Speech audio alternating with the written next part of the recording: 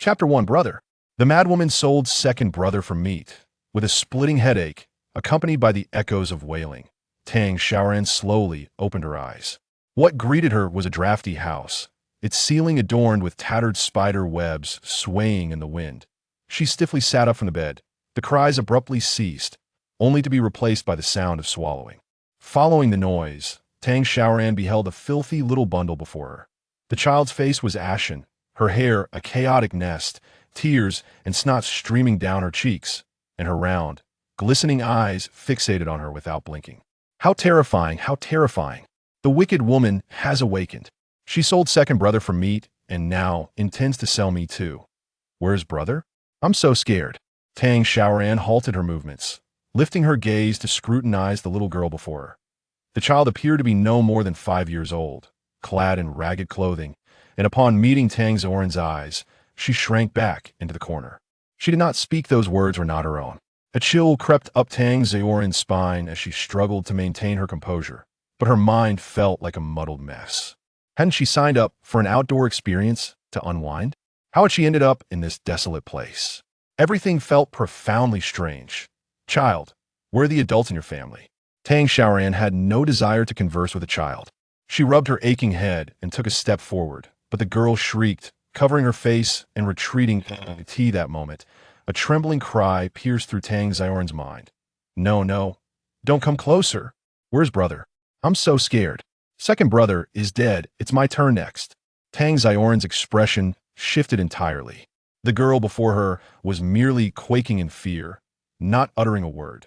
So those words were her innermost thoughts? She inhaled sharply, her previously foggy mind clearing somewhat. But in the next instant, the door was kicked open, startling her. The once dilapidated door now teetered precariously, revealing a lean boy, panting heavily as he stood in the doorway with a basket on his back. He dropped the basket heavily to the ground and raised his gaze to Tang Xiaoran. I completed today's task. Can you spare us now? The little girl seemed to find her anchor in an instant, scrambling to her feet and throwing herself into the lean boy's arms, sobbing uncontrollably. Brother. She sold second brother. She sold sister. And that wasn't enough. She just sold second brother for meat again. Brother, help. I'm so scared. The boy tightly gripped the girl's arm, his eyes shadowed with an unsettling depth not typical for his age, resembling a bloodthirsty wolf cub as he raised his gaze. Weren't you the one who said that if I obediently followed you, you would spare I Ching? I was foolish to trust you, you mad woman. Tang Xiaoran forcefully pushed aside the rushing boy, her mind racing. I Ching? Jiuyue? Those names sounded so familiar. Wait. She glanced around the room before inspecting her own attire, then dashed out the door. Outside lay a derelict village, clearly not of the modern era. She gasped in shock. Tang I Ching, Tang Jiuyue, these were characters from a novel she had written in middle school. Had she transmigrated into her own story?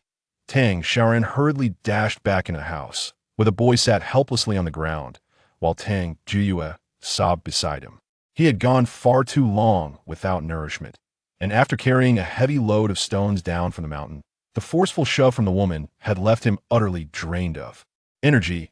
Upon seeing Tang Xiaoran enter, Tang Jiuyue trembled with fear, yet, upon noticing her unwavering gaze fixed on her elder brother, she summoned her courage to stand protectively. In front of him, I only have one brother left, and I cannot allow this woman to harm him any further. Tang Xiaoran sidestepped the young girl and approached the two, locking eyes with the boy. Are you Tang Wenxiao? Tang Wenxiao was baffled by her erratic behavior. This so-called elder sister had always been unpredictable, and he had no desire to engage with her. However, seeing Tang Jiuyue stand before him, he realized he lacked the strength to defend his sister, and he feared that his response might provoke this lunatic. Yes. Tang Xiaoran recoiled from him as if he were on fire. And for the first time, she felt fear herself. In her adolescent years, she had penned a novel in which a female protagonist was entangled with 3 antagonists, all of whom were related. In the original story, the protagonist, Su-in, along with the 3 antagonists, was taken in by the same woman, who was anything but benevolent. She was, in fact, a complete madwoman. This woman relished adopting children solely to barter them for a sumptuous meal whenever she felt indulgent. Su-in was the first to be exchanged, but as the protagonist, she was fortunate enough to be adopted by a wealthy family. growing into a virtuous young lady of impeccable character. However, the second child sold, Tang Yiqing, was not so fortunate. Tang Xiaoran recalled the grim fate of her second brother, and in a rush, she dashed outside. He was merely 7 years old, and after being exchanged by their deranged sister to a butcher, he had been sold to the palace, where he underwent a harrowing ordeal. As expected, Tang Yiqing was the first to succumb to darkness, his young mind consumed by hatred for the world's injustices, for her, and ultimately for everyone. Eventually, he clawed his way to power within the palace, becoming a formidable figure, and his first act was to summon Tang Xiaoran and shatter her leg bones, piece by piece. Run faster. The wind howled past her ears as Tang Xiaoran summoned every ounce of her potential and sprinted with all her might. Tang Jiyue and Tang Wenxiao exchanged worried glances as they watched her flee. After a moment, Tang Wenxiao held Tang Jiyue tightly in his embrace. She was all he had left. As Tang Xiaoran burst into the butcher Zhang's establishment, he was just about to close the shop door. She lunged forward, only to have her fingers caught in the closing door. With a cry of pain, she startled Zhang, who, upon recognizing her, wore an expression of disdain. "What do you want? Where is the child?" Tang Xiaoran, disregarding her throbbing hand, reached out toward Zhang, but he deftly avoided her grasp, sneering, "What? Finish the meat, and now you want to renege on the deal?" Tears threatened to spill from Tang Xiaoran's eyes as panic gripped her. Had she arrived too late? Was the child already taken to the palace? Or had something worse happened? "I didn't eat the meat. I will return it to you shortly. I will not exchange the child." Tang Xiaoran stretched her neck to peer inside, only to be forcefully pushed to the ground by Zhang, the butcher. In an instant, a crowd gathered, eager to witness the commotion, leaving Zhang visibly flustered. If word got out that he was involved in trafficking children, who would dare patronize his shop thereafter? In this day and age, there were indeed rules. Only the black market engaged in such transactions. Panic washed over him as he quickly denied. "What child? You madwoman! What nonsense are you spouting? I can't comprehend. Get lost, get lost." Closing up shop. Seeing his refusal to acknowledge the situation, Tang Xiaoran grew increasingly frantic. She clung tightly to the butcher's leg, undeterred by his kicks. "Brother, please tell me where the child is. I'll bring you the meat back. No, I'll bring you double the meat. My family's Yiqing is there. I want to change my mind. I want to take him home." Zhang's expression darkened further. The presence of onlookers was multiplying. If someone were to report him, his prospects for survival would be bleak. Yet in front of so many witnesses, he could not admit to having detained someone else's child. That moment, a soft, youthful cough echoed from the depths of the dark courtyard. Chapter 2. How could a madwoman possibly change her mind about taking him home? Tang Xiaoran keenly caught the sound of a soft cough and hurriedly scrambled up, pushing past the butcher Zhang to dart into the room. Zhang, startled, had yet to react before she seized the opportunity. The narrow space was filled with the foul stench of animal entrails, creating a somewhat horrifying sight. In the dim corner, a delicate-looking boy was bound hand and foot, his mouth gagged, with fresh bloodstains still visible on his face. Yet his eyes were wide with uncertainty, fixed intently on Tang Xiaoran. He had just thought he misheard. For how could a madwoman like Tang Xiaoran ever reconsider taking him home? However, the putrid odor was unbearable for Tang Yiqing. No matter whom Tang Xiaoran intended to redeem him for or sell him at a high price, he would accept it. He did not wish to linger in such a repulsive place for even a minute. Zhang quickly closed the courtyard gate, shielding himself from the curious gazes of onlookers, and strode into the room with a sullen expression. At this moment, Tang Xiaoran had reached Tang Yiqing's side, her hand reaching down towards him. Tang Yiqing, startled, felt a wave of panic and instinctively recoiled. What was this madwoman up to now? Noticing that although his clothes were tattered and stained with blood, his trousers remained intact, Tang Xiaoran let out a sigh of relief. She then vigorously attempted to untie the ropes, beads of sweat forming on her forehead, revealing her anxiety. "Crazy woman, are you courting death?" Zhang spat, the veins on his forehead throbbing with evident anger. Tang Yiqing stood frozen, unsure of Tang Xiaoran's intentions, even with her presence. Their escape today seemed impossible. Yet, Tang Xiaoran turned to face Zhang with piercing eyes, fearlessly declaring in a clear, ringing voice, "Let us go, and I will deliver double. No, triple the meat to you." Zhang scoffed. As a meat seller, What do I need with your little offering? There's no room for reneging in business. Undeterred by his taunt, Tang Xiaoran clenched her fists and took a step closer. With all the commotion just now, there are surely many outside eager to see the spectacle. Tell me, if my brother and I do not exit this courtyard today, who would dare purchase your meat? Zhang's forehead twitched violently, disbelief widening his eyes as he retorted, Don't spout nonsense. This is all legitimate pork. Witnessing his growing panic, Tang Xiaoran's smile deepened, her tone growing increasingly frigid.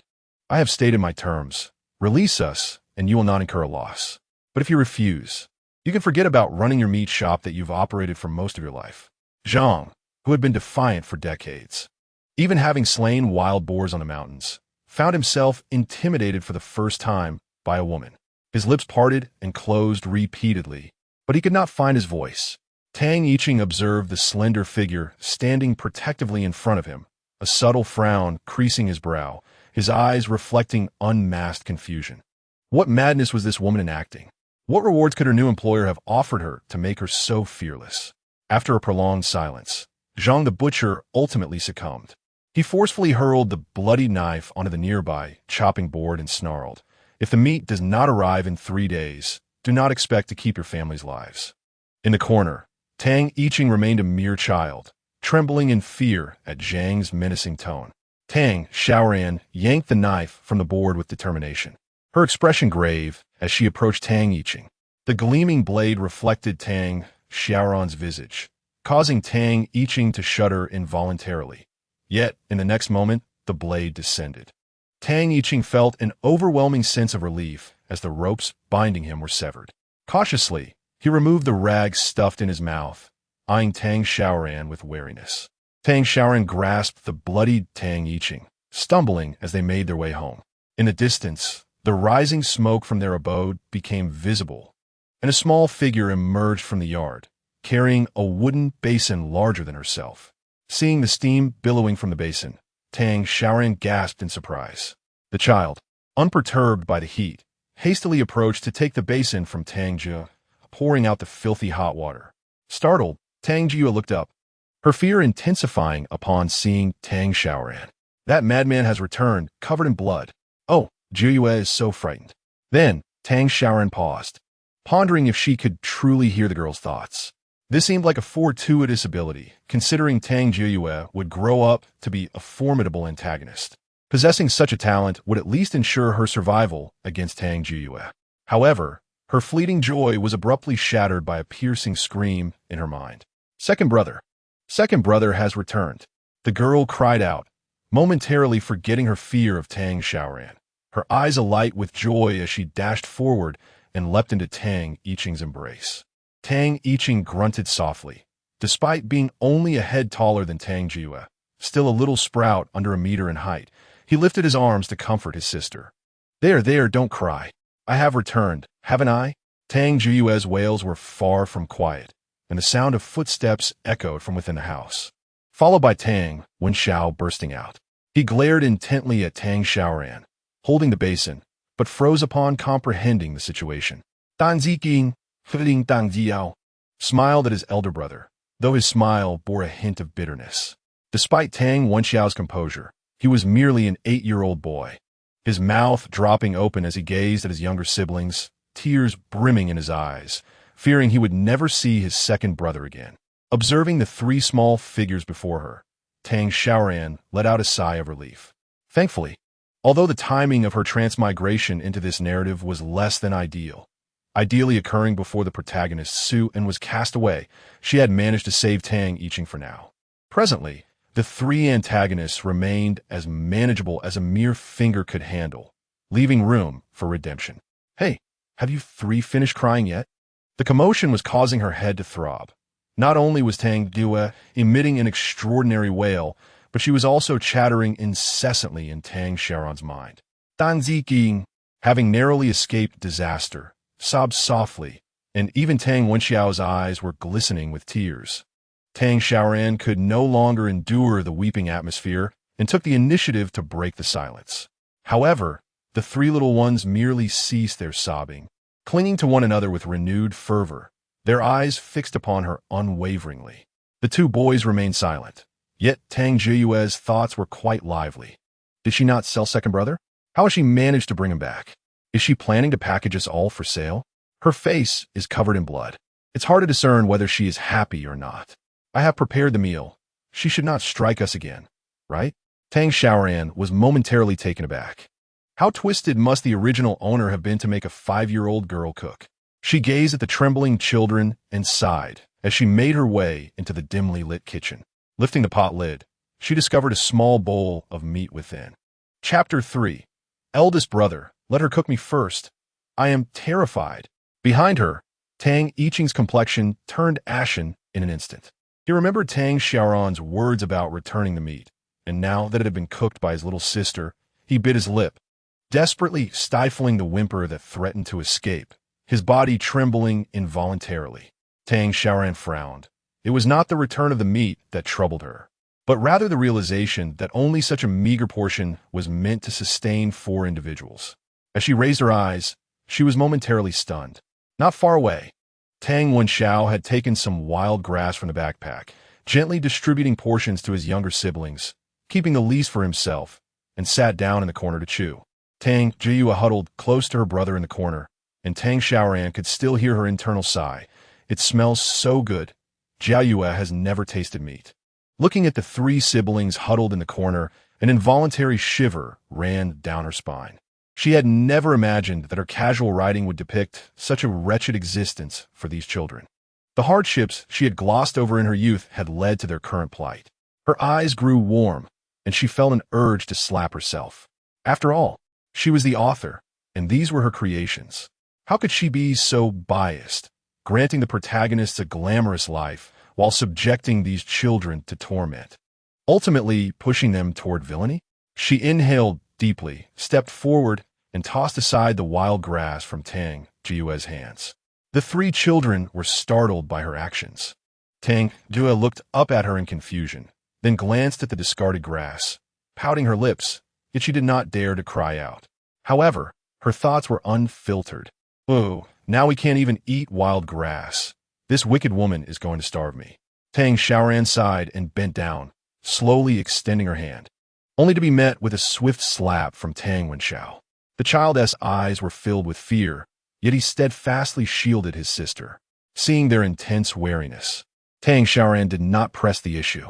Instead, she turned away, bringing the bowl of meat closer, and squatted before the 3. Tang Xiaoran's eyes widened in astonishment, staring at her, while Tang Xiaoran's gaze darkened as he beheld the bowl of meat he had traded for.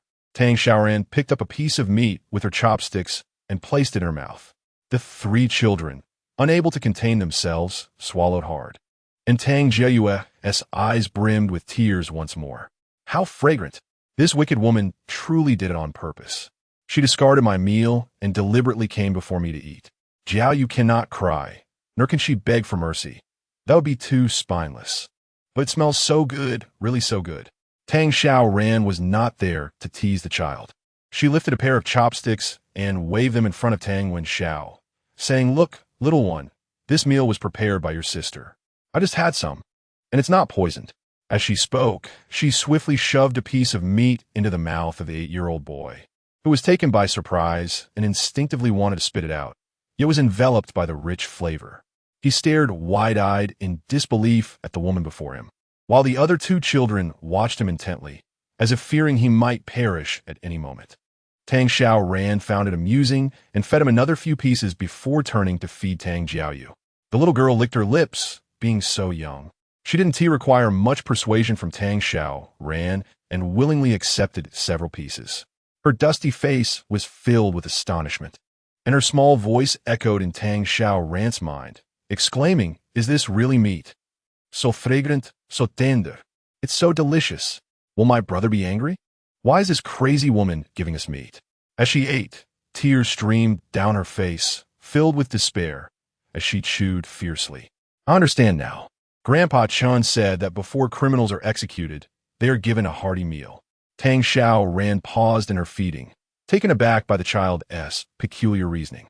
She glanced around, and the other 2 boys appeared to share the same sentiment, their eyes betraying a sense of hopelessness. She forced a smile, handed the bowl, to Tang Xiaoran and instructed, "You all share this." She knew that no matter how she explained, the three children would not believe her. The original Tang Xiaoran was far too twisted for her to change in an instant. She touched the bloodstains on her face and then looked at the blood on Tang Xiaoran before turning to the kitchen. The rice jar was already empty, leaving only half a rotten cabbage in the kitchen. Tang Xiaoran couldn't help but shake her head. They had let the cabbage rot without feeding those three children. No wonder Tang Xiaoyu thought that way after tasting the meat. She noticed that it was getting quite late, and it was too late to go up the mountain, so she decided to fetch some water from the bucket and poured it into a pot to boil.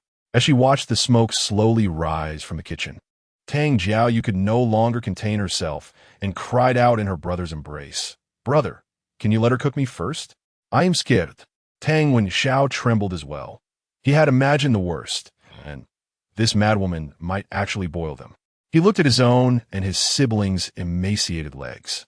After being pushed by Tang Xiaoran that morning, his legs were still shaking. They had suffered from malnutrition for so long that they could never outrun the woman before them. Carefully, he moved, picking up a thick branch from the side and handed it to Tang Xiaoran. They exchanged a glance, both sharing a tragic resolve. When Tang Xiaoran turned back, she was met with the sight of the two boys, and with amusement, she snatched the firewood from their hands and tossed it into the pot that was boiling water, exclaiming, "Why are you stealing firewood?" Upon observing the three silent children, only the incessant clamor of Tang Xiaoyu's thoughts reverberated in her mind, causing her a throbbing headache. Tang Xiaoran, seizing the moment before the water boiled, ladled a spoonful into a wooden basin beside her. With swift dexterity, she soaked a cloth in the warm water and, in a flash, applied it to Tang Xiaoyu's face. At last, tranquility enveloped the room. Tang Xiaoyu's mind momentarily blanked, and as Tang Xiaoran carelessly dabbed her face with the cloth, she gently pulled it away. The girl's face emanated warmth, steam rising as she gazed wide-eyed at Tang Xiaoran, her expression devoid of emotion, leaving Tang Xiaoran feeling somewhat awkward. This was a tactic her grandmother had often used to placate her in childhood, and she had assumed it would amuse the children as well. To her surprise, the child remained unresponsive, prompting her to sheepishly toss the cloth back into the basin before turning her attention to the little girl in the center. With her ashen face now cleansed, Tang Xiaoyu's complexion resembled that of a freshly shelled egg. Her large eyes, tinged with a hint of pink from recent tears, shimmered as her lashes fluttered. Tang Xiaoran sighed softly and addressed the two remaining boys, inquiring whether they would wash themselves or prefer her assistance. Tang Xiaoran bit his lip, resolute in not allowing this woman to touch him. The pungent stains of blood on his face had long tested his patience, and he seldom encountered hot water. The woman forbade them from the pot, deeming them filthy children. After several attempts, he finally set the cloth down, eyeing Tang Xiaoran warily as she exited without a backward glance. Chapter 4. The warm embrace of a madwoman. Tang Xiaoran had not ventured far. She had just noticed a lush bamboo grove at the entrance. Grasping a sickle from the yard, she selected a pleasing stalk and swiftly cut it down. Growing up in a remote mountain village under the care of her grandparents, she had spent her days hunting and foraging with local boys, engaging in mischief aplenty. Her grandmother often dragged her next door to apologize, affectionately tapping her forehead and exclaiming, "You, my dear, possess not an ounce of ladylike demeanor, a true little rascal." Contrarily, her grandfather found her spirited nature commendable, praising her vitality. He never reproached her, but instead assisted in crafting handy tools.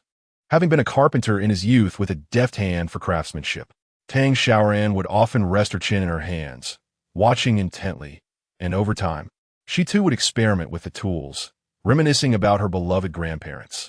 Her eyes moistened with nostalgia as she hastened her work, admiring the smooth bamboo segments in her palm, her grandfather's warm, smiling visage emerging in her mind. Meanwhile, Tang Xiaoran, upon noticing the water reaching a boil, grew increasingly anxious as Tang Xiaoran remained absent from the doorway.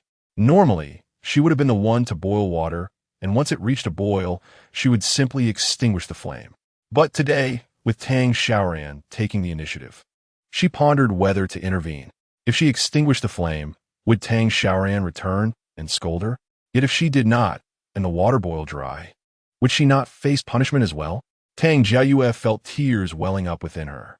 Upon Tang Xiaoran's return, she immediately sensed the distressed expression on the little girl's face, finding it endearing. Now washed, Tang Jiayue appeared fresh and delicate, akin to a petite cake. With bamboo in her left hand, she casually ruffled Tang Jiayue's hair as she passed by. Indeed, it is as splendid as I had envisioned. Tang Jiayue's eyes widened in astonishment. Did I just experience a gentle pat on the head? Or was it from this madwoman? She had only ever received such affection from her brother. No woman had ever touched her head before. She had witnessed the neighbor's little flower being coddled in her mother's embrace, which appeared so soft and tender. As her mother lovingly ruffled the child's hair and playfully tapped her tiny nose, inquiring where she had frolicked that day, a twinge of envy stirred within her. She was uncertain of the sensation of such a large hand upon her head, yet the madwoman's palm had just rested there. Although fear gripped her, the feeling was oddly pleasant. Tang Jiayue struggled to suppress the corners of her mouth that threatened to rise, yet her heart bubbled with joy. She sensed that today's madwoman was somewhat different, exuding a gentler demeanor than usual. No, she was remarkably gentle. Today, she had neither struck her nor shouted at her. In fact, she had even wiped her face and caressed her head. As Tang Jiayue gazed at Tang Xiaoran, who had turned away, she could not help but silently wish. If only this madwoman could remain as she was today. Tang Xiaoran, sensing Tang Jiayue's unspoken thoughts, gently lifted the corners of her lips. Despite being the villain in her own narrative, she recognized that this child, regardless of future misdeeds, was still just a child, and her heart ached with a bittersweet pang. Hearing Tang Jiayue's delight over a mere head pat, she felt an overwhelming urge to scoop the little one into her arms and give her a playful tussle. However, recalling the butcher's warning, she hastened her movements, delicately submerging the bamboo into the boiling water. Before long, she retrieved the bamboo with 2 wooden sticks, bending it into a graceful arc, then using her legs to secure it as she proceeded to the next step. When she raised her head, she found 3 children in the corner, their eyes fixated on her, their faces freshly washed and undeniably beautiful. Glancing at the moonlight outside, Tang Xiaoran urged the children, "It is getting late, you should rest." Yet, the 3 exchanged glances, remaining silent. Clearing her throat, she added, "Disobedient children may be snatched away by the old witch." An awkward moment ensued, and Tang Xiaoran felt a slight headache. Lacking experience with children, she could only mimic her grandmother's methods, which evidently proved ineffective. Fortunately, she possessed an innate talent. Tang Jiayue's voice of grievance echoed in her ears, causing her to pause momentarily. "But she is standing on our bed. How can we sleep? This madwoman surely intends to torment us in new ways. She wouldn't make us stand asleep, would she? The bed?" Tang Xiaoran looked down. Realizing beneath her feet lay a pile of withered straw, her lips twitching slightly as she recognized that she had underestimated the original owner's malice. It was now April. Although the chill was not bone-deep, the latter part of the night was indeed cold, and these children had been left in the woodshed like this. She set the bamboo aside and took Tang Jiayue's small hand, guiding her into the room. Upon reaching the doorway, she turned back to exchange a knowing glance with the other 2 little ones. Tang Wenxiao felt a surge of anxiety. Today, this madwoman radiated an aura of strangeness. But as an older brother, he could not simply stand by while his sister was led away. Gritting his teeth, he approached the woman. Observing the blanket on the bed, which was scarcely thick, Tang Xiaoran felt a tinge of helplessness. However, with the hour growing late, there was little choice but to proceed as she did. She gently placed the girl onto the bed, but Tang Jiayue's body was rigid, resembling a stiff piece of wood. As Tang Xiaoran removed her outer garment, she discovered the clothing beneath to be even more tattered, leading her to take a deep breath. The poverty of this household exceeded her wildest imaginings. Tang Jiayue was forcefully pressed into the covers, and when the blanket was draped over her, she sprang up as if scalded. The little girl, with her bottom in the air, crawled hastily to the floor, her tone laced with fear. "Sister, I understand my mistake. Please don't suffocate me. I can cook and boil water. I promise to be very obedient." Tang Xiaoran felt somewhat speechless, yet as she observed the child's trembling form, her heart ached with compassion. She approached and lifted the small girl, tenderly wiping the dirt from her palms with the hem of her own garment. Little Jiyue, do not be afraid. I shall never bully you, nor will I suffocate you or harm you. The sobs of Tang Jiyue gradually diminished, her timid nature evident. Yet Tang Xiaoran's gentle hand continued to soothe her back, easing her apprehension. With a dazed expression, she asked, "Really?" Though Tang Xiaoran had never been a mother, she radiated an overwhelming, nurturing warmth. Her eyes twinkled as she turned to the two boys approaching from a distance, her tone resolute. "Of course, in the past, I was in the wrong. From now on, I shall treat you as my own children, and our family will flourish together." As Tang Jiyue felt the rhythmic pats and heard Tang Xiaoran's tender voice, she experienced a happiness she had never known before. For the first time, she was cradled entirely in someone else's arms. It was warm and comforting. Unconsciously, she closed her eyes, her breathing steadily calming, while her small hands clutched tightly at Tang Xiaoran's garment. Tang Xiaoran glanced at the two boys across from her. They were fixated on her, clearly not as easily placated as Tang Jiyue. Chapter 5. Was she sharpening her knife in the dead of night to slaughter all three of them? "Come here." Tang Xiaoran fixed her gaze on the eldest, Tang Wenxiao, who, upon seeing his serene sister in the madwoman's embrace, hesitated momentarily before stepping forward. As Tang Xiaoran raised her hand, Tang Wenxiao instinctively shut his eyes, his body trembling uncontrollably, yet he dared not evade. The madwoman had commanded them not to evade blows or make a sound when crying. Once, Tang Jiyue had almost been beaten to death for doing so. With one hand holding Tang Jiyue, Tang Xiaoran gently brushed away the dust from the boy's cheek. "Did you hear what I said?" The soft contact prompted Tang Wenxiao to cautiously open his eyes. He dared not contradict Tang Xiaoran and instinctively nodded. Satisfied, Tang Xiaoran smiled and set the girl down. She lifted the blanket covering them and looked at Tang Wenxiao and the still-dazed Tang Yiqing standing at the door. "Aren't you coming under the covers?" Tang Wenxiao swallowed hard. He sensed that this woman was rather peculiar, yet he currently lacked the means to resist and could only comply. Tang Xiaoran nudged him, observing the child's bewildered expression. "First, take off your outer garment. It's dirty." As she observed the two boys, she couldn't help but feel that their attire paled in comparison to that of Tang Jiyue. With her gaze lowered, a sense of melancholy washed over her, subtly pricking at her heart. After Tang Wenxiao assisted Tang Yiqing in removing his outer garment, he turned to look at Tang Xiaoran, as if awaiting her next command. However, Tang Xiaoran paid him no heed, instead retreating into the kitchen. The room fell into a hushed silence, broken only by the rhythmic sound of Tang Jiyue's breathing. Moments later, Tang Yiqing, nestled in the bedding, sniffled softly. "Brother, may I lie down?" Tang Wenxiao hesitated for a moment before solemnly nodding. Obediently, Tang Yiqing settled himself, blinking his large, watery eyes, his innocent voice muffled beneath the covers, filled with confusion. "Brother, the madwoman seems a bit different. Was what she just said true?" Both boys had just heard Tang Xiaoran soothing Tang Jiyue. Tang Wenxiao remained silent. At merely 8 years old, such complex matters were beyond his understanding, and he could not discern whether Tang Xiaoran was deceiving them. He sensed something amiss about her, yet could not articulate it. Tang Yiqing continued, engrossed in his own thoughts. "Brother, when a madwoman sold me to the butcher Zhang, I loathed her utterly. I vowed that if I survived, I would surely kill her when I grew up." Tang Wenxiao sprang upright, covering Tang Yiqing's mouth, glancing warily around. The sounds of bustling in the kitchen indicated that Tang Xiaoran was still occupied. Taking a deep breath, he exclaimed, "Have you lost your mind? Do you want her to hear you? Is your life worth so little?" Tang Yiqing pouted, realizing the impropriety of his statement.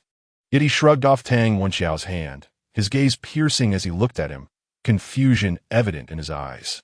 "Brother," but she suddenly burst into the butcher's home. "I had no intention of acknowledging her, fearing she would sell me again.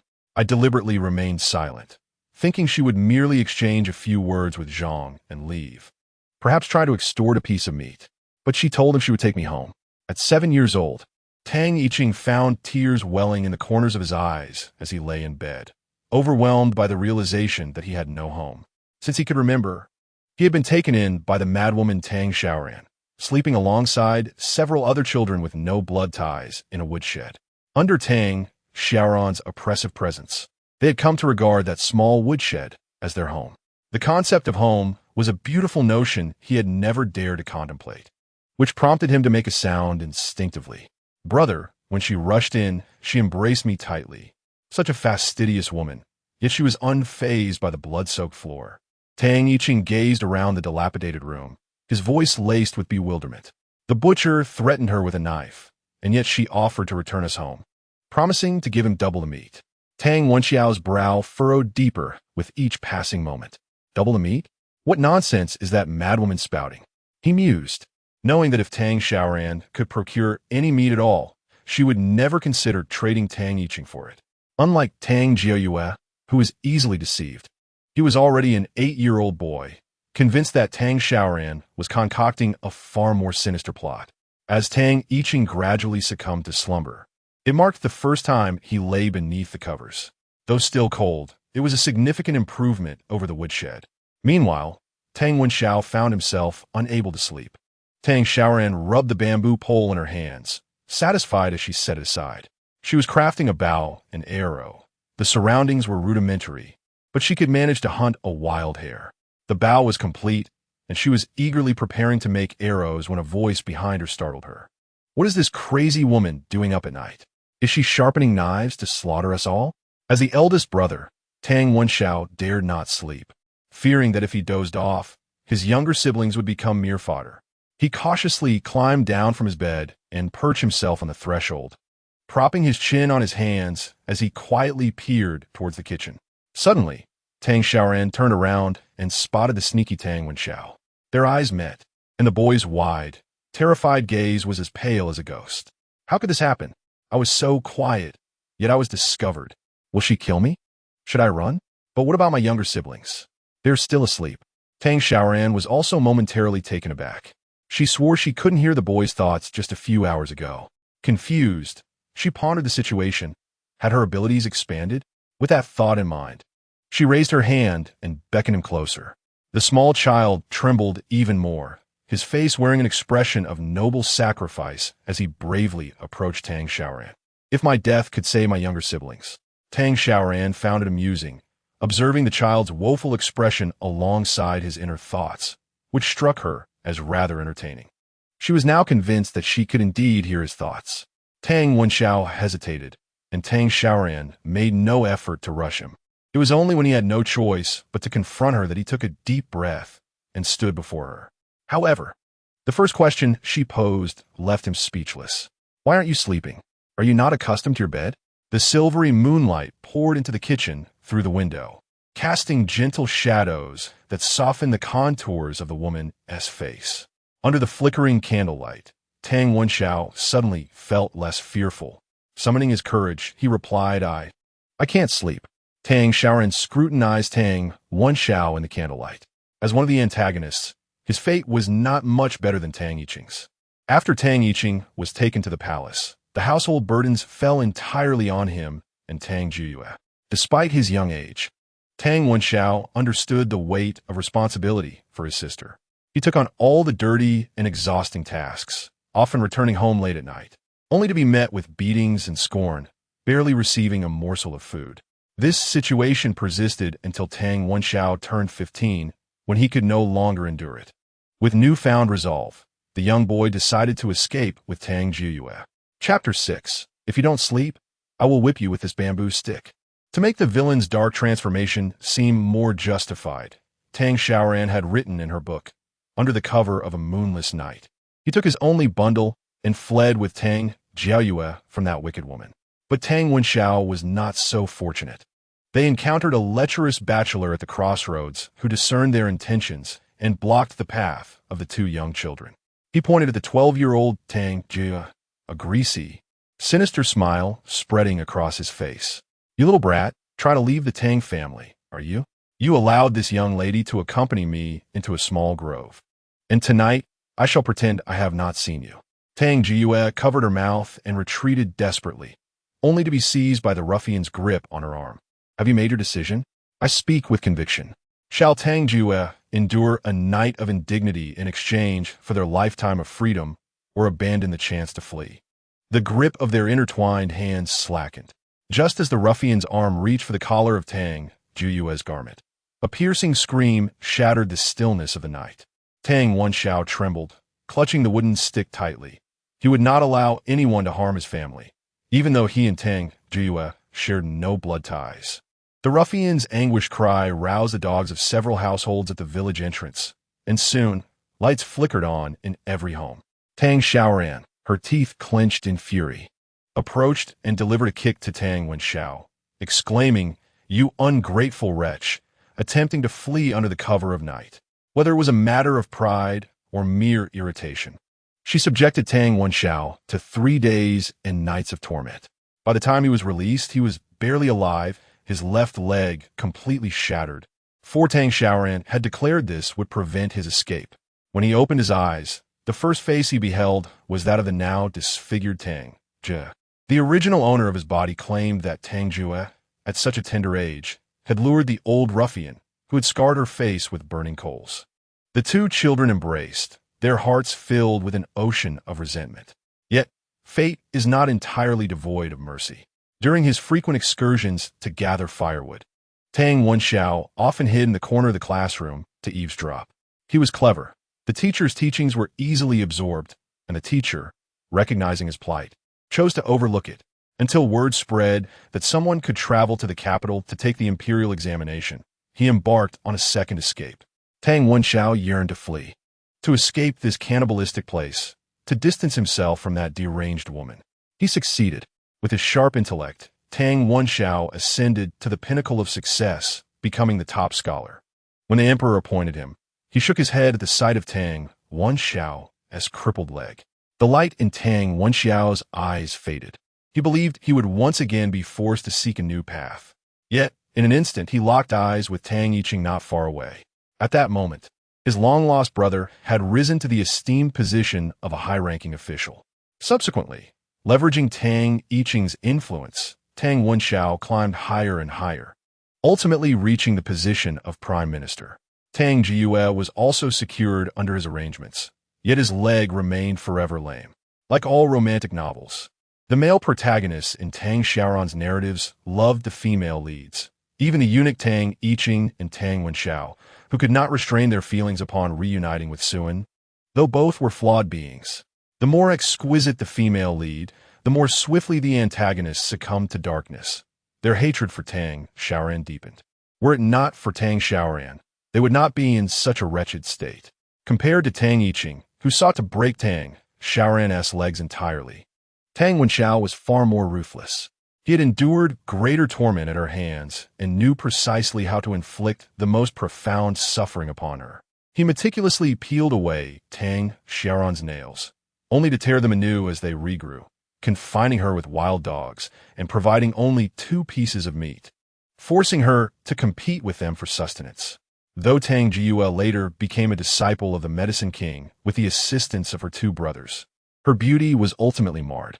No woman is impervious to the desire for beauty, and in contrast to her 2 villainous brothers, her descent into darkness was even more complete. She forcefully stuffed the practice worms into Tang Xiaoran's mouth, allowing the creatures to find their own escape. Tang Xiaoran gazed at the innocent child before her, then peeked at the peacefully sleeping Tang Yiqing and Tang Jue on the bed, shivering slightly. It was all her fault. She should not have portrayed the childhood of the antagonist so tragically, for the consequences now fell upon her. She vowed to amend her ways, hoping that these 3 villainous figures would show leniency in light of her timely repentance. Tang Wenxiao anxiously lowered his head and rubbed his hands together, uncertain of the new torment this madwoman had devised for him, and could only await his fate in silence. Slowly, Tang Xiaoran raised the bamboo stick before him, and, unsurprisingly, she heard the fearful thoughts of the child. Is she going to whip me with that bamboo stick now? Tang Xiaoran found it amusing and lightly struck Tang Wenxiao with the bamboo, not expecting her touch to be so gentle. The boy looked up in confusion, and she realized he would not believe her no matter what. This child was more cunning than Tang Jue. She donned a fierce expression and threatened. If you do not sleep, I shall strike your behind with this bamboo stick." The atmosphere fell silent, with only the rustling of leaves outside as the wind blew. Tang Wenxiao nodded in understanding and turned to exit the kitchen. Tang Xiaoran reveled in her own performance, believing she was more villainous than this little antagonist. Yet she soon heard the child's thoughts fading away. The madwoman might have completely lost her mind. She seems more foolish than before. Still, not hitting people is not a bad thing. Returning to the room, Tang Wenxiao looked at his peacefully sleeping siblings, a gentle expression spreading across his face as he carefully pulled back the blanket and lay down on the outer edge. No matter what tricks that madwoman played, he would protect his brother and sister, thought the 8-year-old boy. Yet, he soon recalled Tang Xiaoran's earlier threatening demeanor. Despite her fierce tone and furrowed brow, he felt inexplicably unafraid. In fact, he perceived her not as a madwoman, but rather as someone who had become foolish, which made her less detestable. Shaking his head, Tang Wenxiao turned to look at his lovely sister Tang Xiaoran lying beside him. Only she could soften his heart. He should find Tang Xiaoran repulsive, but instead, he felt oddly affected by her. With these thoughts, he gradually drifted into sleep, only to be startled awake by a warm touch. Blinking sleepily, he found a familiar face before him. In a panic, he leapt up, ready to scream. Tang Xiaoran, seeing his reaction, quickly covered his mouth with her hand, nervously glancing at the two still, slumbering children. How could this boy sleep so lightly? She felt a twinge of helplessness. Following her gaze, Tang Wenxiao looked down to see Tang Xiaoran rolling over and smacking her lips as she continued to sleep. His heart raced, and he trembled at the sight of his open shirt. This woman even spares no children. In the dead of night, as I overheard the village women gossiping by the river, tales emerged of the Liang family outside the village, known to prey upon children. One couldn't help but ponder the fate of Tang Xiaoran. Upon hearing the child's thoughts, a slight twitch graced her lips. Prejudices are akin to towering mountains. An 8-year-old boy, perpetually hungry and scarcely reaching her waist, was nonetheless filled with trivial notions. Under the fearful gaze of Tang Wenxiao, she firmly pressed him back onto the bed and swiftly uncovered his inner garment. Chapter 7. So warm. As if embraced by maternal affection, Tang Wenxiao felt a sudden chill envelop him. He clamped his mouth shut, and, in the next moment, a warm object pressed against his shoulder. Bewildered, he turned to see a freshly washed, warm cloth, the gentle steam enveloping his shoulder and eyes. Through the ethereal white mist, he glimpsed Tang Xiaoran. The woman held his head steady and, without uttering a word, applied the warm cloth to his other shoulder. Noticing the boy's unwavering gaze upon her, Tang Xiaoran raised an eyebrow and teased. "Do you find me beautiful, little one?" His cheeks flushed a deep crimson. He hadn't intended to stare at this seemingly deranged woman. His curiosity merely piqued. Tang Xiaoran, merely jesting, softly explained, "I noticed you were burdened with a heavy load today. Your shoulders must ache. I had some warm water left to ease your muscles. Who knew you would be such a light sleeper, waking at the slightest sound?" Tang Wenxiao was at a loss for words. He sensed that her intentions were not entirely benevolent, yet she had not inflicted any further harm. He murmured internally, while Tang Xiaoran remained indifferent. She lifted the covers, poked at his arm, and urged him inward. Tang Wenxiao's eyes widened in disbelief at her actions. Is this woman truly going to share a bed with us? The child's expression was one of sheer astonishment. Without needing to read his thoughts, Tang Xiaoran comprehended his sentiments. "Yes, just as you suspect, we shall share this night together. Tomorrow, I shall purchase a new bed. Surely, you cannot expect me to sleep in the woodshed tonight?" Though she felt a pang of guilt towards these children, she had no desire to slumber in the woodshed. Tang Wenxiao remained frozen in place. Unfazed by the tumult of his inner thoughts, she swiftly climbed into bed, nudging him aside before collapsing into a deep sleep. The day's events had left her utterly exhausted, and with an early morning ahead, she had no time for idle chatter with this small creature. However, Tang Wenxiao found himself unable to sleep. It was the first time he was so close to Tang Xiaoran. Previously, she had always regarded them with disdain, akin to wild dogs or refuse, relegating cooking duties solely to Tang Xiaoran out of contempt for their perceived filth. Yet now, lying in the same bed, The warmth radiating from Tang Xiaoran and the soft breaths of Tang Xiaoran on the other side rendered him momentarily dazed. It felt as though they truly were a family, destined to inhabit the same space, sharing warmth on this frigid winter night. Despite the faint trace of blood lingering on her, a remnant from her earlier endeavor to rescue Tang Yiqing, Tang Wenxiao experienced an inexplicable sense of comfort. He could not articulate this feeling, only that it was warm, reminiscent of a mother's embrace. Tang Xiaoran was unable to sleep due to the murmurs of the child beside her.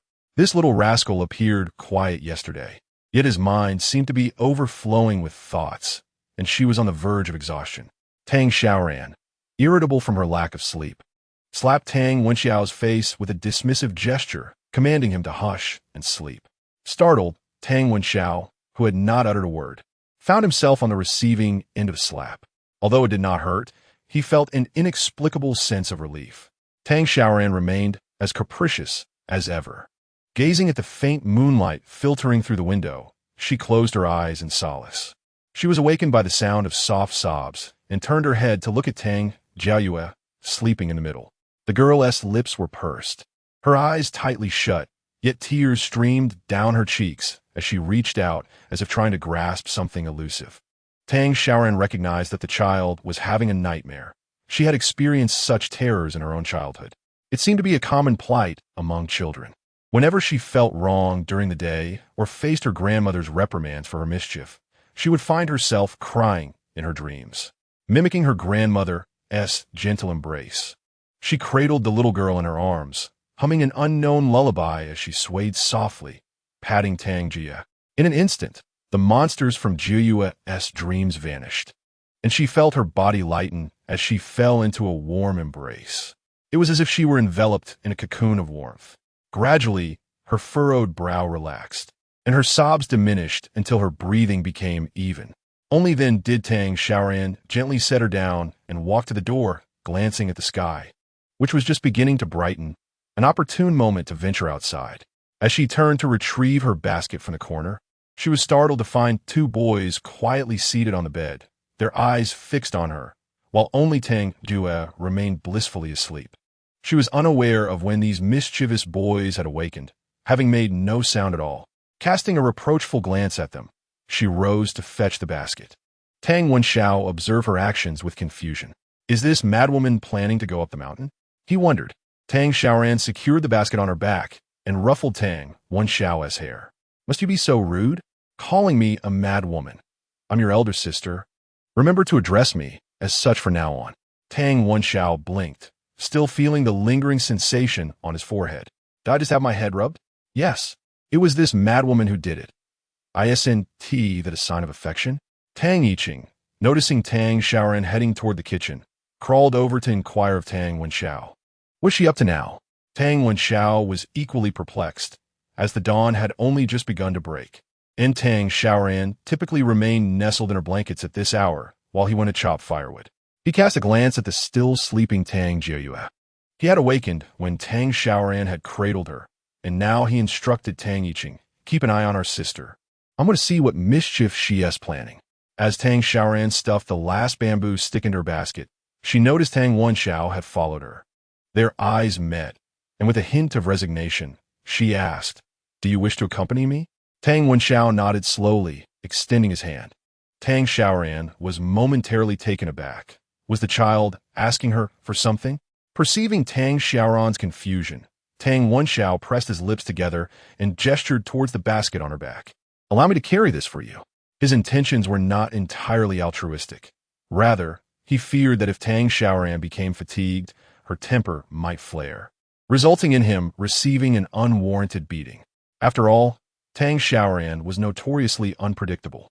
Tang Xiaoran, having sensed his thoughts, continued walking forward without looking back. Where's the logic in having an older sister let her younger brother carry her load? If you wish to keep up, do so swiftly. The sun's ascent will make the climb rather sweltering. Her words struck Tang Wenxiao like a heavy hammer against his chest. Did she just refer to him as her brother? At that moment, he found it difficult to articulate his feelings. He had always been the one to be relied upon. Even when Su-An was a few years his senior, she lacked his composure. After Su-An's disappearance, It was common knowledge that she had been sold off by this madcap Tang Xiaoran for sustenance, leading the other two children to lean on him even more heavily. Yet, he was merely 8 years old, an age when others were still attending school. Tang Xiaoran's casual reference, devoid of any sense of impropriety, seemed almost natural. But did such endearing terms and tones truly apply to their relationship? Chapter 8. Hunting up the mountain with a madwoman. She is remarkably skilled hearing the footsteps trailing behind her. Tang Xiaoran smirked. What a stubborn little child. Despite his distrust, he found himself unconsciously drawn to her, influenced by a flicker of warmth from the previous day, even if he was unaware of it. The path up the mountain was arduous, and Tang Xiaoran's frail physique struggled. She was breathless by the time she reached halfway. Tang Wenxiao observed her quietly from behind. When she once again faltered, nearly collapsing, he could no longer restrain himself and stepped forward to support her. Consider this my recompense for the bowl of meat from last night. She appears rather pitiable. The sweat-soaked Tang Xiaoran, looking quite forlorn, reluctantly acquiesced when Tang Wenxiao offered to assist with her basket once more, though her expression was one of vexation. I am not incapable. I simply require you to carry it for a brief moment, after which I shall reclaim it. Tang Wenxiao, with the basket now on his back, found himself stifling a laugh at her words. A faint smile tugged at the corners of his mouth, which he promptly suppressed. Tang Xiaoran, clearly unable to bear the weight, stubbornly insisted otherwise. In that instant, he began to perceive her as less intimidating. Her flushed face and defiant posture, while fibbing, were not as fearsome as he once thought.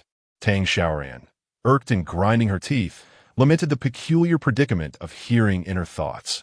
What a so-called golden finger that was. She could hear a child in her mind disparaging her. How could that be considered a gift? Suddenly, a rustle emerged from the nearby bushes, and Tang Xiaoran's expression shifted dramatically. With swift reflexes, she retrieved the rudimentary bow and arrows she had crafted the previous night from the basket behind Tang Wenxiao. Squinting as she stealthily approached the undergrowth, Tang Wenxiao, taken aback by her sudden transformation from breathless exhaustion to focused intensity, held his breath. He caught a glimpse of something white darting through the foliage, and in that instant, Tang Xiaoran released the bamboo shaft with a swift motion. Her eyes sparkled with triumph. She had hit her target. She had assumed that hunting was a daily affair for people in ancient times, and that the mountain hares would be wary. Yet she discovered that they were far more accessible than those in her former home. She hastily approached and parted the grass, revealing a female rabbit with a pierced hind leg, a sharp bamboo stick firmly impaling it into the ground, rendering it immobile. Tang Wenxiao followed closely behind, his eyes widening in astonishment at the sight of such a large wild hare. He had not anticipated that Tang Xiaoran would truly engage in hunting. While wild rabbits were not uncommon in the mountains, their swift speed meant that only seasoned hunters could spear them accurately. Yet, Tang Xiaoran, with mere bamboo sticks, had captured such a plump rabbit, and he could not help but swallow hard, his gaze towards her shifting subtly. Uninterested in the astonishment brewing within him, Tang Xiaoran lifted the rabbit and spoke with a hint of melancholy. What a pity, it's a pregnant doe. Suddenly, Tang Wenxiao felt a surge of anxiety. Inexplicably, he feared that Tang Xiaoran might suggest releasing it.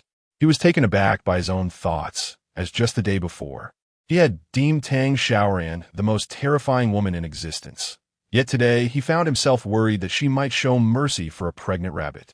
Sensing the boy's inner turmoil, Tang Xiaoran smiled slightly, tossing the rabbit into her backpack with a firm closure. What a pitiful creature. Let it reunite with its offspring in my belly. After a moment's contemplation, she pointed at the still-dazed Tang Wenxiao and warned, "Don't let it escape, or I shall cook you alongside the rabbit." Tang Wenxiao averted his gaze, realizing that Tang Xiaoran was indeed the same as ever. Such talk of reuniting a mother and her young within her stomach was beyond his own capacity to utter. He assumed her success was merely a stroke of luck. However, to his surprise, Tang Xiaoran soon returned with several more rabbits, each similarly impaled with bamboo sticks, leaving him wide-eyed with astonishment. Tang Xiaoran was amused by his expression. How amusing it was that a mere handful of rabbits could elicit such surprise from a child. She turned and extracted an egg from her hand, and, as anticipated, she once again beheld Tang Wenxiao's astonished visage. These were wild chicken eggs, exactly 5 of them, though unfortunately, the wild hen had flown away, leaving her empty-handed. She pondered, I shall make a slingshot upon returning. Who would have thought that after leaving home for over a decade, these skills of climbing trees, digging holes, and gathering bird eggs would still prove useful? Observing her backpack, which could barely accommodate her finds, Tang Xiaoran nodded in satisfaction. She pierced the necks of the rabbits with bamboo until they ceased to move, then stuffed them all into the backpack. The 5 wild chicken eggs she carefully wrapped in large leaves, binding them with wild vine, and handed them to Tang Wenxiao, cautioning him to hold them securely. For if they broke, there would be nothing left to eat. Tang Wenxiao accepted them in a daze, utterly astonished by Tang Xiaoran's efficient methods. Since he could remember, this wild woman had been a slothful glutton, and in such a destitute mountain village, she had become almost a delicate lady, untouched by labor due to their presence. When did she learn all this? Or perhaps she always knew. How impressive. Tang Wenxiao couldn't help but silently commend her in his heart. Tang Xiaoran delighted in his unspoken admiration, her lips curving into a smile as she grasped the still flailing dough in one hand and lifted her backpack with the other. However, the burden of the backpack was excessively heavy. She struggled to lift it with just one hand and stumbled, falling to the ground. The mother rabbit, upon making contact with the earth, immediately turned and attempted to flee, propelling herself with her uninjured leg. Tang Wenxiao, with remarkable swiftness, pounced upon her, pinning the rabbit firmly beneath him. Tang Xiaoran, realizing the awkwardness of the situation, stood up and extracted the rabbit from under him. As Tang Wenxiao rose, his expression bore a hint of distress. His form trembled, as if he were gripped by fear. Tang Xiaoran regarded him curiously, inquiring, "What troubles you?" Before he could articulate his thoughts, she was already attuned to his fearful inner voice. "What should I do? It seems I have broken the egg. Will she kill me? Will she stab me with the bamboo stick, just as she did with those rabbits, driving the sharp end into my throat?" Tang Xiaoran lowered her gaze and indeed observed the egg yolk from the wild chicken's egg seeping through the crevices of the leaves. Noticing her fixation on the egg, Tang Wenxiao trembled even more intensely. Tang Xiaoran pressed her lips together, securing the mother rabbit aside, and reached to untangle the wild grass vines. The eggshell was fragile. Fortunately, out of 5, only 2 had shattered. She plucked 2 larger leaves from nearby and carefully wrapped the 3 intact wild chicken eggs together.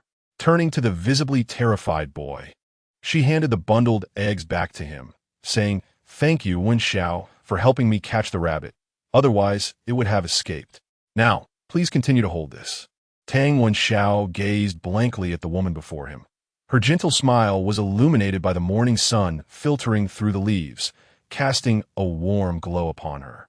Her tone was soothing, reminiscent of a caregiver comforting a child. In that moment, his fear dissipated.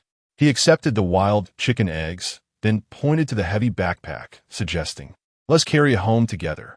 Chapter 9. Today, she could not hear Tang Jiayue's thoughts. Tang Xiaoran was momentarily taken aback, turning to look at Tang Wenxiao, whose ears were slightly flushed. Though he was not tall, he was sturdier than her current form. She nodded, and together, they each grasped an item while holding the backpack, gradually making their way down the mountain. Before they reached the village's edge, Tang Wenxiao suddenly called out to her. He picked up some dry branches from the side and placed them atop the backpack, lifting it once more. They resided near the village's entrance, yet it was still uncertain whether they would encounter any villagers. Tang Xiaoran often roamed with the 3 children, drawing little attention. However, the unpredictability of human nature was always a source of concern. Tang Wenxiao was awestruck by the rabbits, and if they were to cross paths with ill-intentioned villagers, it might lead to trouble. Hearing Tang Wenxiao's inner thoughts, Tang Xiaoran could not help but click her tongue. This child was indeed destined to be a future prime minister, possessing such shrewdness and thoroughness in his considerations. Perhaps her gaze was too overt, for Tang Wenxiao inexplicably grasped the emotions hidden within her eyes. He nervously tightened his grip on the backpack, pondering whether he was perceived negatively. Yet, before he could dwell further, a woman approached, on her way to wash clothes. Upon seeing Tang Xiaoran and Tang Wenxiao together, carrying items, she was taken aback. Tang Xiaoran's misdeeds were not recent. She usually appeared with the children, either wielding a stick to strike or hurling loud insults. Today, however, it seemed the sun had risen from the west, as the two descended together from a mountain.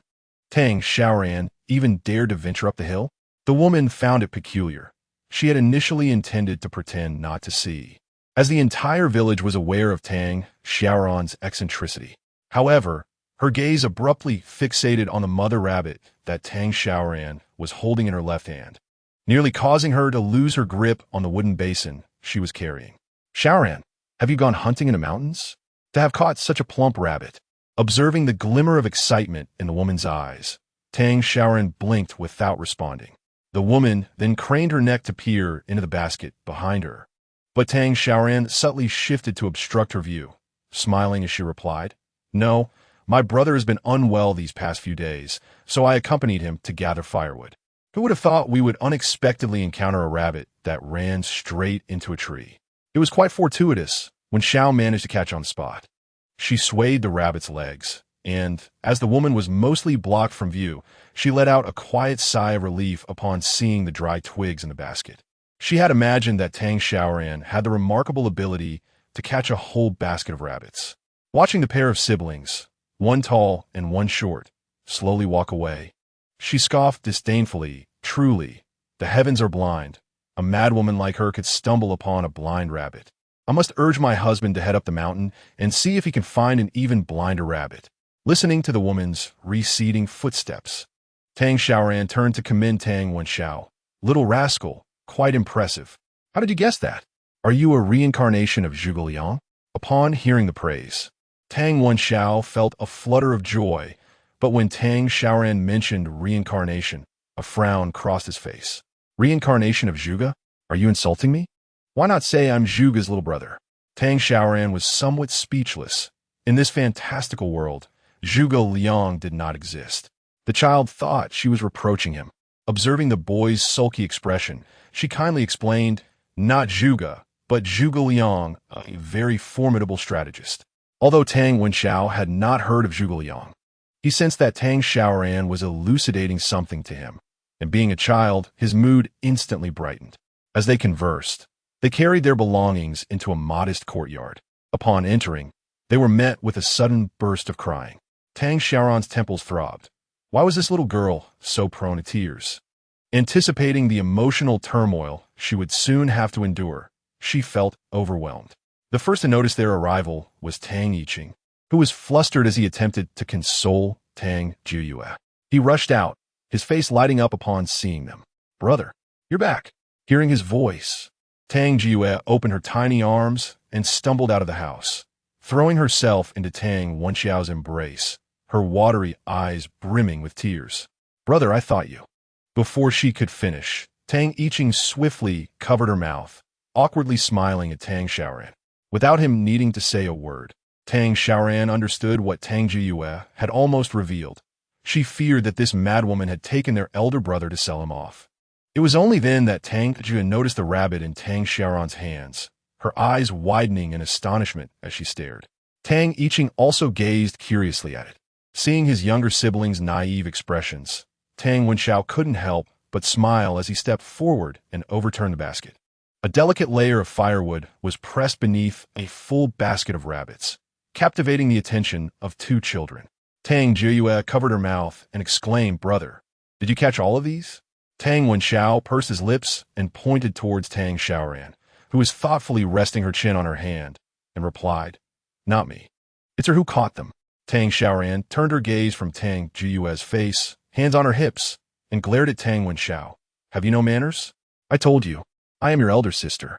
Tang Jiyue stared at Tang Xiaoran, the youngest among the three with the simplest thoughts.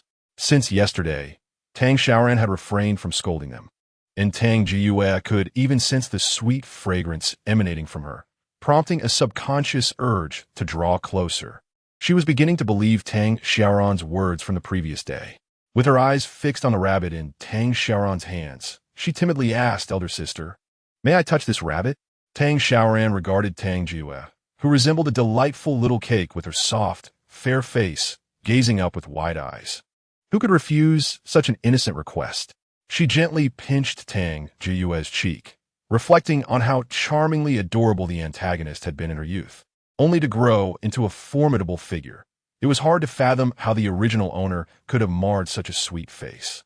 Of course, she replied, placing the rabbit on the ground, securing it in a small cage, and presenting it to Tang Xiaoran. This is a mother rabbit, and she carries many little ones inside her. I specifically saved this one for you to care for, dear Xiaoran.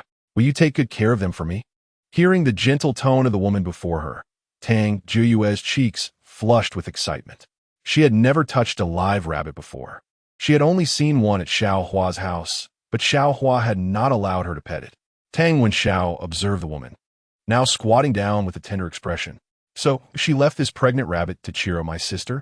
This madwoman seems to have changed somewhat. As if reading his thoughts, Tang Xiaoran stood up.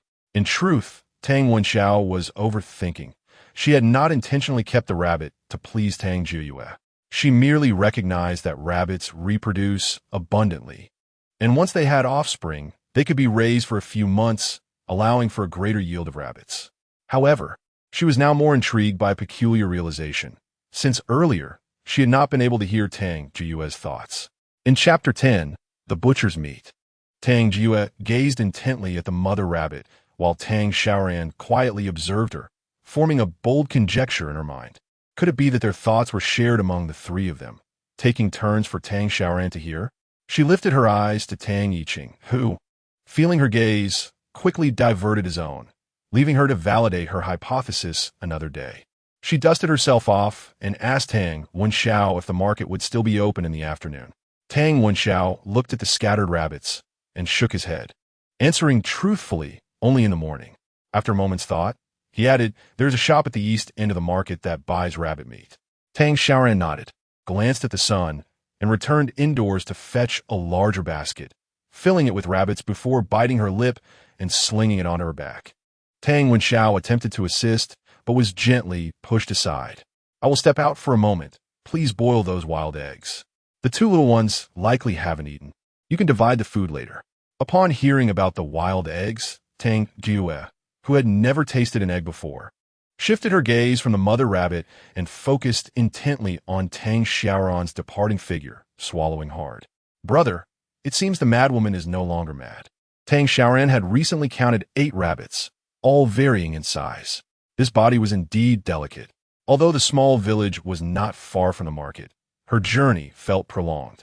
Passing by the butcher Zhang's stall, he immediately spotted her. Thanks to this madwoman, his business today was particularly poor. He shot a piercing glare at Tang Xiaoran and coldly remarked, "What? Have you come to return the meat?" Breathless and fatigued, Tang Xiaoran set her basket down to rest, plopping onto the ground and fanning herself. "Yes, I'll exchange for money and return your meat shortly." Zhang, initially mocking her, became even more disdainful upon hearing her words. While others might not recognize Tang Xiaoran, he certainly did. The heavy basket undoubtedly contained nothing of value. He doubted she could even sell it for a few coins, let alone pay him back. Disregarding his thoughts, Tang Xiaoran sat in front of his stall. Zhang, irritated by her seemingly lifeless demeanor, felt further provoked. His business had already suffered due to her presence, and now she was blocking his way deliberately. The anger bubbled inside him as he recalled that boy from yesterday, who had promised to exchange teeth for meat, at least doubling the price. Now, thanks to this woman, that opportunity was squandered. In frustration, he kicked Tang Xiaoran. As she was calming her racing heart, Zhang's furious face suddenly appeared before her, startling her. She managed to sidestep the kick, but the basket was knocked askew. Quickly, she attempted to right it, but Zhang's keen eyes caught the movement. He widened his eyes in disbelief, staring at the basket. He had just seen the rabbits. While they were not particularly rare, their presence in Tang Xiaoran's basket was surprising. His anger dissipated, replaced by a barrage of questions. Watching the furtive Tang Xiaoran, he mistakenly assumed she had stolen them, for this madwoman was capable of anything. Leaning down and lowering his voice, he asked, "Are you planning to trade these rabbits for meat?" Tang Xiaoran, still shaken from his earlier kick, wore a displeased expression. "What? Is that a problem?" Zhang's eyes lit up. "How could there be a problem? Meat is precious these days, and wild game is even harder to come by, especially rabbits that are still unskinned. Rubbing his hands together, his tone turned obsequious. You took a pound of meat from me yesterday. Rabbit meat is not fattier than pork. Since you must repay me, why not offer me one? Tang Xiaoran regarded him as if he were foolish. Do you think I'm naive? The smallest rabbit here weighs at least 3 to 5 pounds. Rabbit meat is already pricier than pork, and you expect me to trade a whole one? Have you lost your mind, or have I? The butcher Zhang was ruthlessly exposed by Tang Xiaoran, and the veins on his forehead throbbed with anger. This madwoman truly was one who would rather suffer the consequences than accept a friendly offer. As Tang Xiaoran observed the grim expression on Zhang's face, she could not help but feel a twinge of doubt within her. Her mouth had indeed outrun her brain. In this era, how could a defenseless woman like her dare to provoke a seasoned butcher? She hastily changed her tune. It's not that I cannot, but this rabbit was given to me by my neighbor. Her son just returned from military service and has taken a liking to me. This is what he caught for me. She continued, if you think I'm losing too much, it would be difficult for me to explain, wouldn't it? No matter how arrogant Zhang was, he still feared soldiers. He was startled, suddenly realizing that Tang Xiaoran must have some backing to speak so boldly. However, he could not fathom where she might have a neighbor whose son had just returned from the army. Fortunately, Zhang was not from her village and held no further suspicions. After some contemplation, he turned to Tang Xiaoran with a noticeably more earnest tone. Then tell me, how shall we trade? Tang Xiaoran rolled her eyes and fixated on the meat before her. After a moment, she pointed to a piece of marbled pork. If you give me another pound of meat, it will only amount to 2 pounds altogether, and I can offer you a 4-pound rabbit. The fur could be used to make a neck warmer for your daughter. How does that sound?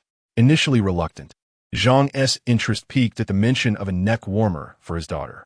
He produced a knife and deftly sliced off a piece of marbled meat, handing it to Tang Xiaoran. True to her word, she swiftly retrieved a rabbit from her basket and placed it in Zhang's hands. After a brief respite, she hoisted her basket and ventured deeper into the market. As she passed a fabric shop, she noticed they were preparing to close. Suddenly struck by a thought, she entered the shop with her basket. The owners, a couple, were hurriedly packing up, and without looking up, the woman announced that they would be closing soon and advised her to return the next day. Tang Xiaoran, observing the bustling market outside, found it peculiar. Are you not conducting business? She inquired. The woman, recognizing Tang Xiaoran, responded with a sharp tone, having heard many rumors about her since she had moved to a neighboring village. She showed no kindness towards her. Waving her hand dismissively, the woman urged, close the door. We are shutting down. The man, however, appeared somewhat apologetic and explained, Miss, we have matters to attend to at home. If you wish to purchase something, please be quick. Tang Xiaoran felt a bit awkward, scratching her head as she sheepishly replied, Sir, I do not have any money at the moment. Could you wait for just a little while? I will return shortly. I wish to buy some cotton and fabric to make clothes and quilts for my younger siblings. The man's eyes brightened at the prospect of a significant sale. The urgency of their personal matters was less pressing, and he was willing to wait a bit. Just as he was about to agree, his wife sharply pinched his waist and questioned, Do you really believe her? Chapter 11 My child has never tasted this. I must bring one back. As Tang Xiaoran and her husband fixed their gaze upon her, the woman disdainfully rolled her eyes. This woman was the one that the village had spoken of, the one from a neighboring village who had abused children in exchange for meat. Just yesterday, she had taken her brother to butcher Zhang to barter for meat. Could one possibly trust such a person to sew clothes for their own children? This woman had been among the onlookers the previous day. However, after Zhang had closed the door, she was left unaware of what transpired next. Yet, this did not prevent her from indulging her imagination. She speculated that the uproar yesterday must have been instigated by Tang Xiaoran, who, having not had her fill of meat, had returned to cause a scene, given her notorious reputation. Hesitation flickered across the man's face upon hearing her words. Tang Xiaoran, sensing the urgency of the situation, felt anxious.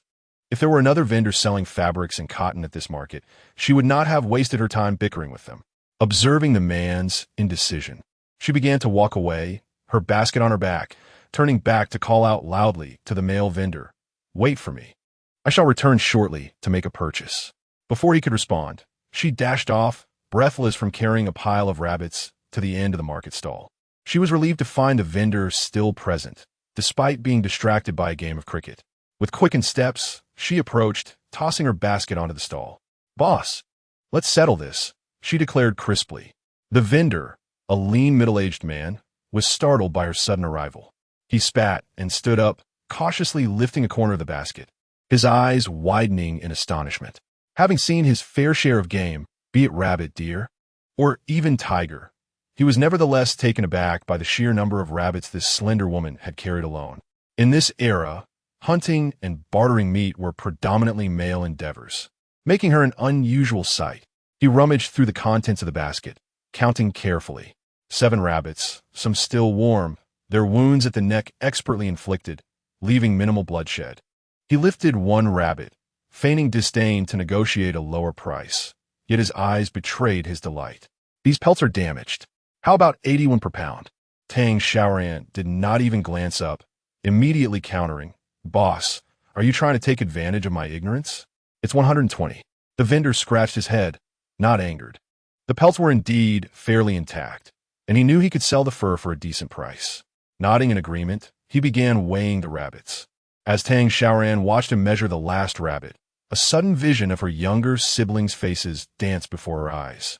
"Wait a moment," she interrupted hastily, stepping forward to retrieve the smallest rabbit, placing it back into her basket. With a smile directed at the vendor, she added, "I shall keep this little one to bring home for my brother and sister to enjoy." The proprietor cast a glance at her, somewhat displeased. In this day and age, the wealthy seldom indulge in such luxuries as rabbit meat, and it is rare for impoverished families to afford it, especially not for children. The proprietor found it curious. After all, what purpose could rabbit meat serve for a child who would merely consume it and then excrete it? Observing the proprietor's expression, Tang Xiaoran mistakenly believed he was upset and hastily presented the rabbit once more on the table. "My child has never tasted this. If you prefer, take the skin, and I shall keep the meat. Next time I procure rabbit meat, I shall bring it to you." The proprietor, not wishing to prolong the conversation, swiftly separated the rabbit meat from the pelts, wrapping them in oil paper and tossing them back into Tang Xiaoran's basket. In total, there were 6 rabbits, weighing a remarkable 33 pounds. The proprietor, having never heard of Tang Xiaoran's legendary feats, treated her with a modicum of cordiality. He placed 4 coins into her basket, adding, "Let me give you an extra 40 coins to round it off. Do not forget to bring fresh goods next time." He alone knew that each rabbit pelt was worth far more than 40 coins, yet seeing Tang Xiaoran leave with a cheerful demeanor, he too felt a sense of contentment as he packed away his stall. Tang Xiaoran felt the basket lighten significantly, though she was momentarily unaccustomed to it. After a brief hesitation, she hoisted it onto her back and dashed towards the market, silently praying that the proprietor would wait for her a little longer. In the distance, she could hear a woman's scornful voice. Her eyes brightened as she approached, the woman's insults growing clearer. "You must be out of your mind. You believe that crazy woman? What a joke. Her pot is on the verge of boiling over. How could she possibly buy fabric? Delaying is still delaying, and you believe her nonsense? Are you perhaps infatuated with her?" The man remained silent, merely observing the throng of passers-by, seemingly awaiting Tang Xiaoran's arrival, despite his wife's incessant tirade. He had been waiting for quite some time, and, as his wife's voice grew hoarse, beads of sweat began to form on his brow. He lamented to himself for trusting a mere girl over his own wife. Yet, he also felt that a man should possess integrity, and the glimmer in the girl's eyes suggested she was no madwoman.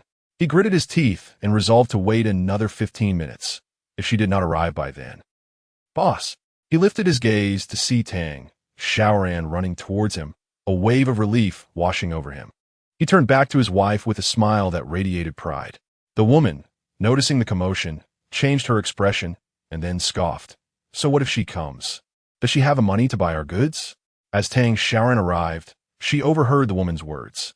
She quickly retrieved a coin from her basket, hastily pointing at several pieces of fabric as the market was on the verge of closing, and filled a bag with cotton.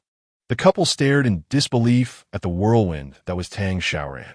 The man, with a gleeful grin, took out his abacus to tally her purchases, while the woman, no longer casting derisive comments, silently crouched beside Tang Xiaoran, helping to compress the cotton into the fabric with a rope and adding, "You're buying for your younger siblings, right? We have ready-made garments, you know." Tang Xiaoran gazed at the garments before her, feeling a twinge of embarrassment. She had not brought her children along and was uncertain if the clothes would fit. Fidgeting with her hands, she replied, "I will come again next time. I shall bring them when I purchase outerwear." The shopkeeper's wife, noticing her discomfort, fell silent. The owner handed her the remaining 151, explaining that the cotton cost 501 and the fabric was 121 per bolt. But he had given her a discount of 10 for 3 bolts. As Tang Xiaoran looked at the fabric before her, her eyelids fluttered in surprise. She had not anticipated such an abundance. Surely, these 3 pieces could be fashioned into several outfits. Chapter 12. Elder, I will pay you. Please have the lady make a few garments for my children. However, since the fabric would not spoil, she insisted that the shopkeeper's wife wrap it up for her. Although the cotton was light, it comprised a hefty sack. Tang Xiaoran contemplated the large bundles and her small backpack, realizing it would be difficult to carry. The owner recognized her predicament, and the shopkeeper's wife, noticing her substantial expenditure, suggested, "There's a donkey cart at the end of the market. It costs 2 for a trip. If you're not bothered by the extra expense, you could have that old man transport back for you." A glimmer of realization sparked in Tang Xiaoran's eyes. She had not considered this option, akin to a taxi service. After expressing her gratitude, she hurried toward the cart driver, spotting an elderly man with a darkened visage seated by the roadside. It was nearing noon, and his donkey was dozing idly beside him. Tang Xiaoran approached and gently tapped his shoulder. "Sir, how much to take me to Qingshui village?" Oldly had not had any business for 2 days. Age had rendered him less capable, and he relied on his old donkey to earn a meager living. Upon seeing the young girl approach with her bundles, his eyes brightened as he stepped forward to take her items. 2 and we could be on our way." Tang Xiaoran observed the frail old man's eager smile and felt a pang of discomfort. Strangely, her thoughts drifted to her grandfather, causing her nose to tingle with emotion. She placed her possessions on the cart and turned to him, saying, "Sir, I need to buy a few more things. Please wait for me, and I will add 2 to your fare."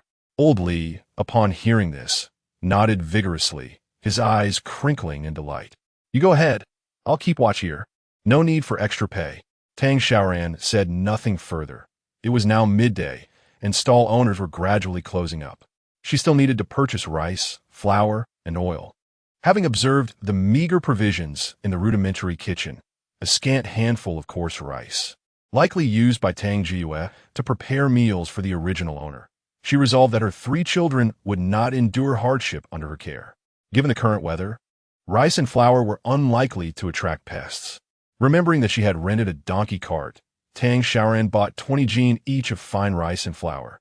The shopkeeper, who had been preparing to close up, was pleasantly surprised to see a young girl with such a substantial order, his smile widening. As Tang Xiaoran paid, the shopkeeper engaged her in friendly conversation, asking, "Which family's maid are you? Is your residence far from here? If not, I could deliver it directly next time." Business people value connections, and he recognized the families in the area that consumed quality rice and flour. However, Tang Xiaoran regarded him with curiosity before replying. "This is for our own consumption. My younger siblings are growing." The proprietor merely dismissed her words as jest, observing the multitude of patches adorning the young woman's attire, which indicated her humble origins. In these times, few could afford to indulge in fine rice, and it was likely that she could only occasionally enhance her family's diet. Her generous offer of 20 portions for the children was met with skepticism. However, having settled the payment, he dutifully complied, shouldering the rice and flour towards the donkey cart, while Tang Xiaoran busied herself purchasing buns, requesting 8 meat-filled ones. As she rummaged for coins, she contemplated that should Tang Xiaoran not finish 2, she could share with the 2 rascals. These 3 children were all gaunt and undernourished, stunted from a diet of wild grasses. When the proprietor handed her the steaming buns, she suddenly recalled the frail old man waiting by the donkey cart, who bore a striking resemblance to her grandfather in age. It was already noon, and it was likely he hadn't eaten. Upholding her belief in performing a good deed daily, Tang Xiaoran asked the proprietor for 2 additional meat buns. Upon returning to the cart, she noticed the old man had neatly arranged her purchases on the cart and had even saved a space for her. Observing the feeble donkey, she waved her hand in refusal, stating she would not board, for she had rented the cart solely for transporting goods. "Old sir, you haven't eaten, have you?" she inquired, extending the 2 buns towards him. Glancing at the sky, she added, "The hour is late, and you must eat on the go. I have children at home who have not yet dined." Oldley stared at the buns in bewilderment, the delicate dough exuding a savory aroma that wafted into his nostrils. Just as he began to decline, he saw Tang Xiaoran had already pressed the buns into his embrace and turned to walk away. He swallowed hard. Indeed, he had not partaken of breakfast that day, and such kindness from a stranger was a novel experience for him. He tucked the buns into his garments, intending to take them home, and then hastened after Tang Xiaoran, urging his old donkey to keep pace. The market was neither too far nor too close from Qingshui village. As Tang Xiaoran savored the buns, she admired the scenery along the road, while Oldley engaged her in conversation. "Young lady, are you from Qingshui village? I noticed you purchased quite a bit of fabric and cotton. Are you planning to make new bedding?" Tang Xiaoran nodded, then turned to him and asked, "Old sir, do you know where I might find someone to make quilts?" Oldley paused, clearly puzzled. Tang Xiaoran felt a twinge of embarrassment. Although she had roamed freely as a child seeking wild delicacies, she lacked proficiency in needlework. As a modern individual, her inability to sew was not particularly unusual. But in ancient times, it was rare for a girl of her age to be so unskilled. Observing the patches on her clothing, it was evident they were mended by Tang Jiuyue, albeit rather haphazardly. With no one to teach her, Tang Jiuyue could only piece together the fabric, without an understanding of aesthetics. Moreover, Tang Xiaoran thought of that delicate child and felt uneasy about allowing a 5-year-old to handle a needle and thread for quilt making. Oldley found himself in a quandary. Not only did the girl lack the ability to sew quilts, but it appeared that no one in her household was adept either. While there were skilled seamstresses at the market, they specialized in embroidery with fine needles. Tang Xiaoran observed the furrowed brow of the old man and suddenly noticed a bulge in his arms, which turned out to be a meticulously crafted patch. Curiously, she inquired, "Old man, does your wife know how to sew quilts?" Oldley raised his head, a glimmer of realization lighting up his face. Indeed, his wife was skilled in that regard, but a hint of embarrassment crept into his voice as he replied, "She does, but I fear you might find it unsatisfactory." Initially, Tang Xiaoran had merely asked out of curiosity, but now her interest was piqued. "Why is that?" she pressed. The old man's once warm demeanor faded as he bitterly gazed ahead. "My wife broke her leg a few years back. Unintentionally, she had touched upon a painful memory, leaving her at a loss for words. After a moment of contemplation, she proposed, "Old man, I'm willing to pay you. Could you ask your wife to make us a few garments and 2 quilts?" This took Oldley completely aback. He had never anticipated receiving money so fortuitously. His household had not cooked a proper meal in days, and the buns he held were meant to sustain his wife for the next couple of days. Tang Xiaoran retrieved 20 coins and said, "After you escort me home, please measure my brother and sister for their sizes. Take the fabric and cotton back for your wife to work on, and then deliver it to us. Consider this money as a deposit, and I will give you another 20 coins later. Does that sound agreeable?" Chapter 13. He had no desire for new clothes. Henceforth, the garments of the deceased on the mountain would be his to claim. Oldley was rendered speechless at the sight of such a sum. Even the donkey paused to wait for the 2. Tang Xiaoran, pondering the undergarments for the children at home, felt a wave of helplessness wash over her.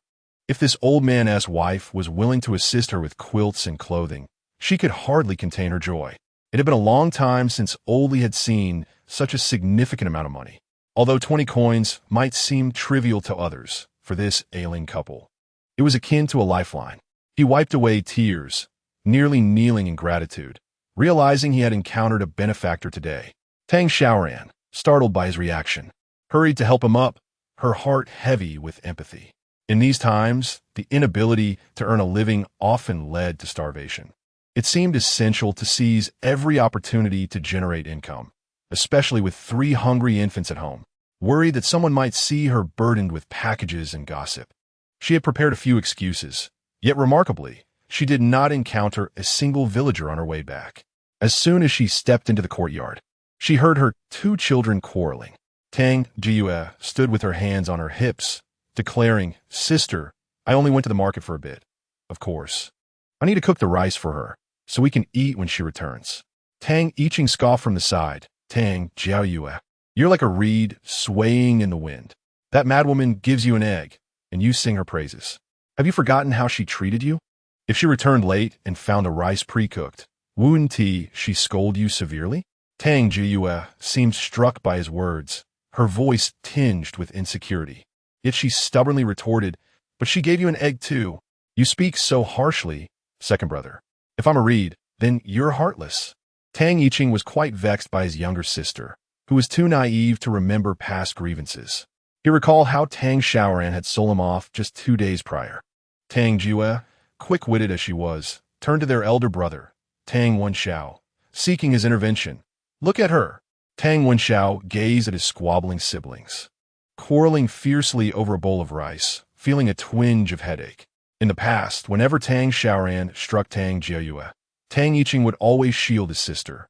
The three of them united against a common foe. Such is human nature. When faced with a shared adversary, one tends to draw close. Yet, once a single thread begins to unravel, everything changes. Before he could utter a word, a cacophony of sounds wafted in from outside, and turning his head, he saw Tang Xiaoran stepping into the courtyard. Tang Xiaoran covered his mouth, his eyes darting with apprehension. Had that madwoman heard his previous outburst? Tang Xiaoran stepped forward, eyeing the trembling child, and delivered a sharp reprimand. "How many times must I tell you to call me elder sister? What do you mean by madwoman? How utterly distasteful." Tang Xiaoran gingerly rubbed his aching head, staring blankly at Tang Xiaoran. But his thoughts were abruptly interrupted by Tang Xiaoran's piercing scream. "It's a donkey! A donkey cart! A donkey cart is a splendid thing, one that only Uncle Lin at the village's edge possesses, and yet few ever ride it." Tang Xiaoran turned back, ushering in old Li with sacks of rice and flour. Tang Xiaoran excitedly circled around the old donkey, her curiosity piqued. Old Li, upon encountering the group of malnourished children, was momentarily taken aback. This young girl was extravagantly generous. He mused that she must belong to a well-off family, yet the gaunt, ragged children before him told a different story, leaving him utterly perplexed. Tang Xiaoran rummaged through the house until she finally unearthed a measuring tape. She pulled the still-dazed Tang Wenxiao before her and began to take his measurements. Like a marionette under her control, he was turned and twisted about, bewildered by her intentions. However, as he caught sight of the fabric and cotton on the donkey cart, an audacious idea began to form in his mind. Could it be that this woman intends to make us new clothes? As Tang Xiaoran measured his waist, she couldn't help but chuckle at the child's perceptiveness. Tang Xiaoran, having exhausted her fascination with the donkey cart, crouched down before the two, her curiosity growing. Unable to contain herself, she inquired, "Elder sister, are you going to make brother new clothes?" Tang Wenxiao stiffened at her words. It was one thing to muse silently, but hearing it spoken aloud was entirely different. His little sister truly regarded this madwoman as benevolent, to dare speak so freely. Tang Xiaoran collected the measuring tape and relayed the dimensions to old Li, cradling Tang Xiaoran in her arms and playfully ruffling her hair. "Yes, let's make our little Xiaoran a new outfit, shall we?" Tang Xiaoran's eyes sparkled with delight. Suddenly enveloped in Tang Xiaoran's embrace, she felt a mix of surprise and joy, especially as she heard the gentle promise of new clothes. She could hardly contain her excitement, wanting to leap with glee. Having never worn new garments before, both she and her brother donned clothes scavenged from the hillside behind the village, which they referred to as clothes for the dead. Initially, she had harbored fears that the deceased might return to reclaim their garments. But as the nights grew colder, she chose to disregard such thoughts altogether. As long as her brother brought her clothes, she would wear them without hesitation. Occasionally, when the cold wind would sweep through the haystack at night, Tang Xiaoran would silently pray, "If only I could wear something nice for a moment. When I grow up and have wealth, I shall never don your garments again." However, now Tang Xiaoran had informed her that she would have new clothes, clothes that belonged solely to her. Tang Xiaoran felt as though she were walking on cotton. her body light and airy, her dazed expression endearing Tang Xiaoran, who marveled at how adorable this little creature was. She planted a kiss on Tang Jiue's cheek. Yet Tang Jiue remained lost in her thoughts about her new attire, while Tang Wenxiao, standing nearby, suddenly felt a flush rise to her cheeks. This madwoman's affliction was growing worse. In the past, she wouldn't even allow them to come close, let alone embrace or kiss them. Tang Xiaoran pulled out some thread to take the girl's measurements, and Tang Jiu obediently stood still, turning when asked and raising her arms like a little doll. Tang Yiqing observed Tang Wenxiao and Tang Jiu surrounding Tang Xiaoran and instinctively touched his forehead, which no longer pained him. Yet he felt an inexplicable urge to cry. Despite having endured much harsher treatment from Tang Xiaoran without shedding a tear, witnessing her tenderly measuring the two filled him with emotion. Tang Xiaoran didn't spare him even a glance. Just moments ago, Tang Jiue had mentioned that they were measuring for clothing, and that madwoman had confirmed it. Yet he had just spoken ill of her and received a blow to the head, making it clear he would not receive any new garments. Tang Yiqing had never worn new clothes. His garments were scavenged from the back mountain. Tang Jiayue, being younger, had never ventured there, but he was well aware of their origins. They were clothes he and his brother had stripped from the corpses of the deceased, their bodies pallid, some marked with bluish-purple stains. Tang Yiqing thought to himself that he had no desire for new clothes. If he couldn't have them, then he simply didn't care. He could go to the back mountain himself and scavenge. Without his brother and Tang Jiue to share the burden of the dead body's garments, he could gather in abundance. Rubbing his eyes, he lifted his gaze only to find Tang Xiaoran squatting before him. Chapter 14. Was she poisoned inside? Seeing the little boy with red-rimmed eyes, Tang Xiaoran couldn't help but chuckle. What are you crying for? Did I hurt you? I didn't even apply much force. With that, she reached out to ruffle Tang Yiqing's hair and leaned closer to inspect. A faint, almost imperceptible fragrance wafted toward him, and her warm breath brushed against his forehead, leaving Tang Yiqing momentarily speechless.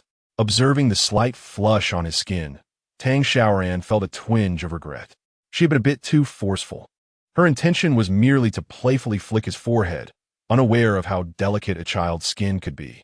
Pouting, she gently blew on Tang Yiqing's forehead, but he suddenly shivered, feeling warmth gather at the crown of his head. What was this madwoman doing? Goosebumps arose all over him. He certainly did not wish for such treatment. Don't think this would endear her to him. He would not forget the wounds upon his body. He leapt aside, glaring furiously at Tang Xiaoran, who wondered what had troubled him. Did I hurt you? Tang Yiqing, feeling flustered, chose to ignore her, his cheeks flushed and silent. They were hardly familiar enough to be this close. Behind him, Tang Wenxiao saw through the situation with a sigh. Yiqing and Jiayue possess contrasting personalities. While my sister may readily accept her overtures, my brother remains skeptical. He glanced at the fabrics on the donkey cart. I too harbor doubts. How could a person suddenly transform for the better? Yet, being the elder brother, he would not express disbelief as loudly as Tang Yiqing, for fear of upsetting Tang Xiaoran. Listening to Tang Wenxiao's unspoken thoughts, Tang Xiaoran realized that the young man before her was merely shy. She found it amusing and exceedingly endearing. Initially, she intended to tease him, but considering the presence of Old Li behind her, she opted to fetch the measuring tape instead. The day was growing late, and it was best to have Old Li return with the materials promptly to expedite the work. As Tang Xiaoran approached Tang Yiqing with the measuring tape, his heart raced uncontrollably. However, she paid no heed to his inner turmoil and turned to report the dimensions to Old Li. After placing the rice and flour down, Old Li assured her that he would hasten to prepare the items before departing. In her eagerness to use the quilt, Tang Xiaoran did not feel the need to be cordial. Once Old Li left, a rumbling sound suddenly emanated from Tang Wenxiao's direction.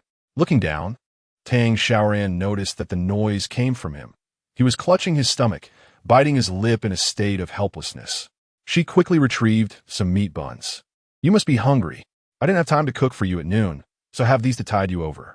Later, my sister will prepare something delicious for you. Tang Jiue's eyes widened at the sight of the buns, and the other two children stared hungrily as well. Tang Wenxiao could hardly believe it. The buns appeared to be exquisitely crafted, and Tang Xiaoran was actually considering cooking for them. Tang Xiaoyue, however, was less contemplative. As the youngest, she had a fleeting memory, and since yesterday, Tang Xiaoran had treated her exceptionally well. Her perception of Tang Xiaoran had improved significantly. She opened her arms, ready to receive the buns. Yet, at that moment, Tang Xiaoran unexpectedly lifted the buns out of reach, prompting Tang Wenxiao and Tang Yiqing to exchange looks of knowing amusement at the indignant expression on Tang Jiyue's face. Tang Yiqing averted his gaze, swallowing hard. This woman was indeed toying with them. But in the next instant, he heard Tang Xiaoran instruct, "Be a good girl and wash your hands. If you eat the buns with those dirty little hands, bugs will nibble on your tummy, little Jia." Jiyue quickly retracted her tiny hands, while Tang Wenxiao glanced down at his own. Tang Xiaoran pointed towards a nearby basin, urging them to hurry. "Wash your hands, and then you can eat." The three children were prompted to approach the basin, watching as Tang Xiaoran dashed to the kitchen to bring in the rice and flour. Tang Yiqing muttered softly, "Do you truly believe that Tang Xiaoran will share those buns with us?" Jiyue diligently washed her little hands multiple times, unwilling to ingest any bugs. She tilted her head, looking at her second brother with confusion. "But she promised to give us food." Tang Yiqing, disinterested in his Navi little sister's thoughts, turned to Tang Wenxiao and asked, "Do you think she might poison them?" Tang Wenxiao observed the rippling water, pursing his lips. Although he found Tang Xiaoran's behavior peculiar over the past couple of days, he still believed she would not poison him. Had this been 2 days prior, he would have been too apprehensive to partake in any food she offered. However, witnessing the fervent activity of the woman in the kitchen, he inexplicably felt a surge of trust. Noting his elder brother's expression, Tang Yiqing discerned his discontent. He was puzzled as to why both his elder brother and younger sister believed that the madwoman, Tang Xiaoran, had undergone a transformation. He remained skeptical. He had consumed the morning's eggs with a clear conscience, for they had been retrieved by his brother alongside her. But he was uncertain of the origins of the meat buns she had procured. Tang Jiyue, unperturbed by such thoughts, ran towards Tang Xiaoran, her small hands gleaming with cleanliness. Her eyes fixated on the meat buns on the table. "Sister, I wash my hands," she declared in a saccharine tone. Tang Xiaoran couldn't help but smile at the child's endearing demeanor. She pointed at the buns and said, "Little Jiyue, you're such a good girl. Go ahead and have one. My hands are dirty." Brightening up, Tang Jiyue had dashed to the table, and under the watchful eyes of the others, she picked up a plump bun. Although Tang Yiqing contemplated intervening, he ultimately remained silent. Tang Jiyue gazed at the bun, swallowed hard, then hurried back to Tang Xiaoran, presenting it to her. "Sister, eat." Tang Xiaoran was momentarily taken aback, her heart struck with a mix of warmth and bittersweet emotions. The original owner of her body had once been harsh to this child. Yet after just 2 days of kindness, she was met with such innocence. Just as she was about to decline, stating that she wasn't hungry, she suddenly sensed Tang Wenxiao's thoughts. Standing still, Tang Wenxiao observed his eager sister, convinced that the bun posed no threat. Yet, with his younger brother's heightened wariness, he found himself questioning the situation. Such exquisite meat buns were seldom seen in their village, and he could hardly fathom how Tang Xiaoran had acquired 6 of them so generously. He was curious to witness her reaction, and upon seeing Tang Yiqing's unwavering gaze, she sighed inwardly, acknowledging that the child's psychological scars would not fade easily. Then, under the expectant gazes of the 3 children, Tang Xiaoran gently bit into the bun presented by Tang Jiyue. It's delicious," she exclaimed, observing Tang Yiqing's puzzled expression and Tang Wenxiao's relaxed demeanor. She found it amusing. Who said boys lack cunning? The least perceptive one was clearly the little radish before her. Tang Jiyue excitedly stuffed the bun in her mouth, her eyes sparkling with delight. "So fragrant, so delicious." Chapter 15. I won't hit you, just leave. Tang Yiqing watched in envy as Tang Jiyue savored her bun, the rich aroma wafting into his nostrils. Meanwhile, Tang Wenxiao, his face taut with determination, approached.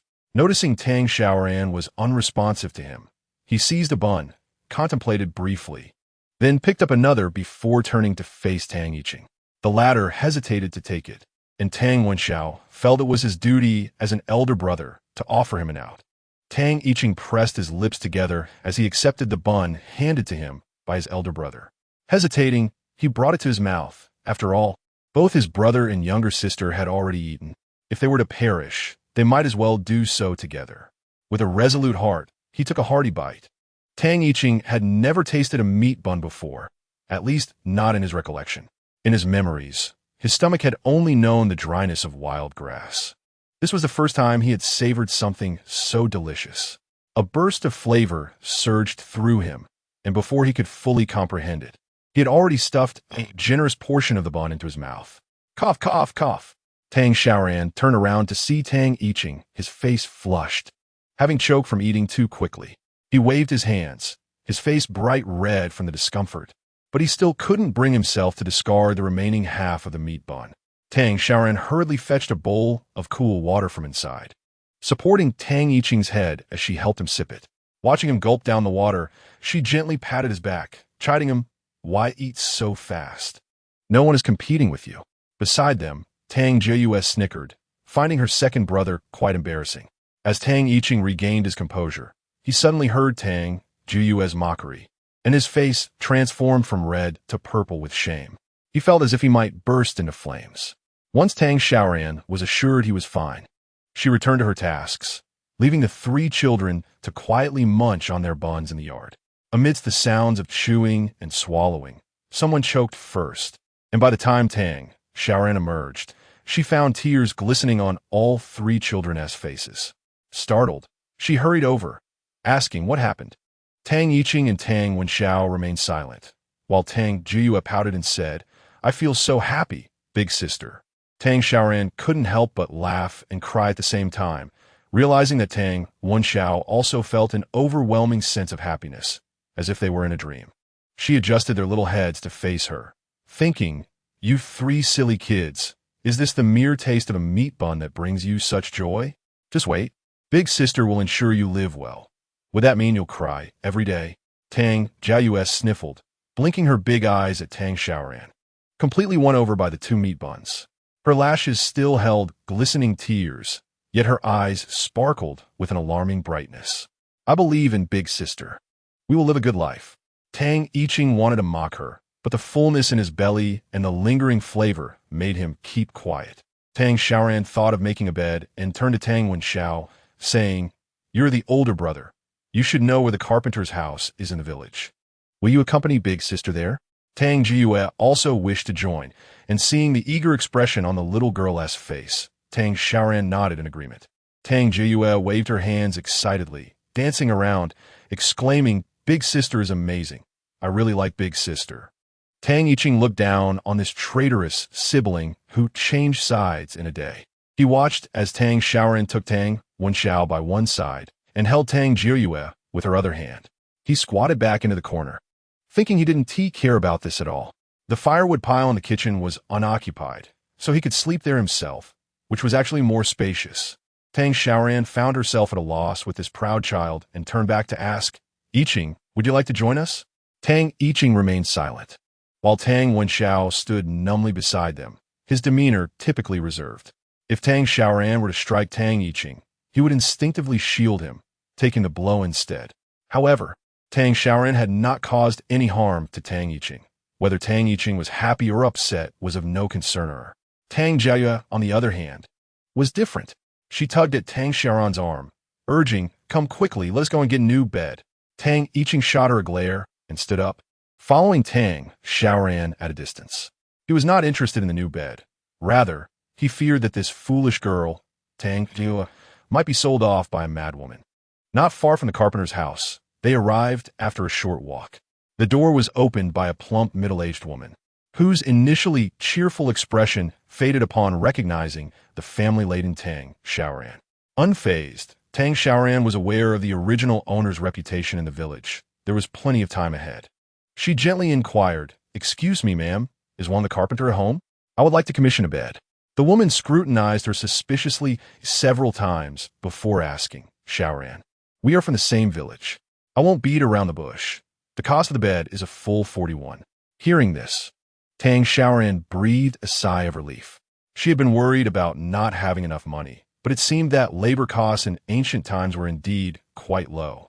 She jingled the pouch at her waist, replying, "I have brought the money." Upon hearing the sound of coins, the woman regarded Tang Xiaoran with disbelief before entering to fetch her husband. The man emerged, drunk and dismissive, waving his hand. "I want to make it for you." "Go away." Tang Xiaoran, taken aback yet maintaining her good-natured demeanor, replied, "Uncle, there's no reason to push the money away. I came prepared." The carpenter, bristling with disdain, retorted, "I won't serve this madwoman. Who doesn't know you squander your days and take your frustrations out on the children? Where do you think your money comes from?" Tang Xiaoran nearly choked on her words, unsure how to counter his accusation. Just then, a clear, youthful voice piped up beside her, "Grandfather Wang. This money was earned by my sister and me from chopping and selling firewood on the mountain. It's not dirty money." Tang Xiaoran's eyes widened in disbelief as she looked at Tang Wenxiao, her 8-year-old brother, who spoke with such reason and conviction, appearing far from a child telling lies. Yet, she noticed his hands trembling slightly at his sides. The carpenter regarded the boy, then glanced back at Tang Xiaoran. He often passed by her home while working, hearing the sounds of quarrels and cries emanating from that dilapidated courtyard. This was the first time he had seen them together. Tang Xiaoran instinctively shielded Tang Wenxiao behind her. She had not anticipated that it would be in such a moment that Tang Wenxiao would first call her sister. She had thought it would take much longer to win him over. "Rest assured, Uncle, this money is truly earned by us, and we intend for the new bed to be for the 3 children to sleep on." Tang Jiayue peeked from behind, finally grasping the situation. The carpenter was concerned that their money might be tainted. She chirped in, "Yes, dear grandfather, this bed is for us from my sister, and the money is clean. It's what my sister and brother caught this morning." Her eyes widened, and her mouth was quickly covered by the boy behind her, as her small hands flailed about. The second brother, a mischievous rascal, had just quarreled with her and surely bore a grudge, which now prevented her from finishing her words. Chapter 16. The madwoman surprisingly cares for the children. Tang Xiaoran smiled awkwardly, while Wang the carpenter glanced at the upright Tang Wenxiao standing nearby, and then at the lively Tang Jiayue, finally nodding. "Where are your materials?" he inquired. Tang Xiaoran and her companions were taken aback. Materials? They looked behind them, only to find nothing but emptiness. Wang the carpenter, whose expression had slightly improved, grew angry again. Was this madwoman truly toying with him? He pointed to the timber in the courtyard. "You came to ask me to make a bed without bringing any wood?"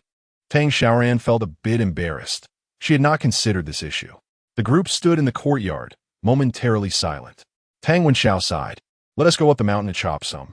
Just as Tang Xiaoran intended to follow, she suddenly realized that the timber for making the bed was large and heavy. How could she possibly carry it? She turned to Wang the carpenter, who was about to head back inside. "Don't you have any usable wood? I can buy some." Wang the carpenter had initially thought he had rid himself of this troublesome woman, but upon hearing her words, he paused and turned back. "Excluding labor costs, wood for a bed would cost around 100 coins. Are you willing to spend that?" He and T finished speaking, as he anticipated that Tang Xiaoran would send the children to chop wood, something he had not intended to discuss with them. However, upon seeing Tang Xiaoran begin to rummage through her pockets after merely glancing at the timber, he was left stunned. Not only was Wang the carpenter astonished, but the children behind him fell silent as well. It was Tang Wenxiao who stepped forward to cover Tang Xiaoran's pockets. He now believed she was not merely mad, but perhaps foolish. Who would spend 100 coins to buy wood? Everyone knew there was an abundance of timber in the back mountain. It was practically free. Yet, Tang Xiaoran was willing to spend money, as if she had an excess to burn. Tang Wenxiao raised his head, his gaze resolute. "I will go to the back mountain with I Ching tomorrow to chop wood." But Tang Xiaoran simply patted his head and continued to extract coins.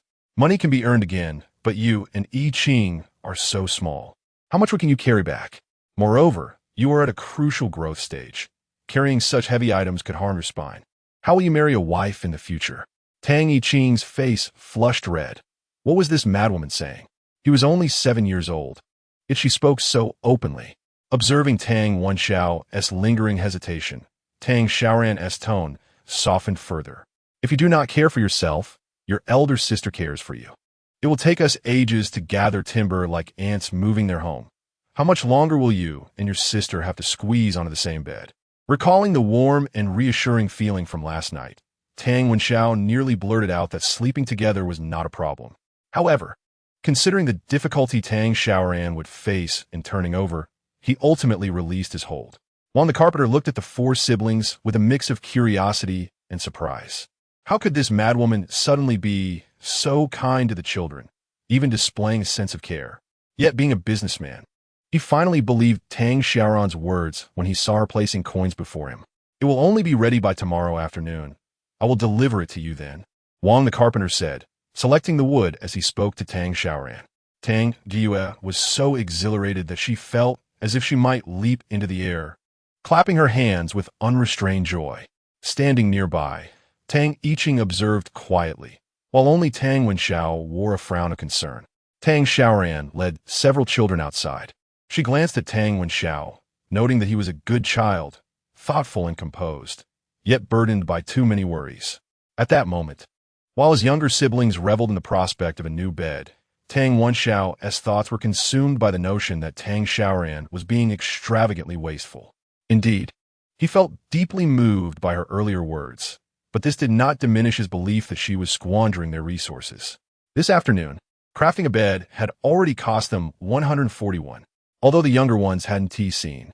He had witnessed clearly as Tang Xiaoran handed the old man with the donkey cart fabric, cotton, and a small handful of coins. It was likely that she had earned some money from selling rabbits, yet her lavish spending would inevitably deplete their funds. What would they do then? Tang Xiaoran gently took hold of Tang Wenxiao's arm, causing the boy to freeze momentarily, though he did not pull away, his entire arm stiffening with tension. As they walked home, she spoke softly to him about the simple joys of childhood, what delicious treats their elder sister might prepare for dinner that night, and what games they could play later. Money could be spent, but could also be earned anew. Such matters were not for an 8-year-old to ponder. Tang Wenxiao's heart raced, and he pursed his lips in silence, fully aware that Tang Xiaoran's words were a deliberate attempt to soothe him. Yet, how did she know what he was thinking? Following behind, Tang Yiqing felt a pang of jealousy as the warm glow of the setting sun bathed them in light. Elongating Tang Xiaoran's shadow, she chatted gently with her elder brother, intertwining her fingers with his. The soft, golden sunlight enveloped the three of them, and Tang Yiqing felt an ache in his heart. Just moments ago, his brother hadn't allowed this woman to hold his hand, yet now they walked hand in hand. The cheerful mood from their recent purchase of a bed evaporated, replaced by resentment. What a troublesome woman, he thought, deliberately sidelining him. How could she be so affectionate with his brother and younger sister while ignoring him entirely? He hardly recalled that he had just been sulking at Tang Xiaoran. Sensing the gaze upon her, Tang Xiaoran paused and turned around, encountering the disgruntled expression of Tang Yiqing. A smirk played at her lips. This obstinate child must have been muttering insults behind her back. Tang Yiqing noticed the others had halted and turned to look at him, his composure faltering. But Tang Xiaoran's next words sent him into a frenzy. Yiqing is such a good boy, she remarked, for quickly covering your sister's mouth to keep her from revealing where our money comes from. Well done. Tang Yiqing felt as if his head might explode. His face flushed with embarrassment. Tang Xiaoran, that madwoman, had become even more outrageous.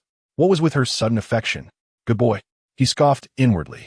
At 7 years old, he was no longer a mere child. Tang Xiaoran smiled at him, playfully shaking Tang Zhiyue's arm.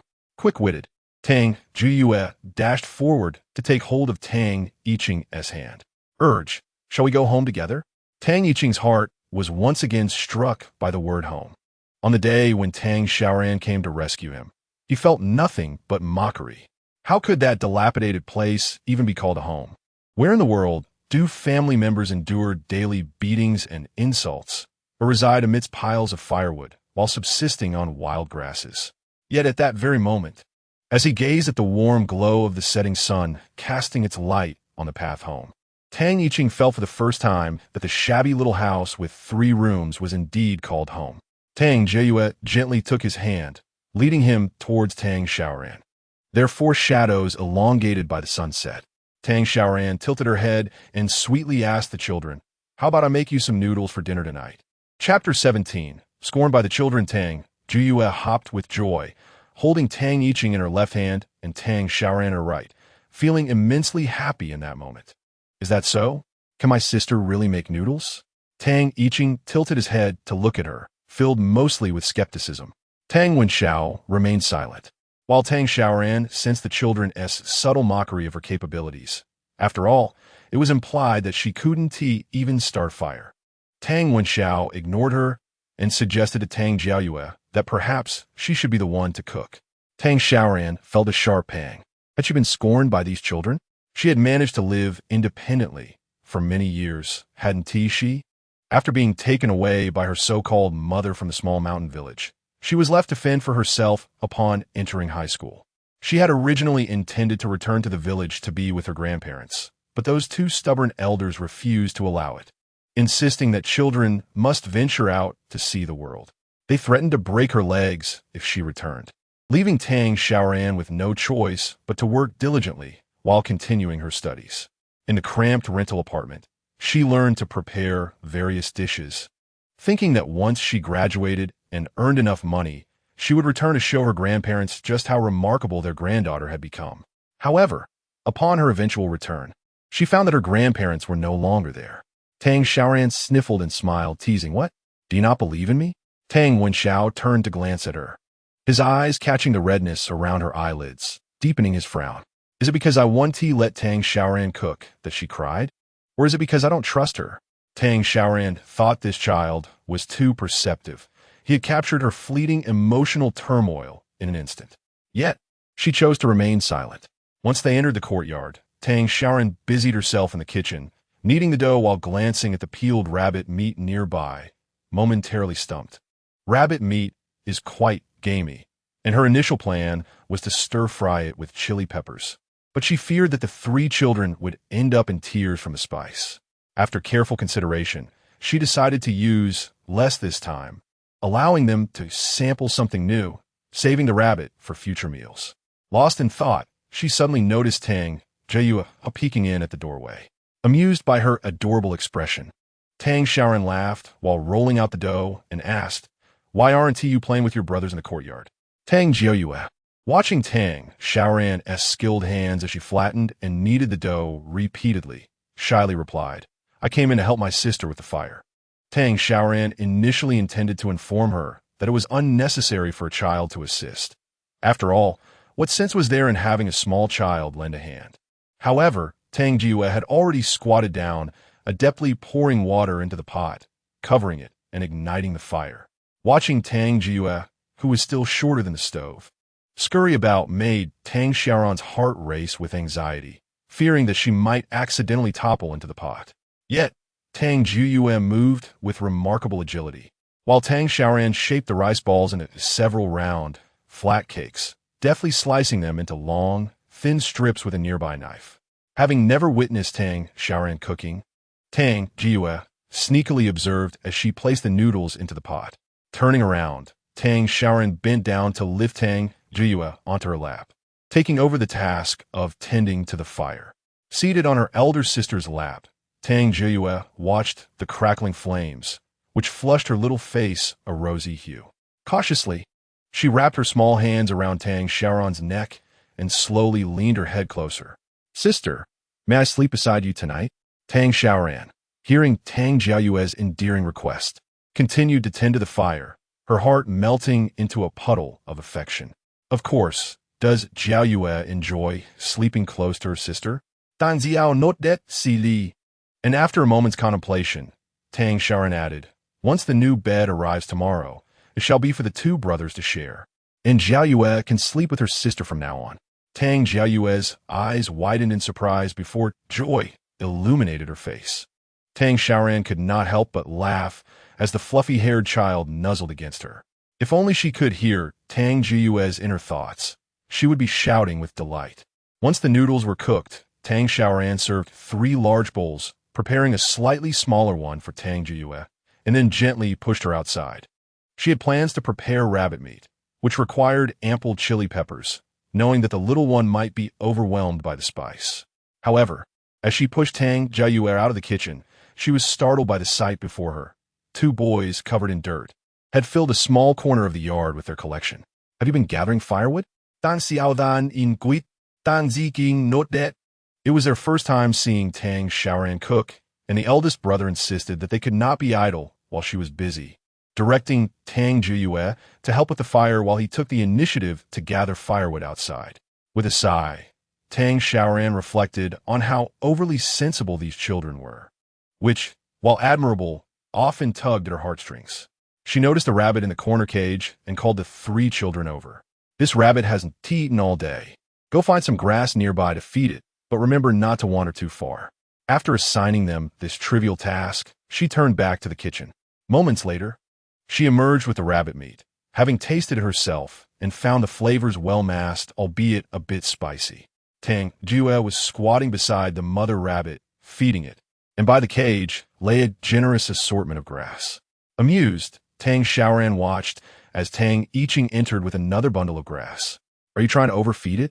She supervised the children as they washed their hands, then served the noodles before them. Tang Jiyue slurped up a mouthful, her face lighting up with delight. "Delicious." Tang Wenxiao silently placed noodles into his mouth, unable to suppress his internal musings. "These are made from fine flour. How could they not taste good?" Tang Xiaoran placed a pair of chopsticks laden with meat into Tang Wenxiao's bowl and did the same for the other two children, urging them to sample the dish. Tang Jiyue eagerly stuffed the meat into her mouth, instantly grimacing from the spiciness. As she slurped the noodle broth and fanned herself, Tang Yiqing appeared to fare much better. He chewed a couple of bites before picking up another piece, his chopsticks never faltering despite the occasional audible gasp for air. Tang Xiaoyan glanced at Tang Wenxiao beside her. He expressionlessly placed a piece of rabbit meat into his mouth and ceased to take more, clearly capable of handling the heat. Looking at him, Tang Xiaoyan wondered if the food was unpalatable. Tang Wenxiao shook his head, took another bite, and then stopped again, leaving Tang Xiaoyan somewhat helpless as she listened to his inner thoughts. This child had truly grown weary. He firmly believed that by eating less, his younger siblings could indulge more. Tang Xiaoyan lifted the plate of rabbit meat and transferred a small portion to Tang Wenxiao's bowl. Were it not for her ability to hear his thoughts, she would have had no means to assist him. "Eat up. Jiyue is still too young for spicy food, so you should share a portion." Tang Jiyue looked on with a pitiful expression at her two elder brothers devouring the meat, slurping the noodles, and eagerly anticipated the day when she would be able to handle the spice as well. As Tang Xiaoyan was enjoying her meal, a small, tender hand suddenly appeared before her, palm open, revealing a wild chicken egg. Chapter 18. Tang Yiqing, you must go to sleep. Tang Xiaoyan was momentarily taken aback, her mouth agape as she gazed at the owner of the hand. Tang Wenxiao's fingers curled slightly, his eyes cast down, avoiding her gaze. She recalled reminding him earlier that morning to boil the eggs and share them. Where had this one come from? The atmosphere around the dining table grew tense, and Tang Wenxiao pressed his lips together even tighter. Tang Jiyue, oblivious, slurped her noodles and asked, "Why didn't you eat the wild chicken egg this morning?" "Both second brother and I did." She noted that their eldest brother had turned to take the egg and had not eaten it. Tang Yiqing halted his meat consumption, and the entire table silently focused on Tang Wenxiao. The boy's voice was barely audible, yet Tang Xiaoyan distinctly heard, "My egg broke, this is yours." A fleeting memory of teasing him that morning, when she had jested about how he would have nothing to eat if he broke it, resurfaced. A pang of sorrow struck her. This child had evidently not eaten all morning. She took the wild chicken egg and before him, went to the kitchen to fetch a knife, slicing it in half. Noting Tang Jiyue's wide-eyed stare, she further divided it into quarters. The small egg was now separated into 4 pieces, with the yolk pitifully scant. She placed the largest segment into Tang Wenxiao's bowl. "Eldest sister was just teasing you this morning. Next time, don't keep it to yourself." She sighed, recognizing that this child was a closed book, even with her words. She knew he would not change in the short term. She divided the remaining pieces between Tang Jiyue and Tang Yiqing before finally tasting her own. Tang Jiyue squinted her eyes in satisfaction, exclaiming, "I think this wild chicken egg tastes even better than this morning's. Tang Xiaoran, my." her eyes crinkling in delight as she teased her, because this is the flavor of home. Meanwhile, Tang Wenxiao hastened his movement in twirling the noodles. The aroma of the rabbit meat mingling with the essence of the egg and the delicately crafted noodles. He had never felt such happiness as he did today. Is this what they call the taste of home? After dinner, Tang Xiaoran filled an entire pot with water and quickly washed Tang Jiyue before tucking her into bed. She then turned her attention to Tang Yiqing, who, startled, huddled into a corner, exclaiming, "I don't want you to wash me. I can do it myself." Tang Xiaoran found this amusing. A 7-year-old still wary of her intentions. She paid no mind to the two little ones and went to wash up herself. Upon her return, she found the 3 children neatly seated at the edge of the bed, gazing at her with eager eyes. Curiously, she wondered why they were not asleep. Tang Jiyue shyly prompted her, "Sister, you said I could sleep close to you." Tang Xiaoran chuckled softly, realizing the children were awaiting her decision on their sleeping arrangements. With one arm around Tang Jiyue, she felt it would be unfair to choose anyone else. Yesterday, Tang Wenxiao had been the last to be ushered to bed, and they had managed to sleep together. However, observing the silent 8-year-old and the wandering-eyed 7-year-old, she ultimately decided to sleep on the outer edge, allowing Tang Jiyue to snuggle up to Tang Wenxiao. A flicker of disappointment crossed Tang Wenxiao's face. He had expected to sleep as they had the previous night.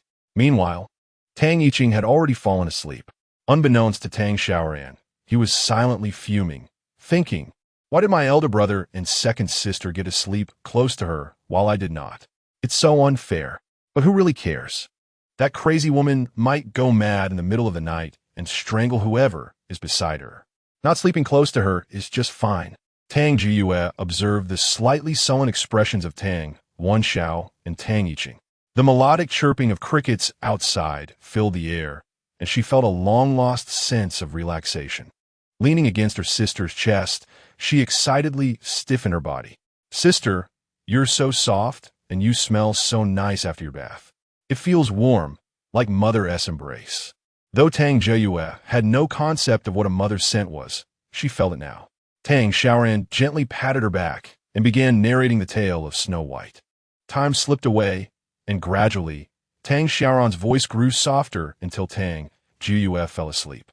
The sight of her delicate, fair face stirred a surge of maternal love within Tang Xiaoran.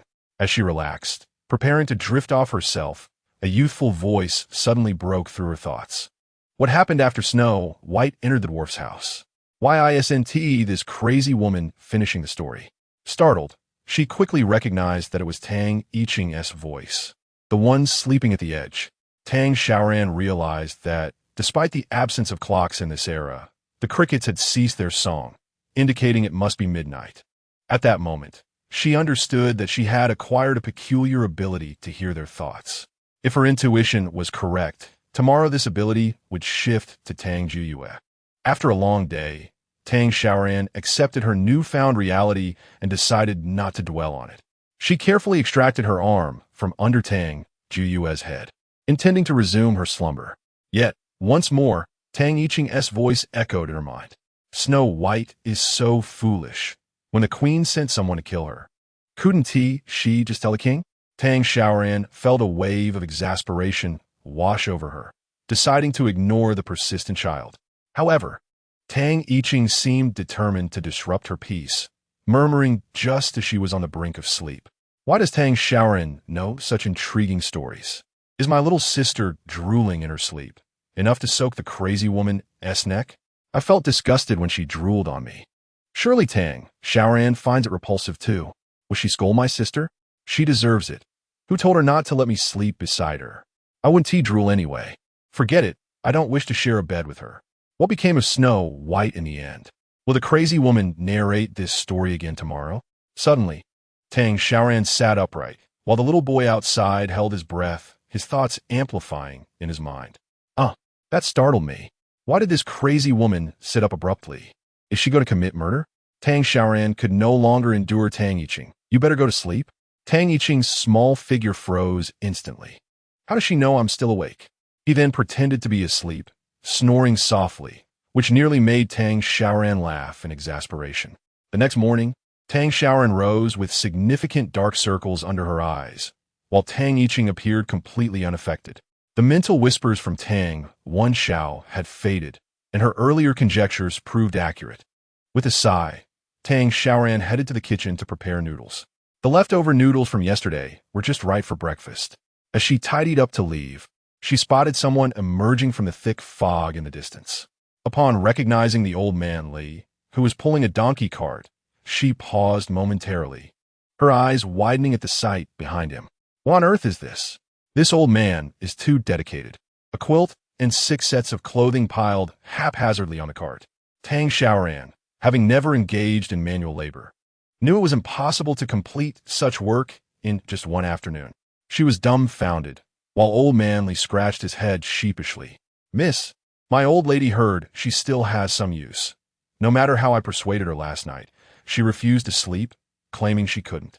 It was only this morning that I realized she stayed up all night to finish this. Chapter 19. Is there a normal child in this family? Tang Xiaoran was at a loss for words, while Tang Jieyue looked at the new clothes, rubbing her small hands as she sat on the bed. After moving the quilt and clothing indoors, Tang Xiaoran returned to hand old man Li 20 coins. However, he waved his hand, reluctant to accept. Miss, my wife said that the 20 coins you gave earlier are already quite generous. You should take this money back. Yet, Tang Xiaoran insisted on giving it to him. Old man, let us do it this way. You see, I have 3 children, and I'm quite clumsy with my hands. I'll need to trouble your wife to help us sew the clothes later. Next time, I'll pay less for the sewing. Children grow quickly, and soon I'll need to have their clothes altered. Old man Li looked at the 20 coins in his hand, a glimmer of moisture appearing in his eyes. All right then, from now on, when you take the donkey cart, I 1T charge you. Tang Xiaoran smiled. Old man, you say that, but I plan to start a small business. I might often need to trouble you. Not charging me isn't acceptable. If you offer me a discount, that's reasonable, but I cannot ride your cart for free. Upon hearing that Tang Xiaoran would frequently tend to his business, old Li's spirits lifted considerably. In the marketplace, he was not the sole one pulling a donkey cart. Several others appeared more robust than he. Often, after 2 market rounds, he would return empty-handed. Gratefully, he guided the donkey cart away. Turning back, Tang Xiaoran noticed Tang Jieyue emerging from a heap of clothes. Elder sister, can I wear this now? The child, perpetually enamored with novelty, asked eagerly. With a smile, Tang Xiaoran held the garment against her and replied, of course, it was purchased for little Jieyue. Cautiously, Tang Jieyue donned the outfit, and upon feeling the pristine fabric, she was utterly enchanted. Tang Xiaoran then turned to the remaining 2 boys. You should try these on as well. I wish to see how they fit. Tang Xiao silently retreated to a corner to change, while Tang Yiqing muttered to himself as he picked up his clothes. Such fine attire. How can one work in them? Tang Xiaoran found herself at a loss for words regarding this little rascal. Once the other 2 children were also dressed, she gathered them before her. Though still somewhat malnourished, their delicate features were unmistakably handsome. Satisfied, Tang Xiaoran nodded and picked up a nearby backpack. Inquiring whether Tang Xiao wished to accompany her up the mountain or stay home to look after his younger sister, he opted for the former, but Tang Yiqing was discontent, his expression dark and forbidding. Today, Tang Xiaoran could hear his inner thoughts. Indeed, he had been cursing her a few days prior. It's unfair. That madwoman only takes my elder brother. Why must I remain at home to watch over our sister? Tang Xiaoran is biased. Our little sister could previously accompany us up the mountain, yet now she is left behind while I am expected to babysit. Am I to merely watch her feed that foolish rabbit? Observing Tang Yiqing's stormy demeanor, Tang Xiaoran understood that his bitterness was not without cause. His frequent outbursts and harsh words made her question whether she could guide him back to a better path. At that moment, Tang Jieyue clung to her arm, her voice soft as she pointed to the small backpack in the corner. Elder sister, I also wish to go up the mountain. I promise I 1T slow you down. She scampered off to hoist the small backpack on her back. I used to go with my brother to gather firewood and mushrooms. Is that all right? Tang Xiaoran glanced at Tang Xiao, who remained silent, staring blankly at the pack in his hands. Exasperated, she wondered if there was a single normal child in this household. Ultimately, Tang Xiaoran chose to concede. After repeatedly instructing Tang Jieyue not to wander off, the four of them set off on their expedition into the mountains. Before they had even reached the halfway mark, Tang Xiaoran was the first to falter, leaning against a large tree to catch her breath. Tang Yiqing shot her a sidelong glance. With such stamina, you are worse off than little sister. Tang Xiaoran thought to herself that she wished she had the power to skip over Tang Yiqing's thoughts. He was nearly driving her to exasperation. As she straightened up, she turned around and was astonished to see a vast expanse of bamboo shoots behind her. Upon closer inspection, joy surged within her. There were indeed sugarcane fields here. Hastening forward, she wielded her sickle and struck one of the stalks. The sugarcane snapped crisply as she tore off the outer layer, ready to savor its sweetness. She had been climbing for quite some time and was parched. Yet at that moment, Tang Yiqing rushed over, forcefully knocking the sugarcane from Tang Xiaoran's hands, his demeanor as if confronting a formidable adversary, startling her. Is this grown by someone else? Tang Yiqing rolled his eyes. This woman is indeed mad, stuffing anything in her mouth. Tang Wenxiao approached upon hearing the commotion, glancing at the sugarcane on the ground and then at the bewildered Tang Xiaoran. This is poisonous. Eating it could be fatal. Tang Xiaoran stood there in shock, picking up the sugarcane to examine it closely. This is just ordinary sugarcane. How could it be deadly? Tang Wenxiao remained silent. But Tang Yiqing recollected a past incident when they had once treated such things as wild fruits to satisfy their children's cravings. However, 2 children from the same village had become violently ill after consuming it, their faces turning a sickly shade of purple by the time they reached the doctor. The physician declared it was due to poisonous ingestion, yet no one could determine the source of the toxin until one child recalled they had eaten this sweet bamboo shoot. Since then, no one dared to touch anything resembling it in the mountains. Tang Xiaoran found this amusing as she began to understand the matter. She took a bite of the sugarcane and chewed before spitting it out. Tang Wenxiao's eyes widened, and Tang Jiyue hurried over, her voice tinged with urgency. Sister, spit it out. Tang Yiqing was infuriated. Have you lost your mind? Tang Xiaoran confidently offered the sugarcane to Tang Jiyue. Don't worry, this is not poisonous. Those 2 children became ill after eating sugarcane that had already gone moldy and rotten. Tang Jiyue looked at her and then at the sugarcane, cautiously extending her pink tongue to taste it. It was sweet. She had never tried it before. Tang Yiqing pulled Tang Jiyue aside. Are you going to join her in her madness? Tang Wenxiao, however, stared at the sugarcane in her hand, realizing that this elongated bamboo shoot was called sugarcane. Tang Xiaoran, observing the vast fields of sugarcane, suddenly had an idea. The previous day at the market, she had seen a vendor selling sugar of poor quality at exorbitant prices. She had intended to purchase some for the children at home, but upon hearing the price, she had to abandon the thought. Now, with this abundant sugarcane field, how could she fear running out of sugar? She set her basket down and began chopping vigorously with a sickle. Tang Yiqing frowned while watching, and after a moment of hesitation, Tang Wenxiao joined in. Tang Jiyue struggled to chop, but helped by moving the cut sugarcane to the basket. Tang Yiqing thought they had all gone mad, yet seeing their enthusiastic efforts, he pouted and joined the fray as well. Chapter 20. Tang Yiqing's dark transformation. Tang Xiaoran had lost interest in hunting, her mind consumed with thoughts of boiling sugar. After filling their baskets to the brim, the 4 of them descended the mountain at a leisurely pace. Tang Jiyue, munching on the sugarcane, curiously observed Tang Xiaoran, who now had no fear of the sugarcane poisoning her. She had not had enough despite eating all along. Tang Xiaoran peeled the sugarcane, placing it in a cloth bag to extract the juice, and from 4 baskets, she managed to squeeze out a large bucket of juice, setting aside a few stalks. She rubbed her aching waist and straightened up, only then noticing that it was nearly noon. She took out the meat she had exchanged with the butcher yesterday and prepared a stir-fry, deliberately omitting the chili this time. As she set the table with bowls and chopsticks, a sudden commotion came from outside. Tang Yiqing bounced in, exclaiming that the bed had been delivered by the old man. Tang Xiaoran was taken aback. So soon? Wang the carpenter, accompanied by several robust men from the village, brought the large bed into the room.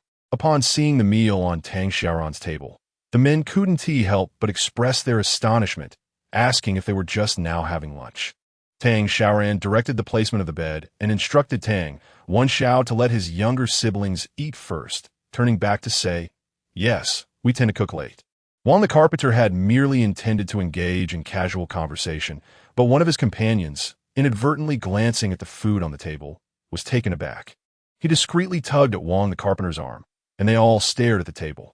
There was white rice, and the three children were eating it mouthful by mouthful. More astonishingly, a bowl brimming with stir-fried vegetables and meat was placed right in the center of the table. They had never seen a household where the meat outnumbered the vegetables. Noticing the men's fixation on the dining table, Tang Xiaoran felt puzzled, but they said nothing and turned to leave after placing down the bed. Yet, something felt amiss to her. As Tang Yiqing popped a piece of meat into his mouth, he silently grumbled, "This isn't spicy at all, lacking the fragrant taste of yesterday's rabbit. It's the spicy ones that taste better." Hearing the little one's internal complaints, Tang Xiaoran approached and gently patted his head, saying, "Little sister can't eat spicy food. You should be grateful for what you have instead of being picky." Tang Jiayue covered her mouth and giggled, while Tang Wenxiao, glancing towards the kitchen, was relieved that he had promptly closed the kitchen door when the villagers entered. He wanted to believe that Tang Xiaoran's sugarcane was harmless. But if the villagers saw her concocting such potentially toxic items in the kitchen, they would undoubtedly mock her. Tang Xiaoran spent the afternoon in the kitchen boiling sugar, working tirelessly until nightfall, finally producing about 2 pounds of brown sugar.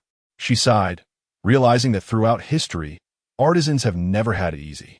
Tang Jua looked at the yellowish-black mass with reluctance and asked, "Sister, do we really have to eat this?"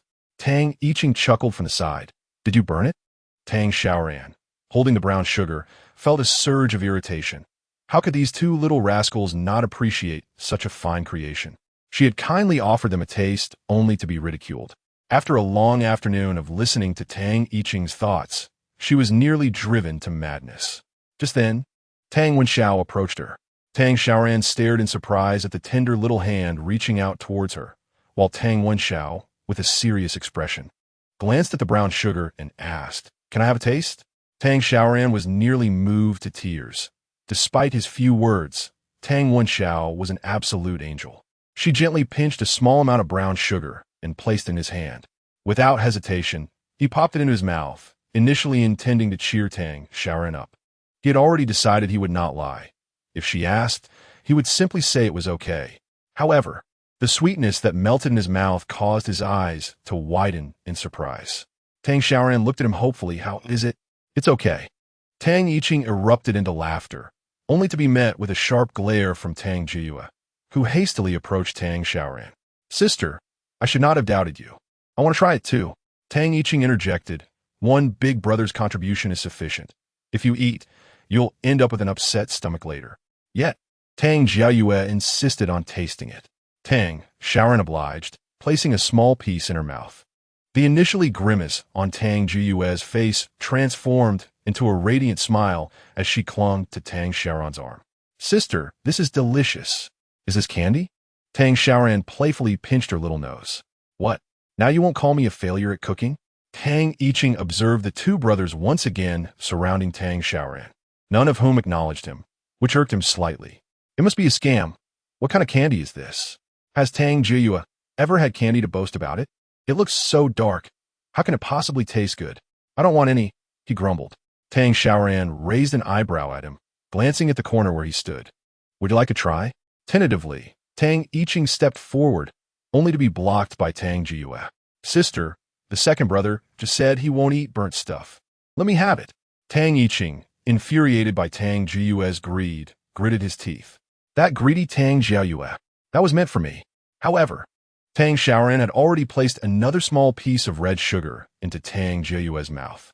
Tang Xiaoran thought to herself that she would take these candies to the market the next morning, hoping to fetch a good price. That night, the four of them finally had the luxury of not having to squeeze onto a single bed. Tang Xiaoran spread the brand new quilt, gifted by Old Li, onto the new bed and pointed out to Tang Wenxiao and Tang Yiqing that they would sleep here from now on. "When you both grow a bit more, I will have a separate room built for you." Tang Jiayue excitedly climbed onto the bed. Today, She could not only snuggle in Tang Xiaoran's embrace while sleeping, but also avoid the cramped conditions with her brothers. Previously, she had enjoyed sleeping with them, but that was in the woodshed, where the cold compelled them to huddle together for warmth. Now, beneath the quilt, it had been too cramped for her to sleep well in recent nights. If Tang Xiaoran could hear her inner thoughts, she would surely laugh, wondering who had been sleeping so soundly and drooling just a couple of nights prior. As Tang Xiaoran lay down, she could still hear Tang Yiqing internally cursing her. Not only her, but also Tang Jiayue, and even throwing a few jabs at Tang Wenxiao. He had been in this mood since the afternoon, ever since Tang Jiayue had devoured his share of candy without any intervention from Tang Xiaoran, who did not replace it with another piece. Tang Yiqing had become increasingly irritable. Tang Xiaoran felt helpless as she was exhausted, yet had to endure Tang Yiqing's ramblings. He had claimed he didn't want to eat the burnt stuff. Finally, as night fell and silence enveloped the room, it was not until the next morning that Tang Xiaoran, having heard Tang Jiyue's inner musings, felt rejuvenated. This child was truly an angel. Just look at what thoughts filled Tang Jiyue's heart. Sister, you look so beautiful when you wake up in the morning. Sister, you smell so nice. I really like my sister. Where will she take us today? In stark contrast, this little angel radiated positivity, unlike a certain mischievous child who only had scornful thoughts towards her. Tang Xiaoran initially hesitated to take Tang Jiayue to the market, yet upon witnessing the child's hopeful gaze, she ultimately could not bring herself to utter a refusal. Chapter 21. This great supplement. After finishing breakfast, Tang Xiaoran led the children towards the market. Along the way, Tang Jiayue was exuberant, skipping and chattering incessantly, while Tang Xiaoran patiently answered her myriad of questions. However, once they entered the bustling market, the little girl suddenly fell silent. Tang Xiaoran cast a curious glance at the now subdued child, just as she began to sense the fear hidden within her heart. Tang Jiayue had a vague recollection of how she had come to live with Tang Xiaoran, but she remembered the neighborly elder once telling her that she was found by Tang Xiaoran at the market. The small child equated the market with abandonment, her tiny hand gripping Tang Xiaoran's garment, slightly damp with perspiration. Sensing her distress, Tang Xiaoran knelt down and gently lifted her into her arms. Tang Jiayue felt a sudden lightness and gasped in surprise, only to find herself perched upon Tang Xiaoran's shoulder. The gentle voice of Tang Xiaoran whispered in her ear, "Is it beautiful?" Before her lay a cacophony of vendors hawking their wares, shopkeepers and customers engaged in jovial conversation, and street vendors loudly advertising their goods. On the ground, amidst the throngs of people, little Tang Jiayue could only see the swaying hems of many garments. Yet, elevated in Tang Xiaoran's embrace, she gazed out and realized that what she had thought to be an interminable street was, in fact, not so long. It was even shorter than the path from her home to the mountain. Even if she were to get lost, she was certain she could find her elder sister on such a brief route. It was not far at all. It was merely her tiny steps and limited perspective that had rendered everything so daunting. Observing Tang Jiayue gradually relax, Tang Xiaoran gently set her down. Holding a package of red sugar wrapped in oil paper, she stepped into the store where she had previously purchased grains and oils. Upon seeing her, the shopkeeper beamed with delight. "What brings you here today?" With a smile, Tang Xiaoran pulled out the red sugar. "I am not here by today. I'm here to sell." The shopkeeper looked at the red sugar in her hand, puzzled. "What is this?" Tang Xiaoran was taken aback. Did he not recognize red sugar? She had thought only the villagers refrained from sugarcane, yet it seemed outsiders were also unaware. She perceived a promising business opportunity. She placed a small piece of red sugar into the shopkeeper's hand. "This is sugar, red sugar. Would you like to try?" The shopkeeper hesitated for a moment, skeptical of the yellowish-brown substance, wondering how it could possibly be sugar. Nevertheless, he placed the red sugar into his mouth, and moments later, his eyes widened in surprise. The flavor of this red sugar was indeed distinct from that of the standard sugars sold in his shop. While others might not discern the difference, as the proprietor, he recognized it instantly. Ordinary sugar was cloyingly sweet, devoid of any other notes. In contrast, the red sugar Tang Xiaoran offered possessed an initial sweetness that transitioned into a subtle bitterness, with a lingering herbal aroma upon closer tasting. Clearing his throat, He clasped his hands behind his back. How do you intend to sell this red sugar? Tang Xiaoran studied the shopkeeper's expression and pronounced each word with clarity. 3 taels of silver for 1 pound. Tang Juet gasped in shock, nearly letting out a scream, and quickly covered her mouth. Remembering her elder brother's advice to speak less when her elder sister was conversing with others. Beside her, Tang Wenxiao and Tang Yiqing were equally astonished, their eyes widening at the audacity of her claim. 3 taels of silver. Indeed, upon hearing this, the shopkeeper shook his head vehemently, exclaiming, 3 taels of silver per pound? Have you lost your mind, or have I? Tang Xiaoran, unperturbed, gazed into the shopkeeper's eyes and began to persuade him. Surely, you have discerned that this sugar is not merely different in taste from ordinary sugar. Its effects are profoundly distinct as well. This substance nourishes the qi, replenishes the blood, and enhances one's health and beauty, making it particularly beneficial for women. She produced another piece, 2 pounds in total, placing it before the shopkeeper. Do you have any idea how long it took me to brew this? A full 3 days and nights without rest. Such a nourishing item is not to be dismissed. Some individuals would gladly pay for it. With that, she tucked the 2 packages into her bosom, leaving the shopkeeper momentarily stunned by her audacity. Is it truly so miraculous? He pondered, glancing at the sugar on his shelves. While sugar was already rather expensive, typically costing 2 taels for common varieties, he felt a nagging suspicion that Tang Xiaoran was merely trying to deceive him. The instinct of a businessman led him to ultimately decline. 3 taels is simply too extravagant. Take it away. The 3 children beside him hung their heads in disappointment. Yet Tang Xiaoran remained unfazed. If she could not persuade him here, she would simply seek out another opportunity elsewhere. 2 taels would suffice. However, just as she turned to leave, she was abruptly seized by the arm by a maidservant, who fixated on the brown sugar in her hand. My lady, is what you just said true? Can it really replenish qi and blood? Tang Xiaoran's eyes lit up. A maid from a prestigious household. She eagerly nodded. Indeed, I personally brewed this. It is perfect for women during their monthly cycle or postpartum recovery. The maid, upon hearing this, became increasingly animated as she trembled, producing some silver coins from her pocket. I shall purchase it. My mistress suffers terribly each month. I hope this will bring her some relief. Tang Xiaoran was suddenly reminded of the mugwort she had seen on the mountain the previous day. Tentatively, she inquired, does her mistress ever use medicinal sachets? The maid hesitated, then appeared perplexed. No, she has never. Medicine can be toxic. How could one consume it so freely? Tang Xiaoran smiled, her eyes narrowing with amusement. It is not for consumption, but for external use. Never mind. It may be hard for you to comprehend. If you trust me, you may provide me with your address, and I will prepare the sachets for you to deliver later. Initially reluctant to engage further with Tang Xiaoran, the maid reconsidered upon realizing that she was not aggressive in her sales pitch. Remembering her mistress's excruciating pain each month, she decided to disclose her family's name. Tang Xiaoran accepted 6 taels of silver and turned to leave, only to be obstructed once more.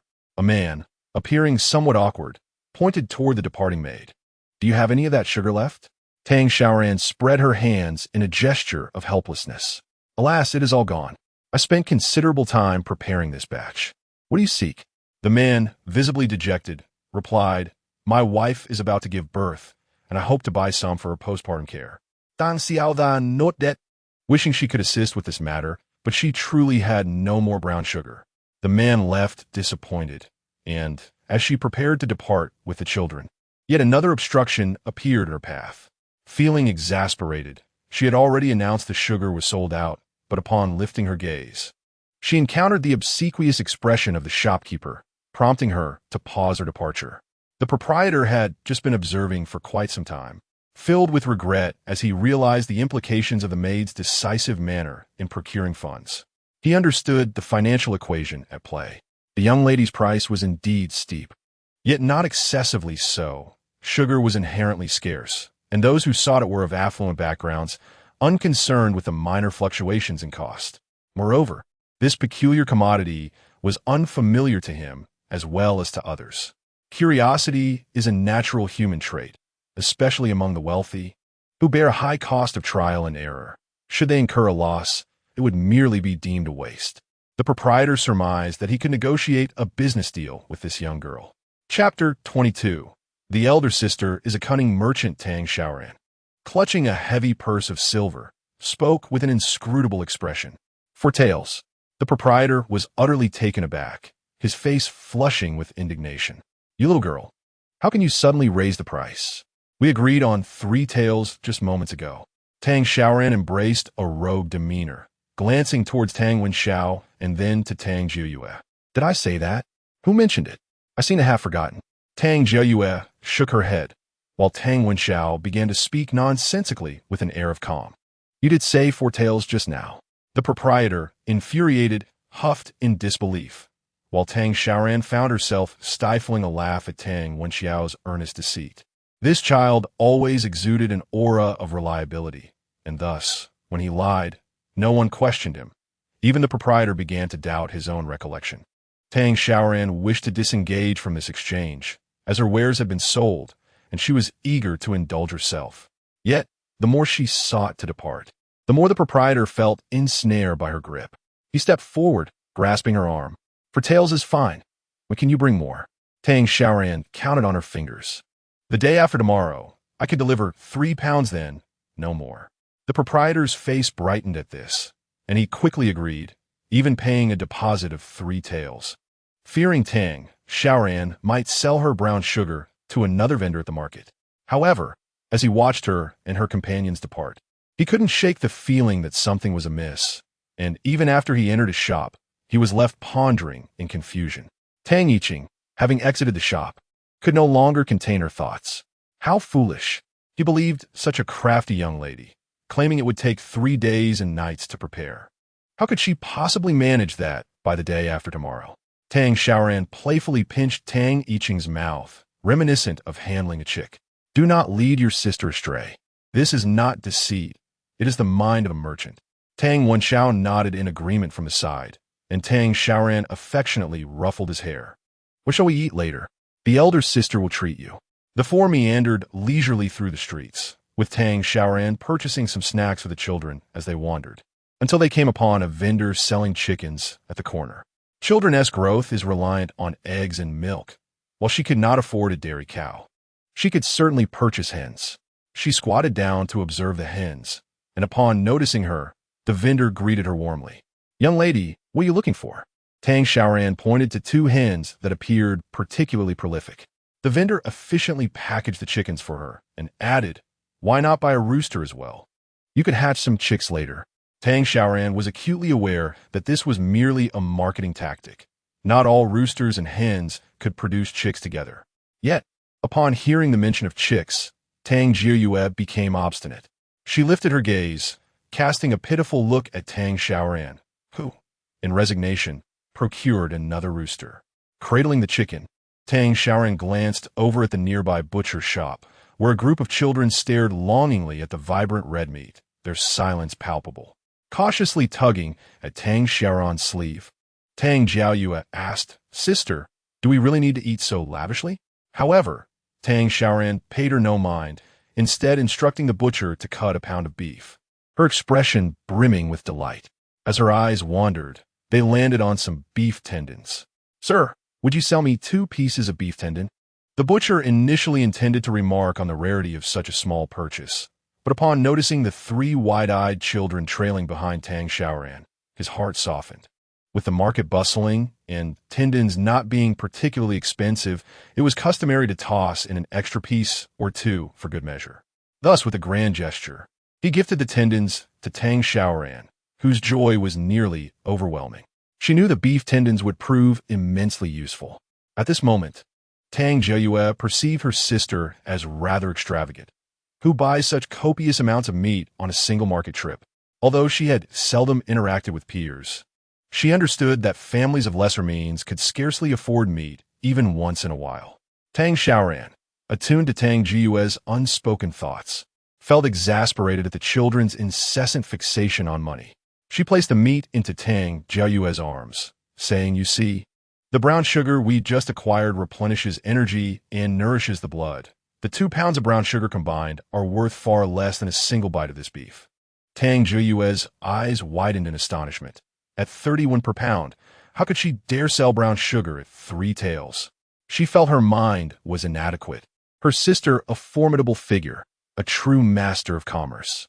The group, laden with chicken and beef, made their way home, but as soon as they crossed the threshold, Tang Xiaoran sensed something amiss. She turned to the children and asked, "Was the inner door closed when we left?" Tang Xiaoran gazed up, puzzled, unable to recall, while Tang Yiqing pondered seriously beside her. Such trivial matters were rarely considered significant. Tang Wenxiao furrowed his brow, positioning himself protectively in front of Tang Xiaoran and Tang Xiaoran. Observing his small stature, Tang Xiaoran's earlier anxiety dissipated. "It's nothing. Perhaps the wind blew it open. Look, nothing seems to be missing from the house." Tang Xiaoran had a habit formed from a past encounter with theft. During her most challenging year, when she took to delivering food at night to save for tuition, she returned home one evening to find her money had been entirely stolen. The blow had been considerable. Since then, she had made it a practice to carry her money and cards with her at all times, and today was no exception. The interior of the house appeared unchanged from when she had departed. Both beds bore only a single quilt. Yet, a sense of unease lingered. Regardless, she could not allow the children to feel frightened. She feigned normalcy and proceeded to the kitchen to prepare a meal. However, upon emerging with the food, she was taken aback. Tang Xiaoran squatted on the floor, feeding the rabbits, and, after tending to them, she took the leftover vegetable scraps to feed the chickens, while the two boys busied themselves at the edge of the courtyard, humming as they worked. She approached and couldn't help but marvel at the exquisite craftsmanship of the fence. It was truly impressive how Yi Qing and Wenxiao had executed it. "Come, let us have dinner first," she urged. Tang Wenxiao pressed his lips together. Yet Tang Yiqing's laughter was uncontainable, proudly lifting his chin to take credit. "Now, our chickens and rabbits can roam freely in our yard."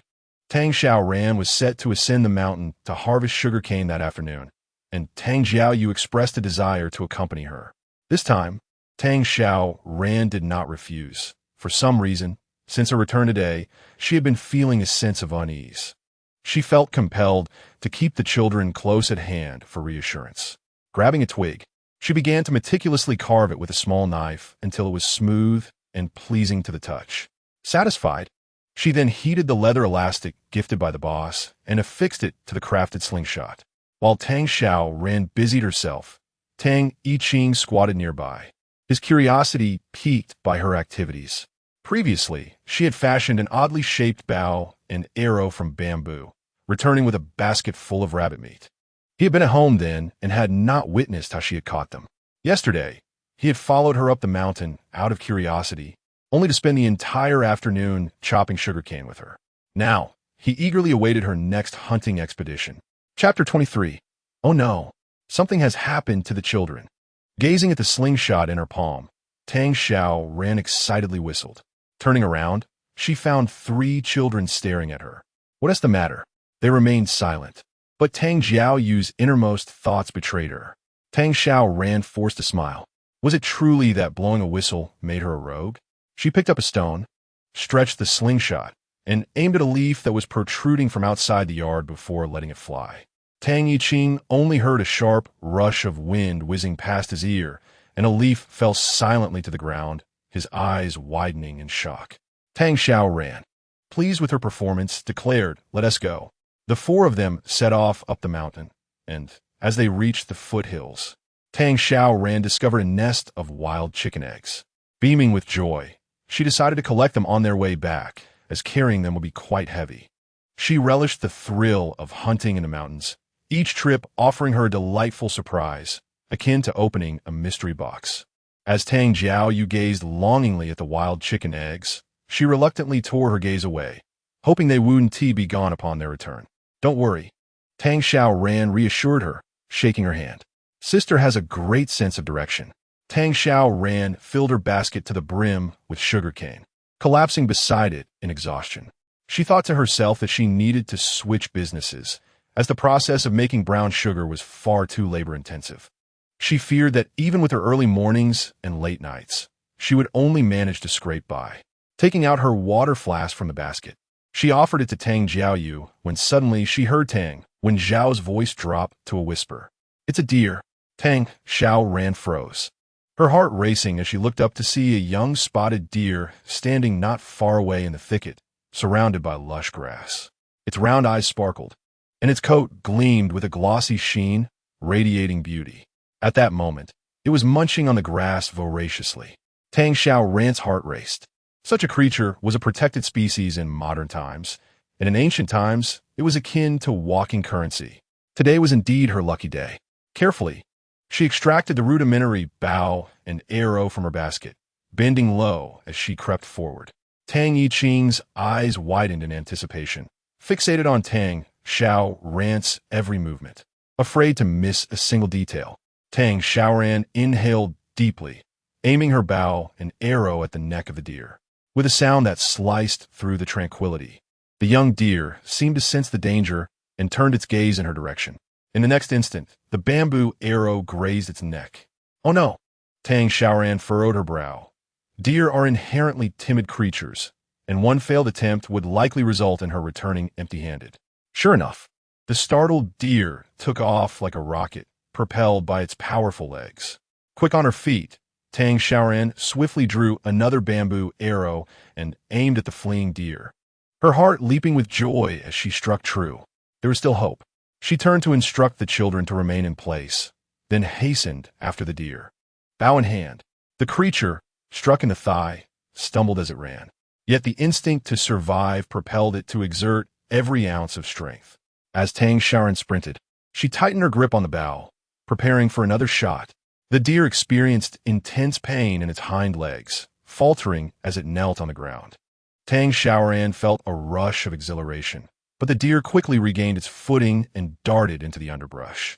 Navigating the rugged mountain path, Tang Xiaoran was not as familiar with the terrain as the deer. Having just cut a significant amount of sugarcane, her energy reserves were low. With a sigh, she resigned herself to turn back. However, before she could reach the sugarcane grove, she heard a faint, sorrowful cry. A jolt of fear surged within her, and she hurried towards the direction of the children. Tang Jiyue was sobbing and calling for her, the words piercing through Tang Xiaoran's heart. "Sister, where are you? Please save my brother." Panic gripped her. Something had happened to the children. Tang Xiaoran's dread intensified, and she bit her lip as she ran faster, her anxiety causing her to stumble over a loose stone. With a muffled grunt, she clutched her bruised arm and regained her footing. At last, she spotted Tang Jiyue not far ahead. Upon seeing her, the girl's cries grew louder, and she rushed towards Tang Xiaoran, arms outstretched. "Why did you leave your spot?" Tang Xiaoran reprimanded as she caught her sister's arm. "You were supposed to stay there." Tang Jiyue trembled at her stern tone, then pointed behind her while sobbing. "It's brother. He hasn't returned." "Oh, second brother said you might be lost in the mountains, so we came to find you." Tang Xiaoran wiped away the tears on the girl's face, realizing she had frightened her. She gently turned the girl's face to meet her gaze, and, with a quivering voice, inquired about her brother. "Where is he?" Upon hearing this, Tang Jiyue wept even more intensely. "Brother fell into a pit." Whoa! Without hesitation, Tang Xiaoran scooped up Tang Jiyue and dashed in the direction she indicated. Their village was nestled among the mountains. While these hills were not particularly high, they were thick with underbrush. Tang Jiyue explained that Tang Wenxiao had fallen into a deep hole. Tang Xiaoran speculated in her mind that it could be a natural pit, a trap set by hunters, or perhaps the lair of a large snake or another wild beast.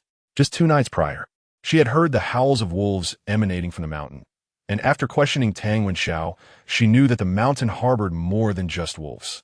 If it were the former, it would be acceptable. However, if it were the latter, hunters typically place traps within the pit, leaving the presence of wild beasts uncertain. Tang Xiaoran's eyes were reddened with anxiety. She regretted pursuing the deer. If anything were to happen to Tang Wenxiao, she would never forgive herself. Hastening her steps, she soon spotted a boy lying on the ground. It was Tang Yiqing, grasping a tree trunk with one hand while reaching into the pit with the other. Rushing forward, Tang Xiaoran helped him to his feet. Tang Yiqing was tear-streaked, his face smeared with dirt. Upon seeing Tang Xiaoran, he seemed to find his anchor in her presence. He pointed to the pit, indicating that his older brother had twisted his ankle and could not climb out. A wave of dread washed over Tang Xiaoran as she peered into the pit, where she found Tang Wenxiao trembling in a corner, his right foot limply resting, while he feigned calmness and looked upwards. After confirming that there were no immediate dangers within the pit, Tang Xiaoran finally exhaled in relief. This was already a fortunate outcome. Yet, soon after, she was beset by a new dilemma. The pit was over 3 meters deep. Even if she were to jump down and assist Tang Wenxiao, she could not guarantee her own ability to ascend back. "Wenxiao, aside from your ankle, are you injured anywhere else?" she inquired. "No," came Tang Wenxiao's shaky response. He had gotten into trouble, and from a distance, he could not discern Tang Xiaoran's expression. Was she angry? Fear gripped him as he gazed at his throbbing leg, biting his lip to stifle his cries from reaching the pit's bottom. As she continued to inquire about Tang Wenxiao's condition, Tang Xiaoran scanned the surroundings for suitable tools. Upon spotting some wild grass vines nearby, her furrowed brow began to relax. Chapter 24. With her around, he felt secure. Tang Xiaoran approached and twisted the wild grass into several bundles, binding them tightly together. Tang Yiqing understood her intentions. She was crafting a rope from the vines and moved closer to assist her in gathering the grass. After clearing away the sharp objects above, Tang Xiaoran tugged at the vines, which were surprisingly sturdy. 2 people could likely rely on them. The mountains were abundant with trees and wild grass. And after securing the twisted grass to a nearby tree, she tossed the rope into the pit. Observing that it reached just the right height to the bottom, she retrieved her bow and arrow, preparing to jump in. Tang Wenxiao inched toward the rope, grasping Tang Xiaoran's intention the moment it was thrown down. Just as he was about to climb, he heard Tang Yiqing ask, "Are you going down too?" Tang Xiaoran hesitated in her actions. Of course, she needed to descend. How else could she rescue him? A pang of anxiety struck Tang Wenxiao. He was the one who had erred, and causing such trouble was burdensome enough. He felt immense gratitude for Tang Xiaoran's efforts in making the rope, and was already overwhelmed that she had not abandoned him. Did it mean she planned to jump down and bring herself up as well? "Sister, I can manage on my own," he hurriedly protested. Tang Xiaoran rolled her eyes. Why were these 2 boys so obstinate? If Tang Wenxiao were not injured, she might have allowed him to try, but with his ankle twisted, he had no solid footing to land on. Resolving to disregard his objections, she took a deep breath, grasped the rope firmly, and slowly descended into the pit. Tang Wenxiao waited for a moment, but when he heard no further sound from above, he looked down at his feet, gripping the rope tightly in his hands, assuring himself he could do this. However, he soon felt an ominous presence approaching from above. He raised his head and locked eyes with Tang Xiaoran, who was descending. With a blink, she released the vine she had been holding and crouched beside him to examine his feet. Tang Wenxiao was momentarily stunned, and it was only when he felt a sharp pain in his ankle that he realized Tang Xiaoran had truly come down to rescue him. This was a 3-meter deep pit. If they couldn't escape, they would perish here. A wave of emotion surged through him, as the panic he had suppressed transformed into an indescribable feeling. Tang Xiaoran, however, was oblivious to the child's distress. Frowning, she noted that his ankle was indeed swollen, and she wondered if she would be able to treat it properly upon their return, as she had no experience in such matters. If it proved too difficult, she would have to take him to see a doctor the next day. When she glanced up and noticed the redness in Tang Wenxiao's eyes, she hesitated briefly before quickly assessing him for any other injuries. It struck her as peculiar. Tang Wenxiao, who usually wore a stoic expression, now seemed on the verge of tears. She couldn't tell if it was due to the pain in his foot or the fear of their predicament. He shook his head, and from above, Tang Jiyue called out, "Sister, brother, are you all right?" Realizing there were 2 other children waiting for her above, Tang Xiaoran wasted no time and hoisted Tang Wenxiao onto her back. They needed to escape the pit quickly. The darkness would only complicate matters, and she was anxious for the safety of the other 2 children. Though Tang Wenxiao was the eldest at 8 years old, the moment she lifted him, she felt an unusual sensation. He was far too thin. His arms were delicate, and as he lay against her, she felt as if she were carrying nothing but a skeleton, so frail and uncomfortable that she thought he needed more nourishment. Turning her head, She instructed Tang Wenxiao. Hold on tight to my neck while I climb. Remember, don't let go. He nodded, feeling inexplicably reassured by her presence. Tang Xiaoran rubbed her hands together and grasped the thick rope, which was about the width of her wrist. She recalled participating in a school event for a chance to earn a modest performance fee. The roughness of the wild grass against her palms, combined with the weight of the child on her back, ignited her determination as she began to ascend. Tang Wenxiao clung tightly to Tang Xiaoran. They were so close that he could see the veins on her forehead bulging with effort and sweat trickling down her cheeks, making it seem as though they were in the midst of summer, despite it being March.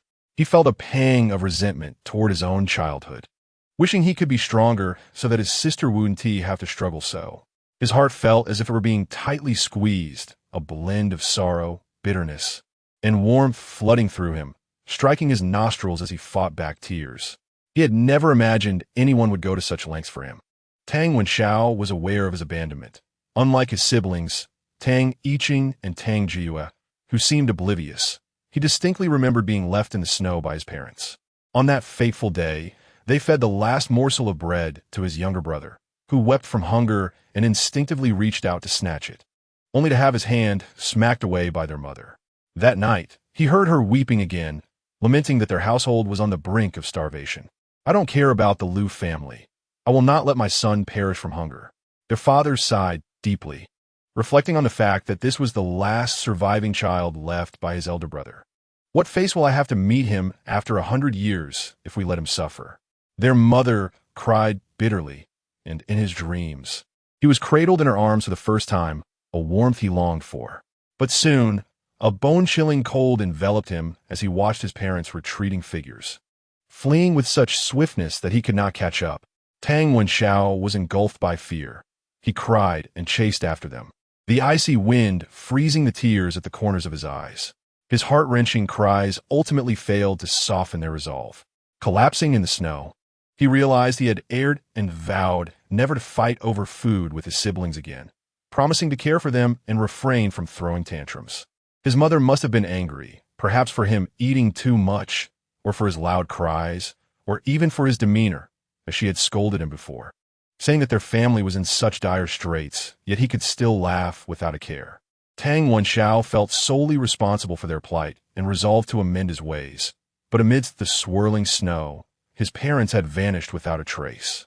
It was not until Tang Xiaoran ventured out to empty the chamber pot and inadvertently roused him that he found a second chance at life. He felt a surge of joy at the prospect of survival, but dared not show a hint of expression, believing this would render him less bothersome. Yet, the reality was that he had merely stepped from one hell into another. He watched as Tang Xiaoran brought back child after child, only to soon send them away in exchange for meat. Fear gripped him, prompting Tang Wenxiao to minimize his food intake and labor incessantly, simply wishing to endure.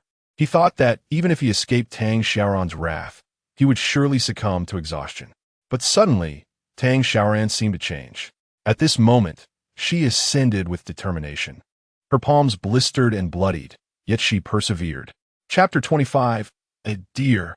How could it be here? Tang Xiaoran paid no heed to Tang Wenxiao's thoughts as she finally made it to the top, her hands burning from friction. Tang Jiyue sobbed while assisting her elder brother to drink water, and as the daylight waned, Tang Xiaoran realized it was time to descend the mountain. After taking a sip, she approached Tang Wenxiao, who had managed to stand with the support of Tang Yiqing. His youthful face bore a hint of anxiety, and he bit his lip, summoning the courage to speak. Thank you, elder sister. I can make my way down on my own. You need not worry about me. Tang Xiaoran bent down and gently lifted him onto her back. Little rascal, don't frown all the time, you know? I thought your feet were made of iron. Tang Wenxiao rested against the girl's shoulder, which, though not broad, inexplicably evoked a sense of home within him. Tang Jiyue and Tang Yiqing each carried a basket of sugarcane, while Tang Xiaoran concealed the remaining sugarcane deep within the grove, intending to return the following day. The group ambled slowly down the mountain.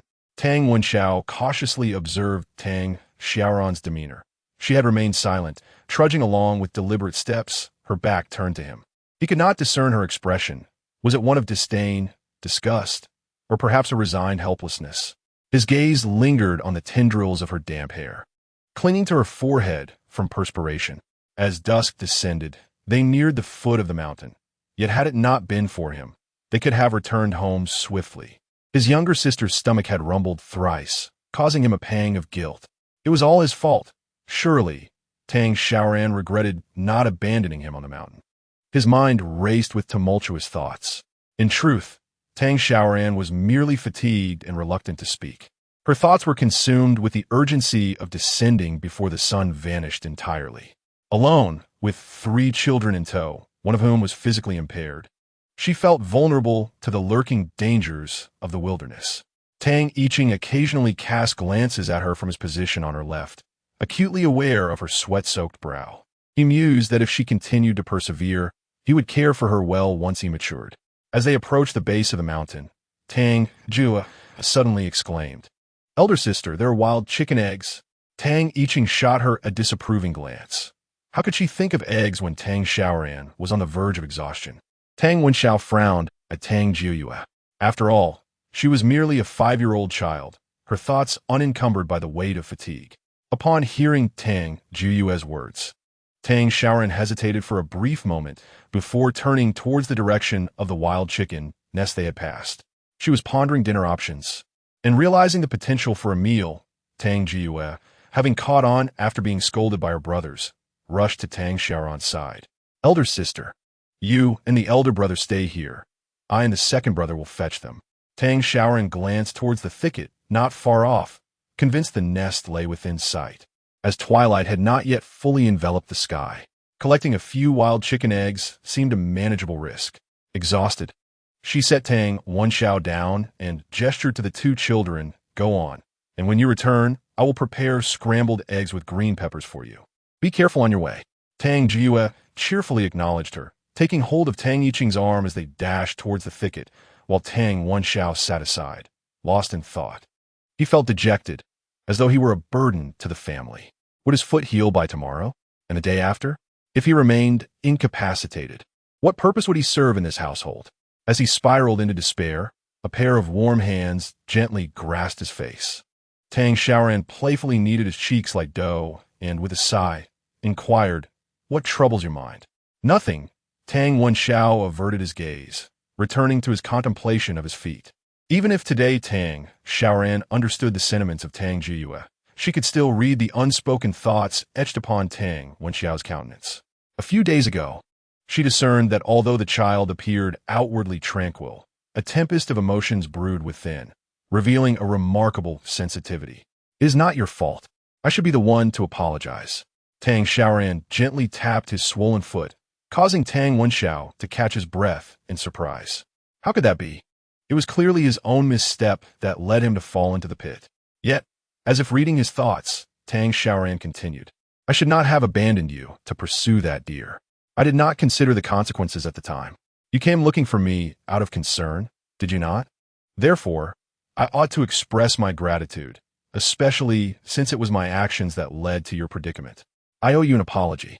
Tang Wenxiao gazed at her in a daze, as the sun in the sky neared its descent, leaving only a final trace of dark crimson.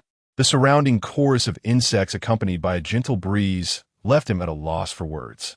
His heart felt as though it were brimming with emotions. Tang Xiaoran, observing the bewildered child, chuckled at last. "You're not the emotionless little robot anymore, Wenxiao. You should smile more, live a little lighter, like an 8-year-old child." Tang Wenxiao was unfamiliar with the term little robot, sensing that his elder sister had been acting rather peculiarly of late. Yet, he found that he did not mind this version of Tang Xiaoran. No one had ever told him to relax, and he had never felt as unburdened as he did at that moment.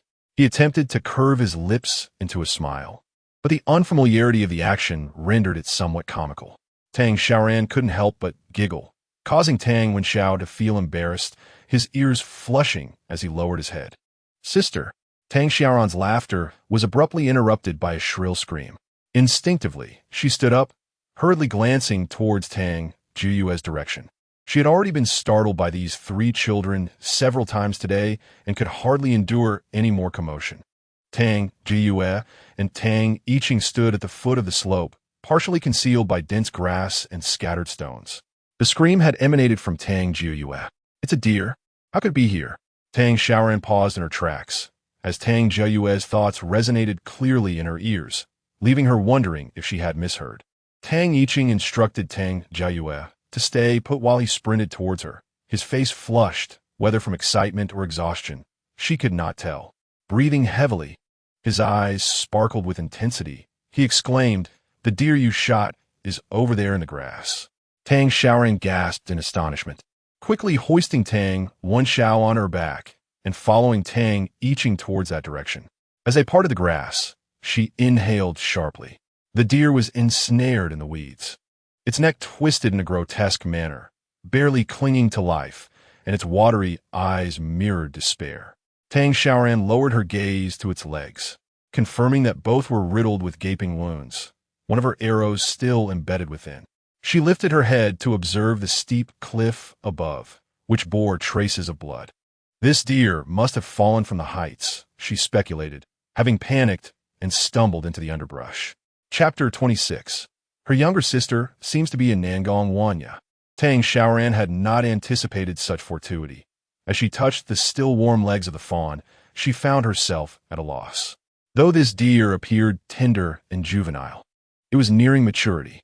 Tang Xiaoran estimated its weight to be around 100 jin, heavier than Tang Wenxiao on its back. How could they possibly transport this deer back? As she pondered this with a furrowed brow, Tang Ju suddenly gasped in surprise, "Sister, there's something beneath it." Following her gaze, Tang Xiaoran indeed saw something protruding beneath the deer. After much effort in extricating the deer, she was left both amused and exasperated. Today seemed to be a stroke of absurd luck. The deer was lying atop a pair of lifeless wild chickens. These wild chickens, which typically took flight at the slightest sound, had met their demise right in their own nest, crushed beneath the deer, with several broken eggs beneath them. It was clear that as the sun set, the wild chickens had returned to their nest to incubate their eggs, only to be crushed by the falling deer, turning their family into the deer's unfortunate companions in death. A heavy silence fell over the four of them. Tang Wenxiao, who was on Tang Xiaoran's back, gently patted her shoulder. "Sister, please let me down. Let the younger sister support me, and we shall proceed slowly." He surveyed the abundant spoils and emptied the sugar canes from Tang Jiuyue and Tang Yiqing's backs. The mountains were laden with sugar canes, yet the wild chickens were a prized find. He carefully placed the chickens into a basket, allowing them to resume their burden. "You and Yiqing shall carry the deer back. I will follow behind with the younger sister." Tang Xiaoran glanced at his feet and then at the deer. After having touched his foot earlier, she noted that Tang Wenxiao's injury was not too severe. With caution, he should manage. Observing the gasping deer, she realized that if left behind, the scent of blood would soon attract carnivorous predators. Gritting her teeth, she hoisted the deer onto her back. The 100-gene weight nearly toppled her, but she steadied herself and turned to the children, declaring, "I can carry this deer myself. You two should support him and stay close to me." Fortunately, they were already at the foot of the mountain, and within minutes, they had reached the village. Tang Xiaoran was on high alert, fearing encounters with fellow villagers. Fortunately, their prolonged struggle had allowed the night to fall completely. Despite their slow pace, they arrived home safely. Tang Xiaoran dragged the deer into the kitchen and hurried to greet Tang Wenxiao. Once they closed the yard gate, the group exchanged wide-eyed glances in the kitchen. It was Tang Xiaoran who first heard Tang Jiayue's stomach growl. Rising, she rummaged through the basket and announced, "Sister, I will prepare a meal with the wild chickens." Tang Wenxiao looked at the chickens, wanting to protest, "Are you not selling these chickens?" Tang Xiaoran blinked, glancing at the wild chicken. "Chicken soup is nutritious. It will aid in your recovery." Tang Wenxiao felt a profound impact from her words, as he had never anticipated such a response from her. By now, Tang Xiaoran had deftly begun to cook, deciding to divide the chicken into two portions, one for stir-fried chicken and the other for chicken noodle soup. She turned to glance at Tang Jue, who was crouched on the ground examining the deer. Suddenly, an idea struck her, and she stepped outside. The night had deepened, and the chickens had returned to their coop. She reached inside and felt around, and indeed, she discovered 3 eggs, causing her eyes to squint with joy. With the eggs in hand, she returned to the house, only for Tang Jiue to exclaim upon seeing them, "Sister, how did you retrieve the eggs?" Tang Jiue rose early in the morning to check if the hen had laid any eggs, eagerly anticipating the hatching of chicks. To her dismay, she discovered that the eggs had already been cracked into a bowl by Tang Xiaoran. Observing Jiue's pout as she gazed at the eggs, Xiaoran chuckled, explaining that roosters and hens must stay together for a few more days to produce good eggs, and that these particular eggs were spoiled and incapable of hatching.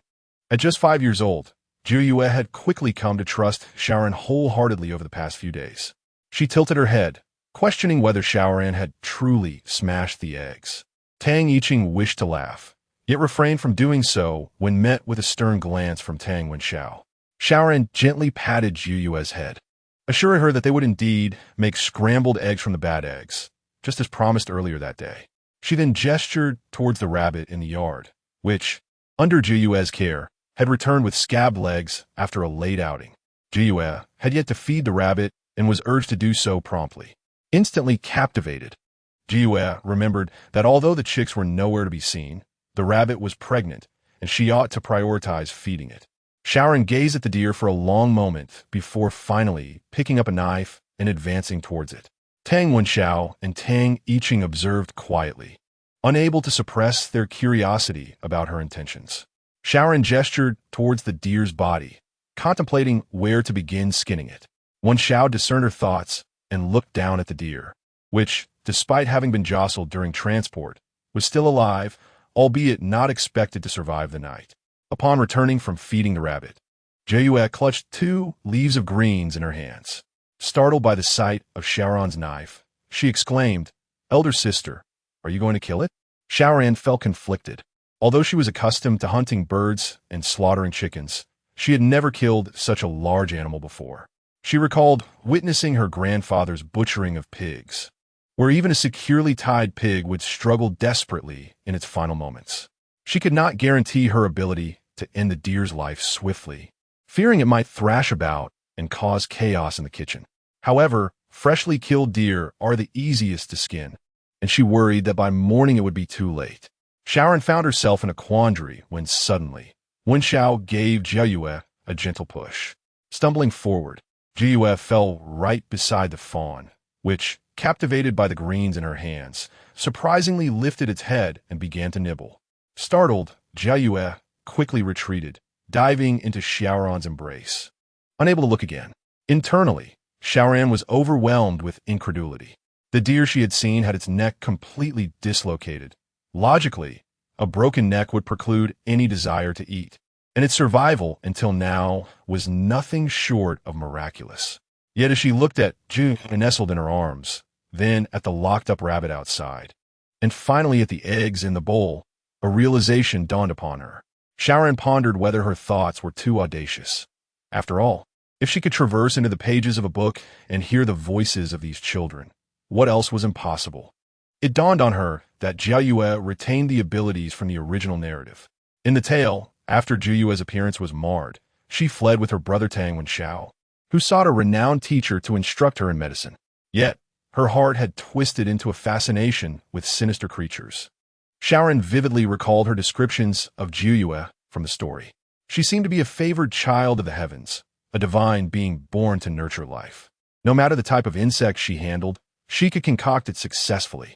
She released those insects into Tang Xiaoran's possession, and the subsequent events unfolded into her own tragic fate. Tang Xiaoran was reluctant to dwell on the memories. She merely gazed intently at the deer as it bizarrely finished its leafy meal. Her younger sister appeared to resemble Nangong Wanya. Chapter 27. Who's there? Tang Xiaoran took a deep breath and reluctantly set down the kitchen knife. She truly lacked the heart to slay the deer. Its watery, innocent eyes rendered her unable to act, even though she knew it was beyond saving. She could only hope her speculation was correct, that Tang Jiue could indeed allow the deer to survive the night and fetch a good price at the market the following day. Setting the wild chicken noodle soup on the table, the children's eyes widened with delight. Watching Tang Jiue devour her meal with fervor, Tang Xiaoran affectionately patted her head. "Eat slowly. No one is competing with you." Tang Jiue, with grease adorning her mouth, stuffed a whole piece of chicken in her mouth before grabbing a piece of egg and swallowing it whole. Elder sister, I feel so happy right now. The chicken is so delicious, boo-hoo. Tang Wenxiao quietly pushed the chicken aside in his bowl, focusing solely on the noodles. Tang Xiaoran placed a piece of meat into his bowl. Why aren't you eating? Don't you like it? Tang Wenxiao shook his head, remaining silent. This taciturn child left Tang Xiaoran feeling exasperated. Fortunately, she had heard Tang Wenxiao's thoughts and understood his awkward nature. She guessed he felt unworthy of such fine food and intended to share it with his younger siblings. For the first time, Tang Xiaoran found the role of a caregiver rather exhausting. With a firm resolve, she added a piece of egg to Tang Wenxiao's bowl. Listen, Wenxiao, this wild chicken is primarily for your nourishment. Just look at your feet. Tang Wenxiao lowered his gaze to his feet, his complexion paling momentarily, uncertain of what Tang Xiaoran would say next. She continued, the chicken soup and meat are highly nutritious. You must eat it all to recover quickly.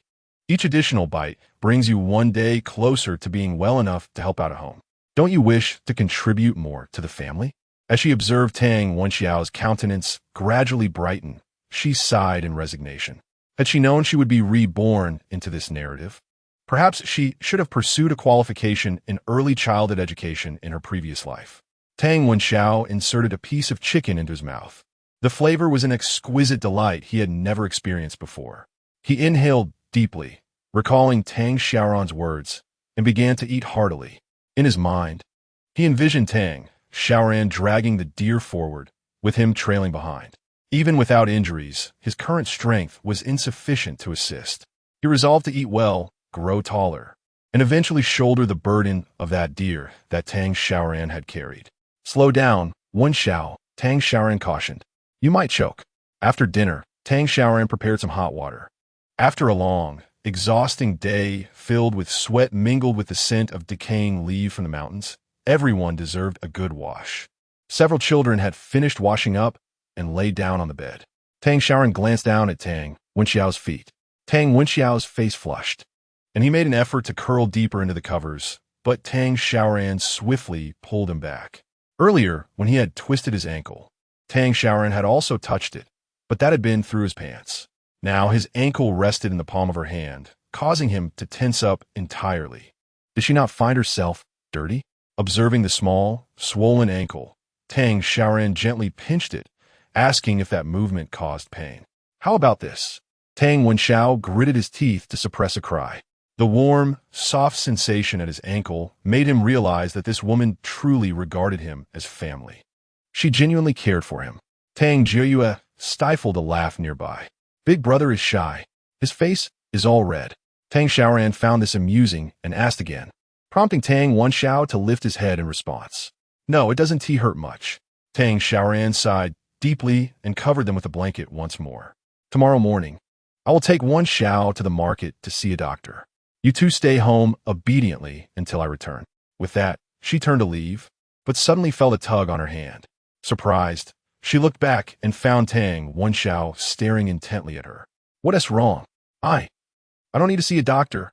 It's a waste of money. My foot will heal on its own. Tang Xiaoran felt a bit helpless. This child had such low self-worth, thinking he did not deserve to see a doctor. She firmly pressed him back into the covers. I have made my decision. Now, go to sleep. With that, she exited the room, leaving behind a profound silence. In truth, it was not only Tang Wenxiao who was astonished.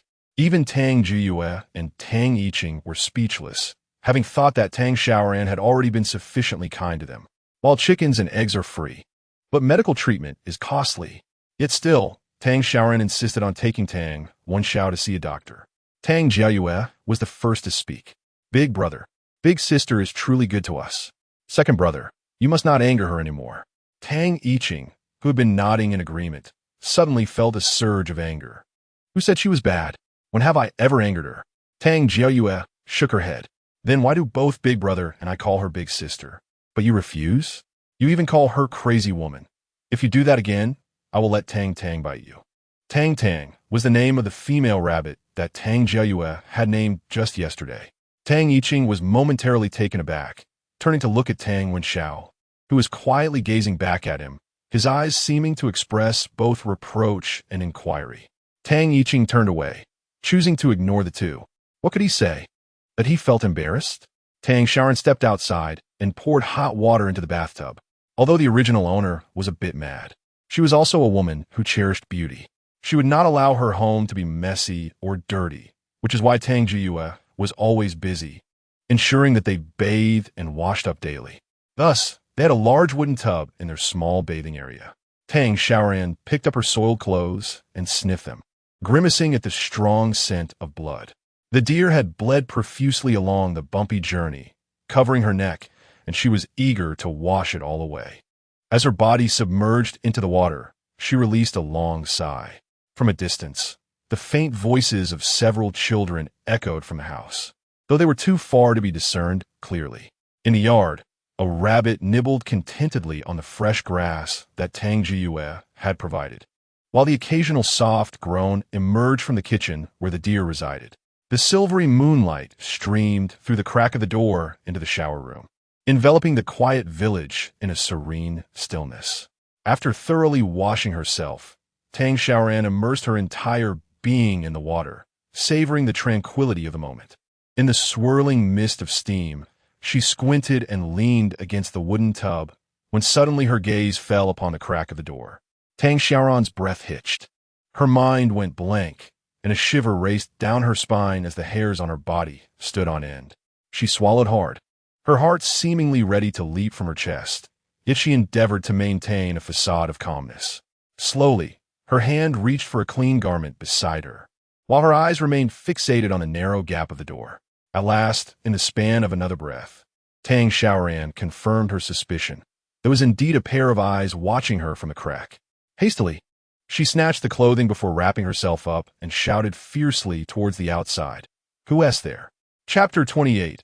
A surge of jealousy. The eyes outside blinked in surprise, evidently unprepared for Tang Xiaoran to notice him so swiftly. Disheveled in her clothing, she did not hesitate to grab a long brush used for scrubbing the tub and charged out. The man took 2 steps back, standing in the yard, as Tang Xiaoran emerged from the bathing area, illuminated by the moonlight. She recognized him faintly, yet his identity eluded her in that moment. However, the gravity of the situation demanded her immediate attention. The man, startled by her audacity to confront him, grew anxious. He stepped towards her, attempting to cover her mouth, his tone pleading, yet his actions were undeniably coarse. Xiaoran, don't be so loud. I was just taking a casual stroll. Tang Xiaoran evaded his hand, retaliating with a slap. Strolling into someone else's yard? My doors are locked. How did you get in? She deduced that he had climbed over the wall, and her worst fear had come to pass. This man might have been here earlier in the afternoon. The moment she returned home, she felt an unsettling difference. Yet, everything in the house appeared untouched, allowing her to lower her guard. Tang Xiaoran's family was impoverished, and while many in the village constructed high walls, her home was merely encircled by a low earthen barrier. From the very first day of her arrival, she had pondered whether a woman with 3 children could truly feel safe in such a drafty abode. Determined to apprehend the man, she aimed to seize his arm to bind him, but he deftly dodged her grasp. Armed only with the brush, she struck out, landing a blow upon his face, which ignited a sense of humiliation within him. He roughly seized a handful of her damp hair and snarled, "You wretched woman, are you refusing my kindness? I came to see you out of respect, yet you play the virtuous one." As he leaned in to impose his foul breath upon her, Tang Xiaoran felt a wave of nausea wash over her. Turning her head to endure the sharp pain, she lifted her foot and kicked towards his groin. Unbeknownst to her, the man had long been prepared. With one hand grasping Tang Xiaoran's hair and the other securing her raised foot beneath his arm, he freed a hand to explore her body. Instantly, Tang Xiaoran felt a surge of panic and, with all her strength, pulled his head toward her, pressing her entire weight against him. Standing precariously on one foot, with the other ensnared by the man, they both lost their balance and collapsed to the ground in a strange embrace. The man held Tang Xiaoran tightly, resembling a thoroughly enraged hyena, the foul odor of his breath assaulting her face. "You filthy woman, aren't you selling yourself too? Show me what you've got." The stench from his mouth nearly made her gag, Had he never brushed his teeth? His breath was more repugnant than a latrine. Gritting her teeth, she retorted, "You are the one who sells yourself." The man, infuriated by her denial, shot back, "You're a woman supporting 3 children. I clearly saw when we delivered the bed that your little brats had meat in their bowls." It dawned on Tang Xiaoran why this man looked familiar. He was one of those who had come with Wang the carpenter to deliver the bed. Everyone had laughed and observed the children eating meat at the table, unaware that someone had taken note of it. "I stand outside your door at mealtime, and you, with nothing to your name, somehow have the aroma of meat wafting from your home." Upon hearing this, Tang Xiaoran's brows knitted tightly, almost capable of squashing a fly. Such individuals have existed throughout history. They appear to harbor a bias against women, yet it is rooted in an innate sense of superiority stemming from their own uncontrollable insecurities. Whenever they encounter a woman who surpasses them, they silently reassure themselves that while the woman is indeed exceptional, she lacks something they possess. However, despite this self-reassurance, their jealousy spirals out of control, leading them to deceive themselves, claiming that women who excel do so through unscrupulous means, achieving what they themselves cannot. In truth, these individuals yearn for unearned gains, craving to be elevated through dubious means, yet when they find no buyers for their wares, they resort to slander. Tang Xiaoran was certain that if someone told this man he could feast on meat every day by selling himself, he would abandon his idle chatter and be the first to leap at the opportunity.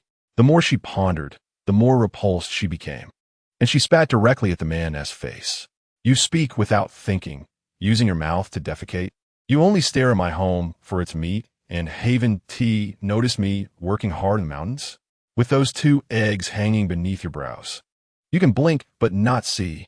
Infuriated, the man's eyes sparkled with rage as he raised his hand, intending to cover her mouth. Cursing under his breath, he shouted, "What is wrong with me looking at you enjoying a good meal? You should consider it a blessing that I even find you somewhat appealing. Otherwise, I think you're filthy." Tang Xiaoran gazed at the thick, grimy hand raised toward her mouth, covered in years of dirt, resembling cracked, tightly interwoven plates of molten rock, with coarse hair sprinkled atop. Struggling to suppress her nausea, she clenched her teeth and bit down on the hand that sought to cover her mouth. She vowed to herself that she would certainly brush her teeth thoroughly afterward. Tang Xiaoran aimed to attract the attention of the villagers around her, yet at the moment the man let out a piercing scream, a sudden realization struck her, causing her eyes to widen in shock as she exhaled hurriedly. Alas, it was too late. Sounds emanated from within the house, and she had completely forgotten about the children. The man, towering and formidable, was a challenge even for her.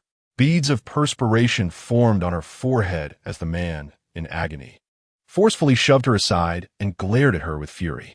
Inside, Tang Wenxiao and Tang Yiqing had already settled down for the night, but Tang Jiyue insisted that their older sister had not yet returned, leaving the children obediently waiting at the foot of the bed. Time slipping away far too long for comfort. Tang Wenxiao furrowed his brow as he thought he heard commotion in the courtyard. "Why don't we just sleep for now?" Tang Yiqing yawned, noting her blood-stained clothes, which would require a thorough washing. However, before she could finish her sentence, a sudden scream pierced the night air, causing the children to leap from their beds. Indeed, it was the man's anguished cry. Tang Yiqing swiftly donned her shoes and pushed open the door, while the 2 in the courtyard turned to investigate the noise. Tang Yiqing's eyes widened in disbelief as she took in the scene before her. Not far in the courtyard, illuminated by the silvery moonlight, she saw Tang Xiaoran sprawled on the ground, her attire disheveled, and her face marked with handprints.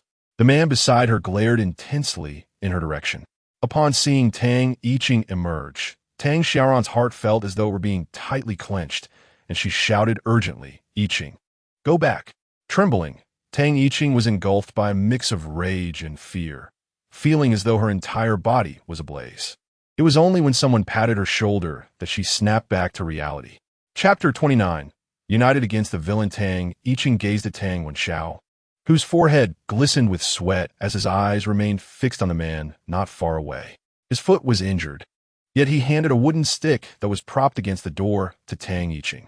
They exchanged a glance, and with determination, Tang Yiqing grasped the stick and charged out. Tang Wenxiao observed the man in the courtyard, then glanced at his own foot, feeling an unprecedented loathing for his own helplessness. He turned back into the house and instructed Tang Xiaoran, "Do not cry. Climb onto your brother's shoulders and go to the village chief's house to summon help. Do you understand?" As he spoke, he crouched down.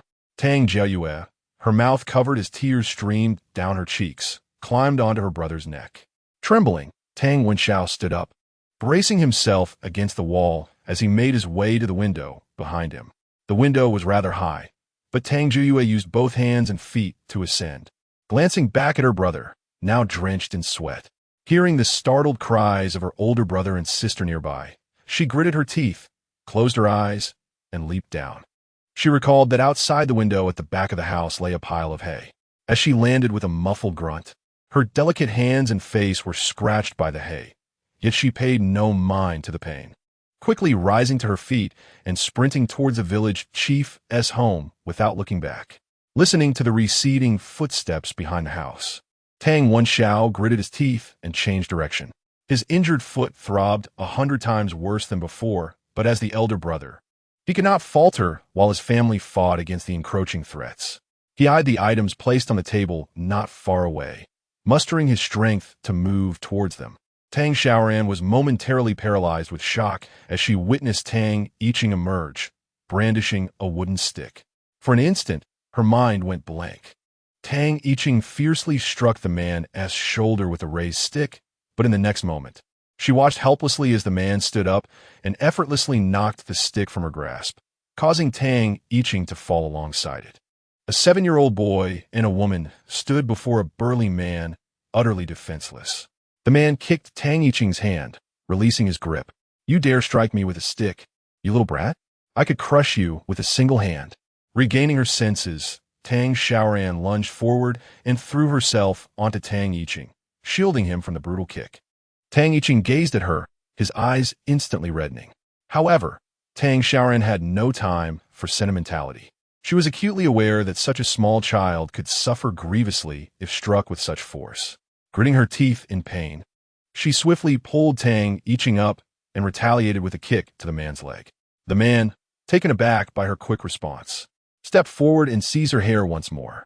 At that moment, Tang Yiqing swung the stick again, this time connecting with the man's forehead. He aimed for the top of the man's head, but due to his height, could only strike his forehead. The man staggered momentarily, dazed. Yet he maintained his grip on Tang Xiaoran's hair. Seizing the opportunity, she delivered a fierce kick to his groin, causing him to double over in pain, his eyes sharpening with clarity.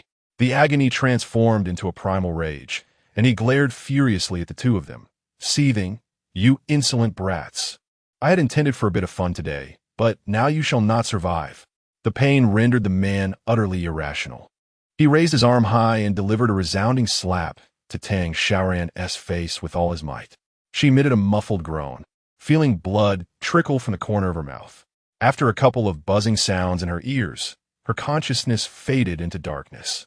Tang Yiqing trembled with fury, consumed by the desire to kill him. This thought incessantly echoed in his mind as he looked at the unconscious Tang Xiaoran, her once radiant smile now a distant memory. Just moments ago, she had been joyfully recounting the tale of Snow White, but now she resembled a broken doll, her head hanging limply as the man dragged her away. With renewed determination, Tang Yiqing raised the stick, disregarding the man's incoming fist, and struck at the man's head once more. Simultaneously, he felt the man's punch land on his own face. It felt as though his body had been lifted off the ground. His nose twisted painfully as blood gushed forth, followed by a rush of wind whistling past his ears. Tang Yiqing crashed heavily to the ground, having been thrown a meter away by the man's blow, his head spinning as though it were a mass of mush. The man, having once again been struck on the forehead, felt his head grow numb from the pain. He hesitated for a moment before lifting his hand to strike Tang Xiaoran once more, who was closest to him. Suddenly, a sharp sound sliced through the night air, followed by the man's piercing scream, a cry that resonated far more loudly than the previous commotion, causing dogs in nearby homes to bark in response. Tang Yiqing was roused from his slumber by a chilling scream. shaking his head as he rose from the ground, his eyes widening in shock at the scene before him. The man had released Tang Xiaoran, tossing her aside. She lay unconscious on the ground, still reeling from the earlier slap. The man clutched his left eye, wailing in agony, and the steady stream of blood seeping through his fingers sparked a realization in Tang Yiqing. He swiftly turned to glance in the direction behind him. Tang Wenxiao had emerged from the house, illuminated by the moonlight, his expression devoid of emotion. His eyes, cold and menacing, held an undercurrent of unfathomable hatred, and in his hand he gripped a branch. In an instant, Tang Yiqing understood. It was a slingshot. Tang Xiaoran had mentioned wanting to catch a wild chicken after finishing her work, but the incident with the fawn had made her forget entirely. Just before she had washed up, she had carelessly tossed the slingshot from her pocket into the inner room. Gazing at the unconscious Tang Xiaoran and then at the howling man, Tang Yiqing lifted his stick and charged forward once more. This was his opportunity. This time, he could raise the stick high above his head. What if he was young and small? If he couldn't reach the man standing, he would make him kneel. He dashed around to the back and struck the man's knee. The man, with only one functioning eye, found his vision blurred from the pain, and he felt his knee buckle, causing him to stumble forward uncontrollably. Tang Yiqing raised his stick high, his murderous intent almost palpable as he fixed his gaze on the man he had long observed. With gritted teeth, he channeled all his strength into his swinging arm. The man sensed someone behind him, but had no time to turn around, for he was met with the cold, terrifying gaze of the boy who had just cost him an eye.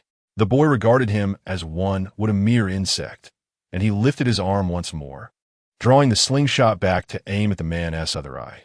Time seemed to freeze at that moment. Tang Xiaoran, still dazed, lifted her head to witness the scene.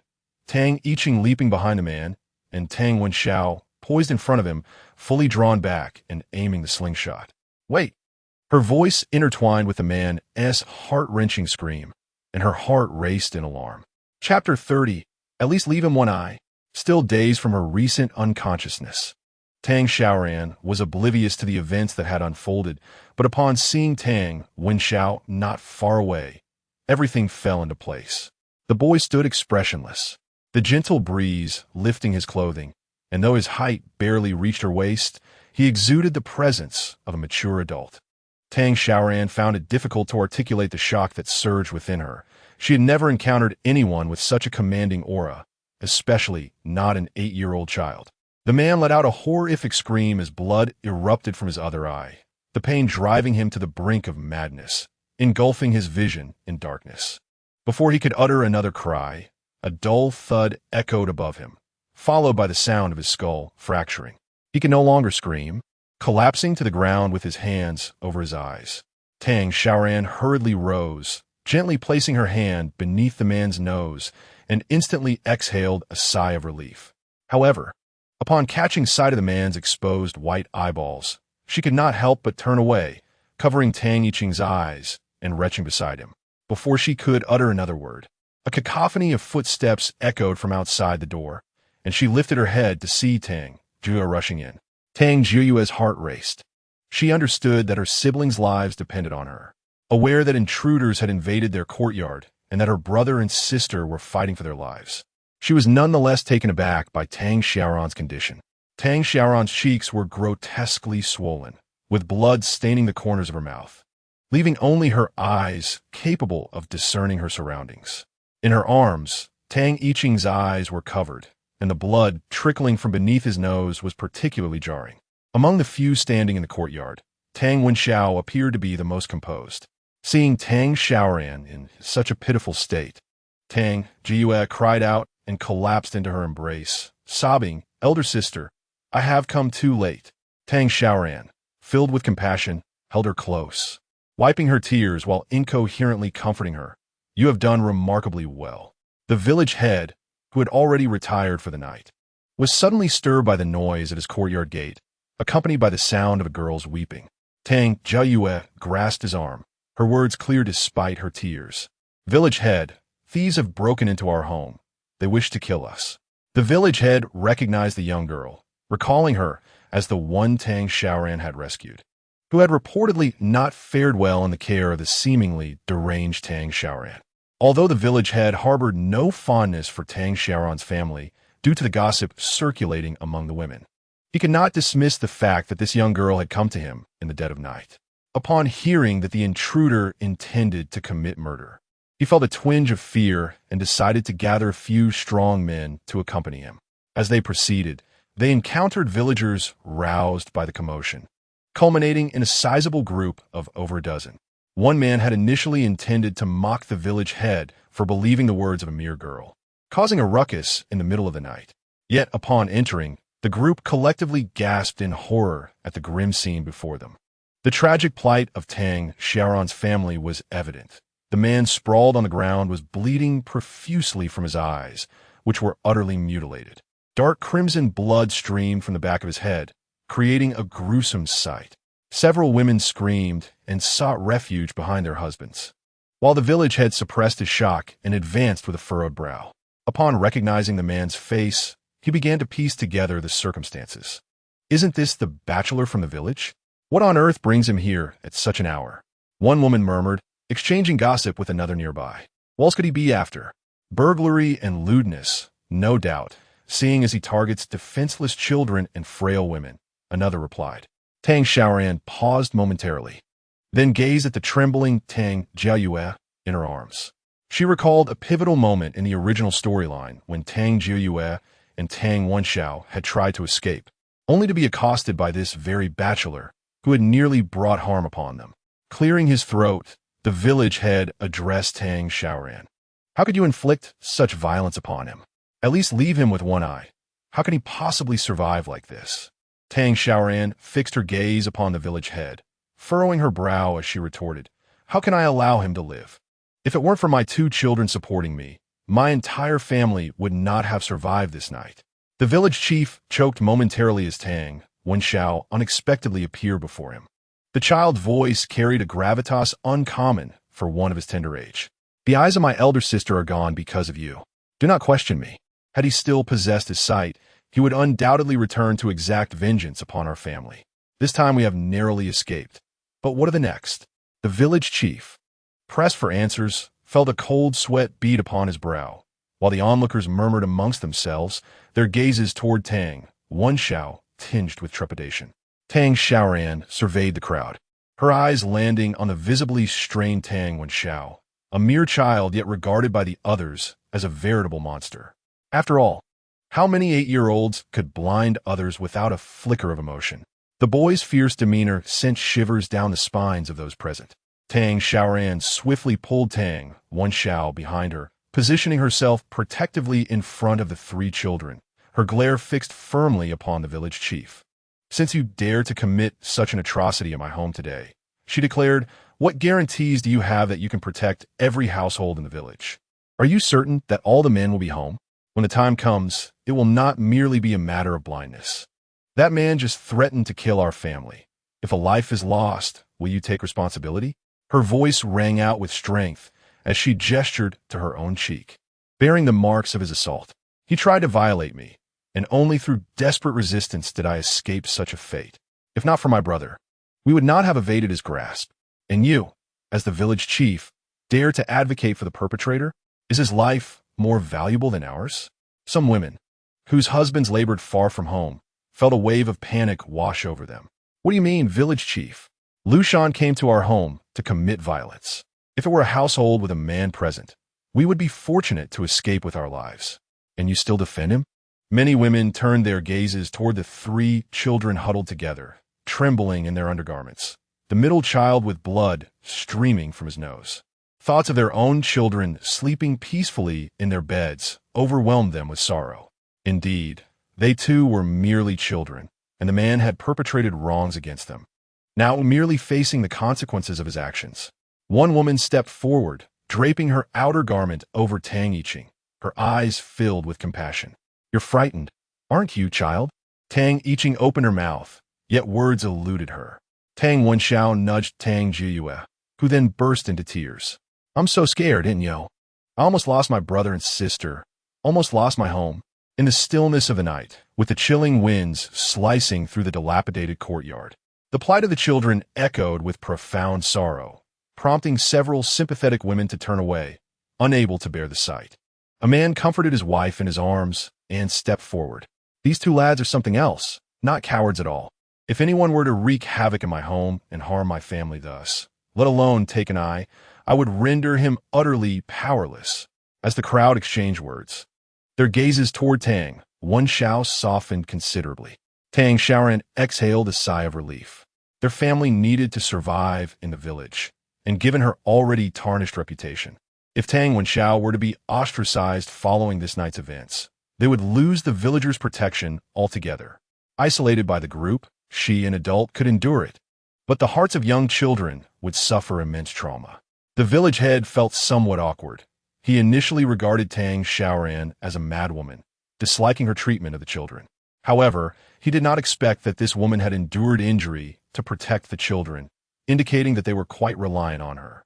The village head's wife pinched his arm, feeling pity for the children, especially since Lu Shan, who lived at the village entrance, was notorious for his lecherous behavior, often taking advantage of the women passing by when no one was around. As the wind seemed to shift in her favor, Tang Xiaoran lowered her gaze, her voice tinged with sorrow, stating, "I only wish to live a good life with the children. If the village head believes this is my fault, we shall report it to the authorities tomorrow." Upon hearing this, the village head became alarmed. Report it? That cannot be. Having served as village head for decades and maintaining order in the village, he had even garnered admiration from neighboring village leaders seeking his counsel. If he were to be reported for protecting a rogue, how could he continue in his role? He hurried forward, gesturing with his hands. Tang Xiaoran, I believe your perspective holds merit. This is clearly Lu Shan's own issue. Suddenly, a cry of pain echoed, startling the village head, who quickly looked down to see Lu Shan gradually rising, having inadvertently stepped on Lu Shan's hand. Lu Shan, rubbing his head in confusion, muttered incoherently about his pain. Why did the lights go out? The atmosphere fell into a profound silence as everyone turned their gaze to Lu Shan sitting in the courtyard. Suddenly, he seemed to remember something, trembling hands rising to his face, and then he screamed in terror, "My eyes! My eyes!" Many were frightened and hastily retreated. Tang Xiaoran pointed at Lu Shan, saying to the village head, "Look, aside from his eyes being harmed, he appears quite lively." The village head glanced at the three children huddled in the corner, trembling. He has merely lost his sight, but my younger siblings have suffered severe psychological trauma. They are so young. This will cast a long shadow over them. Upon hearing Tang Xiaoran's voice, Lu Shan erupted with rage, reaching out to grasp at her, exclaiming, "You wretched woman! I will kill you! What have you done to my eyes?" In his fury, he stumbled over a stone, crashing heavily to the ground. Tang Xiaoran, pointing at Lu Shan, continued to stoke the flames. "You see, village head, I initially intended to spare one of his eyes, but if I had done so, it would have been our lives at stake tomorrow. He merely lost his sight, while we nearly lost our lives." The village head's lips twitched, and Lu Shan, upon hearing her words, was so enraged that he nearly spat blood. Yet, he keenly picked up on the mention of the village head. Having grown up together in the village, their bond was forged in childhood, though their paths had diverged as he became busier. He was far superior to this madwoman. Tang Xiaoran, seizing upon this revelation as if grasping a lifeline, he shouted, "Lu Jian, you must kill this woman. My eyes are completely blind. How am I to survive?" As the village chief, everyone regarded him with respect. Yet Lu Shan audaciously spoke in a commanding tone. The village chief, momentarily perplexed, directly inquired, "Lu Shan, if you claim to be wronged, what prompted you to intrude upon another's home?" Lu Shan faltered, seemingly unprepared for such a question, and then stubbornly insisted that Tang Xiaoran had summoned him, asserting that she had seduced him. Tang Xiaoran scoffed, inadvertently aggravating the wound at the corner of her mouth, causing her to wince in pain. "If I seduced you, how could you have harmed me so grievously? Would I willingly allow you to strike me?" Lu Shan attempted to argue further, but the village chief stifled a yawn. It was already quite late. Turning to Lu Shan, he remarked, "Had you been blinded in your own home, I might have defended you. Look at you, coming here in the dead of night." He gestured for several strong men to carry Lu Shan away. "Everyone, disperse now," the village chief called to the crowd. Tang Xiaoran turned to the woman who had just handed clothes to Tang Yiqing. Sister Niu, I will wash these and return them to you. Thank you. The woman looked at her in surprise, then gently patted Tang Jiue's head, saying, It's fine. Jiue is friends with our little Hua. After the fright you all experienced tonight, it would be prudent to reinforce your house and yard. A higher barrier is always safer. Immediately regretting her words, she thought to herself that Tang Xiaoran was rather troubled. Even if she conversed like a normal person tonight, she would not be inclined to repair a yard for the sake of a few children. However, to her astonishment, Tang Xiaoran nodded seriously and replied, Thank you for your advice, sister. Once I save enough money, I will indeed repair the yard. The woman gazed at her in disbelief, then shyly smiled. If you decide to renovate, feel free to come to us for assistance. My husband specializes in such work and can offer a discount. Finally, Tang Xiaoran had made a friend in the village who did not regard her with disdain, and she joyfully escorted her to the door. Humans are inherently social beings, and especially in the less developed ancient times, it was essential for her to cultivate good relationships with those around her. Her home was already situated in a remote area, and it would be wise to engage with others more frequently. Turning back, she noticed the 3 children huddled together. With a sigh, she approached them, urging, quickly, Let us go inside. It's dreadfully cold out here. Tang Wenxiao lifted his gaze to examine her face, the chill in his eyes still unsoftened. Tang Xiaoran tucked the children back into bed, where Tang Jiue continued to sob. Amused, Tang Xiaoran asked, What is the matter? Did a flood occur? Tang Jiue, however, was not amused. She threw herself into Tang Xiaoran's embrace and cried even louder, Sister, I was so scared just now. Tang Xiaoran gently patted her back, feeling a surge of apprehension herself. Had it not been for Tang Yiqing's brave diversion, she feared that man might have killed her. In the face of overwhelming physical disparity, women often resemble lambs led to slaughter. Tang Xiaoran looked at Tang Yiqing and Tang Wenxiao, her eyes brimming with tenderness. Thank you, Yiqing and Wenxiao, for saving your sister. Tomorrow, I shall take you to the market to buy some fruits. Tang Yiqing pursed his lips, acknowledging. This is about protecting our home.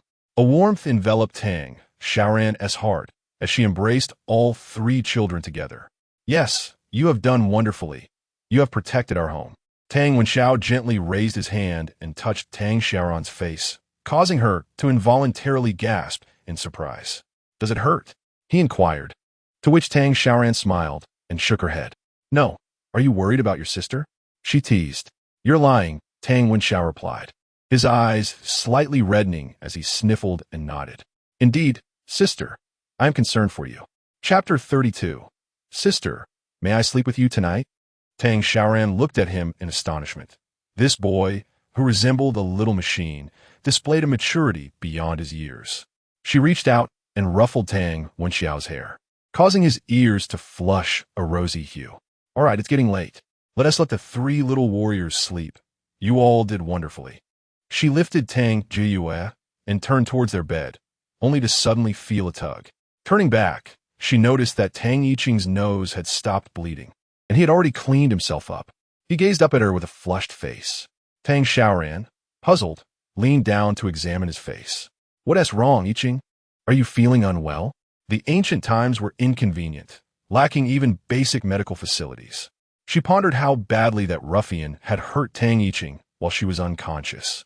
Tang Ziqing, aware of her misunderstanding, quickly shook his head, biting his lip before speaking again. Elder sister, may I sleep with you tonight? He felt utterly embarrassed. Both calling Tang Xiaoran elder sister and making such a request filled him with shame, his neck turning crimson. Tang Xiaoran was taken aback, while Tang Jiue beside them covered her mouth in delight. Second brother no longer calls elder sister a crazy woman. Second brother can speak like a human now. Tang Xiaoran couldn't help but chuckle, looking at the nearly blushing Tang Yiqing as she scooped him up into her arms. The boy, now 7, though slender, carried some weight. Tang Yiqing's eyes widened in surprise, his hands nervously gripping Tang Xiaoran's shoulders, fearing he might fall. This was the first time Tang Yiqing had ever been held in such a manner, and Tang Xiaoran's softness made him feel as if he were walking on clouds, his heart bubbling with joy. After placing him and Tang Jiue back on the bed, she turned to carry Tang Wenxiao. He obediently laid across her back, cooperating without resistance, though his little fists were clenched tightly. The four siblings nestled back into their worn bed, and Tang Xiaoran spoke up. Elder sister feels a bit scared too. Let us all sleep together tonight. Tang Yiqing looked up at her, while Tang Jue settled in the innermost position, followed by Tang Xiaoran, with Tang Yiqing on her left and Tang Wenxiao on the outer side. This was Tang Yiqing's first time sleeping next to Tang Xiaoran. Despite the faint metallic scent of blood lingering on her, he found a profound sense of security. She radiated warmth, akin to a furnace, and soon, his head rested on her shoulder as he drifted into slumber.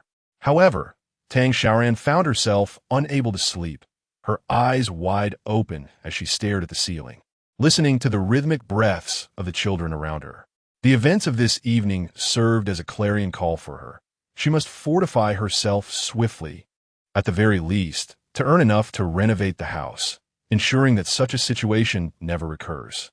Tang Xiaoran had never encountered anything so harrowing.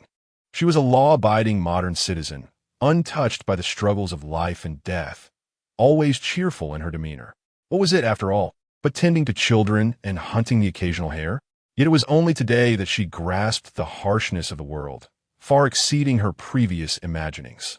At dawn the following day, Tang Jiayue awoke in tears, frightened by the events of the previous night. Tang Xiaoran felt a twinge of helplessness. There were no ice packs available, and the swelling on her face had worsened overnight. Upon entering the kitchen, she gasped in astonishment.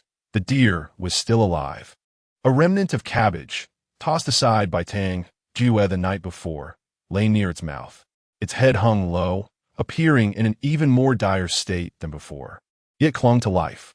Tang Xiaoran pondered that if she allowed Tang Jiayue to continue caring for it, the deer might persist in its struggle for survival. With a sigh, she gently placed her hand on the deer's head. Dear little deer, do not hold me accountable. My family is in dire need of funds. You are truly a resilient little one. Rising from her crouch, Tang Xiaoran prepared a simple breakfast for the children and then returned to her room, intending to carry Tang Wenxiao to the market to have his feet examined. Her plan was to first take Tang Wenxiao to the doctor and then seek out Old Li to assist in transporting the deer back home. However, as Tang Xiaoran crouched down, she heard Tang Wenxiao's inner thoughts and considered them thoughtfully. He reasoned that carrying him to the market and then back to find Old Li would consume too much time and energy, and since they would have to return anyway, it would be wiser for him to ride in the donkey cart. A light bulb went off in Tang Xiaoran's mind. Indeed, she could initially bring just one wild chicken, traveling light. Soon enough, Tang Xiaoran arrived at the market, which was just beginning to bustle, with many vendors still setting up their stalls. To her surprise, Old Li was already present, eagerly awaiting customers. Upon spotting Tang Xiaoran, he approached her with warmth. She informed him that she might need him to accompany her back home shortly, to which he readily agreed. Tang Xiaoran then proceeded to the butcher's stall, carrying the wild chicken. The butcher appeared as lackadaisical as ever, yet had arrived early. As Tang Xiaoran approached, he was engaged in conversation with a neighboring fishmonger. Upon noticing her, he paused momentarily before inquiring, "Ah, it's you. Here, so early?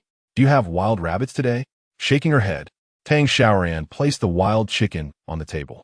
The man scrutinized her hands and asked, "Is that all?" She nodded, and without further ado, he swiftly took the chicken aside to weigh it.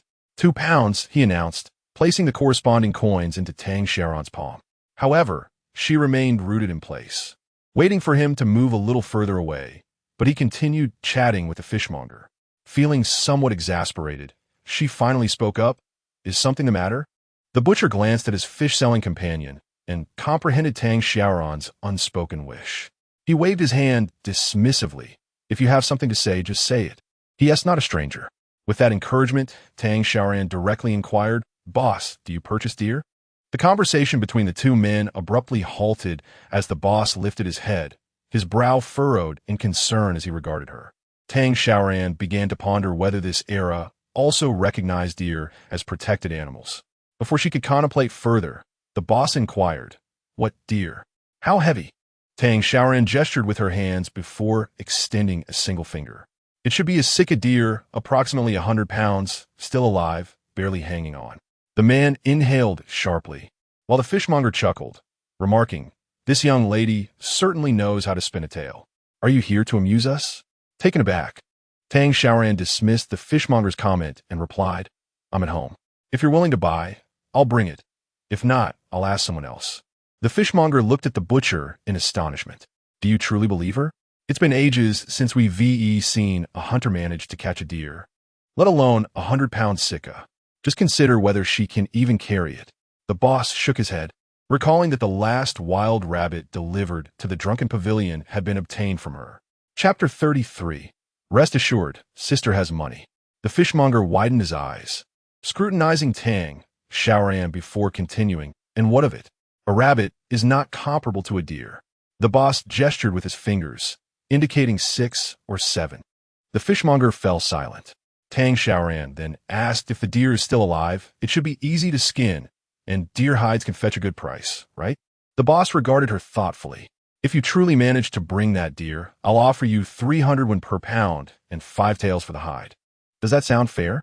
Tang Xiaoran's eyes sparkled. Could it be worth so much? She beamed at the boss. Wait for me. I'll go fetch the deer right away.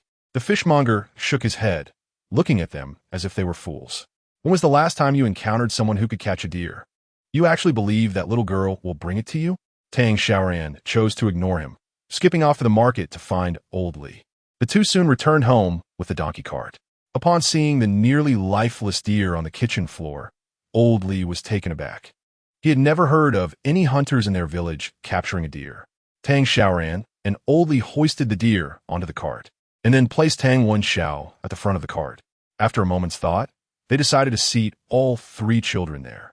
The little ones walked slowly, and there was still much to accomplish today. Along the way, the children were filled with curiosity. Tang Xiaoyue reached out to touch the donkey's rear, while Tang Yiqing warned her, be careful, or the donkey might kick you to the sky. Tang Xiaoyue shot him an annoyed glare, finding his words quite bothersome. Tang Wenxiao remained quietly seated at the front, without uttering a word. That morning, Tang Xiaoran had heard his inner thoughts. He was still worried about being a burden to her. Tang Xiaoran casually plucked some wildflowers from the roadside and handed them to Tang Wenxiao. Make a flower crown for your sister. Tang Wenxiao pursed his lips, understanding that Tang Xiaoran was attempting to distract him. Under the expectant gaze of Tang Xiaoyu, he quietly began to weave the flower crown. The doctor was situated at the beginning of the market, and Tang Xiaoran was the first to lower Tang Wenxiao from her back. She informed Old Li, wait for me here. I'll take him inside to have a look. Tang Wenxiao rested on Tang Xiaoran's back, his hands unconsciously gripping her shoulders tightly. He had never seen a doctor before and had heard unsettling tales of long needles piercing the flesh and exorbitant medical fees. The money from the wild rabbits Tang Xiaoran had sold had nearly been exhausted on these expenses. He had already resolved that if the costs proved too high, he would insist he was no longer in pain and could heal on his own. Tang Xiaoran, however, paid no heed to the child's thoughts, recognizing merely the internal struggle of a considerate child. She placed Tang Wenxiao before an elderly physician with a head of silver hair, pulling up his pant leg. Doctor, could you please examine my brother? He twisted his ankle while we were climbing the mountain yesterday, and it's quite swollen. The old man blinked awkwardly. Young lady, I'm also here for treatment. Tang Xiaoran was momentarily taken aback, having assumed this venerable figure was indeed a doctor based on his appearance. A soft chuckle emanated from behind her as she turned to see a young man, seemingly in his 20s, stepping forward. He bent down to examine Tang Wenxiao's swollen ankle, offering a gentle smile. His injury is not severe. It pales in comparison to your own. Tang Xiaoran's face flushed with embarrassment. She had been preoccupied all morning and had completely forgotten about her own swollen visage. Old Li and the butcher had shown her an alarming lack of surprise at her appearance, which had allowed her to forget entirely. The doctor bent down, and Tang Wenxiao felt a sudden chill at his ankle, only to look down and find the silver needle piercing his skin. Alarm surged within him, and he instinctively recoiled his foot. He hasn't even mentioned the cost. What if we can't afford it? The injury on my sister's face is also serious. She should be treated first. He was about to protest when Tang Xiaoran swiftly pulled his leg back. She could sense his concerns and reassured him, do not worry. Sister has money. The doctor glanced at her twice, continuing with his work. He could discern that the siblings were clad in the garments of humble folk. Tang Wenxiao was still wearing the new clothes Tang Xiaoran had purchased for him a few days prior, while Tang Xiaoran herself was still dressed in her old attire. In these times, only those with some wealth would seek a physician. Impoverished families, burdened with many mouths to feed, would avoid medical visits unless absolutely necessary, especially if the child was too young to articulate their pain. The doctor worked swiftly, and Tang Xiaoran winced at the sight. When his gaze shifted to her face, she quickly averted her eyes, fearful of being subjected to needles herself. The physician seemed to perceive her apprehension and softly chuckled. "I will prescribe an ointment for you that will suffice. You won't be pricked." Tang Xiaoran exhaled in relief, only to hear him continue. "However, your foot will require 2 more treatments, and you should refrain from working in the fields for the time being. It is best to sit or lie down." Tang Wenxiao's brow furrowed deeper, and Tang Xiaoran nodded vigorously in agreement. After settling the payment, Tang Xiaoran carried Tang Wenxiao out of the clinic, his spirits having entirely plummeted. Noticing the meager amount of coins left as Tang Xiaoran handed them to the doctor, he pondered aloud. "Is it really necessary for my sister to carry me back here twice more after this trip, simply because of the deer?" Tang Xiaoran gently placed him onto the donkey cart and affectionately ruffled his hair. "Do not overthink, dear brother. I assure you, I will not let anything happen to you. I possess ample means to manage our situation." Leading the way, she walked ahead while Oldly guided the donkey cart from behind. In the distance, she spotted the fishmonger engaged in conversation with the butcher, and as she approached, she overheard them discussing her. With a cigarette dangling from his lips, the fishmonger jested. "I say, Kaizi, do you truly believe that girl with the swollen face? For all we know, she might not even show up. She could just be toying with you, especially after bringing out that boning knife for her." The butcher, twitching at the corners of his mouth, replied, Now, don't speak ill of her. Her face isn't even swollen this time." The fishmonger, finding amusement in the exchange, laughed heartily. "Ah, so this time it's merely a case of inflating one's appearance." He seemed to revel in his own wit, slapping his thigh in mirth, only to turn and find Tang Xiaoran's swollen face mere inches from his own. Startled, the fishmonger coughed violently, the smoke choking him. Squinting at him, Tang Xiaoran questioned, "Do you feel guilty when you speak ill of others?" The vendor, regaining his composure, retorted, "When did I ever slander you? Where's your deer?" Turning around, she realized that Old Li was nowhere to be found. Scratching her head, she wondered aloud about his whereabouts. The fishmonger, with a smug grin, remarked, "See, what did I tell you?" Before he could finish, Tang Xiaoran raised her arm and waved toward a group of people in the distance. Chapter 34. "I wish to buy some for my siblings." "There you are," Old Li exclaimed, wiping the sweat from his brow, a hint of embarrassment in his voice. "The market is quite crowded. I nearly lost track of you." Tang Xiaoran lifted the cloth covering the donkey cart, revealing the head of the little deer. The butcher's eyes brightened, and he hurried closer. "You haven't fed it any medication, have you? How is it still alive with such a twisted neck?" he inquired, examining the deer's eyes before turning to Tang Xiaoran. She was reluctant to reveal Tang Jiu's abilities, as these were tumultuous times. Discretion was paramount for her protection. "Of course not. I merely fed it some cabbage. The wound is on its leg.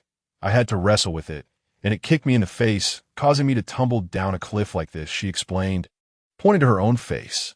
A few children looked away, sensing her playful deception. The butcher, undeterred, swiftly hoisted the deer from the cart to weigh it. The fishmonger, intrigued, leaned in, exclaiming, "This little girl truly managed to catch a deer. What remarkable luck she has." Tang Xiaoran remained silent, acknowledging that while she had spun a tale, her fortune in acquiring the deer was indeed fortuitous. By the time she turned back, the butcher had completed the weighing. "The deer weighs 97 pounds, still not fully grown. If you decide to sell, I can round it up to 100, consider it." Tang Xiaoran's eyes sparkled with amusement, and without a moment's hesitation, she agreed to the proposal. The proprietor handed her 30 taels of silver, the payment for the venison. When he produced an additional 5 taels and placed them in her hand, the onlookers widened their eyes in astonishment. Previously, she had only received a meager tip. This time, it was pure, unadulterated silver, which felt surprisingly substantial in her grasp. After a moment's contemplation, Tang Xiaoran inquired of the owner whether he intended to slaughter the deer. The owner, momentarily taken aback, turned to inspect the deer with curiosity. He did not expect that Tang Xiaoran and her companions had not yet departed. He replied that he needed to confer with the proprietor before proceeding with the slaughter. "Why? Do you wish to purchase the meat?" he casually asked, recalling that the girl had previously reserved a rabbit for herself, suggesting she had an appetite for delicacies. To his surprise, Tang Xiaoran nodded earnestly. "I would like to buy some for the children at home. If you can kill it now, I will buy some for tasting. If not, then never mind." The owner glanced at the children behind her and recalled her earlier claim of wanting to feed her younger siblings. He had thought it a mere jest, but now he saw 3 eager faces staring back at him, one child's foot swollen and bound with a wooden splint. He hesitated momentarily before turning his gaze to the fishmonger, who was curiously stroking the deer's head, only to discover his friend pilfering his fish. "You rascal," he shouted, lunging forward. "You have your own treasures, and yet you steal my fish to do favors." Tang Xiaoran watched as the owner swiftly handed her 2 plump bass, her lips twitching in amusement, realizing this was not an uncommon occurrence. The meat vendor chuckled. "Just a moment ago, you were disparaging that young lady. What's wrong with gifting her 2 fish?" Tang Xiaoran unabashedly accepted the offering, chiming in, "Indeed, are you not ashamed? A grown man ridiculing her behind her back while being so miserly?" The fishmonger rolled his eyes in exasperation at their shameless antics. Tang Xiaoran turned to wave at the proprietor, who appeared reluctant to part ways, gazing at her as though she were a wealthy benefactor. "Next time you have something good, do bring it to me. I shall accept anything." She waved her hand as she departed, and Tang Xiaoyue, seated in the donkey cart, quietly asked Tang Wenxiao if they had earned a considerable sum. That is silver, after all. Tang Wenxiao was unsure, only noting the proprietor's flushed excitement. It must have been a substantial amount. As noon approached, Tang Xiaoran waved her hand exuberantly. "Let us go to a restaurant." Tang Wenxiao's eyes widened. "Sister, every time you earn a bit of money, you start to spend lavishly." He wanted to intervene, but that money belonged to Tang Xiaoran, so he kept his silence. She insisted on bringing Old Li along, who, despite his numerous refusals, reluctantly acquiesced, rubbing his hands nervously as he followed the group.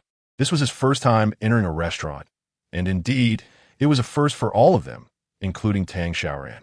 She believed that since they were earning money, they ought to spend it. Money must circulate, and one must expend in order to gain. From a distance, the waiter spotted the group, noting the elderly and the infirm among them. Yet he was taken aback when they approached, laughing and chatting as they made their way forward. He was momentarily taken aback, yet still rose to greet the esteemed guests. "How many of you?" Tang Xiaoran, carrying Tang Wenxiao, felt as though the child was nearly choking her with anxiety. 5. Although the waiter harbored some concern about their ability to pay, he nonetheless graciously led them upstairs. Tang Xiaoran gazed at the dishes listed above, utterly perplexed. The ancient nomenclature for food was utterly convoluted, and she found herself unable to comprehend it.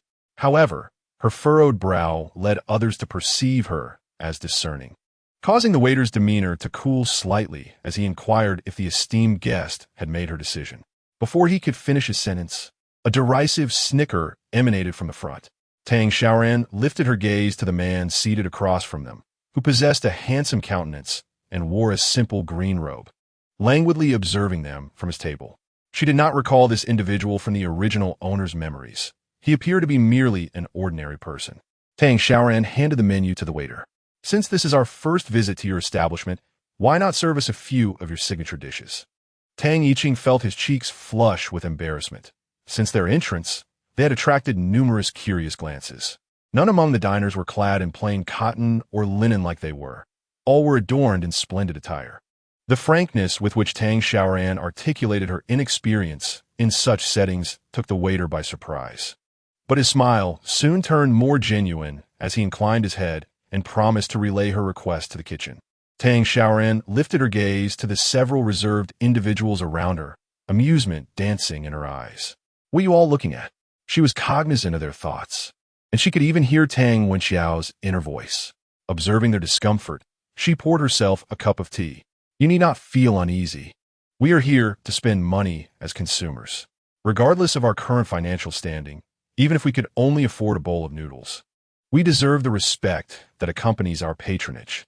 She turned her attention to the three children, her eyes filled with unwavering admiration. You are all exceptional children, deserving of the finest this world has to offer. Tang Xiaoran's expression faltered momentarily before he slowly lowered his head, the fervor in Tang Xiaoran's gaze too blinding, causing him to doubt himself. Tang Xiaoran chose not to elaborate further. These children were truly remarkable, as she would guide them back to the right path. Before long, the waiter began to serve the dishes one by one, yet Tang Xiaoran frowned after merely tasting the first bite. Chapter 35. My eldest sister's cooking is superior. Tang Xiao, still young, did not share her brother's sense of inferiority and found everything here to be a source of fascination. As the dishes were presented, she eagerly grasped her chopsticks and hastily brought the food to her mouth, only to pout in disappointment moments later. Eldest sister, this dish is far less delicious than yours. We might as well have stayed home to eat. Tang Wenxiao sampled a piece of chicken and also frowned. He had envisioned restaurants as places where only the affluent dined, and thus expected the flavors to be exquisite, but was disheartened by the mediocrity. Tang Yiqing nodded in agreement. Old Li, somewhat perplexed, took a bite and remarked loudly, "Isn't this quite tasty?" Nearby, a man shouted for the waiter, his tone insinuating something more. Some tables, keenly observant, were wary. If one could not pay, they ought not to pretend to be affluent, especially while being so selective, for one could easily end up dining and dashing. Tang Xiaoran cast a sidelong glance at him, remaining silent as she passed the bowl of white rice to Tang Jiyue. "Jiyue, eat more. When we return home tonight, eldest sister will prepare fish for you." Before Tang Jiyue could respond, the man sneered sarcastically, such an assortment of old, weak, sick, and disabled, yet still pretending to be a gourmet. How laughable. Unable to endure any longer, Tang Xiaoran filled another bowl of rice and lightly remarked, "Food cannot silence the tongue." The man choked on her words, and the gentleman in white across from him chuckled at his friend's embarrassment, causing the man's face to flush crimson. In this town, no one had ever dared to speak to him in such a manner, especially not a woman clad in tattered and shabby garments. He set his wine glass down and approached Tang Xiaoran and her companions. The elders, sensing the tension, fell silent, while Tang Xiaoran continued to eat, frowning as she picked up a piece of rabbit meat, finding it truly unpalatable with a strong gamey taste. The man was restrained by his friend, who advised, "You were the one who provoked her. Your temper has escalated. No wonder your father advised you to cultivate a calmer disposition." The man snorted dismissively, ignoring his friend's counsel, and confronted Tang Xiaoran, demanding, "What do you mean by that?"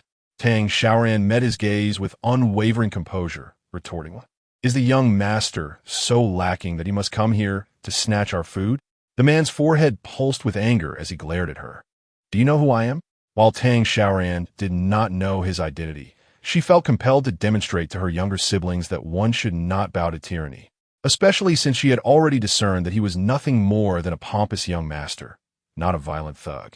Maintaining her calm, she took another piece of chicken, but finding it equally unpalatable, she furrowed her brow and set it aside. "Are you the proprietor of this establishment? Is it intolerable for me to voice that the food is unsatisfactory?" She had spent her money to offer the children a glimpse of the world, only to find the meals so dreadful. In her already foul mood, Tang Xiaoran refused to indulge him.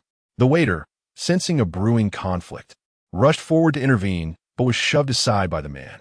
"This Zue Zhai building is the finest tavern nearby. If you cannot afford it, do not come here and nitpick. Do you truly believe your cooking is superior to ours?"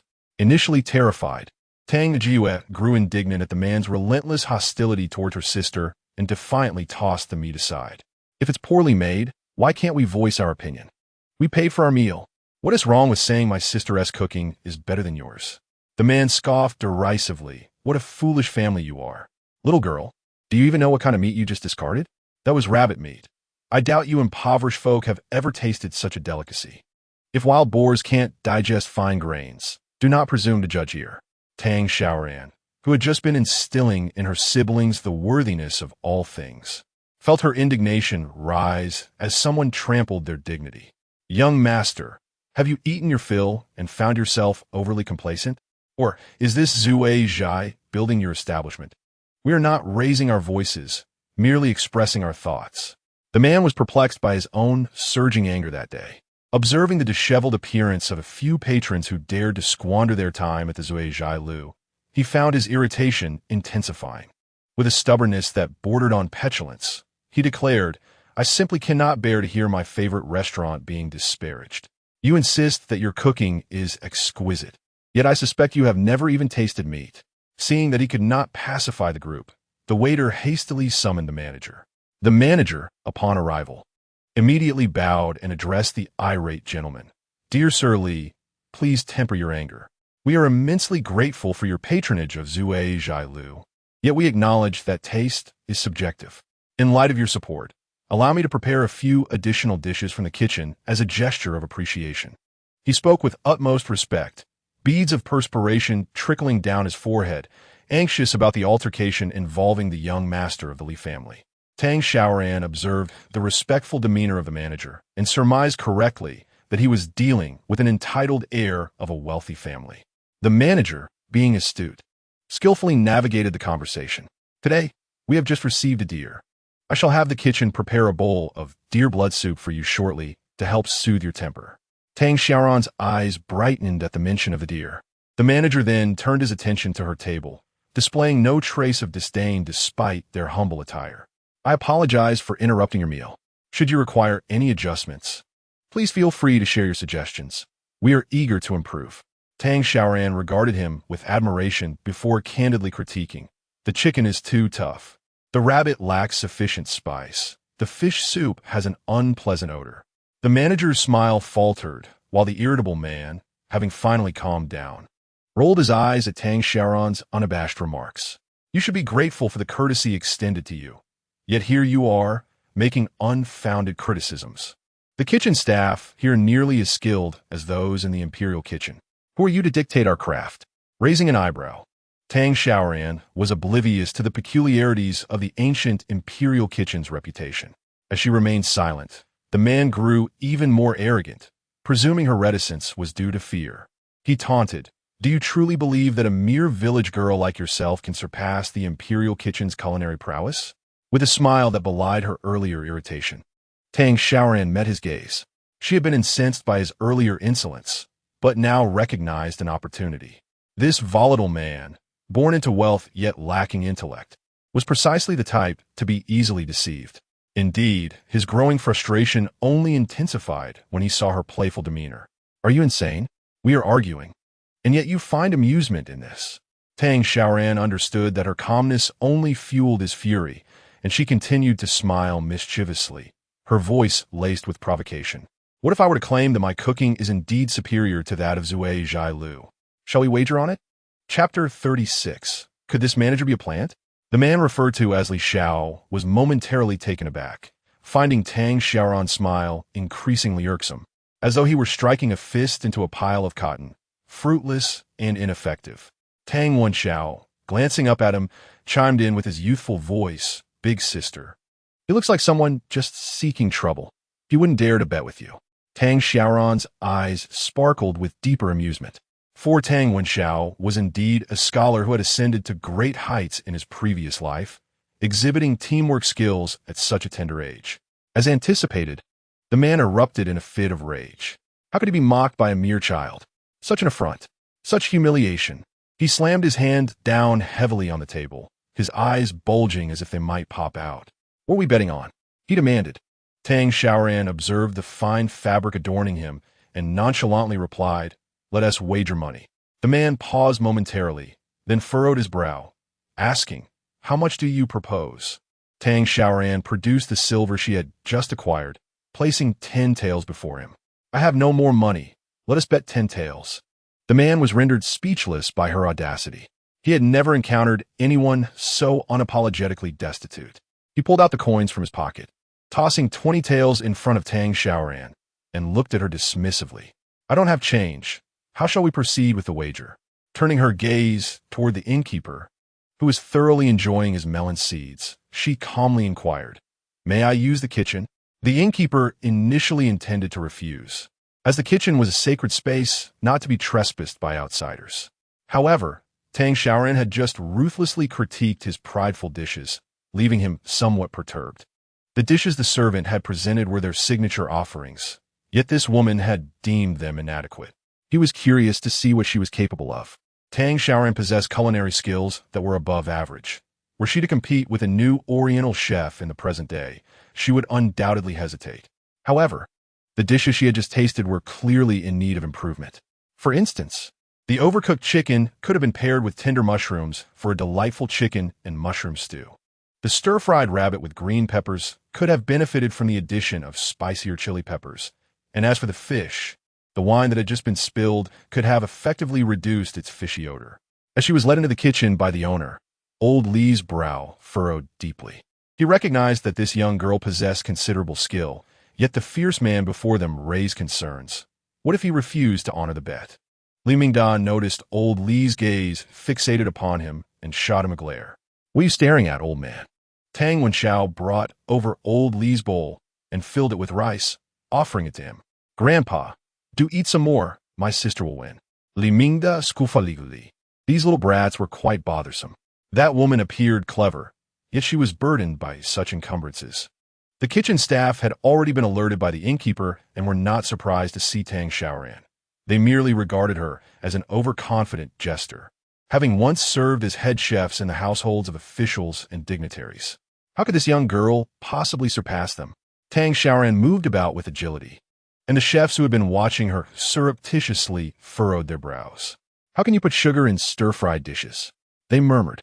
"This dish isn't supposed to be boiled twice." They had never witnessed anyone adding wine to soup. Tang Xiaoran rummaged through the ingredients and turned back to them, asking, "Do you not have ginger here?" While wine could indeed mask the fishy odor, having scallions, ginger, and garlic would be ideal. Yet, everyone present shook their heads. Ginger was something they had never even heard of until one person stepped out from the corner. "You know ginger?" Listening to his astonished tone, Tang Xiaoran innocently turned her head and noticed that everyone was staring at him. The chef's face turned crimson. He had previously served as the head cook in an official's household. This official was a favored confidant of the emperor, who had once rewarded him with a pot of ginger during a tribute from the western regions. He had taken great care to cover it, yet ultimately it withered away. Tang Xiaoran was left speechless. It was merely a piece of ginger. How could it possibly thrive under such reverence? She turned away, dismissing them entirely. If it was gone, so be it. As she coated the duck with wine, someone finally could not hold back and asked, "Miss, who taught you to cook with wine? Is this even edible? Won't those with a low tolerance get drunk?" Tang Xiaoran smiled faintly and offered a bowl of freshly prepared fish soup to him. The chef, filled with skepticism, accepted it and took a sip, his eyes widening in astonishment. The surrounding chefs ceased their cooking, curiosity piqued, rushing over to inquire about the taste. "Are you drunk? Is it any good?" The man stepped closer, seizing the opportunity while Tang Xiaoran was distracted to tear off a piece of chicken, his face flushing with excitement. Grasping Tang Xiaoran's arm, he exclaimed, "Oh no! Master, where did you learn such culinary skills? Could you possibly teach me?"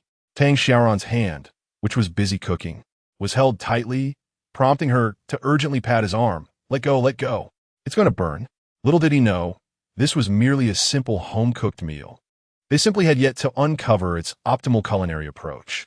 Over time, humanity's exploration of food would deepen significantly. As Tang Xiaoran continued cooking, her eyes began to gleam with inspiration. She suddenly realized how she could earn a living. Once she finished preparing the dishes and presented them to everyone, the chefs exchanged glances, and before they could sample the food, the innkeeper called for a waiter to carry it away. The chefs immediately clustered together, questioning the man. "Is it truly that delicious? I can't believe it. She is just a young girl. How long has she been cooking?" However, as the innkeeper passed by, they overheard him swallow hard. While the taste remained a mystery, the presentation and aroma were indeed unlike anything they had ever encountered. Tang Xiaoran was unaware of their discussion, but the innkeeper felt a twinge of embarrassment. If he had previously thought that the young girl was merely boasting, he now regretted his skepticism. As the dishes were brought out, guests were drawn in by the enticing aroma, and he found himself swallowing hard several times. Many leaned in to ask if there was a new dish on the menu. Tang Xiaoran handed chopsticks to Li Mingda and the innkeeper, gesturing for them to try it. Tang Jiyue's small face scrunched up as she muttered, "Sister, what if they play tricks? They all know each other." Li Mingda turned to glare at her, but found himself confronted by a cute, innocent child, prompting him to roll his eyes awkwardly. "Don't underestimate me. I'm not in need of such petty amounts." He scrutinized the dishes, finding them visually appealing and pleasantly aromatic. Yet who could say whether they would taste as good as they looked? He was about to pick up a piece with his chopsticks when he noticed that the proprietor had already begun to eat. Soon after, he heard the proprietor exclaim in astonishment, and with a hint of disdain, he placed the meat into his mouth. Could this proprietor possibly be a fraud? He appeared to lack ambition. He was curious to see just how delectable the food was. Chapter 37. A fiery temper and a sharp tongue. Tang Xiaoran stood with her hands on her hips, watching as the proprietor savored a bite of meat. His eyes suddenly alight with amazement as they turned toward her. He then filled a bowl with soup and took a sip, placing the bowl down before striding over to Tang Xiaoran. "Miss, would you consider becoming the head chef at Zui Zhai Lu? I can offer you a monthly salary." When Tang Xiaoran remarked that Zui Zhai Lu was nothing remarkable, he felt a surge of arrogance within, though he masked it well. He also suspected that she and her companions were trying to negotiate a lower price due to their inability to afford it.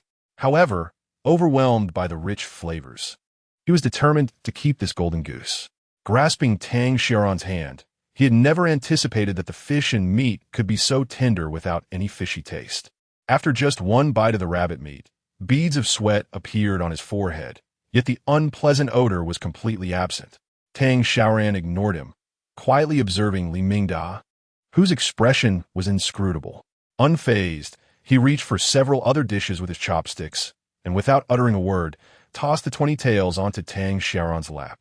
"A bet is a bet. What you've created is indeed exceptional." The onlookers exchanged glances, expecting the man to at least feign resistance, but he unexpectedly capitulated. Tang Xiaoran accepted the money with understanding. He was not inherently bad-natured, just hot-tempered and sharp-tongued. Yet, it was fortunate that he was a foodie and not lacking in funds. Displaying a straightforward demeanor, beaming with joy, Tang Xiaoran tucked the 20 taels into her pocket. Today had been extraordinary, encountering such a fool over a mere meal. Such fortunate occurrences should manifest more frequently. The proprietor took a couple of steps closer and inquired once more, "Now that your affairs with young Master Li are settled, would you consider working here with me?" Tang Xiaoran waved her hand, turning to look at the quiet children beside her. "I still have children to care for. I'm quite busy." The proprietor hung his head in disappointment, only to hear Tang Xiaoran continue. "However, I could assist you in revamping your recipes. Should you be interested in making a business deal?" The proprietor paused, then asked, "What sort of business?" Tang Xiaoran smiled, observing how the proprietor had been devouring the plate of rabbit meat since he began speaking, his mouth nearly swollen from the indulgence. Yet he continued to converse while shoving more into his mouth, clearly satisfied. "I can upgrade the recipes at Zui Zhai Lu. If the revenue doubles after the changes, you would give me 2% of the monthly earnings. How does that sound?" The proprietor gazed at the plate of rabbit meat, nearly empty. As he continued to sweat from the effort of eating, he believed that even with just those few dishes, their restaurant's revenue could indeed double. 2% seemed insignificant. Yet, they were the most renowned establishment in the area, frequented by dignitaries and affluent families, including food-loving young masters like Li Mingda, who practically lived at Zui Zhai Lu. Thus, 2% of the monthly earnings would amount to nearly 40 to 50 taels of silver. In an ordinary household, one might scarcely earn 10 taels of silver in a year. Yet this young lady harbored dreams of amassing wealth solely through the modification of recipes each month. He wished to decline her proposal, but then he caught sight of Li Mingda, who was indulging himself with food, his mouth glistening with grease. Li Mingda appeared utterly unembarrassed, shedding the previous arrogance he had displayed. As he continued to eat, he turned around and tossed a handful of silver from his friend's pocket into Tang Jiyue's hands. "These dishes are quite to my taste. Consider this my purchase," he declared, turning to the innkeeper, who was still devouring food. "You are not permitted to eat. This is my purchase." The innkeeper, bewildered, retorted, "Who consented to this, may I ask?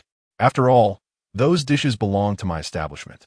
However, Li Mingda, embodying the quintessential unrefined young master, simply turned and carried off the dishes. Tang Xiaoran, having watched her companions finish their meal, stood up, intending to leave. The innkeeper panicked at the thought of her departure, grasping her arm, but was quickly met with a fierce glare from the nearby boy. Startled, he realized that although the child appeared to be merely 7 or 8 years old, his gaze and aura were remarkably powerful. "Very well, I agree. If your revenues double, you may collect your payment on the 15th of each month," the innkeeper grumbled through clenched teeth.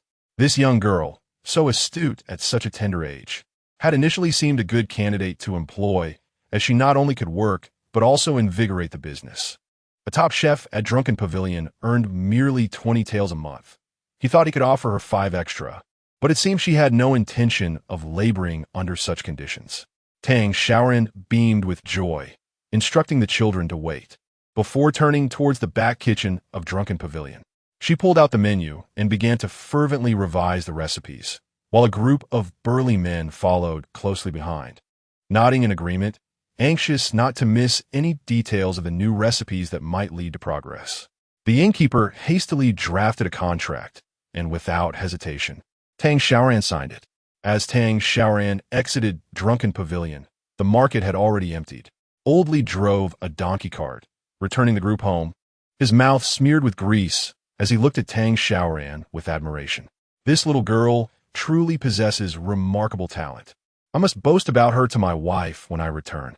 Tang Xiaoran leaped from the cart and called out to Old Li, who was about to depart. She rushed back inside, retrieving a broken bucket to divide a fish. Upon witnessing her actions, Old Li turned to leave, but she grasped his arm. Tang Xiaoran placed 10 coins into Old Li's hand, causing him to panic. "My girl, we cannot accept this. This donkey cart ride is worth only 2 coins.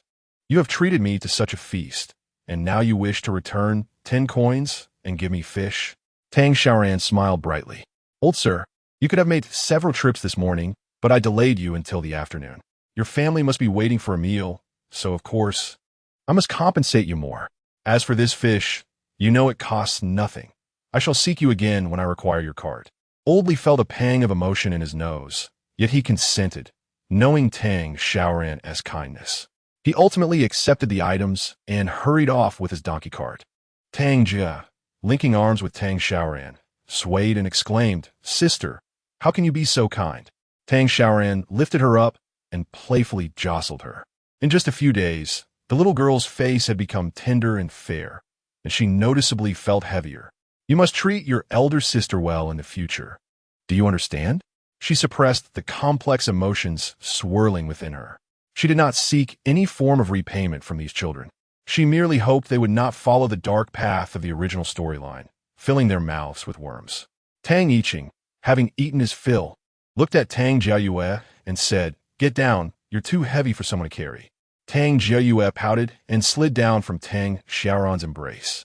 A glimmer of amusement crossed Tang Wenxiao's eyes as he observed Tang Xiaoran counting coins. Tang Xiaoran took all the money from her pockets, and the 4 siblings squatted in the courtyard, murmuring to one another. Today's earnings, combined with what was left from selling wild rabbits, amounted to an astonishing 56 taels. Tang Jiayue covered her mouth, her eyes sparkling. "Elder sister, are we now a wealthy family?" Chapter 38. Smash his mouth. Tang Xiaoran gently tapped her little nose. "Indeed. Do you have any wishes, little Jiayue?" Tang Jiayue tilted her head in thought, then shook it. "As long as our family is together, that is my greatest wish." Tang Xiaoran, with a beaming smile, scooped her into her arms and planted a hearty kiss on her cheek. "You have such a sweet tongue." Tang Wenxiao, seated on a nearby stool, gazed at the gleaming silver and then at the two who were laughing and playing together. This was a harmony he had never dared to hope for, a family united without worries of food or clothing. Just being able to eat was a source of great contentment, especially now that every meal included meat. Tang Xiaoran stood up, stowed the silver away, and then hoisted Tang Wenxiao onto her back. "Elder sister is taking brother out for a bit. You two stay home and behave." Tang Yiqing, unsure of their destination, still grabbed hold of Tang Xiaoran. "I'm going with little sister to bring back some sugarcane." Tang Xiaoran glanced at the sky and nodded. All right, remember to carry only a little. Keep an eye on your sister. I'll head up the mountain to find you later. The two children nodded and set off with a small basket. Tang Xiaoran squatted down and walked towards the village with Tang Wenxiao on her back. He was curious about where she would take him, but his nature prevented him from asking. Tang Xiaoran could sense his thoughts, but chose not to speak. This child was too reserved. He needed gradual encouragement to change. Upon knocking on the carpenter Wang's door, she found him hard at work. He greeted Tang Xiaoran with warmth, having completely altered his perception of her. Not only had she taken care of her own affairs, but he had also heard about how Lu Shan, who had helped deliver beds, attempted to intrude upon her home but was swiftly expelled. Wang, having slept too soundly that night to witness the incident, felt a twinge of guilt at the thought. If he had not led that shameless man to Tang Xiaoran's house, her family would not have suffered such unwarranted misfortune. What would you like to order this time? He inquired. Tang Xiaoran pointed to Tang Wenxiao, whom she had just set down on the bench. I need a flatbed cart. My brother twisted his foot a few days ago while climbing the mountain, and the doctor advised he should make several trips. It's quite inconvenient for me to carry him back and forth. Wang regarded her for a moment before nodding in agreement. All right, I will have it ready for you later. Tang Xiaoran paid the deposit and, with Tang Wenxiao on her back, made her way home. Along the way, Tang Wenxiao grew increasingly silent. His thoughts grew increasingly intricate. And finally, upon reaching the doorway, he could not help but voice his concerns.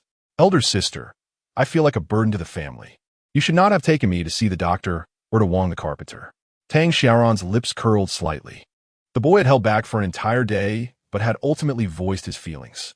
She laid Tang Wenxiao on the bed, removed his shoes to inspect his feet, and then spoke softly. I understand your thoughts. You believe that I Ching and Jiao Yue, despite their youth, contribute to the family, while you only incur expenses. If I were a landowner and you three were my servants, under the current circumstances, I would undoubtedly cast you aside. Tang Wenxiao's fingers subtly curled, grasping a corner of the blanket, his palms damp with perspiration. Tang Xiaoran lifted her gaze, took his hand, gently spread it open, and placed it in her palm. But Wenxiao, we are not master and servant. We are family. If I Ching were to be injured, would you abandon him?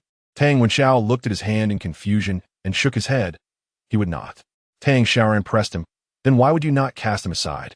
Because he is my brother. Tang Xiaoran nodded, then exited the room without saying more. Alone in the room, Tang Wenxiao could hear his heartbeat and the sound of Tang Xiaoran leaving. Suddenly, he propped himself up and got out of bed. He understood. He realized what Tang Xiaoran wished to convey, and her sentiments mirrored his own. Because he is my brother. I Ching was his brother, and he was also Tang Xiaoran's brother. Tang Xiaoran ascended the mountain in silence, and he sensed that she seemed upset. In the past, he had always feared her anger, for when she was enraged, she would scold them and make them perform tasks that were utterly nonsensical. For instance, she would make him carry stones up the mountain for no reason, deriving a sense of satisfaction from witnessing their suffering, which would ultimately quell her ire. Unbeknownst to him, Tang Xiaoran had not been angry for a long time. She had become more cheerful, telling them stories and imparting wisdom. Now, however, he had provoked her anger, and he began to comprehend the reason, because Tang Wenxiao consistently placed himself in an inferior position. Even though Tang Xiaoran had asserted that they were family, he still felt inadequate. Sitting on the bed, Tang Wenxiao appeared disoriented. As Tang Xiaoran climbed the mountain, she encountered Tang I Ching and Tang Jiayue, both of whom carried baskets filled with sugarcane. Tang Xiaoran glanced at the sky, filled her own basket, and led them down the mountain. Surely, this sugarcane would suffice for the boss. Now that Tang Xiaoran had money in hand, she had no intention of remaining a wretched soul toiling over red sugar. The only reason she continued was due to a promise made to set a good example for the children. As she entered the house, Tang Jiayue excitedly exclaimed, "Elder sister, what is this?" Tang Xiaoran looked at the card in the house and realized that it was the completion of Wang the carpenter's work delivered to them. Tang Wenxiao sat in the center of the courtyard, casting a somewhat aggrieved glance at Tang Xiaoran before speaking. Wang the carpenter left after dropping off the cart, saying you could pay him later when you have the time. Tang Xiaoran placed the money into Tang Jiayue's hands, gently patting her on the head. Go on. Give the money to Uncle Wang. With her eyes sparkling, Tang Xiaoyue skipped away with the money. Tang Xiaoran pushed the cart aside, observing the pouting Tang Wenxiao, who bit his lip. He raised his arm, lightly tugging at Tang Xiaoran's clothing. "Sister, no, I was wrong, I will." Tang Xiaoran watched as he faltered again, shaking her head in resignation. Due to his nature and the pressure he faced, this child was unable to change in an instant. And neither could she. "Stop thinking about it. I'm not angry. We'll have fish for dinner tonight." Upon hearing this, Tang Wenxiao's eyes brightened once more. However, by the time Tang Xiaoran had finished scaling the fish, Tang Zhiyue had still not returned. Tang Yiqing frowned, turning to leave the courtyard. After preparing the meal, Tang Xiaoran realized 2 of the 3 children were missing. Tang Wenxiao pointed to the courtyard gate. "Sister hasn't come back, and my second brother went to look for her." Their home was not far from Wang the carpenter's. The children, with their nimble legs, should have returned by now. A sudden sense of alarm gripped Tang Xiaoran as she admonished Tang Wenxiao a few times before hurriedly heading in the direction of Wang the carpenter's house. From a distance, she could hear Tang Xiaoyue's voice. "Second brother, hit him hard. Break his mouth for spewing nonsense." Realizing the gravity of the situation, Tang Xiaoran quickened her pace towards the sound. Upon seeing several children rolling around in the street, she gasped in shock. Chapter 39. Punishing the little rascal. Tang Xiaoyue stood to the side, loudly cheering, while Tang Yiqing was firmly pinning a small boy down, his tiny fists raised to strike the boy's face. Several other children tugged at Tang Yiqing's arms in a futile attempt to pull him away, while the boy beneath him continued to curse. I told you. You're all unwanted children. Your big sister supports you by soliciting. Shameless." Tang Xiaoran hurried forward, forcefully separating the boy who was holding Tang Yiqing back. Upon seeing an adult, the children attempted to flee, but Tang Xiaoran swiftly grabbed each of them by the collar, dragging them back. Tang Yiqing's face was filled with panic at Tang Xiaoran's arrival, and the once arrogant boy now appeared as meek as a quail. Huddling in the corner with Tang Zhiyue, Tang Xiaoran was seething with anger as she looked at Tang Yiqing's face. "Why are you fighting?" Tang Yiqing remained silent, while Tang Zhiyue, feeling no remorse, pointed at the boys in the distance with a raised voice. "Wang the carpenter said we didn't need that much money. Just give me a few coins, and they robbed me. I went to get it back, and they said our money was dirty, refusing to take it." Her voice grew increasingly plaintive, tinged with a hint of tears. "They robbed us and hid us when my second brother came to find me. They called us little bastards. My second brother ignored them and said to hurry home for dinner because big sister made fish. They said that fish was dirty. That big sister only got it by sleeping with someone, and then my second brother hit them." Tang Yiqing raised his hand to cover Tang Zhiyue's mouth, but the words had already escaped her lips. He dared not look up at Tang Xiaoran's expression, bowing his head in shame. Upon her arrival, Tang Xiaoran quickly surmised the situation and turned to approach a group of children. The leader among them had a swollen face, yet he stood tall and stared defiantly at Tang Xiaoran. "I am not mistaken. He is indeed desperate," he exclaimed, his words laced with unadulterated truth. Tang Xiaoran crouched down to meet his gaze, the chill in her eyes rendering his words caught in his throat. "Who imparted such tales to you? Your parents?" The boy dared not respond, fearful that Tang Xiaoran might seek out his home. If his mother were to discover his reckless chatter, she would surely reprimand him. With a fierce glare directed at her, he muttered, "You may do as you please. I only heard it from others." Uncertain of the veracity of his claims, yet cognizant that the responsibility lay with his parents, she remained poised, observing the child intently. "Will you lead me to your home so that I may converse with your mother, or shall we await her arrival here?" Startled, the boy attempted to flee, only to be seized by Tang Xiaoran again, who held him firmly. He squirmed in her grasp, desperate to escape. "I wish to go home." Tang Xiaoran showed no leniency. Without a word, she pressed him to the ground. When the boy tried to make another escape while her attention wavered, she swiftly caught him again and sent him tumbling to the earth. She refrained from striking him, for he was merely a child of another. Yet she ensured he could not flee. Overwhelmed by a sense of helplessness and the pain in his backside, he finally broke down. It felt as though Tang Xiaoran possessed 8 hands, for neither he nor his 2 companions could elude her grasp. They sat weeping on the ground, while Tang Xiaoran remained indifferent, her gaze icy. As dusk approached, it was time for the children to return home for dinner, and their cries grew louder in response to the darkening sky. At last, one child sobbed, "I understand my mistake, big sister. I will never speak carelessly again. Please let me go home. My mother will be worried sick." Tang Xiaoran ignored his pleas, her intent being for the children's parents to come forth. As anticipated, a parent soon arrived in a flurry of concern. Upon seeing the scene, she was taken aback. Tang Xiaoran recounted the events, and the woman's face flushed with embarrassment. It was her own idle gossip that the child had overheard. In rural communities, who does not indulge in idle chatter and wild conjectures? Yet, she had not expected to be caught in such a manner. She awkwardly dragged her weeping child away, offering apologies to Tang Xiaoran. The events of the previous night at Tang Xiaoran's home had spread like wildfire throughout the village, and this woman was no ordinary figure. Tang Xiaoran, not wishing to further complicate matters, waved her off. Not far away, the sounds of the child's cries mingled with the woman's scolding and punishment echoed through the air, causing the remaining two children to tremble even more. Tang Yiqing and Tang Jiuyue stood nearby, gazing at Tang Xiaoran with admiration. Soon, a second woman arrived to retrieve her child, evidently having heard of the incident, likely from the first woman. She even brought some peanuts as a gesture, though she still offered her awkward apologies. She had been a witness to Tang Xiaoran's formidable prowess, having seen her family decisively deal with Liu Shandon's misdeeds. People are often intimidated by strength. She had no desire to provoke animosity with such a formidable individual due to her child's actions. Tang Xiaoran confiscated her peanuts and sent her away with the child. The night had completely descended, leaving only one child remaining, the boy who had been pinned down by Tang Yiqing. Tang Yiqing, noticing Tang Wenxiao approaching in the distance, felt a surge of urgency. "Brother, why are you here?"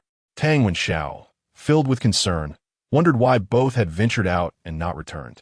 He had come out with his cane to search for them. The child, seeing Tang Xiaoran's gaze directed towards Tang Wenxiao, attempted to sneak away while her attention was diverted, but was once again restrained in place. Tears streamed down his face when he suddenly heard a cacophony of curses nearby. His mother had arrived. Tang Xiaoran observed the approaching woman, whose expression was far from friendly. As soon as she arrived, she shouted, "Is it you who has detained my child?" Taking a step forward, Tang Xiaoran met her with unwavering confidence. "It is I. Your child has falsely accused others and stolen from my family. How do you, as a mother, educate your child?" The woman, upon hearing this, raised her voice dramatically. "You claim my child is slandering? I could just as easily say your money is tainted. My child wouldn't stoop to stealing." Tang Xiaoran realized she was dealing with a rogue. Arguing was futile. She grasped the child's hand and began to walk away. The woman, startled, clutched her son tightly, exclaiming, "Where are you taking my son?" Tang Xiaoran coldly replied, "To find the village chief. If he cannot dispense justice, I shall report this to the authorities. My family will not be unjustly slandered. My sister-in-law deserves protection." The woman, hearing this, became furious. She yanked on the boy's arm, dragging him back. "You, an adult, are quarreling over a child's brawl? My child's face is bruised too." Seeing the child weep inconsolably, Tang Xiaoran offered a stern warning. "If you do not release his arm, it will be broken." "Yes, you. As he is not my son, I shall not grieve." At this, the woman immediately let go, and the boy, feeling helpless, panicked at the thought of reporting to the authorities. He struggled desperately, crying, "I will not speak again. I won't steal Tang Jiuyue's money anymore. I know I was wrong." Tang Xiaoran halted, casting a cold glance at him before calling for Tang Jiuyue. "You and Yiqing, come here." She pointed at her two children and instructed, "Apologize to them." Seeing Tang Xiaoran's demeanor soften, the woman stepped forward, no longer shouting, her face plastered with a forced smile. "Sister Xiaoran, once this child apologizes to yours, we can avoid troubling the village chief, right? We should return home to prepare dinner. The children are hungry." Tang Xiaoran observed as the children exchanged words. With Tang Jiuyue's cheeks flushed with excitement, she turned to the woman and said, "Now it's your turn." The woman looked taken aback. "What?" Tang Xiaoran pointed at the boy. "Your child just confessed that he learned this from you, that the money I earned was due to my dealings with men. He has apologized, Now you owe me an apology." The woman's face alternated between pale and flushed, yet Tang Xiaoran remained unfazed. "If you don't clarify which man I supposedly slept with for money, I shall inquire with the village head," she declared resolutely. The woman, taken aback by the directness of such an accusation, felt a wave of embarrassment. Village women typically whispered about such matters, their voices hushed and faces turned crimson. However, the protagonist of this incident stood firm, unyielding in her demand for accountability. With gritted teeth, the woman bent her head in apology, leaving an ashamed retreat akin to a scolded rat. Tang Xiaoran scoffed softly and turned to find 3 children gazing at her with admiration. Tang Jiuyue's eyes sparkled, her voice melodic as she exclaimed, "Sister, you are truly remarkable." Chen Dao's mother is notorious for her fierce temperament. No one dares to provoke her. Tang Xiaoran, hearing the child's innocent praise, felt her irritation dissipate significantly. She hurried home, leading the 3 children. During dinner, however, Tang Jiyue appeared somewhat distracted. Tang Xiaoran placed a piece of fish in her bowl and inquired curiously about her preoccupation. Observing the fidgeting girl, Tang Jia shyly spoke, "Sister, would it be possible for me to keep a small piece of the brown sugar you will make tomorrow?" She lowered her gaze, unable to meet Tang Xiaoran's eyes, fully aware of the intricate process involved in making sugar, which made her feel embarrassed. "I want to boast to Xiaohua, who doesn't believe such a thing exists. I plan to give her a piece to taste when she returns from school tomorrow. Is that all right?" Tang Xiaoran, initially indifferent, halted her actions upon hearing this request. Tang Wenxiao also looked up at her, sensing her silence, which caused Tang Jiyue to panic slightly. "If not, it's no problem. I was just saying it casually," she stammered, fearing her sister's displeasure. Tang Wenxiao furrowed his brow, not believing that Tang Xiaoran would be upset over such a trivial matter. He continued to enjoy the delicious fish, advising little sister refrain from sharing family matters with outsiders next time. Tang Jiayue, reprimanded by her elder brother, felt her cheeks flush with embarrassment and nodded in acquiescence. At that moment, Tang Xiaoran finally reacted, placing her hands on the table. "Am I truly so petty? I was simply pondering other matters." "Jiayue, are children of your age attending school?" At her inquiry, all the children paused their eating. Tang Yiqing's eyes gleamed with excitement, only to be quickly subdued. Tang Jiayue, a bit slow to respond, nodded and then shook her head. "Only the boys are going. In our village, there is only Xiaohua, the sole female student." Tang Wenxiao interrupted her, placing another piece of fish in her bowl, urging her to eat. Noticing Tang Wenxiao's evident unease, Tang Xiaoran recalled that in her previous life, this child had ascended to the position of prime minister by eavesdropping on lessons at school. Since her arrival, she had been preoccupied with thoughts of earning money, almost forgetting this crucial matter. Tang Wenxiao, hastily swallowing his food, anticipated Tang Xiaoran's next words, but found them hard to believe. Moreover, what would be the cost of tuition for 3 children? Without granting him the opportunity to ponder, Tang Xiaoran continued, "Tomorrow, there will be 2 female students at that school. Jiayue, do you wish to study?" Tang Jiayue's eyes widened, and Tang Xiaoran gazed at the 3 children, all of whom should have bright and promising futures. "Tomorrow, I shall take you to the school for a visit."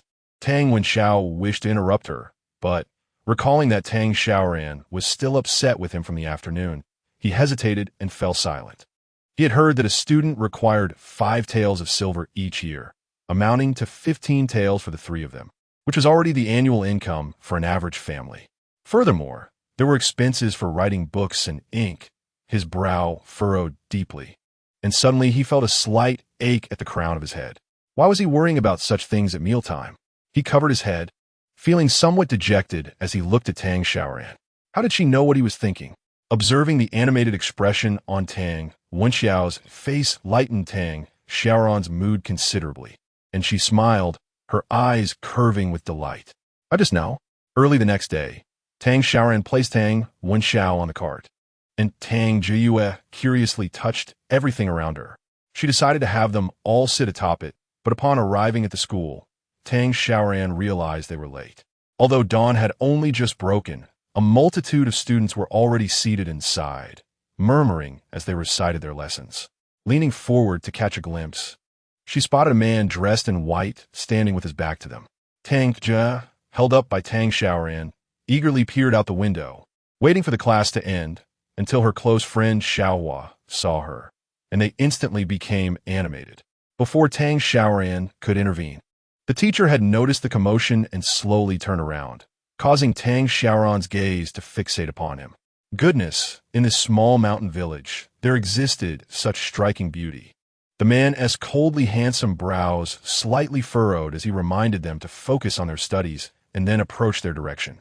Tang Xiaoran, momentarily taken aback by his presence, felt as though she had lost her words. If you're here to eavesdrop, you ought to keep your distance. His voice was equally melodious. Coming back to her senses, Tang Xiaoran deduced he must be a decent person. Had they not made a sound, he likely would not have taken the effort to address them.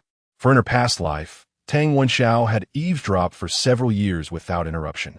Tang Xiaoran pulled Tang Wenxiao off the cart, and it was evident that the teacher recognized him. Tang Wenxiao averted his gaze, while the man glanced between Tang Xiaoran and Tang Wenxiao before speaking.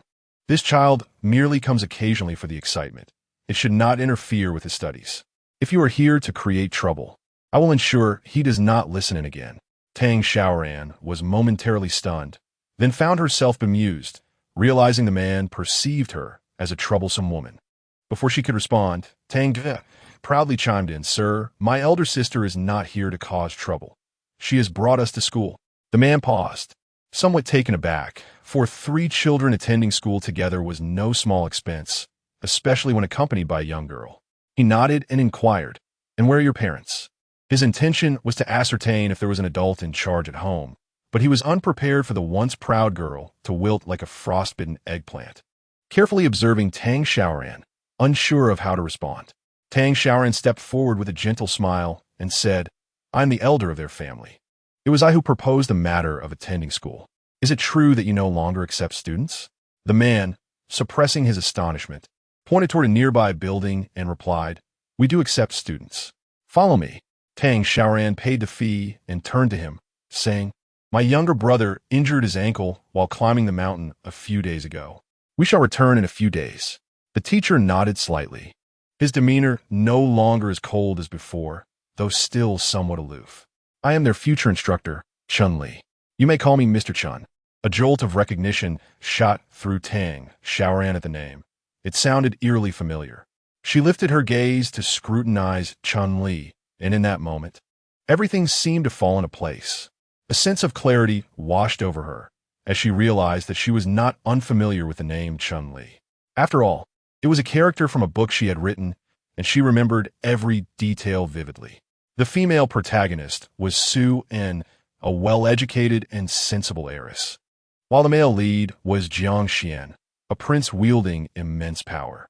To heighten the narrative conflict in her tale of tragic romance, Tang Xiaoran had introduced 3 antagonists and 2 male supporting characters, one of whom was Chun Li.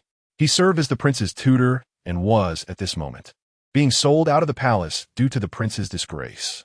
Soon, he would reclaim his position in the court, which explained how Tang Wenxiao managed to rise to the chancellor in her previous life. It was likely due to the support of Tang Yiqing, who supervised the eunuchs, and the aid of Chun Li from Qing, Shui village.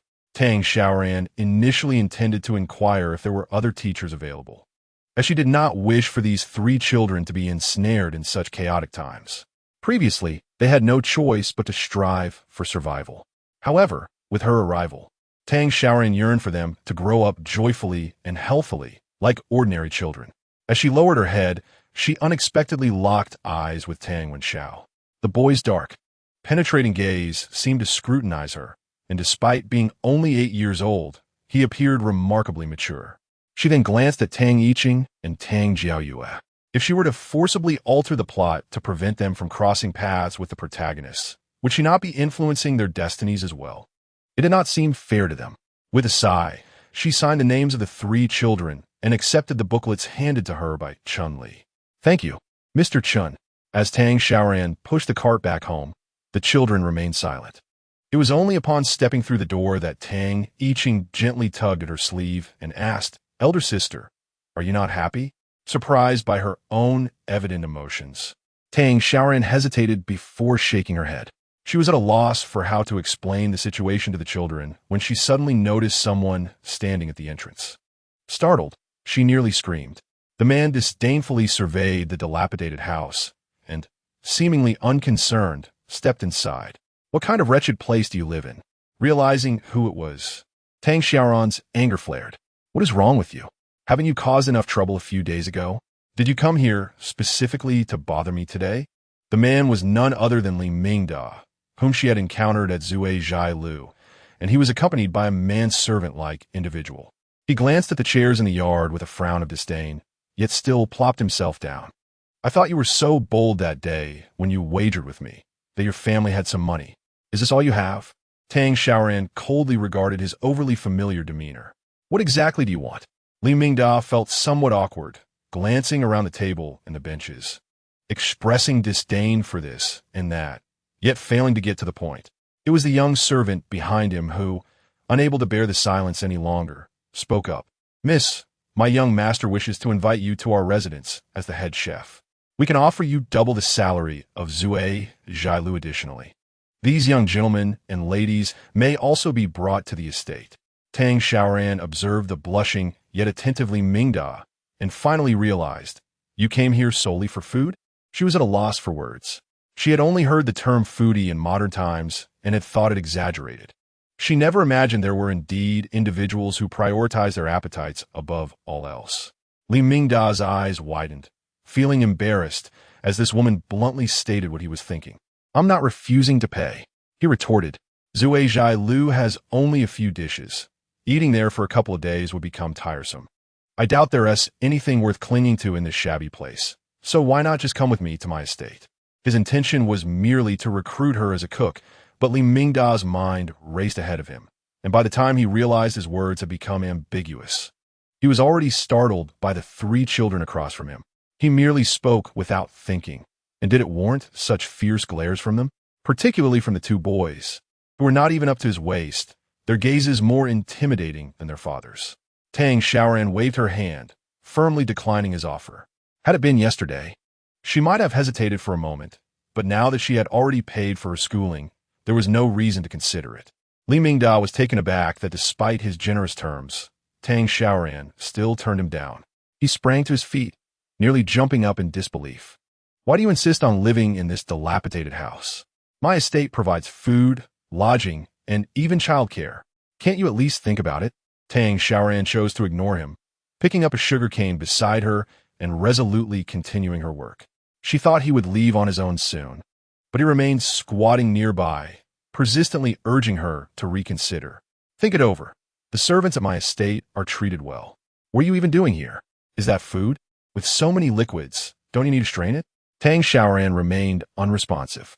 She didn't recall any character from the original storyline resembling him, which meant he was simply an unnecessary annoyance. How had he inexplicably latched onto her? Noticing her indifference, Li Mingda turned to coax Tang Yiqing. "Is your elder sister betrothed to someone else?" It was merely a casual inquiry. He found her fierce demeanor unappealing and speculated that perhaps Tang Xiaoran had someone special in the village, which was why she refused to work at his estate, only to receive a fierce glare in return. Tang Xiaoran was boiling sugar, while Tang Yiqing strained it, and Tang Wenxiao peeled the sugar cane while handing firewood to Tang Jiyue. Tang Jiyue, tending the fire for her sister, happily munched on sugarcane. Li Mingda felt utterly ignored, so he squatted beside them, tentatively biting into a piece of sugarcane. He had never encountered such a thing before and imitated Tang Jiyue, chewing a few times before spitting it out. Turning around, he found Tang Wenxiao staring intently at him. The servant felt embarrassed. How could their young master try everything? Tang Xiaoran poured the sugar she had boiled all morning into a container, supported her waist, and said, "As I've already stated, I will not work at your estate. No matter how long you linger here, my decision remains unchanged." Chapter 42. Still not paying respects to the master, Li Mingda initially intended to express his indignation, thinking she should inquire about the esteemed reputation of the Li family, as no one had ever dared to converse with him in such a manner throughout his life. However, upon observing Tang Xiaoran's stubborn demeanor, he suddenly felt deflated. After Tang Xiaoran spoke, she ignored him entirely and busied herself with tidying up the kitchen in preparation for cooking. She planned to simply stir-fry a few ordinary dishes. And upon washing the meat, she discovered that Li Mingda and his servant had yet to depart. Seeing her emerge, Li Mingda let out a cold snort, prompting the nearby servant to approach with a smile. "Miss Tang, we have exhausted ourselves searching for this place all morning. Since you refused to accompany us, may we treat you to a meal instead?" He then produced a handful of gleaming silver coins from his pocket. Tang Xiaoran feigned contemplation before swiftly tucking the coins away. Fortunately, this wealthy young gentleman was merely gluttonous. After devouring 3 bowls of rice, he promptly took his leave. Tang Xiaoran watched Li Mingda depart with evident satisfaction, feeling somewhat speechless. Was he truly so peculiar as to seek out someone else's home merely for a meal? That afternoon, she diligently boiled down the remaining brown sugar, achieving just the right amount to fulfill her obligation to the shopkeeper. Early the next morning, she was awakened by the incessant chattering of thoughts, and upon sitting up, she saw that Tang Yiqing was already awake. This child was not typically loquacious, so it was surprising to hear her thoughts so vividly. Upon noticing that her sister was awake, Tang Yiqing's eyes lit up. She tugged on Tang Xiaoran's arm, exclaiming, "Big sister, look what I found." Tang Xiaoran stifled a yawn, her hand pausing mid-air as she beheld a mother rabbit in a cage gently licking the bloodstains from her several newborn kits. Tang Jiayue's face flushed with excitement. She gave birth so quickly, Tang Xiaoran observed as Tang Jia tenderly placed her hand on the rabbit's head, which nuzzled affectionately against her. Were it not for Tang Jiayue's extraordinary abilities, this rabbit would not have been so fortunate. As she watched, a thought sparked in Tang Xiaoran's mind.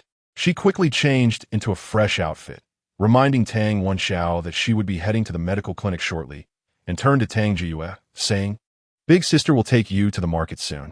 Tang Jiayue looked up, her face a picture of confusion, recalling that her sister had mentioned previously that she would only take their older brother to the clinic, instructing them to stay home. During breakfast, Tang Xiaoran found herself overwhelmed by Tang Yiqing's incessant thoughts, which made her head spin. Taking a deep breath, she set down her bowl and asked Yiqing, "We're going to the market later. Would you like to join us?" Tang Yiqing lazily lifted her eyelids, her expression serious. "I want tea go. You didn't tea invite me. Why should I?"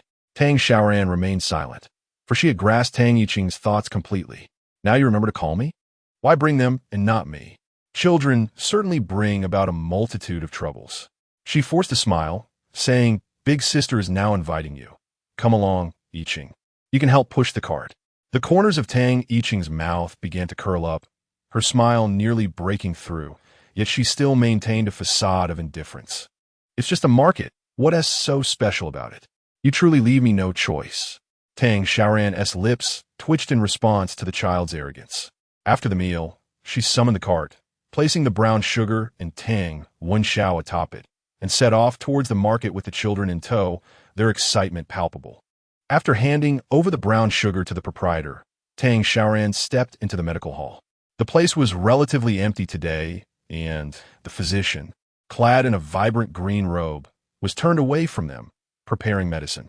Upon hearing the commotion, the man turned his head, revealing that the ointment had indeed taken effect. Tang Xiaoran touched her face, recalling that last night, Tang Wenxiao had applied the salve for her. Remarkably, the swelling had diminished by more than half. "Doctor, could you please take a look at my brother as well?" In truth, Tang Xiaoran had not held much hope for this young man, for he appeared quite youthful. In her recollections, the most esteemed modern physicians were characterized by their gleaming foreheads and white coats, while in ancient times, they were often kindly elders with flowing white beards, lending their appearance an air of credibility. Gently, Tang Xiaoran moved Tang Wenxiao onto a bench. The man lowered his head and rolled up his trouser leg, preparing to attend to him. He took a silver needle and deftly inserted it into Tang Wenxiao's ankle. Tang Xiaoran watched intently, then turned her gaze to Tang Jiayue, who, usually lively and boisterous, was now perched quietly, chin resting on her hands, her eyes fixed unwaveringly on the silver needle.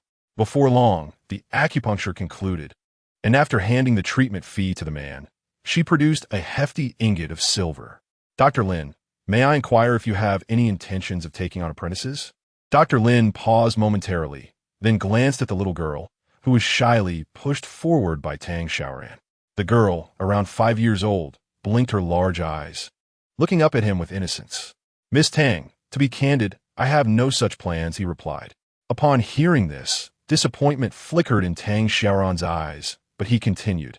In our profession, one must possess not only talent, but also a compassionate heart. Furthermore, one must be literate to decipher prescriptions. Dr. Lin believed his message was clear. Yet he was taken aback when the woman before him suddenly became animated. Is that all the requirements? My younger sister meets the first 2 criteria. We have enrolled her in a school, and literacy is not an issue. Does Dr. Lin have any additional requirements? Startled by her sudden enthusiasm, Dr.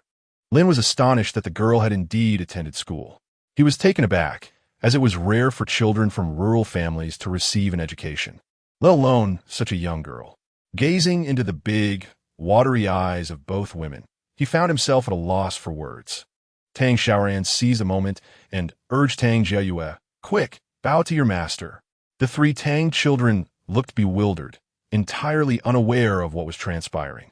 However, Tang Jiayue obediently knelt and respectfully bowed her head in reverence to Dr. Lin. Before Dr. Lin could comprehend the situation, the little girl had completed her bows. He felt a sense of helplessness, as though he were being strong-armed into accepting her.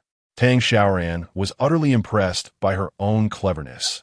In the original narrative, Tang Jiayue had indeed shown a remarkable aptitude for medicine, only to later delve into the dark arts of poison-making. She regarded the visibly distressed Dr. Lin, realizing that his moral standards were perhaps too lofty, making him susceptible to manipulation by someone with fewer scruples.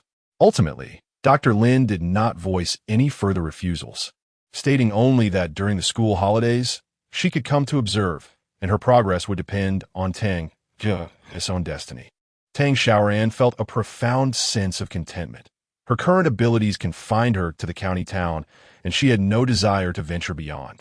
Her utmost wish as an elder sister was to ensure Tang Jia learned a valuable skill, thus steering clear of the tumultuous love and hate entanglements of the protagonists. On her way home, she made a deliberate stop at the butcher's to purchase some fresh meat. Tang Wenxiao was recovering swiftly from his injury, and it was estimated that he could soon walk again, provided he refrained from excessive movement. However, as the night deepened and the rhythmic sounds of breathing within the room faded into silence, a sudden rumble of thunder shattered the tranquility of the evening. Tang Xiaoran, still in a state of half-sleep, sat upright, sensing that someone outside appeared to be calling out in distress. Chapter 43. Tang Yiqing, missing Tang, Xiaoran shook her head, questioning whether she had been dreaming, for the world around her seemed to sway.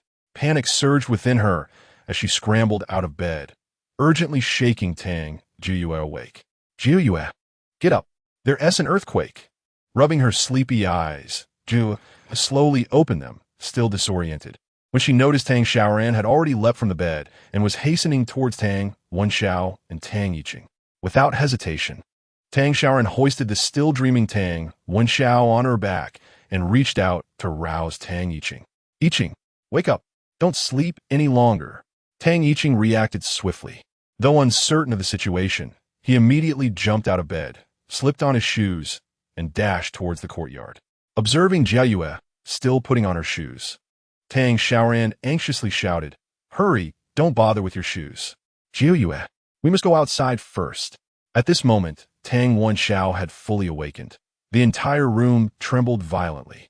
The already dilapidated house seemed on the verge of collapse, with dust cascading down, stinging their eyes and making it difficult to see.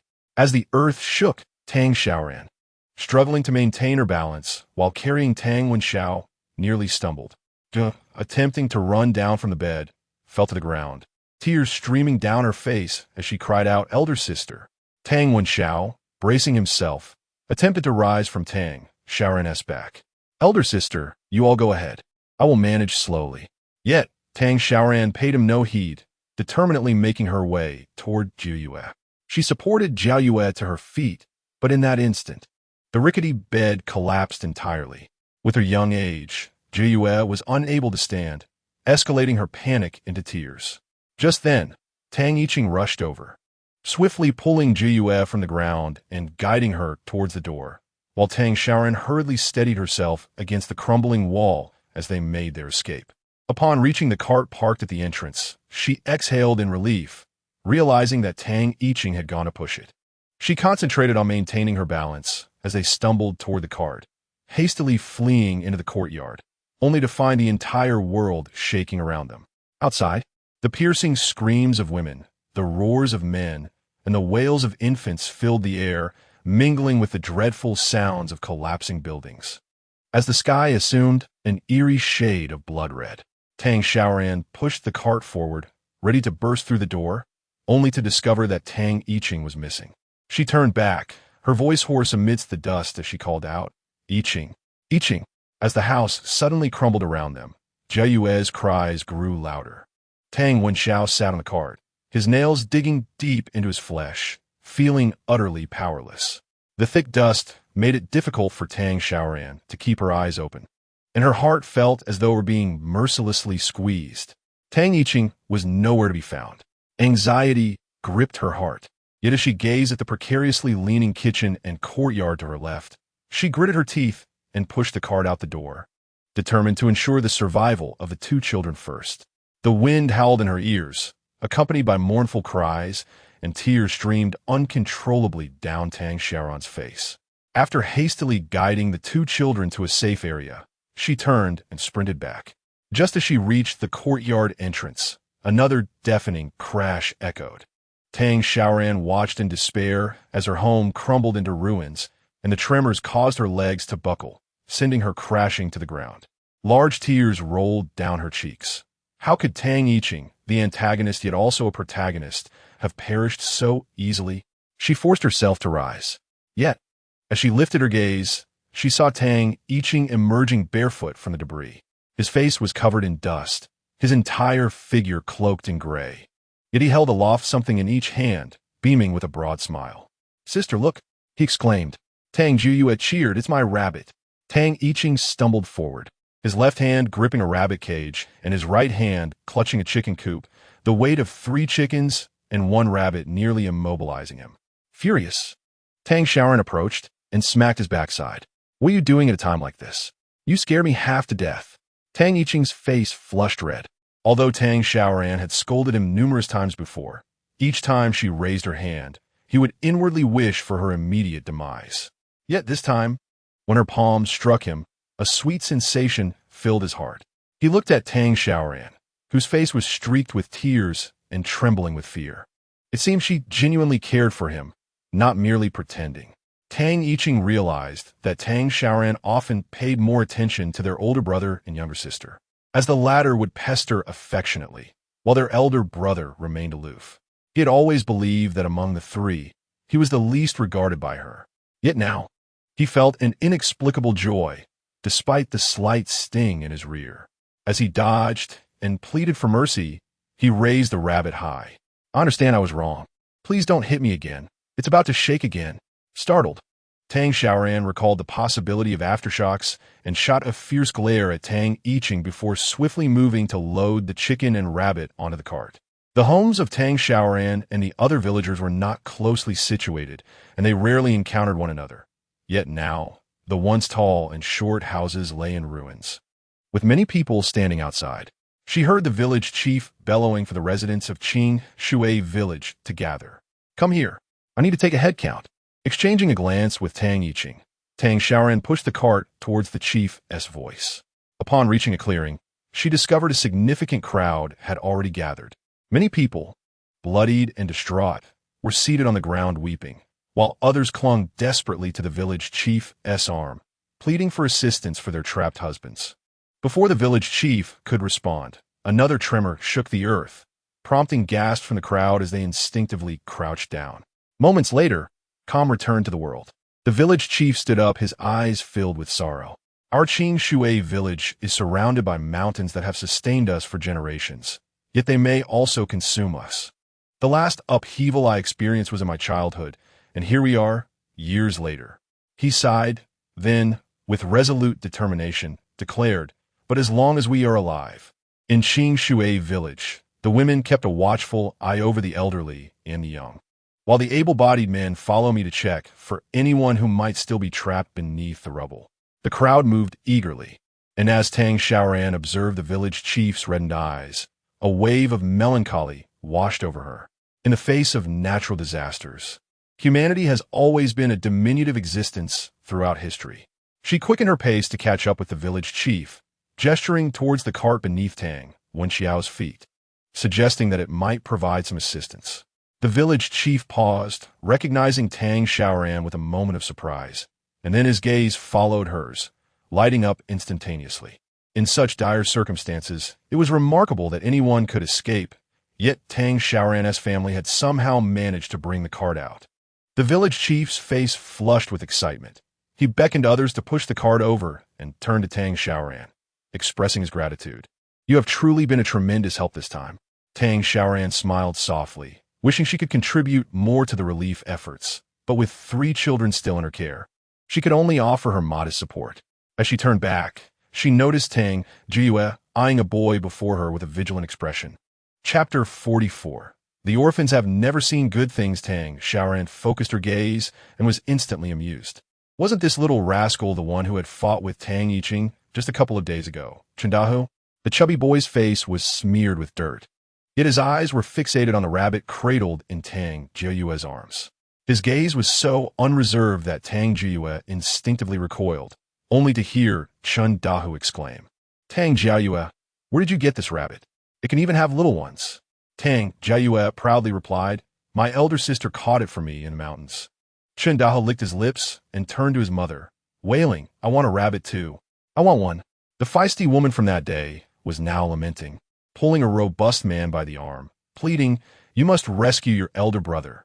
It appeared that Chendahu's father was also trapped beneath the fallen stones. With a furrowed brow, the woman wore a troubled expression, while Chendahu tugged insistently at her arm. She raised her hand, attempting to snatch the cage from Tang Xiaoran to let her son play with it, promising to return it later. Tang Xiaoran, her face flushed, refused to relinquish the cage. Tang Yiqing watched as his sister's delicate palm was tugged, leaving red marks, while the rabbit he had fought so hard to rescue shook within the cage, a flicker of determination crossing his gaze. Suddenly, a woman's scream pierced through the crowd, and several women ceased their weeping, turning to this commotion. Tang Xiaoran frowned and hurried forward. The woman's hand had swollen from being struck by a stone, and she glared fiercely at Tang Yiqing, as if she wished to devour him whole. "How dare you lay hands on an adult when you were raised without a mother?" she spat, raising her hand to strike Tang Yiqing. The boy instinctively shut his eyes, gritting his teeth in anticipation. A faint, elusive scent wafted to his nose as he looked up at Tang Xiaoran, who stood protectively beside him. Chendahu's mother found her wrist firmly grasped. Tang Xiaoran's nails dug into her flesh, causing her to grimace in pain. "What is this? Does the Chun family matriarch intend to bully my children in my absence?" Chendahu's fear of Tang Xiaoran lingered as he hastily sidestepped upon witnessing the scene. The woman's face shifted from crimson to pale, utterly taken aback by Tang Xiaoran's swift return. She had only just seen her conversing with the village chief moments ago. However, the gathering on this vacant lot was substantial. Nearly half the village was present, and she was adept at throwing tantrums and playing the victim. The woman quickly withdrew her arm, pointing at the nail marks on her wrist, and began wailing, her voice piercingly sharp, causing many to cover their ears. "Who has bullied your child? My son merely wished to see your rabbit, yet your second child struck my hand with a stone, and you even broke the skin on my wrist. Look at this," she exclaimed, raising her hand high and distorting the truth. Many still harbored grievances against Tang Xiaoran, given her previously tarnished reputation, and soon a chorus of voices arose in discontent. "She is nothing but a beast, defended like a precious gem. An orphan has never known anything good. How petty!" Even in this dire moment, rather than seeking to help, she chose to rescue that beast. It was said that Lu Shan, blinded by their family, had been tragically crushed in his home during the earthquake.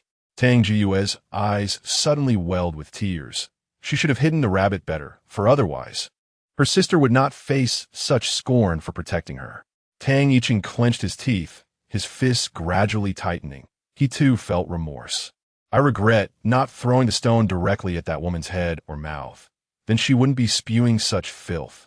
Tang Xiaoran caught this thought, her eyelids fluttering. Tang Yicheng, in the original story, had darkened early on, later becoming the most sinister among the three children. To think that at merely 7 years old, he dared to contemplate such violent thoughts.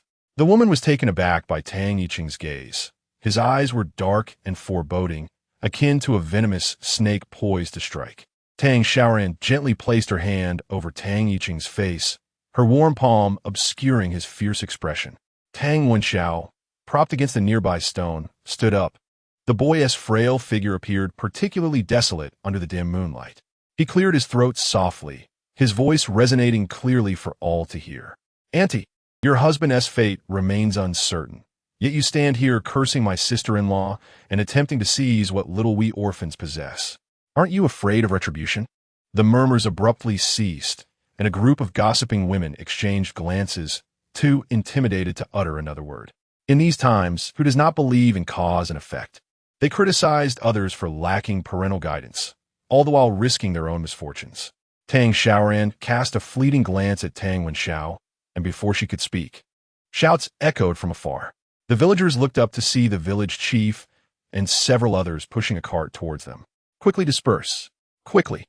The cart tilted precariously, carrying several individuals who were bloodied and groaning in agony. Chen Da's keen-eyed child immediately cried out, "Father, what happened to your leg?"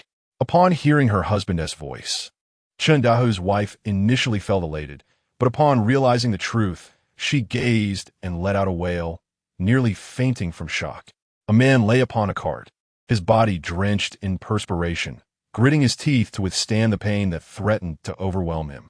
His right leg was a gruesome sight, blood and flesh so mangled that it was scarcely recognizable. The village chief shook his head, along with several other men, as they carefully lifted the injured man from the cart. It was a small mercy that he was still alive, though his leg was likely shattered. A collective gasp echoed through the crowd, and Tang Wenxiao furrowed his brow, a flicker of irritation flashing in his eyes. He had merely sought to intimidate her. Chen Dahu's mother wailed desperately, turning suddenly to fix her gaze fiercely upon Tang Wenxiao. Tang Xiaoran sensed trouble brewing as the woman, her hair disheveled and eyes wild, approached them. "It's all your fault, you wretched child. If you hadn't uttered those words, how could my husband have ended up like this? I'll tear your mouth apart." Tang Xiaoran attempted to push the woman away, but her strength was overwhelming, nearly causing Tang Xiaoran to stumble. The onlookers, who had previously been captivated by the unfolding drama, now stood in hushed silence, cautiously distancing themselves from the Tang family, as if they were afflicted by a plague. How could it be that the moment that child spoke, Chen's eldest son lost his leg? The village chief did not comprehend the origins of the chaos. But the situation was already fraught with disorder. Chen's wife was notoriously unreasonable. He found himself at a loss. "Enough. What are you clamoring about? Is the chaos not sufficient for you? Look at your husband. Why are you here making a scene?" The village chief's reprimand only deepened Chen Da's mother's sense of grievance. She pointed accusingly at Tang Wenxiao, exclaiming, "Our man has been cursed by this little brat." The village chief shot her a stern glance. It was evident that she had provoked a response. "Your husband lies on the cart borrowed from Tang Xiaoran. Without it, he would not have been brought back at all." Chapter 45. Our home is destroyed. We shall rebuild. As these words were spoken, several villagers turned their attention towards the scene, noticing the village chief standing in support of Tang Xiaoran, prompting others to join in. "Indeed, Dahu's mother, you're ready to strike while blaming the child. Now that misfortune has struck, you seek to lay blame elsewhere. A grown woman should not be quarreling with a group of children. You ought to be finding a doctor for your husband before he bleeds out." Chen Dahu's mother, upon hearing this, was consumed by rage. "Li Hohan, are you taking this opportunity to curse my husband as well?" The animosity between the two women was palpable, and Li Hohan rolled her eyes, exasperated. "What mad dog you are, biting indiscriminately. Do you not realize your husband's predicament? The expression on Chanda's mother's face shifted dramatically, while Tang Yiqing, with a glint of mischief in his eyes, provocatively asked the woman, "How could Daha's robust father be pinned down like that?" At this, the man, on the brink of unconsciousness from pain, ignited with fury and hurled a stone in their direction. Chanda's mother was caught off guard, the stone striking her calf. As she turned to confront the assailant, she was met with the sight of her own husband, and her bravado faltered. "What are you doing, dear husband?" Chanda's father gasped in pain, unable to rise and confront his own mad wife, and in frustration, he slapped Chandahu across the face. "Isn't this humiliation enough for you? Had it not been for your insistence that I return to fetch some silver, the three of us would have escaped unscathed. Why must my legs suffer thus?" Chandahu wailed in anguish, his cries echoing through the air, while Tang Yiqing gazed at the man's mangled limb, an inexplicable chill creeping down his spine. Chandahu's mother, humiliated before so many by her own husband, instantly lost her temper. With tears welling in her eyes, she turned to inspect her man's injury, only to be forcefully kicked in the chest by him, collapsing to the ground. Chandahu's father, upon witnessing his son's shattered leg, felt his eyes redden with sorrow. His fists clenched tightly around the little silver they possessed. "Curse you, you wretched woman! You have brought ruin upon me." Tang Xiaoran, hearing the sounds of scolding behind her, gathered several children in her arms and turned away. Such behavior would be deemed domestic violence in modern times, and she could not allow the children to witness it. Tang Jiue lifted her chin to gaze at Tang Xiaoran's jawline. Despite the gusty winds and incessant wails surrounding them, she felt an unusual sense of security. Sensing the warmth of her palm, Tang Xiaoran looked down to see Tang Yiqing tremblingly raise his gaze, his lips turned down and his eyes brimming with unshed tears. "Elder sister, I too acknowledge my fault. I shall not act thus again." He was genuinely frightened by the sight of Chanda's father's leg. After all, his elder brother had merely twisted his ankle, yet was carried around by their sister all day. If he were to return for something and end up with a limp, what would become of their family? Tang Xiaoran, feeling the child's anxiety, gently patted his back, reassuring him not to fear. For next time, he should avoid placing himself in perilous situations. Since the ordeal had passed, dwelling on it would only serve to punish the present self. Gradually, Tang Yiqing's body relaxed. Before him lay countless ruins, and amidst the ceaseless cries, he felt an overwhelming sense of peace. This night was destined to unfold in such a manner. Tang Xiaoran drew the three children close, with the chicken coop and rabbits nestled behind them. The four huddled together, awaiting the dawn. As the first light of day began to break, Tang Xiaoran was roused by a call. The village chief, his voice hoarse, stood atop the highest point addressing the crowd. "Esteemed villagers, the calamity of yesterday has passed. Only Lu Shan remains unaccounted for among the 132 in Qing Shui Go." No sooner had he spoken than many turned their gaze towards Tang Xiaoran, only to find her standing resolutely, her expression betraying no emotion, her demeanor one of calm assurance. The village chief noted this as well. Tang Xiaoran's earlier act of lending her cart to save others had inexplicably endeared her to him, and he intended to borrow her cart once more. Clearing his throat, he continued, "What are you staring at? I say, many in our village possess little common sense. Lu Shan brought this upon himself, had he not intruded upon others' homes. How could he have met such a fate? This is retribution. Why cast glances at others? He brought this trouble upon himself. Let me warn you all, should anyone dare to trespass while a man is away, remember Lu Shan as a cautionary tale." He cleared his throat again and added, "Though we have all escaped, many villagers have sustained serious injuries. This is divine retribution. As common folk, we are powerless against it, but rest assured, we shall provide support to these families in the days to come." He pointed to the ruins of Qing Shui village behind him, reflecting on the countless storms it had weathered over the centuries. "Originally, we were merely a few families seeking refuge who settled here. Now, we have grown into 100-strong family. Our homeland may be destroyed, but we shall rebuild. From this day forth, all the able-bodied men will join me in constructing new homes, while the women will tend to the children. The older children will accompany the women to gather mushrooms and wild fruits, as well as collect firewood. As long as we unite our efforts, we will surely endure. His passionate words flowed forth, and as Tang Xiaoran looked up at him, she suddenly realized that although the village chief seldom took charge of matters, he was remarkably reliable in times of crisis. Then, she noticed the expectant gaze he cast upon her. Xiaoran, the only remaining cart in our village belongs to your family. We owe you gratitude for lending it to save lives last night. However, for the time being, we may need it to transport timber for rebuilding. What do you think? Tang Xiaoran smiled gently. It would only take a few more days for Tang Xiao to recover after his visit to the clinic, and she was not one to shy away from contributing. Therefore, she readily agreed to lend the cart. The village chief looked at her with immense appreciation. The men stood up, grunting, and made their way toward the nearby ruins, while Tang Xiaoran turned to see the village chief's wife rallying the women to gather mushrooms in the mountains. We will divide into two groups. One will stay today to look after the children and cook, while the other will venture into the mountains. Tomorrow, we will switch roles. Does that sound good? Everyone nodded in agreement, except for Chun Dahu's mother, who protested, pointing to her husband and son, sprawled inelegantly. No, I cannot leave my men alone. Just look at his leg. I cannot trust him. The village chief's wife frowned at her, recalling how she had lamented her fate just the day before, yet now seemed intent on shirking responsibility. Tang Xiaoran lowered her gaze, wishing to avoid the nearby argument. She had just been assigned to the mountain group and anticipated a long journey ahead, but glancing at Tang Wenxiao's leg and the chickens and rabbits behind her, she felt overwhelmed. The village chief gathered everyone in an open space, but last night, the terrain had been nearly claimed by each household. Tang Xiaoran and her companions huddled in a corner, with only Chun Dahu's family as their neighbors. Chapter 46. Why is his older sister acting like a monkey? Tang Wenxiao noticed her anxiety and held the rabbit on his lap, looking up at Tang Xiaoran. Sister, you go ahead. I will take good care of my sister.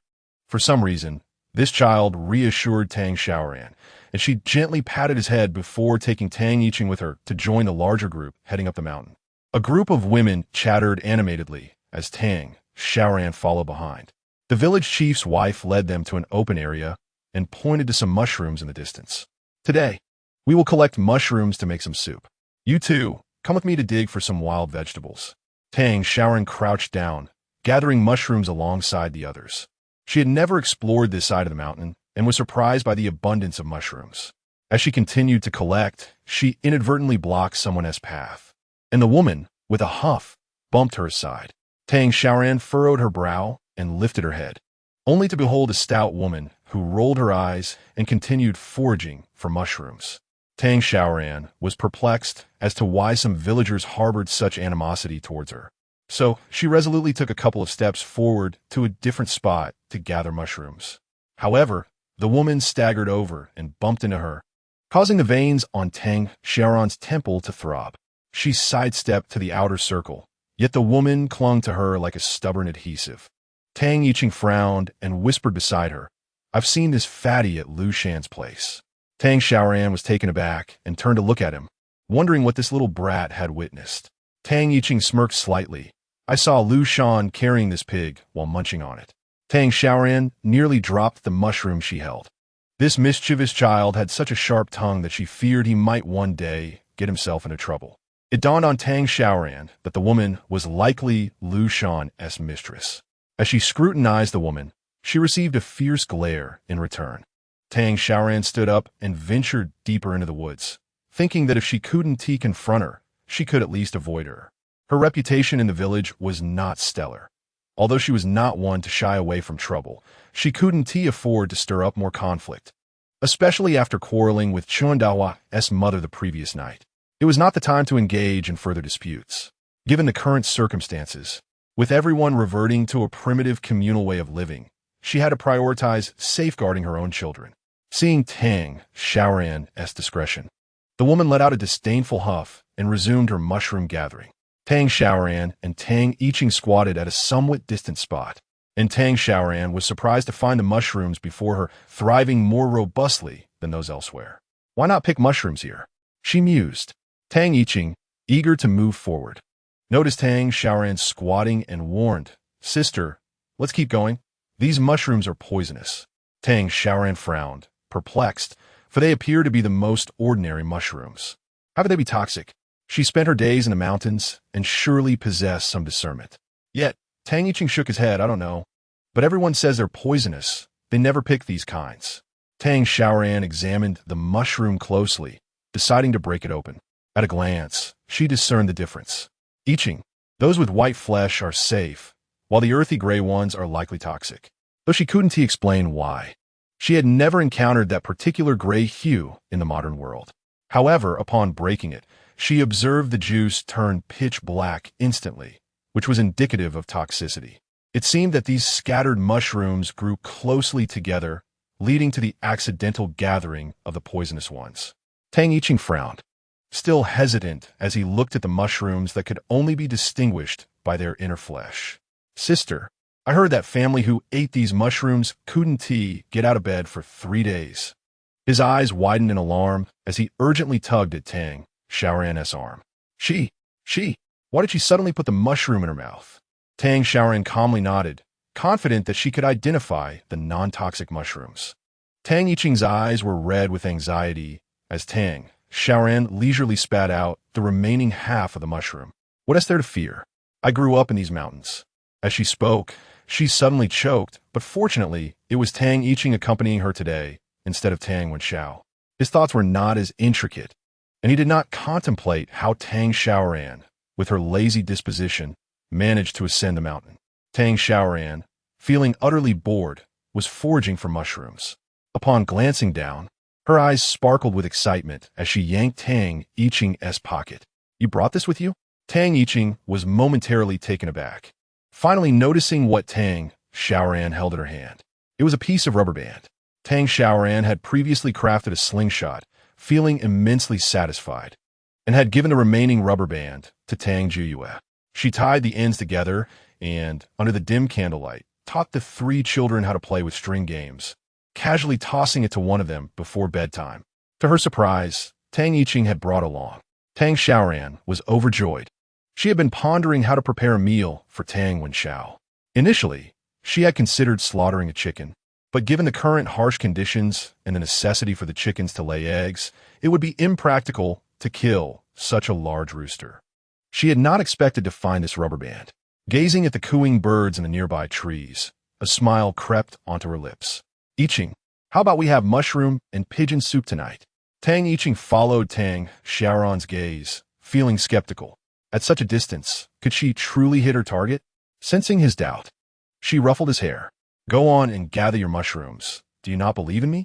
She climbed up a tree beside her, causing Tang Yicheng's eyes to widen in astonishment. He quickly stood up, scanning the surroundings. Fortunately, the group of women was gossiping at a distance, completely oblivious to their antics. Tang Yicheng was utterly shocked. How could his sister resemble a monkey so much? Which young lady could climb trees like her?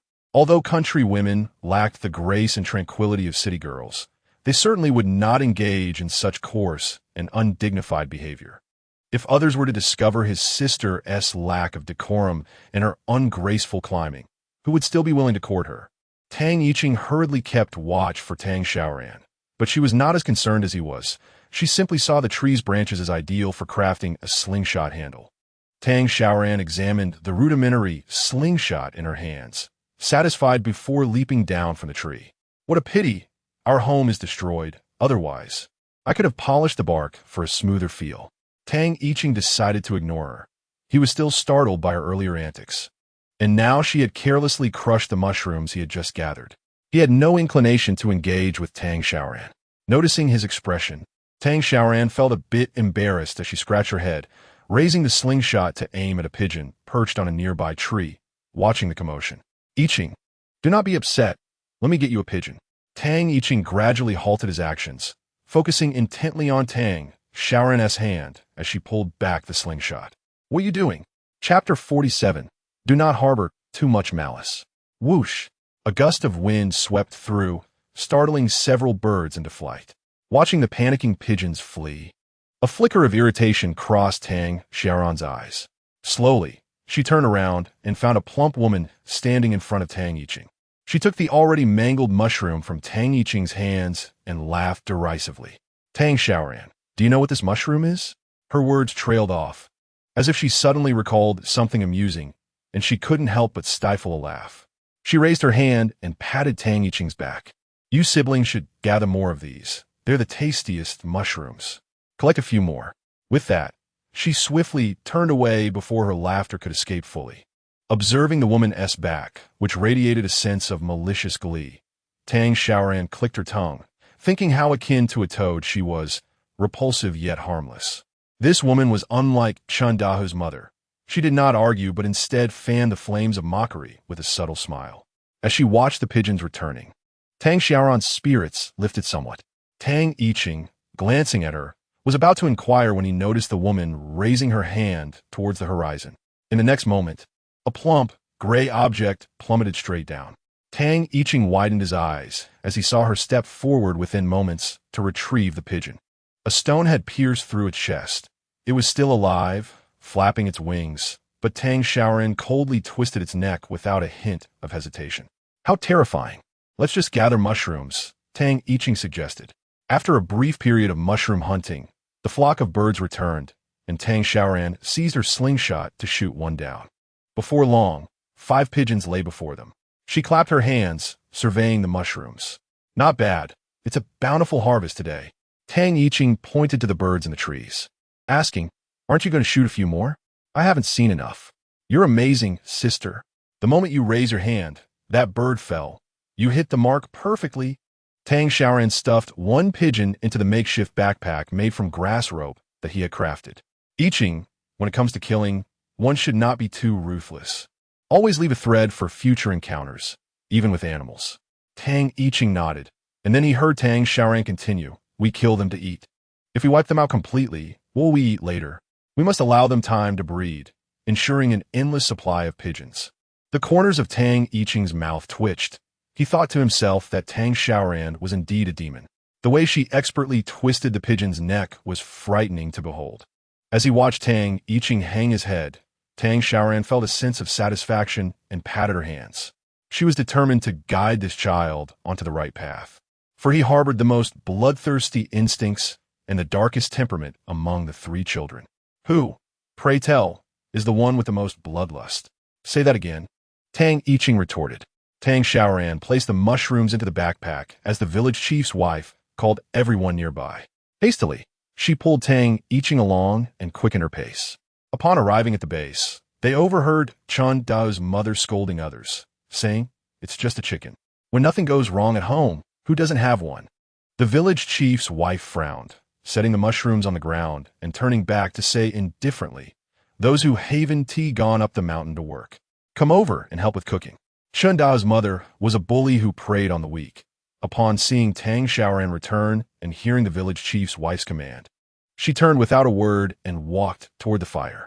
Tang Xiaoran crouched down, observing Tang Jia, who was sitting on the ground playing with stones. Has she been scolding you all day? Tang Jia lifted her head, and upon seeing Tang Xiaoran, joyfully dashed into her embrace. Nuzzling, Sister, you're back? Tang Wenxiao frowned, shaking her head in silence. Tang Jia pursed her lips, choosing not to speak, yet the perceptive Tang Xiaoran could hear her heart's murmurings.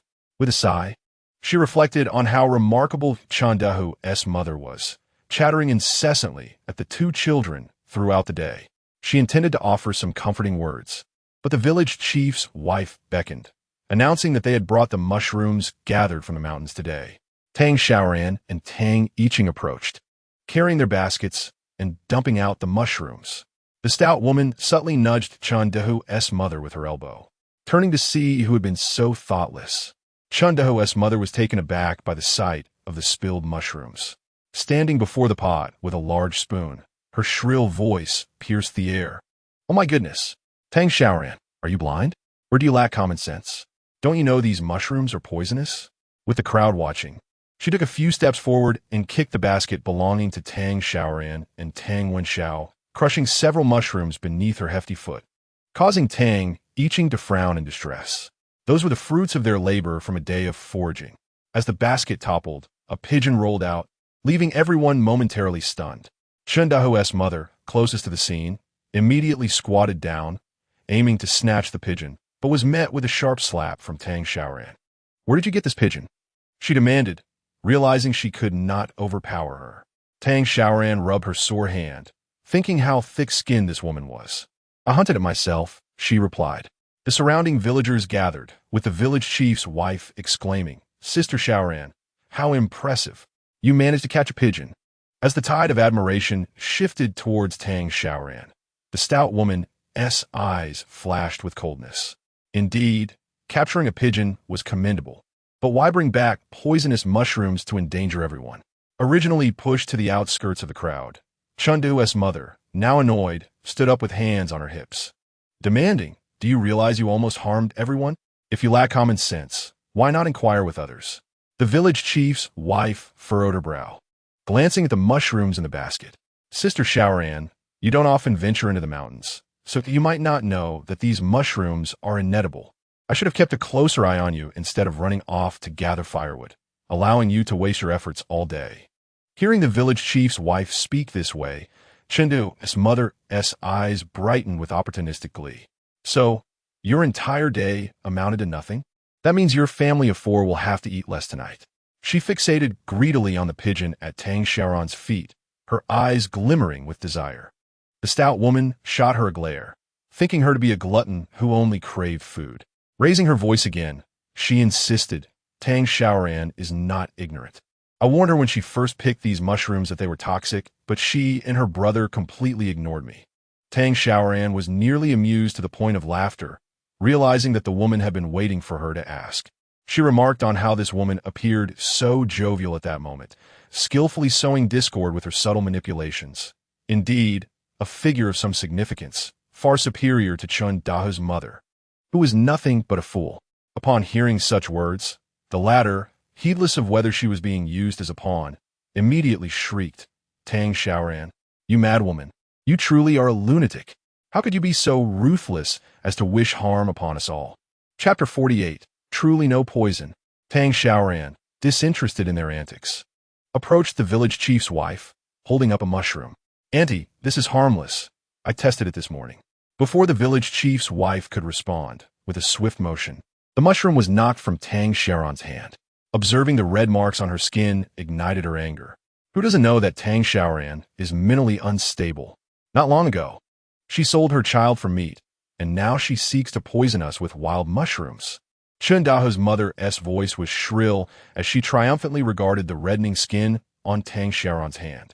In an instant, however, she found herself sprawled on the ground, nearly toppling into the pot. At the precise moment when Chengdu's mother struck Tang Xiaoran's hand, Tang Yiqing had already clenched his fists, having forcefully thrust his head against that wicked woman's abdomen. This infuriated Chengdu's mother, who, rubbing her backside, swatted Tang Yiqing away, causing him to roll over to Tang Xiaoran's side. She hurriedly helped her brother to his feet, brushing off the dust from his clothes, her almond-shaped eyes ablaze with fury. How dare she bully her sibling? As tensions mounted, the village chief's wife hurried forward, pulling Tang Xiaoran aside, her expression somewhat awkward. Sister Xiaoran, it's not that I don't trust you, but look at all these villagers. Previously, there were indeed issues with this mushroom. We cannot take any more risks.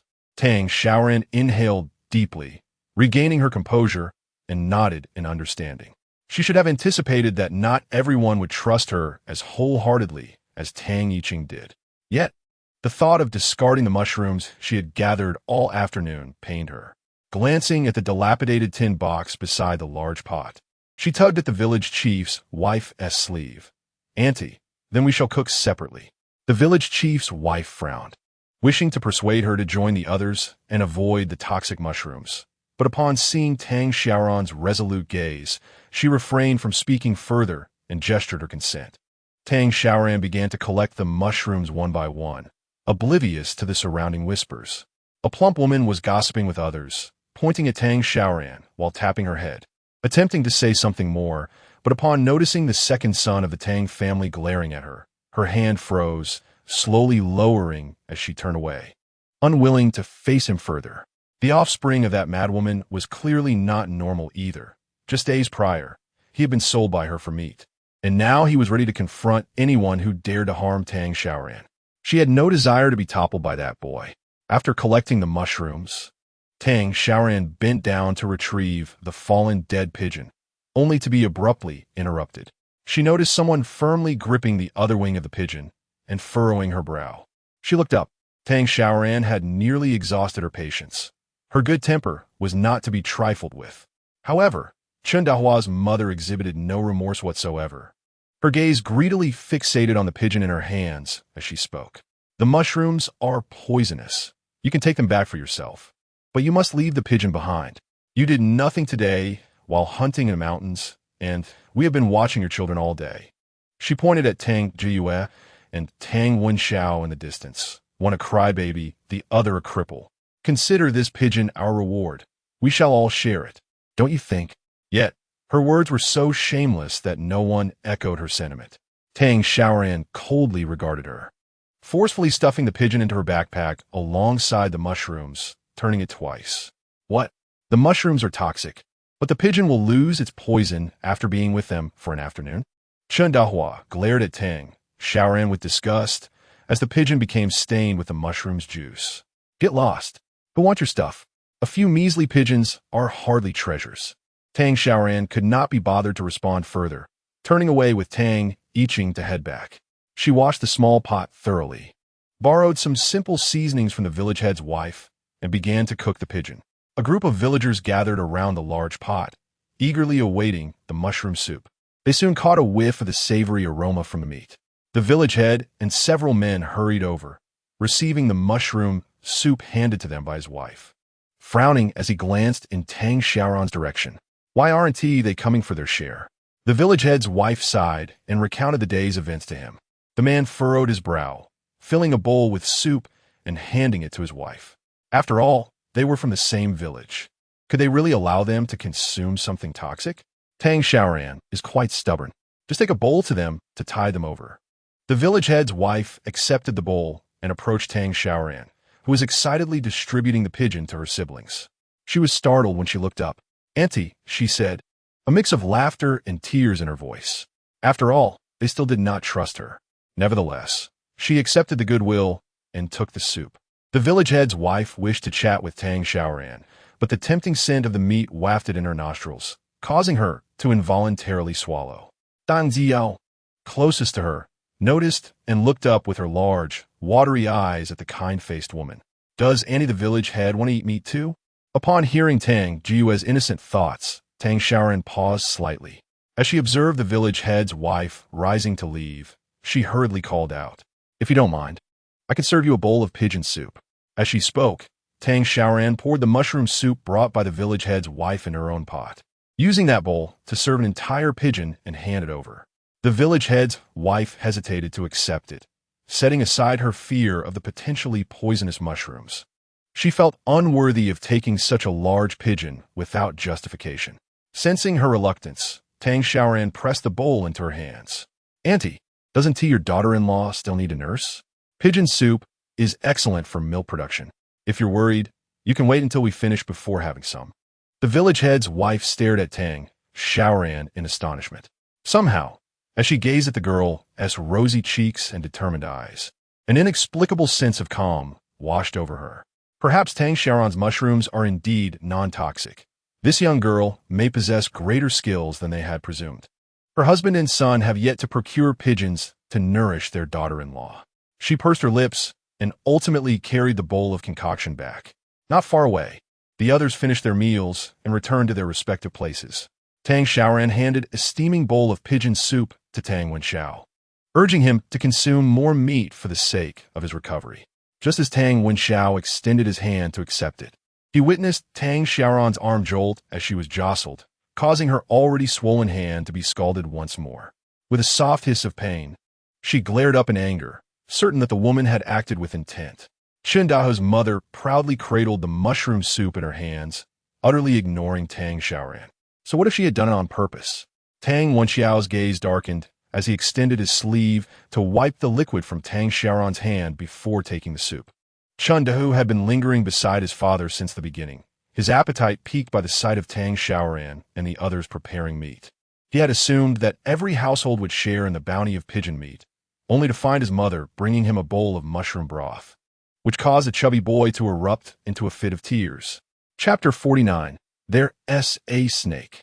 Mother, I want meat too. I want pigeon soup. Dahu's father, already tormented by leg pain, became flustered by his son's commotion, delivering a sharp slap to Dahu's head. What are you shouting about? Keep it up, and I swear I'll teach you a lesson. Tang Xiaoran flinched in fear. She now believed her elder sister had been rather gentle with her in the past.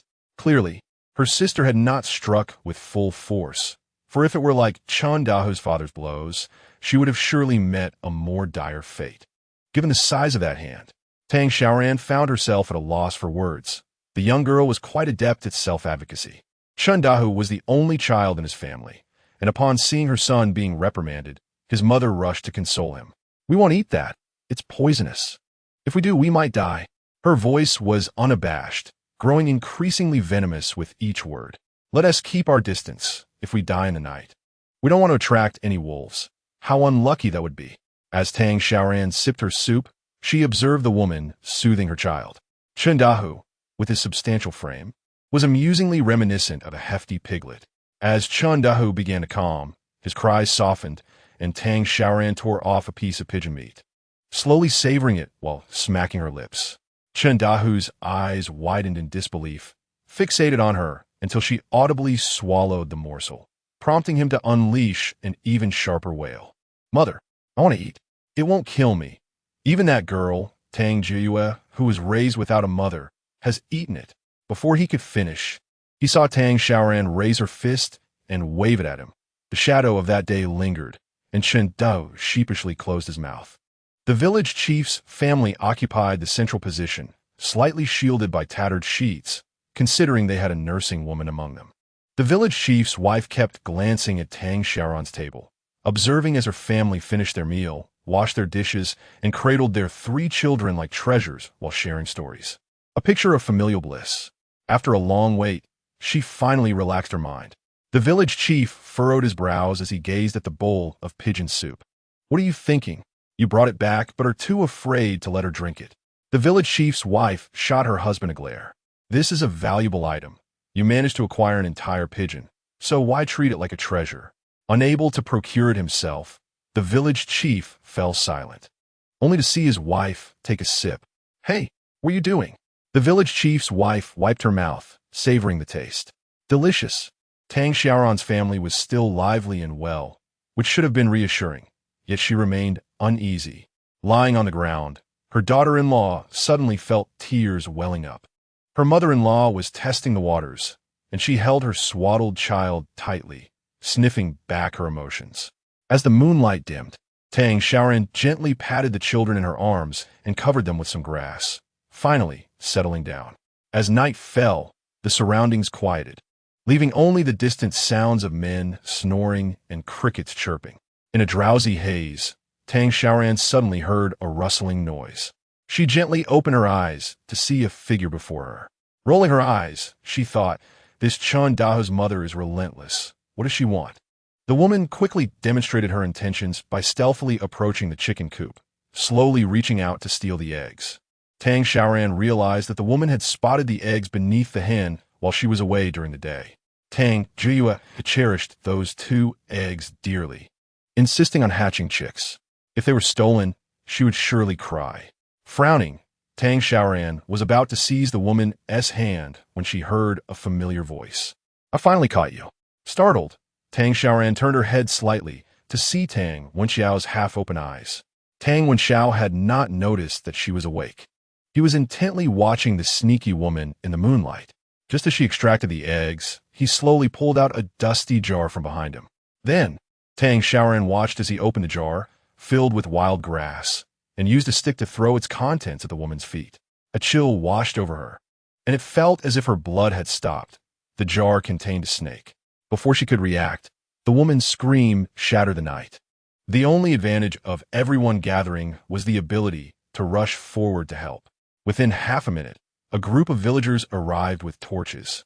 Dahu's mother was pale with fright, her leg devoid of the snake, but marked by 4 sizable bloody holes. Trembling, she babbled incoherently, a snake. There was a snake. I was bitten. Tang Wenxiao rubbed his eyes and stood up, speaking in a childish tone. Why are you here? You sleep so restlessly, wandering around. Only then did everyone notice the broken eggs at her feet. Tang Xiaoran woke up, saw her shattered eggs, and tears began to stream down her face. My chicks. As Tang Xiaoran comforted the girl in her arms, she frowned at Tang Wenxiao standing before her. She realized she was mistaken. Tang Wenxiao had far more schemes than Tang Yiqing. When exactly had he caught that snake? How did he come to know that Chen Dahua's mother would steal eggs tonight? Tang Xiaoran recalled the woman's scolding words as she had just returned, drawing in a sharp breath. It seemed that even the existence of the eggs was something this child had intentionally revealed, and yet he was merely 8 years old. Despite his injured leg, he had orchestrated all this. On the other side, Chen Dahua's mother was oblivious to everything else. She could only feel her leg had gone completely numb. Tears streaming down her face, she cried out for help, begging for the poison to be drawn from her body, pleading that she did not wish to die. Who could assist her? The venom was already nearing her thigh, and only her husband could do so. However, Chen Dahua's father also had a limp, and with so many onlookers witnessing his wife stealing from others, he could not afford to lose face. Thus, he turned away and pretended to sleep. What a pity that he did not catch the snake. It seemed luck was on her side. Upon hearing this, Tang Xiaoran's heart gradually eased. She was not a saint. The woman's incessant presence before her was indeed irksome, yet her transgressions did not warrant death. She redirected her gaze to Tang Wenxiao. After establishing the narrative that the woman had been bitten by a snake while stealing, quietly resumed his seat. Tang Xiaoran gently comforted her sobbing youngest child, while observing the eldest, who feigned sleep, and the second, who had just awakened and was reveling in the misfortune. She felt overwhelmed. It seemed that among these 3 children, 2 could not be restrained, and she seriously suspected that even without the original Tang Xiaoran, these 2 would inevitably turn to darkness. Chen Dahua's mother cried and yelled into the night, accusing Tang Xiaoran of being the cause of her plight, claiming that the snake was released by her. The villagers were at a loss for words at such shamelessness, disdainfully dispersing. Xiaohua's mother indignantly remarked that Tang Xiaoran had specifically raised snakes for the purpose of enticing her to steal eggs. Many snickered at this, and Tang Xiaoran lowered her gaze, pondering who would have thought that Chen Dahua's mother was, in fact, telling the truth. She had simply misidentified the culprit. The true perpetrator was Tang Xiaoran's 8-year-old brother.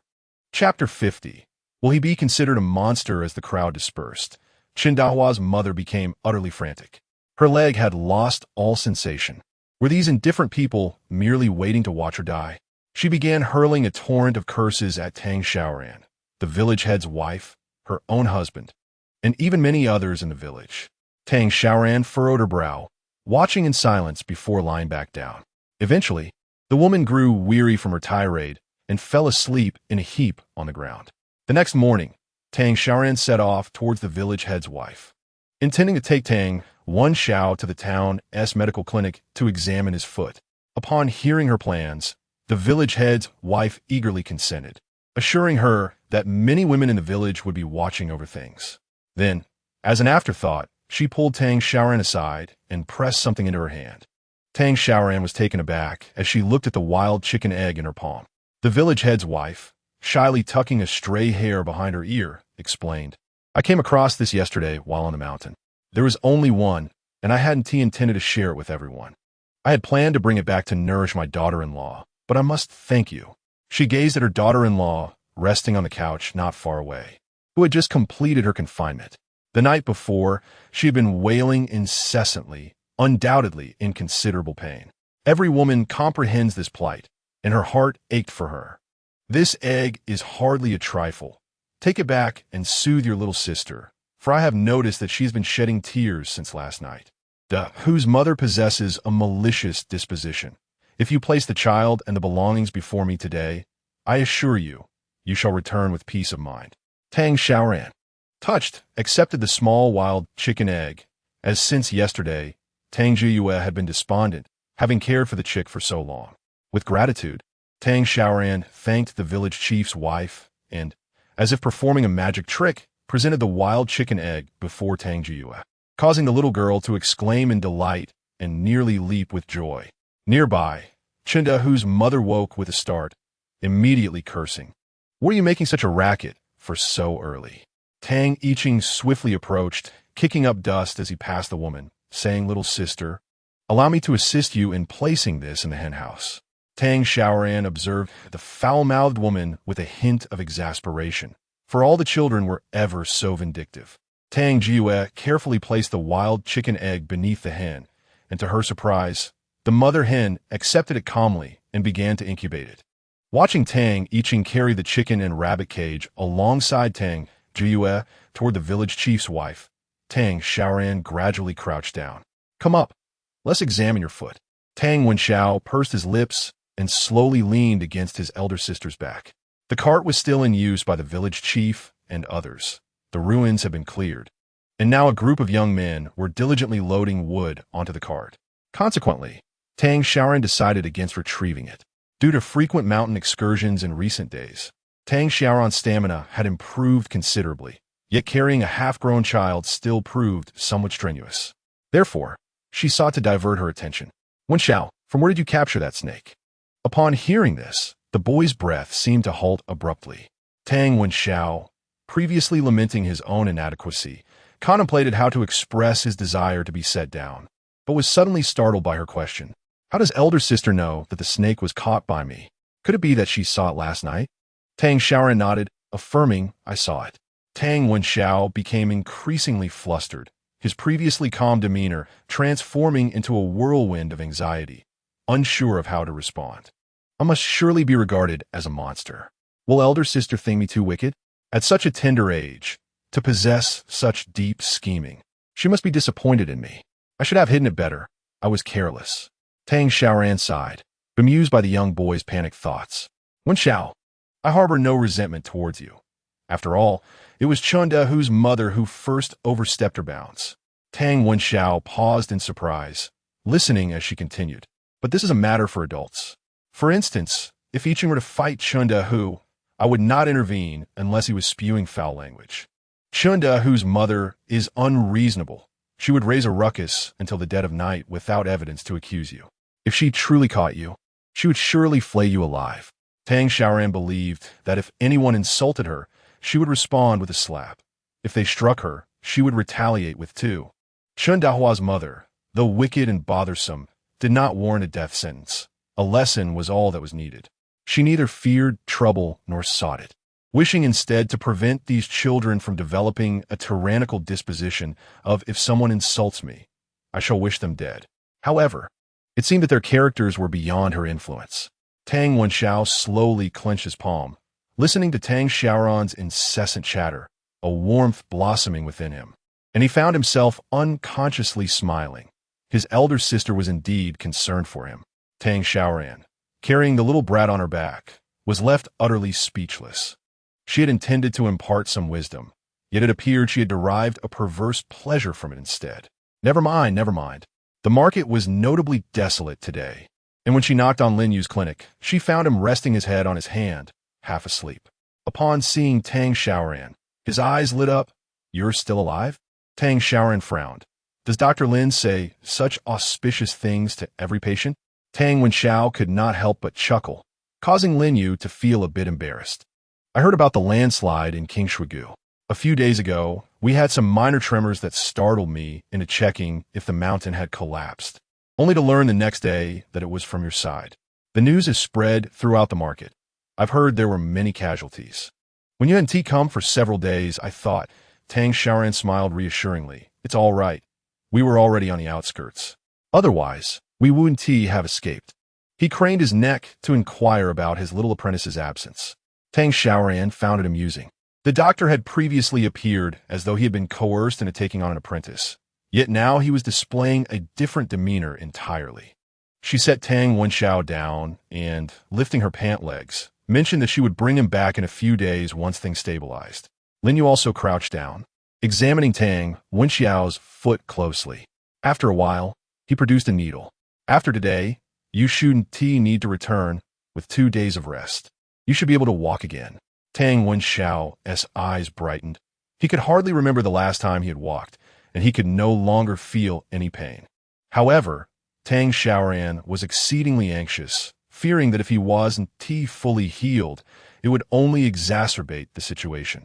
Watching Lin Yu concentrate on administering the needle, Tang Xiaoran brushed off the dust from her clothes and stood up, saying, "I'll go buy some things." Tang Wenxiao nodded obediently, watching as Tang Xiaoran hurriedly exited.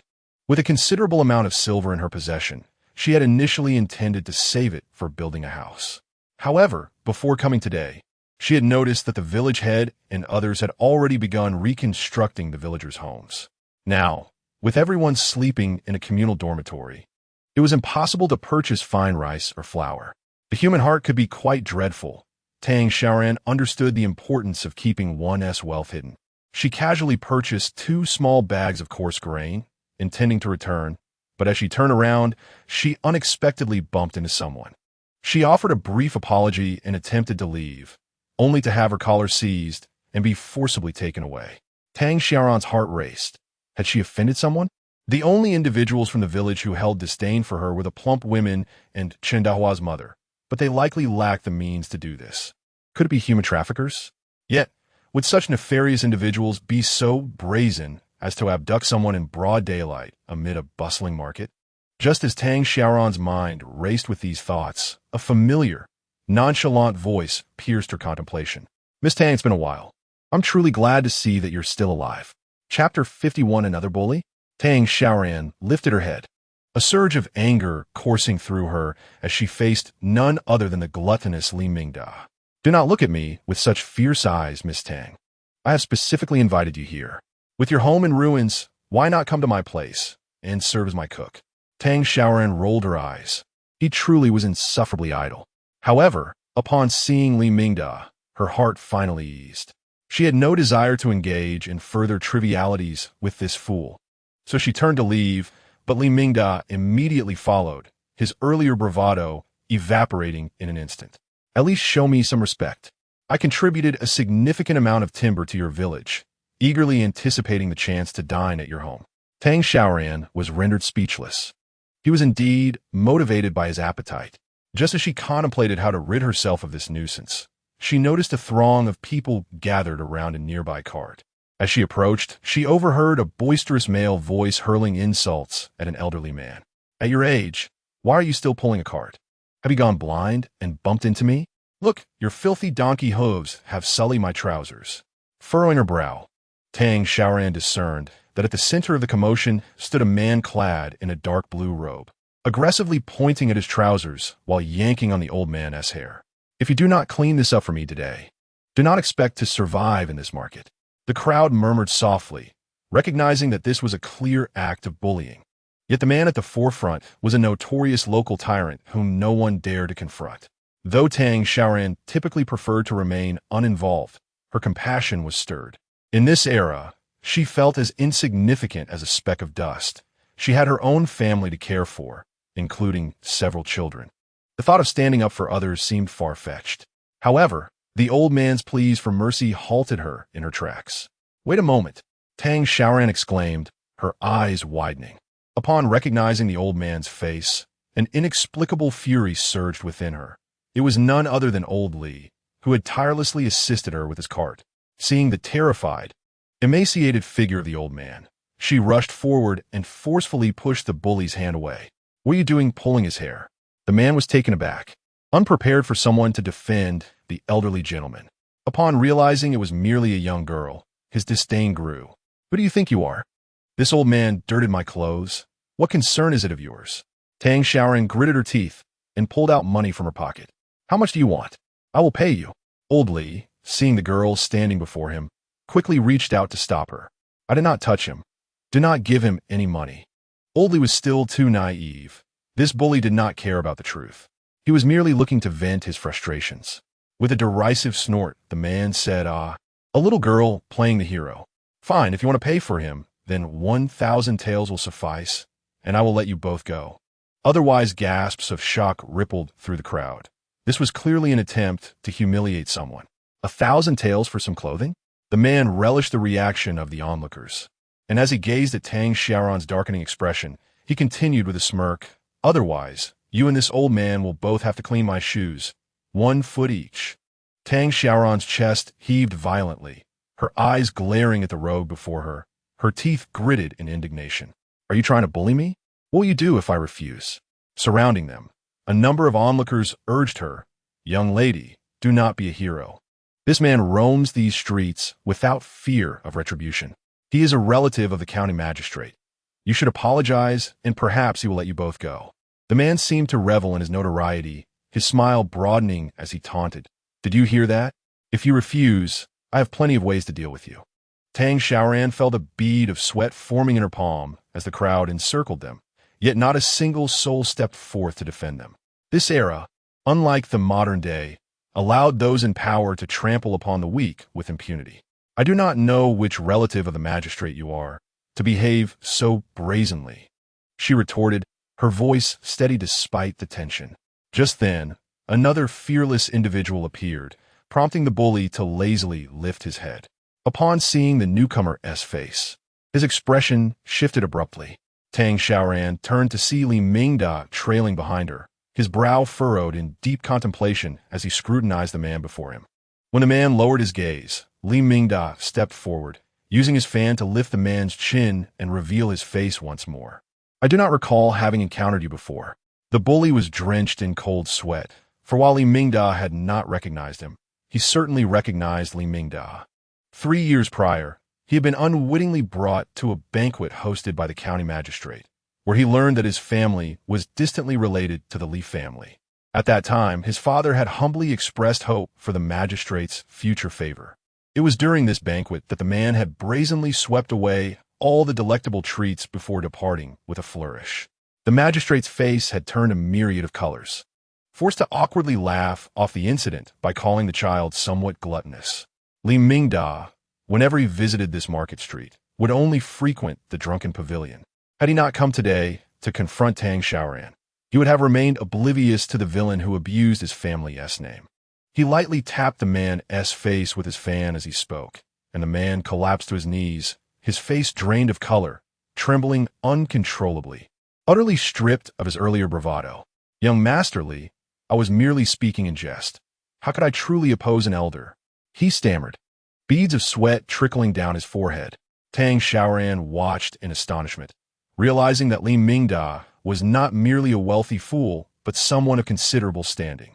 The bully, now thoroughly frightened, had long relied on the magistrate's name to intimidate others. He had been clever enough to choose a street farthest from the magistrate's residence, never expecting to cross paths with Li Mingda. If his father learned of this, he would surely face dire consequences. Tang Xiaoran regarded the trembling bully and then glanced at Li Mingda, who was fanning himself with a smug expression, reveling in his perceived triumph. A tyrant and a glutton, she mused. Upholding family honor, Li Mingda instructed his servant to bind the man and take him away, while he continued to follow closely behind Tang Xiaoran.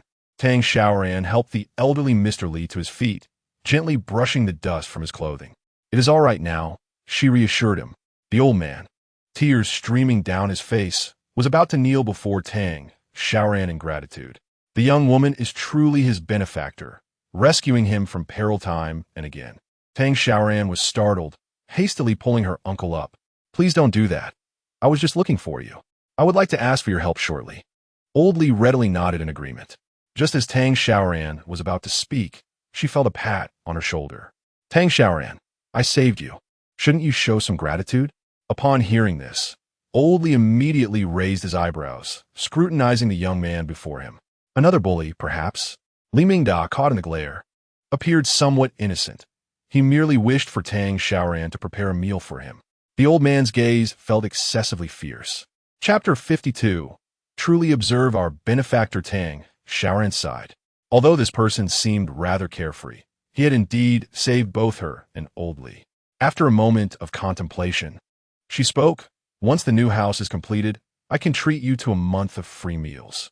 Li Mingda's eyes suddenly brightened, a hint of excitement bubbling within him, lifting his spirits considerably. What a gesture of camaraderie. Tang Xiaoran turned to Old Li, saying, "I was just about to trouble you. You must have heard about the landslides in our village. I wish to make 2 new quilts to take back. My younger siblings are sleeping outdoors, and I fear they might catch a chill from the morning dew." Old Li had no reason to refuse. He He waited at the market while Tang Xiaoran hurried off to purchase fabric and cotton. It then struck her that Tang Wenxiao was still at the clinic. She rushed over, only to find Tang Wenxiao patiently waiting for her. As she was about to leave with him on her back, she was called by Lin Yu. "This is for you." Tang Xiaoran looked at the ceramic box in her hands, uncertain of its contents, but aware it appeared to be of fine quality. "This repels mosquitoes. Flying insects and snakes will keep their distance. I hastily brought this as a token for my little apprentice." Tang Xiaoran smiled, a bit embarrassed. "Dr. Lin, do you think I am unaware of the customs? Shouldn't the offering be from us?" Lin Yu waved his hand dismissively. Noticing the family's lack of wealth, he explained, "It is merely a gesture. There are no strict protocols. If you feel compelled, you may bring me some game in return." Tang Wenxiao observed Lin Yu, suspecting he thought Tang Xiaoran could only gift him a basket of wild mushrooms, entirely unaware of her capabilities. Tang Xiaoran nodded in agreement and set off with Tang Wenxiao in tow. Old Li's home was on the opposite end of the market, a stark contrast to Tang Xiaoran's direction. Upon approaching the dilapidated abode, she sighed. The condition of this house was far worse than their own. Fortunately, it was distant, otherwise, old Li and his wife would surely face imminent collapse. "Wife, I have returned. Look who I have brought." As soon as they entered the courtyard, old Li shouted toward the house. He unloaded the donkey cart and ushered Tang Xiaoran and Tang Wenxiao inside. Upon seeing the meager furnishings, Tang Xiaoran felt a wave of sorrow wash over her. The interior contained only a single bed and a tattered cabinet, alongside a table with a missing corner and just a solitary stool. An elderly woman with graying hair sat on the bed. Upon seeing her husband enter with a girl and a boy, she paused in surprise. Old Li, with great enthusiasm, stepped forward to introduce her. "This is Miss Tang. She has come to ask for our assistance in making 2 quilts." Upon hearing this, the elderly lady immediately waved her hand excitedly. "Miss Tang, come here, come here. Let this old woman have a good look at our esteemed guest." Tang Xiaoran gazed at the kind-hearted old woman, nearly moved to tears, for she bore an uncanny resemblance to her grandmother. Grasping Tang Xiaoran's hand with reddened eyes, she said, "Miss Tang, I often hear my husband speak of you, but my legs." She sighed, her eyes filled with a sense of inferiority and desolation. The bedding was impeccably clean, despite being patched in numerous places, still washed to a pale whiteness. For years, she had lain on the bed, yet a fragrance of soapberry lingered about her. The 2 elderly individuals lived in this environment, relying on each other for companionship. Old Li carried the fabric and cotton from the donkey cart and placed them on the bed. "I heard there was a landslide in Qingshui village, and I sent my husband to take a look. The ruins were everywhere, and before he could enter, the men from your village who were building houses chased him away." Tang Xiaoran felt warmth in her eyes as she listened to the old woman chat incessantly about her family, while deftly stacking the fabric and cotton in her hands to sew. Tang Xiaoran gazed at her, seemingly looking through her to another person. Old Li assured that they would complete the 2 quilts by this evening, insisting on keeping them for lunch. He even took out the fish that Tang Xiaoran had gifted him last time, which he had turned into dried fish, making it last longer. Tang Xiaoran looked at the nearly untouched fish, realizing that a significant portion of it had been allocated for lunch, and chose to remain silent. Old Li suddenly slapped his forehead, exclaiming, "Oh dear, how could I forget?" He turned to leave, but Tang Xiaoran grabbed his arm, asking what's wrong. He pointed towards the fields nearby, saying, "We should pick some greens to go with it. How could I forget that?" Tang Xiaoran nodded. "Then I shall go." Old Li was about to refuse when he saw Tang Xiaoran quickly running off. He muttered to himself, "What kind of host sends their guest to pick vegetables?" Tang Xiaoran shook the greens in her hand, and upon raising her eyes, she was startled to find someone standing before her. The person, upon recognizing Tang Xiaoran's face, paused slightly, and it was then that she realized it was a familiar figure. "What are you doing in my family's field, Mr. Chun?" Tang Xiaoran found it peculiar, but then recalled that Chun-Li was indeed from the same village as Old Li. Holding the greens, she felt a bit awkward. "I came to pick vegetables." Chun-Li followed her gaze and noticed Old Li approaching from a distance. The old man was exceedingly embarrassed, running away while apologizing. "Oh dear, Miss Tang, you've picked from the wrong patch.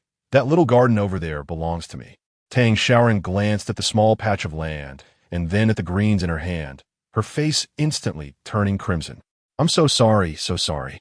Chun-Li offered a gentle smile, saying nothing further, and started to turn away. Suddenly, Tang Xiaoran recalled something. Mr. Chun, wait a moment. She stepped forward, pointing at Tang Wenxiao, who was eagerly waiting at old Li's doorstep. There has been some trouble in Qingshui village. Before she could finish, Chun-Li nodded. I've heard about it. No rush. The school has collapsed as well. Tang Xiaoran let out a sigh of relief, feeling a sense of gratitude. Fortunately, Chun-Li and old Li's village is quite distant. Otherwise, the matriarch of the Li family would undoubtedly have come running. As old Li ambled back with Tang Xiaoran, he engaged her in casual conversation, inquiring if she knew Master Chun. Tang Xiaoran nodded, mentioning she had met him once, and that her sister-in-law planned to send her child to the school. Old Li, shaking off the dirt from the vegetables Tang Xiaoran handed him, remarked on the merits of education, praising Master Chun as a good man. He pointed out that the plot of land they were currently using had been designated for them by Chun. His voice bore a hint of weariness as he recounted how, after his wife's leg was injured, they were forced to leave their home. I am but a man of little means. After a lifetime of toil, all I possess is a rather useless donkey, and not even a piece of land to my name. When Master Chun moved here 2 years ago, he bought this land and generously set aside a portion for us. Tang Xiaoran turned to observe the man's upright silhouette, his garments seemingly imbued with an ethereal quality. Chun-Li was indeed a significant character, cultivating vegetables and imparting knowledge in this desolate little village. She then glanced at Tang Wenxiao, who was propping himself against the wall, and she felt an increasing sense of authenticity in her existence within this world, rather than perceiving them as mere paper figures. Chapter 53. Have you heard of the seven-step snake? The elderly lady moved swiftly, having just finished lunch, as she placed 2 blankets into Tang Xiaoran's arms. Old Li hoisted the blankets onto the donkey cart, and when Tang Xiaoran reached in her pocket to offer some money, her hand was gently restrained. Miss Tang, please do not mock my old wife. You are a lifesaver to us. I have already taken enough money last time, and we are simply delighted to be able to assist you in your time of need. Regardless of Tang Xiaoran's attempts to persuade her otherwise, the lady remained resolute. No. With a sense of resignation, Tang Xiaoran boarded the donkey cart alongside Tang Wenxiao for their return journey. Given the considerable distance from old Li's home to the village, they arrived just as evening fell. The village chief and others were already preparing to head home, and they were quite surprised to see the donkey cart. What is this? Tang Xiaoran smiled, explaining that old Li was a distant relative who had brought 2 blankets due to their difficulties. As old Li set down the blankets, he noticed the vast empty space where everyone was sleeping on the ground and instinctively frowned. Miss Tang, why not take the children to stay with us for a while? How can a young lady like you and 3 children sleep in such a place? We have at least some shelter from the wind. Tang Xiaoran shook her head, expressing her gratitude for old Li's kindness. At that moment, she noticed him extracting an object from his coat, and upon recognizing it, she was taken aback. It was a small knife. Old Li handed it to Tang Xiaoran, saying, "This is for you. My wife insisted I give it to you before we left.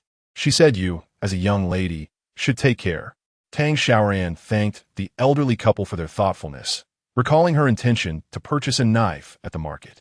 Watching old Li's receding figure, Tang Juyue eagerly approached. "Big sister, did you encounter Dr. Lin at the market?" Tang Xiaoran beamed as she revealed the jar. "This is a gift from your master. Next time, why not bring something for him as well?" Tang Juyue's eyes sparkled with delight as she clutched the jar, immediately nodding in agreement. However, she soon scratched her head in frustration, lamenting, "But I have nothing to give the master." Tang Xiaoran smiled lightly and pointed to the rabbit cage beside her. "Who said that? If Jiayue could give 2 little rabbits to master, he would surely be delighted." Tang Wenxiao, who had been sitting nearby, listening to the 2 sisters chat, nearly choked on his own saliva upon hearing this. He recalled Dr. Lin mentioning that wild game was meant for consumption. If Tang Jiyue learned that her beloved rabbits were being considered as a meal for master, she would likely wail for 3 days and nights. Tang Wenxiao gazed at the smiling Tang Xiaoran and remarked, "I Ching was right. Elder sister truly is quite the mischief maker. Tang Xiaoran turned to him, knowing full well that this young man was not oblivious to her playful intentions. She was merely teasing Tang Jiuyue. There was no way she would actually deliver a child's rabbits to Lin Yu's dining table. She picked up a quilt and announced to the 3 children, "I am heading over to the village head's house, so you all behave and wait for me." When the village head's wife saw Tang Xiaoran approaching with the quilt, she hurriedly stood up, catching the attention of many around, as everyone had been sleeping on straw these past few days. Tang Xiaoran handed the quilt to the village head's wife, saying, "Auntie, your daughter-in-law is in a delicate condition. We must ensure that the child and the woman in confinement do not catch a chill."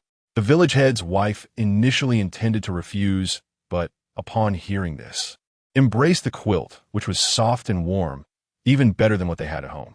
She was so touched she didn't know what to say, only to see Tang Xiaoran already turning to leave. Flatterer, always trying to curry favor, she thought. Just as Tang Xiaoran sat back down, she overheard some snide comments nearby. Chunda, whose mother rolled her eyes. She had not gone up the mountain today, insisting that her legs were still numb. In truth, she had already realized her legs had healed, but she had chosen to be lazy, even having her son who fetch her meals today. One day of laziness is a day well spent, she mused. Tang Xiaoran glanced at her legs and blinked. Whose mother? Do you know of a snake called a 7-step snake? Chunda, whose mother paused, looking at her in confusion. Before Tang Xiaoran could elaborate, she heard Tang Xiao exclaim, "Sister, are you referring to that highly venomous 7-step snake?" Tang Xiaoran nearly laughed out loud. This lad always provided cover for her mischief. She nodded seriously. "Indeed, it bites. And while the victim appears fine at first, after taking 7 steps, they will bleed from all 7 orifices and succumb if untreated." Chunda, whose mother's breathing quickened. She sprang to her feet, pointing angrily at Tang Xiaoran, shouting, "I knew it was you. Crazy woman. You know the type of snake. You want to kill me. How malicious you are." Tang Xiaoran silently observed her, mouthing clearly, 1 step, 2 steps. Chunda, whose mother froze, trembling, having just taken 3 steps. Tang Xiaoran disregarded her and skipped off to cook some rice she had purchased. That evening, the family huddled under the quilt, and Tang Jiuyue whispered in Tang Xiaoran's ear, "Sister, it's so warm." Tang Xiaoran patted her head, "Sleep quickly." Tang Jiuyue glanced at Chunda, whose mother in the distance, and asked, "Sister, will she die?" Tang Yiqing scoffed, "The liar is spouting nonsense again. Only you would believe her." Before the words were fully spoken, Tang Xiao had already tapped his head, forbidding him from speaking to the elder sister in such a manner. When Old Li returned home, he was startled to see his wife sitting by the door. "How did you get out of bed? Did you fall?" The old woman's eyes were slightly red as she clutched something tightly in her hands. "I wanted to go out and call for you. Look at this." Old Li glanced down and was utterly stunned. It was a lump of shiny silver. The old woman sighed. "She tucked it into my bedding. Next time we meet, return it to her. It's not easy for a girl raising 3 children." Old Li felt a twinge in his nose, recalling that bright and resilient young woman who wouldn't accept it. The elderly couple fell silent, staring vacantly at the silver. Meanwhile, Tang Xiaoran and the others slept soundly. In the latter half of the night, she vaguely heard arguing, which nearly made her laugh aloud. Chen Dahua's father needed to urinate and called for his wife to fetch the chamber pot, but that foolish woman was still on the side closer to Tang Xiaoran. "You damn woman, I can barely hold it," he shouted. Chen Dahua's mother was almost in tears. "I can't move. If I do, I'll die. Wake up Dahua to help you." The man was nearly driven to madness. No matter what, she refused to come over. Reluctantly, he had to call for Chen Dahua. Being only 7 or 8 years old, sleepily stumbled out, unable to support his father. With a crash, the chamber pot toppled over him, prompting a furious outburst from man. "If you don't come over, I'll skin you alive." Chapter 54. She is essentially a madwoman, while Chun Dahua's mother cursed Tang Xiaoran. She cried to her husband, "I'm going to die. I can't move. I truly cannot walk." Chun Dahua sniffed and shook off the dirt on his hands. "You can crawl over, then it doesn't count as walking." His mother instantly became excited, realizing her son was a rare genius. She crawled towards her husband. Tang Xiaoran, shaking with laughter under her blanket, suddenly heard Tang Yiqing's thoughts. It was already the next day, and Tang Yiqing had been awakened by her. In the future, try not to provoke the elder sister. She is, at her core, still that madwoman. Tang Xiaoran's lips twitched as she patted Tang Yiqing's head, thinking how this child had the most disagreeable tongue among the three. And she couldn't fathom how he had managed to climb so high without being silenced by the emperor for his sharp words.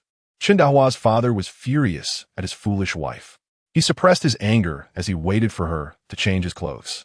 Watching her with the chamber pot, preparing to crawl away to empty it, he raised a foot and kicked her aside. The woman's scream drew the ire of several onlookers. Chen Dahua's mother looked at her feet, realizing she had been kicked back several steps. Her face turned pale, nearly causing her to collapse. But after a long wait with no further response, she gradually came to a realization. She had been deceived by that wretched Tang Xiaoran. If it were daytime, she would have definitely torn Tang Xiaoran apart, but since several families were already displeased with her screams, she dared not provoke their anger again and had to forcibly swallow her indignation. Early the next morning, the village chief's wife began assigning tasks for the day.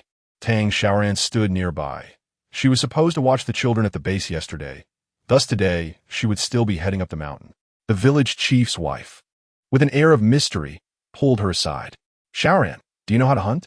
She recalled the delectable taste of the pigeon soup from the previous day.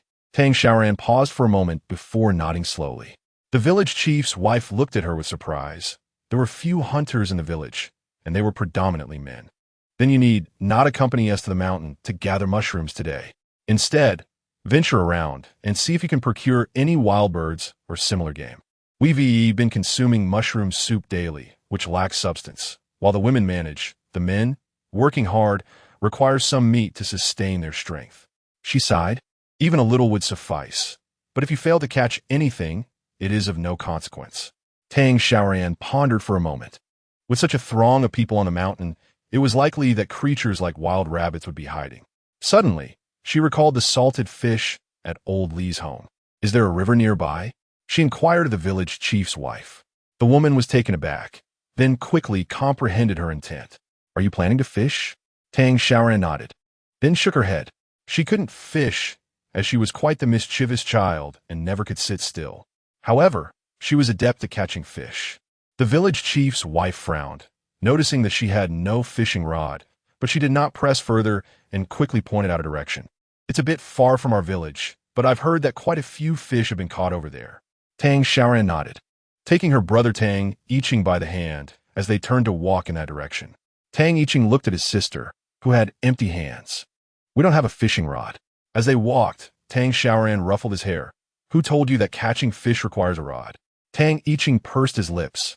"But we also don't have a net." Ignoring him, Tang Xiaoran gazed at the river ahead and pulled out the small knife that Old Li had given her the day before. Tang Yiqing watched as she headed to the nearby woods, returning shortly with 2 straight branches. Tang Xiaoran sat by the riverbank and began whittling the branches. In no time, she sharpened them to a fine point. She stood up and found a shallow spot, declaring, "Sister will teach you how to spear fish." Tang Yiqing observed the woman before him. Her smile was bold and confident, as if success was already assured. He had never heard of anyone catching fish with merely a branch. Yet seeing Tang Xiaoran's demeanor, he inexplicably felt she could accomplish it. Tang Xiaoran removed her shoes and socks. The water was still somewhat frigid, causing her to gasp as she rolled up her sleeves, concentrating intently. Tang Yiqing, mimicking her, also took off his shoes and socks and rolled up his pant legs. Suddenly, Tang Xiaoran's eyes lit up as she thrust the branch into the water with force. Tang Yiqing, still adjusting his pants, froze in astonishment as he watched Tang Xiaoran lift out a sizable perch. "Is it really that simple?" Tang Xiaoran laughed at the bewildered boy, placing the fish into her backpack. "Why don't you give it a try?" Tang Yiqing felt somewhat exasperated. How could he attempt it when he couldn't even see where the fish were? Tang Xiaoran pointed to the pool ahead. "Look, the water is green, but if you observe closely, you can see darker shapes moving beneath." After a considerable time, Tang Yiqing finally spotted a small black dot. He swallowed hard and, with determination, hurled the spear into the water. Tang Xiaoran smiled as she caught the fork, saying, "You must anticipate. Otherwise, not only will you fail to spear the fish, but your stick may also be swept away by the water. She pointed towards the two black spots swimming towards them, explaining, anticipation means guessing which direction the fish will take next. It certainly won't swim straight towards you, as we are standing in shallow water without any cover for it. Therefore, it will undoubtedly turn around, either to the left or the right. You need to observe its movements, predict its next destination, and strike in advance, just like this. In the next moment, she fiercely plunged the fork down, splashing water everywhere. Watching the large fish that Tang Xiaoran triumphantly held aloft, Tang Yiqing's eyes widened in astonishment. Tang Xiaoran, unhurried, turned to the other side. You continue practicing here, but remember not to enter the water. I will go over there. If she were to remain with this child, it was likely that no fish would be caught throughout the day. After all, such skill was not something everyone possessed. Tang Yiqing would only scare away all the fish in the vicinity. Tang Xiaoran had learned to spear fish from the boy next door, spending over half a month mastering the technique.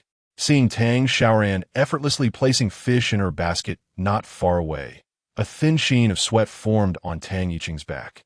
If he failed to catch even one fish, he would surely be the subject of Tang Xiaoran's laughter. Sensing his thoughts, Tang Xiaoran suppressed a smile. This little boy had quite the competitive spirit. As dusk approached, she cradled the heavy basket in her arms, while Tang Yiqing remained intently gazing at the dark surface of the water. She gently patted his shoulder, saying, "It's time to go home." Noticing the dejected child, she retrieved two small fish from her basket and placed them into his. "Now you have some too. Little brother, you still need to practice." Tang Yiqing sighed as he looked at the two fish in his basket, conceding that Tang Xiaoran indeed had some skill. In the distance, Tang Xiaoran spotted the village chief's wife and her companions, their animated chatter creating a lively atmosphere. She quickened her pace to catch up with them. The village chief's wife expressed surprise upon seeing her, exclaiming, "Tang Xiaoran, did you catch any fish?" Before she could finish her sentence, a nearby woman chuckled, "Annie, are you making a joke?" Before Tang Xiaoran could reply, she was interrupted. She regarded the plump woman before her, perplexed by her persistent presence. "Who goes fishing without a rod? Auntie, you borrowed a quilt from me, and yet you openly favor her while allowing her to be idle. Isn't that unfair?" Tang Xiaoran crossed her arms and looked at her. "How can you be so sure I am being lazy?" The plump woman rolled her eyes in response. "What else could it be? Are you catching fish with your bare hands? Or waiting for them to jump into your basket? Auntie, I must tell you, my sisters and I worked hard all day gathering mushrooms. We can't always share our bounty with someone as unscrupulous as Tang Xiaoran." A few voices behind her murmured in agreement. "My feet are killing me. How can anyone expect to reap without sowing?" The village chief's wife frowned. But before she could speak, Tang Yiqing opened his basket and held the fish up in front of the woman, saying, "Is this what you were referring to, Auntie?" The fish was the one Tang Xiaoran had caught last, still lively and wriggling. Tang Yiqing held it high, standing on tiptoe to present it to the woman, the fish's tail flicking swiftly and striking her face with sharp slaps. She let out a shriek, startled into retreating 2 steps before falling heavily to the ground. Her mushrooms rolled out of the basket, and to her dismay, she had gathered less than 10 all day. The plump woman usually thrived on taking advantage of others. As all the mushrooms were eventually tossed into a communal pile, their origins lost to time. The village chief's wife looked at the fish in Tang Yiqing's hands, filled with joy, but upon seeing the plump woman's mushrooms, a surge of anger welled up within her. "The lazy one is clear for all to see. Xiaocui, at your size, you ought to consider shedding some weight. Tonight, you shall have no supper. Take your 8 mushrooms for dinner instead." The group made their way towards the base, ignoring the fallen woman behind them. Tang Xiaoran opened her basket, and everyone gasped in astonishment. 9 fish? All of considerable size. They would fetch a handsome price at the market. Instantly, Tang Xiaoran found herself surrounded, with everyone chattering excitedly, asking where she had caught the fish and expressing their desire to join her the next day. "I never knew you could catch fish, Xiaoran. You didn't even use a fishing rod. How did you manage? Teach us." The village chief's wife stood at the forefront, her face beaming with delight. Just moments ago, the village chief had been rendered speechless, a sight she had never witnessed before. They had always prided themselves on their masculinity, but for the first time, A woman commanded admiration from the crowd. As the one who led Tang Xiaoran, she basked in reflected glory. All right, tonight we shall indulge in fish soup. The crowd erupted in cheers. In times past, when their homes stood firm, they seldom enjoyed such luxuries. Yet now they were to partake in fish soup. Tang Xiaoyue clung to Tang Xiaoran's arm, swaying it with joy. Sister, you are simply wonderful. With that, she planted a kiss on Tang Xiaoran's cheek, leaving her astonished. The young girl, having been spoiled with daily treats, seemed less drawn to meat lately. What could have prompted such excitement? Dang Wen Sa Juke Sopti, mentioning how Xiaohua had just come by to compliment her, asking if she could borrow her sister for a day. Tang Xiaoran burst into laughter, realizing the child felt she had elevated her status in front of her friends. With Tang Xiaoran's impressive catch, and given the exhaustion of the previous days, the village chief's wife decided to hang half the fish for tomorrow and prepare a large pot of fish soup with the rest. Each person received a generous piece of fish in their bowl, all beaming with gratitude towards Tang Xiaoran. Tang Jiyue, unable to finish her portion, cautiously asked, Sister, can I give my leftovers to the rabbit? It has had babies. Tang Xiaoran was amused yet perplexed. Who gives fish soup to rabbits? Nevertheless, she did not refuse, gently explaining that rabbits eat vegetables and would not drink it anyway. Tang Yiqing looked at Tang Jiyue as if she were foolish, as the latter offered her fish soup to the mother rabbit. Here, drink a bit. It's very nutritious. Tang Xiaoran observed the child's antics, but in the next moment, she froze in astonishment. The mother rabbit, under Tang Jiyue's gentle touch, slowly leaned into the bowl, taking small sips.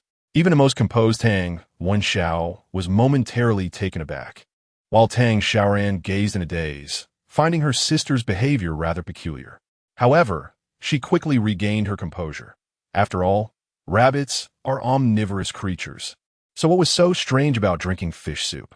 Tang Jiyue, with her big, blinking eyes, looked at her second brother Tang Yiqing and asked, I heard you caught two as well. How did you manage that? Tang Yiqing, mid-sip of soup, nearly choked at her words. Tang Xiaoran, with a playful smile, watched as the little one turned crimson, unable to articulate a response. This cheerful atmosphere persisted until the late hours of the night, when an unexpected cry of abdominal pain pierced the stillness. Moments later, a chorus of groans erupted. Tang Xiaoran furrowed her brow, feeling an unsettling ache in her own stomach. Gritting her teeth, she propped herself up, noting that the sensation did not resemble a mere stomach upset. Tang Jie, nestled in her embrace, was drenched in cold sweat, exclaiming, Big sister, my stomach hurts terribly. With clenched teeth, Tang Xiaoran noticed many lighting candles, the sounds of snoring transforming into a symphony of lamentation, as nearly everyone seemed to be afflicted simultaneously. The peculiar sensation bewildered her, and she struggled to articulate her thoughts. Beside her, Tang Wenxiao let out heavy breaths, his voice tinged with pain. It seems we have been poisoned. Tang Xiaoran froze, her gaze inadvertently colliding with Tang Wenxiao's. He averted his eyes, memories of contemplating poisoning her surfacing, instinctively leading him to suspect foul play. Cold sweat trickled down her spine as the thought solidified. If only one or two individuals were suffering, it might be a coincidence, but the collective agony was alarming. What were they to do now? Would they endure until dawn? With no doctor in the village, even the littlest children began to wail, and chaos ensued. Why isn't Rabbit Auntie in pain? Tang Xiaoran was taken aback, glancing at Tang Jie, who was drenched in sweat yet still perplexed by the rabbit cage beside her. Tang Jiyue tilted her head in thought. Rabbit Annie drank more fish soup than I did. How is she sleeping so soundly? Grasping Tang Jiyue's icy hand, Tang Xiaoran gritted her teeth, urging Jiyue, go ask Rabbit Annie what she consumed. Both Tang Wenxiao and Tang Yiqing exchanged puzzled looks, while Tang Xiaoran questioned her own sanity, though Tang Jiyue remained undeterred. She gradually crawled to the rabbit cage and gently tapped the mother rabbit, saying, Rabbit Annie, my stomach hurts. Why are you not in pain? The rabbit stirred awake, poking its head out to lick Tang Jiyue's palm. The little girl's voice was nearly twisted by pain as she implored, Rabbit Annie, what did you eat? Why is your stomach not hurting? In that instant, Tang Xiaoran's breath caught, Her little sister truly seemed to possess an uncanny intuition. Chapter 56. It is you, this deranged woman, who has poisoned us. The rabbit blinked its round eyes at Tang Xiaoran, then turned its head to nibble on some grass from the back right. Chewing slowly, Tang Xiaoran reached out to retrieve the partially chewed grass. There's an abundance of wild grass beside the rabbit cage. Typically, the rabbit would nibble on various greens, yet today it seemed fixated solely on this particular grass. Tang Xiaoran suddenly recalled that long ago, her grandmother had a large yellow dog. Once, it accidentally ingested something harmful and began to drool excessively, leading Tang Xiaoran to believe it was on the brink of death. However, the dog staggered away to the mountains and returned the next day, lively and well. This intrigued Tang Xiaoran, who found it curious that while she required a doctor to treat her ailments, the dog seemed capable of finding its own remedies. How could it know which herbs would cure it? Observing a mother rabbit leisurely chewing on grass, Tang Xiaoran was struck by a bold thought. Perhaps this rabbit was akin to that yellow dog. Furrowing her brow, she plucked a similar wild herb and placed it in her mouth. The three children watched her with wide eyes. Perhaps it was a mere psychological effect, but within moments, she felt a significant alleviation of her discomfort. Encouraged, she gathered more of the herb and consumed it. Gradually, her surroundings began to brighten. She picked a handful of dewy wild grass, shaking it lightly before handing it to the three children. Glancing at the flustered village chief in the distance, she resolutely gathered more herbs and approached him. She informed the chief that this wild grass could relieve abdominal pain. When he merely stared at her, hesitant, she took the initiative and placed it in her mouth. The village chief, suffering from relentless pain himself, had never heard of this common herb alleviating such discomfort. Initially skeptical, believing Tang Xiaoran was merely causing trouble, especially since no one knew the true state of her mental health, he was compelled by the severity of his own pain and the cries of distress echoing behind him. Reluctantly, he decided to trust her and cautiously chewed on the grass. "Everyone listen to me," he proclaimed, raising his hand. Under the chief's guidance, the villagers, though doubtful, began to imitate him. Tang Xiaoran sighed in relief as the crowd gradually quieted, preparing to leave when she was suddenly called back. "Tang Xiaoran, shouldn't you clarify what is happening?" Turning back, she saw a man glaring at her, stating quite rudely, "Shouldn't you provide an explanation?" "Explain what?" Though she suspected the nature of his inquiry, she still posed the question. "Everyone has consumed mushroom soup for 2 days without issue. Yet after just one serving of the fish you brought, there's this uproar in the middle of the night. What did you put in it?" Tang Xiaoran felt a mix of anger and amusement. "What did I put in it? Did you see it with your own eyes?" The man remained silent, but another voice piped up, one she recognized as belonging to a plump woman. "Who knows if this madwoman poisoned it? Perhaps you used poison to kill the fish. What wouldn't you do?" Tang Xiaoran scoffed. "I have no grievances with anyone. Why would I poison anyone? Where would I even acquire poison? You didn't see it, but you clearly observed the fish alive and well on the way here." The plump woman's expression soured as she recalled being slapped by the fish earlier that day. "You are nothing but a lunatic. Perhaps you seek attention or wish to retaliate. What reason does a madwoman need?" The crowd fell silent, with most refraining from taking sides, until Chun Dahua's mother suddenly shouted, "Tang Xiaozang, did you actually poison us to harm me?" Tang Xiaoran was nearly driven to madness by her frustration. This fool had once again been manipulated by others. What was she thinking? Chun Dahua's mother adamantly accused her, seizing Tang Xiaoran's hand. "You set a snake on me yesterday and deceived me into believing I would die if I walked. Today, you are willing to sacrifice the entire village to kill me. How cruel you are, Tang Xiaoran. I merely took 2 of your eggs."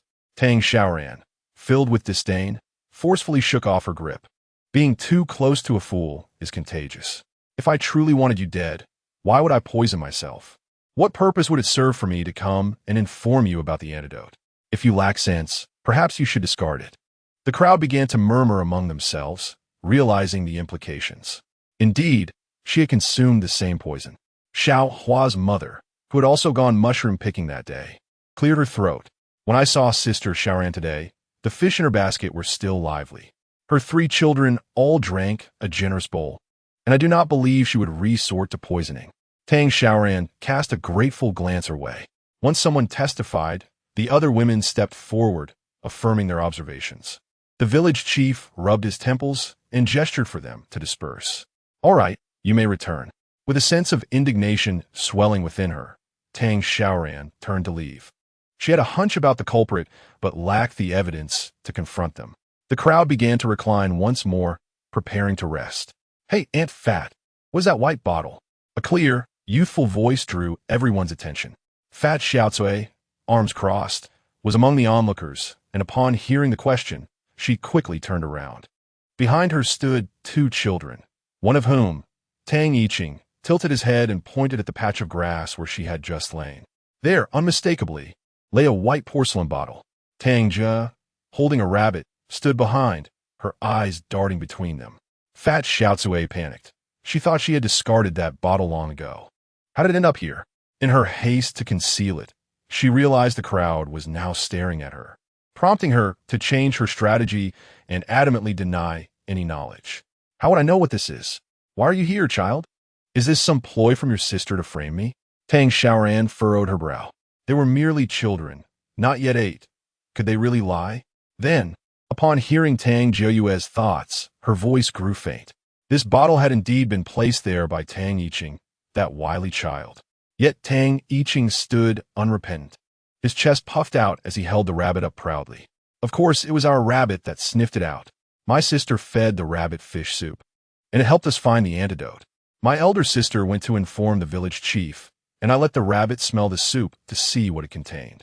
The rabbit led us to this white bottle. He left out the part about sneaking behind the fat woman after discovering the bottle, reveling in her misfortune as she clung to her accusations against his sister. Tang Xiaoran felt a jolt of realization. Tang Yiqing was indeed a clever child, reminiscent of the cunning characters in her previous tales, who had climbed to the highest positions in the palace. Who would expect such guile from a 7-year-old? And he had managed to turn the tables on her. How devious! Tang Yiqing continued to fix his gaze intently on the stout woman, unyielding. From the very first day of our arrival, you, Aunt Fat, have shown nothing but rudeness towards me and my elder sister. I wonder what could possibly be the reason for such behavior. In chapter 57, Do Not Touch My Brother, Fat Xiaocui furrowed her brow, her expression dark and silent. Tang Yiqing did not wait for her response. Tilting his head, he feigned innocence and addressed the man behind her.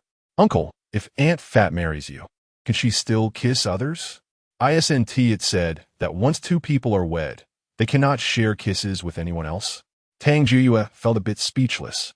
Her second brother was being utterly distasteful, not at all like his usual self. The onlookers gasped in shock, and the plump woman became completely flustered. She stepped forward, ready to strike Tang Yiqing, exclaiming, "What nonsense are you spouting, you little brat? We are discussing your sister drugging everyone, and here you are rambling on." Tang Xiaoran quickly intervened, grabbing the woman's arm and forcefully flinging her back, as fierce as a mother wolf protecting her cub. "Do not lay a finger on my brother." A glimmer of amusement flickered in Tang Yiqing's eyes as he continued to play the fool. "Aunt Fat, if you married Uncle, why then does Lu Shan still get to kiss you?" The woman's face turned ashen, her lips quivering, nearly losing her balance. Yet Tang Yiqing persisted. "Aunt Fat, Lu Shan is the one who hasn't escaped. Why do you keep bothering my sister? My sister cannot compensate you with a Lu Shan." The man behind the plump woman clenched his fists, the sound echoing ominously. Tang Xiaoran hurriedly pulled Tang Yiqing back, fearing that the man might harm him. But Tang Yiqing remained unafraid, continuing to provoke the man. "Aunt Fat, you plotted against my sister by drugging everyone, and you didn't even hide the bottle properly. How foolish." Rumors had long circulated in the village, though many had never witnessed the pair together. They merely indulged in gossip behind closed doors. Who would have thought a child would stumble upon the truth? The plump woman trembled as she glanced at her furious partner, insisting, "No, this child is lying." Yet, how could the man, who shared a bed with her, not be aware of any wrongdoing? He had simply never caught her before. And now it was revealed that the man truly was Lu Shan. He lunged forward, gripping the woman by the neck, his eyes bulging with fury. "I will kill you." The scene erupted into chaos, with some trying to mediate, others watching, and some cheering. Taking advantage of the commotion, Tang Xiaoran hurriedly led the two children away. Tang Yiqing's eyes sparkled with delight, his expression exuding, "Praise me, praise me." Tang Xiaoran, both amused and exasperated, lightly flicked his forehead. "Do you realize the trouble you've caused?" The plump woman, who had previously schemed in secrecy, had now transformed the situation into a deep-seated vendetta. Nevertheless, she cradled the rabbit in her arms, her voice softening. "Thank you, Yiqing, for protecting your sister, but please do not take such risks in the future." She could hardly bear to think what might have happened had Tang Yiqing been seen placing that vial of poison into the woman's haystack. Or if her husband had chosen to believe her, Tang Yiqing would surely have faced a brutal beating. That reckless child, so audacious. The night passed in turmoil, and by the next morning, everyone was sluggish and weary, having consumed quite the scandal the previous night. The plump woman, sobbing, huddled in the corner, her body battered and bruised. The village chief continued to lead the men in constructing the house, while the women were called by the chief's wife to switch shifts for the day. Tang Xiaoran found herself among those tasked with watching the children. They needed to boil a pot of hot water in the morning to send to the men. After some contemplation, Tang Xiaoran rummaged through her bag and produced a handful of rice. The mother of Xiaohua, noticing this, approached with a glimmer of interest, inquiring about the source of the rice. With a wry smile, Tang Xiaoran displayed the small pouch of coarse grains, explaining that even a little rice added to water could create a nourishing rice broth, which would provide some strength when consumed. The mother of Xiaohua nodded in agreement, clearly approving. Tang Xiaoran then prepared a pot of broth for Tang Yiqing to take to the women foraging mushrooms on the mountain, returning with a flushed face. Having received praise from the ants, Tang Yiqing was quite flustered, unsure how to respond, as he thought to himself, was it merely a bowl of rice broth? Amused, Tang Xiaoran observed him while setting about to prepare mushroom soup for lunch. Seizing the opportunity while Tang Jiyue played with Xiaohua, she mischievously reached for the chicken coop. Tang Wenxiao looked on in disbelief as Tang Xiaoran audaciously pilfered her sister's eggs. With a playful wink, she argued that the mushroom and egg sour soup would taste delightful, and although the hen had only laid 2 eggs, she had thoughtfully left 1 wild egg for Tang Jiyue. Without a shred of remorse, Tang Xiaoran promptly added her sister's prized eggs into the pot, concocting a large batch of egg soup with the mother of Xiaohua. Watching over the children at the base was a rather leisurely task, and the morning passed effortlessly. After lunch, Tang Xiaoran yawned while observing several children playing stone toss. The base was enveloped in tranquility, with only the afternoon cicada's incessant chorus lulling one into drowsiness. With nothing pressing to attend to, she gathered a few bamboo sticks to fashion a bow and arrow, envisioning her return to the market to procure iron for a genuine set. Curious, the mother of Xiaohua inquired about her activity. With a cheerful grin, Tang Xiaoran explained her intentions, while Xiaohua's mother expressed her fascination, questioning whether such a contraption could indeed be used for hunting. Tang Yiqing, with a sense of pride, proclaimed that it was indeed possible, recalling a rabbit he had seen, which had been hunted using such a device, along with a deer. Cough, cough. Tang Wenxiao playfully nudged him, causing Tang Yiqing to awkwardly scratch his head, narrowly avoiding revealing too much. Fortunately, the mother of Xiaohua was engrossed in watching Tang Xiaoran carve the bamboo. The afternoon unfolded in serene harmony, as the base was largely occupied by the elderly, the weak, and the ailing, all indulging in restful slumber. Only a small group remained, conversing quietly. "Aunt Rabbit, what troubles you?" Tang Xiaoran overheard Tang murmuring softly, turning to see her reassuringly cradling the rabbit cage, murmuring words of comfort. Yet, the usually docile rabbit seemed oblivious to Tang Jiyue's soothing tones, frantically dashing around the cage, even inadvertently stepping on a nearby young rabbit without a care. Curiously, several chickens in the adjacent coop began to frantically collide with their cage as well, their flapping wings rousing Chunda, whose mother from her slumber. "Tang Xiaoran, is something wrong with your chickens? If this continues, we might as well stew them. Are we not to have our afternoon nap?" She had been preoccupied with those chickens for quite some time. Tang Xiaoran shot her a glance, unwilling to engage. Xiaohua's expression clouded with concern as she began to speak. But her words faltered, her face paling noticeably. Tang Xiaoran sensed an unease. Could it be? On the night of the earthquake, the livestock had also been restless, though it went unnoticed in the dead of night. Now, in the tranquil afternoon, was another calamity imminent?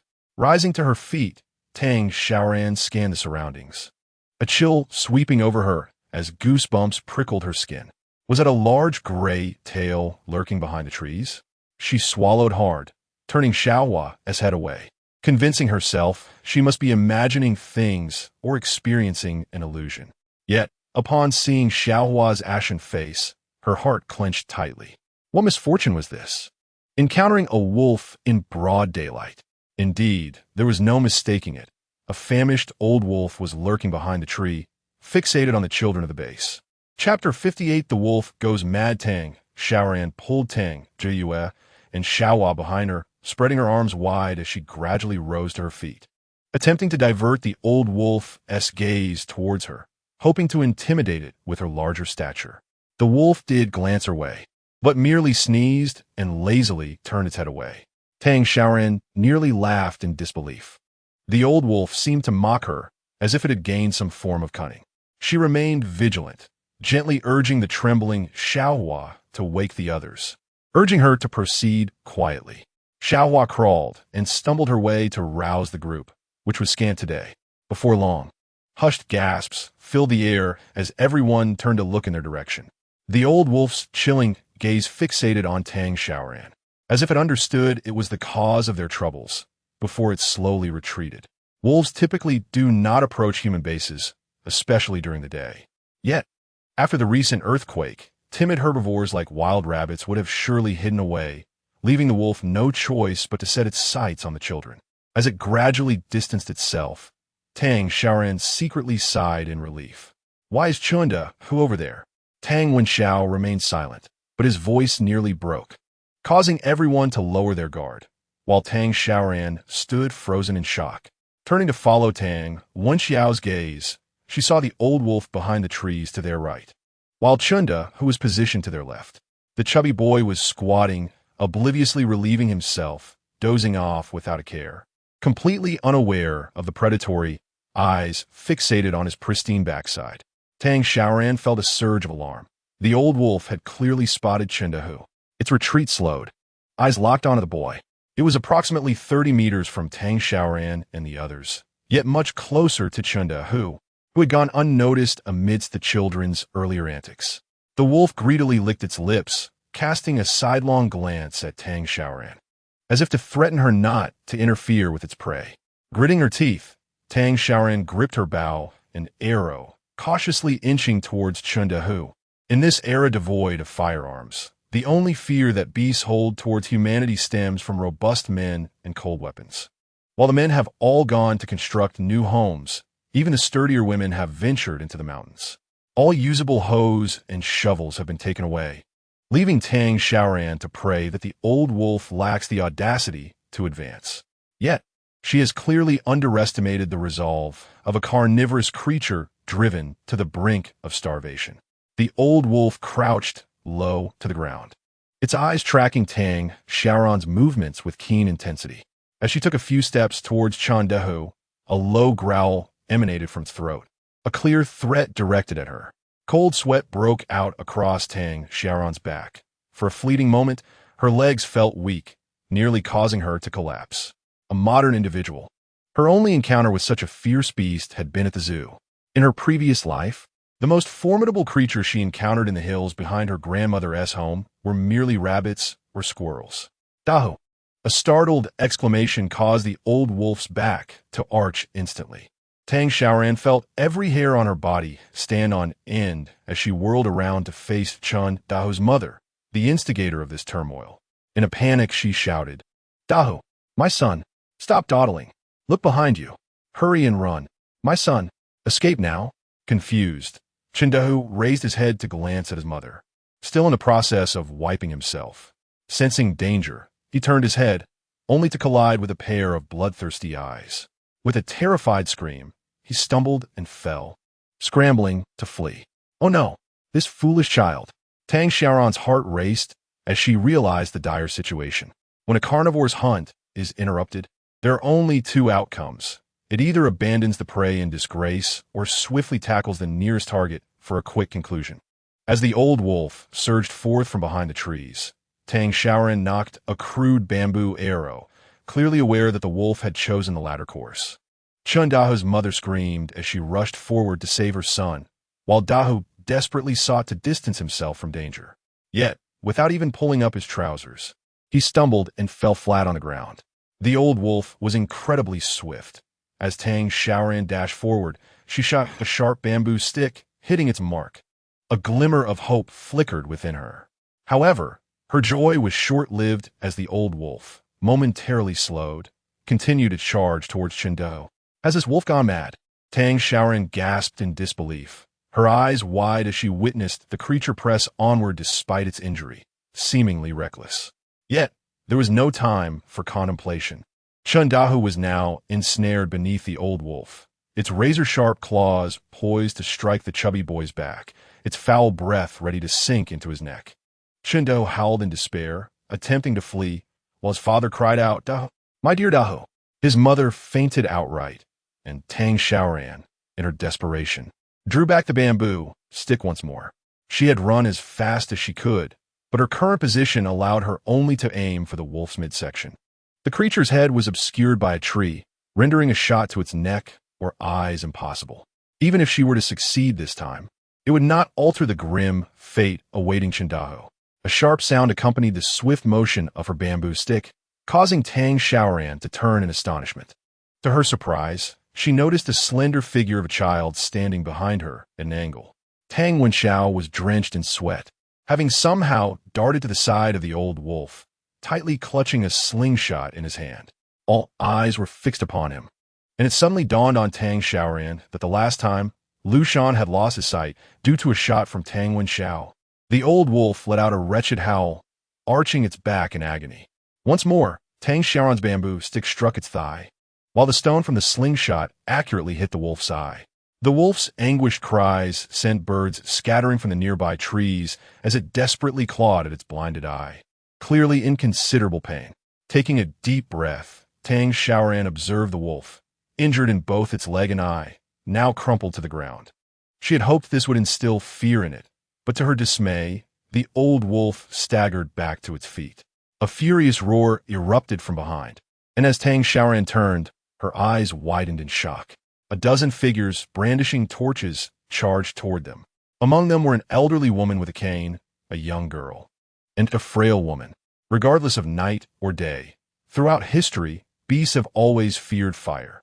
For a fleeting moment, Tang Xiaoran felt a sense of reassurance, only to have it quickly replaced with alarm. The old wolf, upon spotting the approaching torchbearers, initially shrank back, tucking its tail between its legs, only to turn back and arch its back once more, preparing to pounce again. Was this creature truly reckless?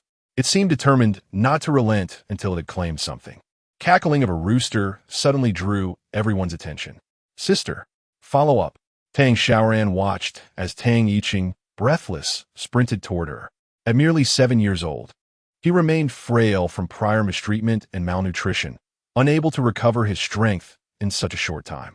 Clutched in his arms was a plump rooster, which Tang Xiaoran had specifically chosen for him, and he was panting heavily as he ran.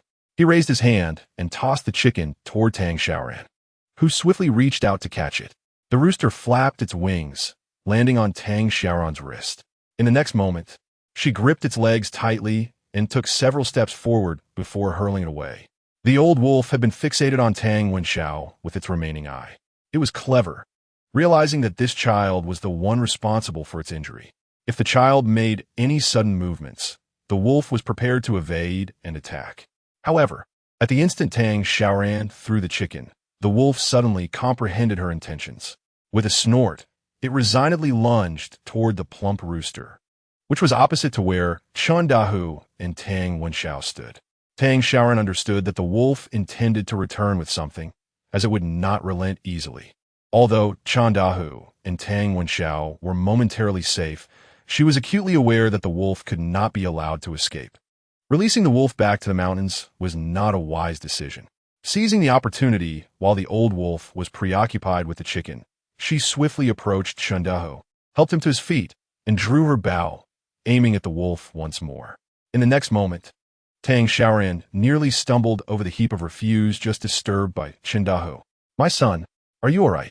Tang Xiaoran was consumed by a surge of rage, her gaze fixed on the old wolf that had just sunk its teeth into a chicken's neck before darting away. She turned back in indignation. "Fool, what are you doing?" Shundaho's mother was momentarily taken aback by Tang Xiaoran's outburst, and upon witnessing the wolf vanish without a trace, she erupted in frantic cries. "My son was nearly killed. Of course, I came to protect him." An elderly man, infuriated, nearly thrust his torch in her face, exclaiming, "Foolish woman! Foolish woman! Wolves hold grudges. Expect no escape for us tonight." Shundaho's mother blinked, her bravado dissipating instantly. Tang Xiaoran, trembling with fury, slapped Shundaho's mother across the face, causing the woman to glare in disbelief. "You dare strike me?" Tang Xiaoran recalled the perilous scene moments ago and, seeing her still attempt to argue, delivered another fierce slap. The woman screamed as she fell into the filthy pile. "Say another word, and I assure you, you will meet your end before that old wolf does." Terrified, Shundaho's mother quivered, silenced by fear. Breathing heavily, Tang Xiaoran turned away, unwilling to gaze upon the foolish woman any longer. Tang Yiqing held onto Tang Jiuyue, his face still pale from the recent ordeal. Tang Xiaoran, filled with compassion, gently caressed their cheeks. Tang Yiqing turned his head away defiantly, a pained expression on his face. Tang Xiaoran noticed the tears cascading down her wrist, her heart aching as she sensed his distress. "Do not fear, dear brother. Your sister is unharmed." Without needing to ponder, Tang Xiaoran understood the boy's reluctance. He was likely recalling that fateful night with Lu Shan. After all, she had charged ahead, and had the old wolf been provoked, it would have lunged recklessly at her first. Tang Yiqing was indeed clever, distracting the old wolf and rendering invaluable assistance to his sister, along with Jiuyue. Tang Xiaoran observed the little girl beside her, tears streaming down her face, feeling a mix of helplessness and gratitude. "Thank you, little Jiuyue, for your contribution to the rooster. Your sister will buy you another one." "No, too." Upon hearing this, Jiuyue could no longer contain herself, throwing her arms around Tang Xiaoran as she sobbed. "I didn't want a chicken. Sister, it was so dangerous. I was scared." As for her fear, among all the adults present, who was not terrified, the wolf seemed crazed, scaring several elderly women holding torches to the brink of collapse. Tang Xiaoran embraced Jiuyue and slowly made her way towards Tang Wenxiao, who leaned against a tree, his head bowed, a slingshot in hand. He looked up at Tang Xiaoran, a faint smile gracing his lips. "Sister." In the next instant, he collided into a warm embrace, and Tang Xiaoran, hearing his silent thoughts, felt an overwhelming ache in her heart. This child was so obedient. Had it not been for her ability to hear his heart, no one would grasp the depth of his fear.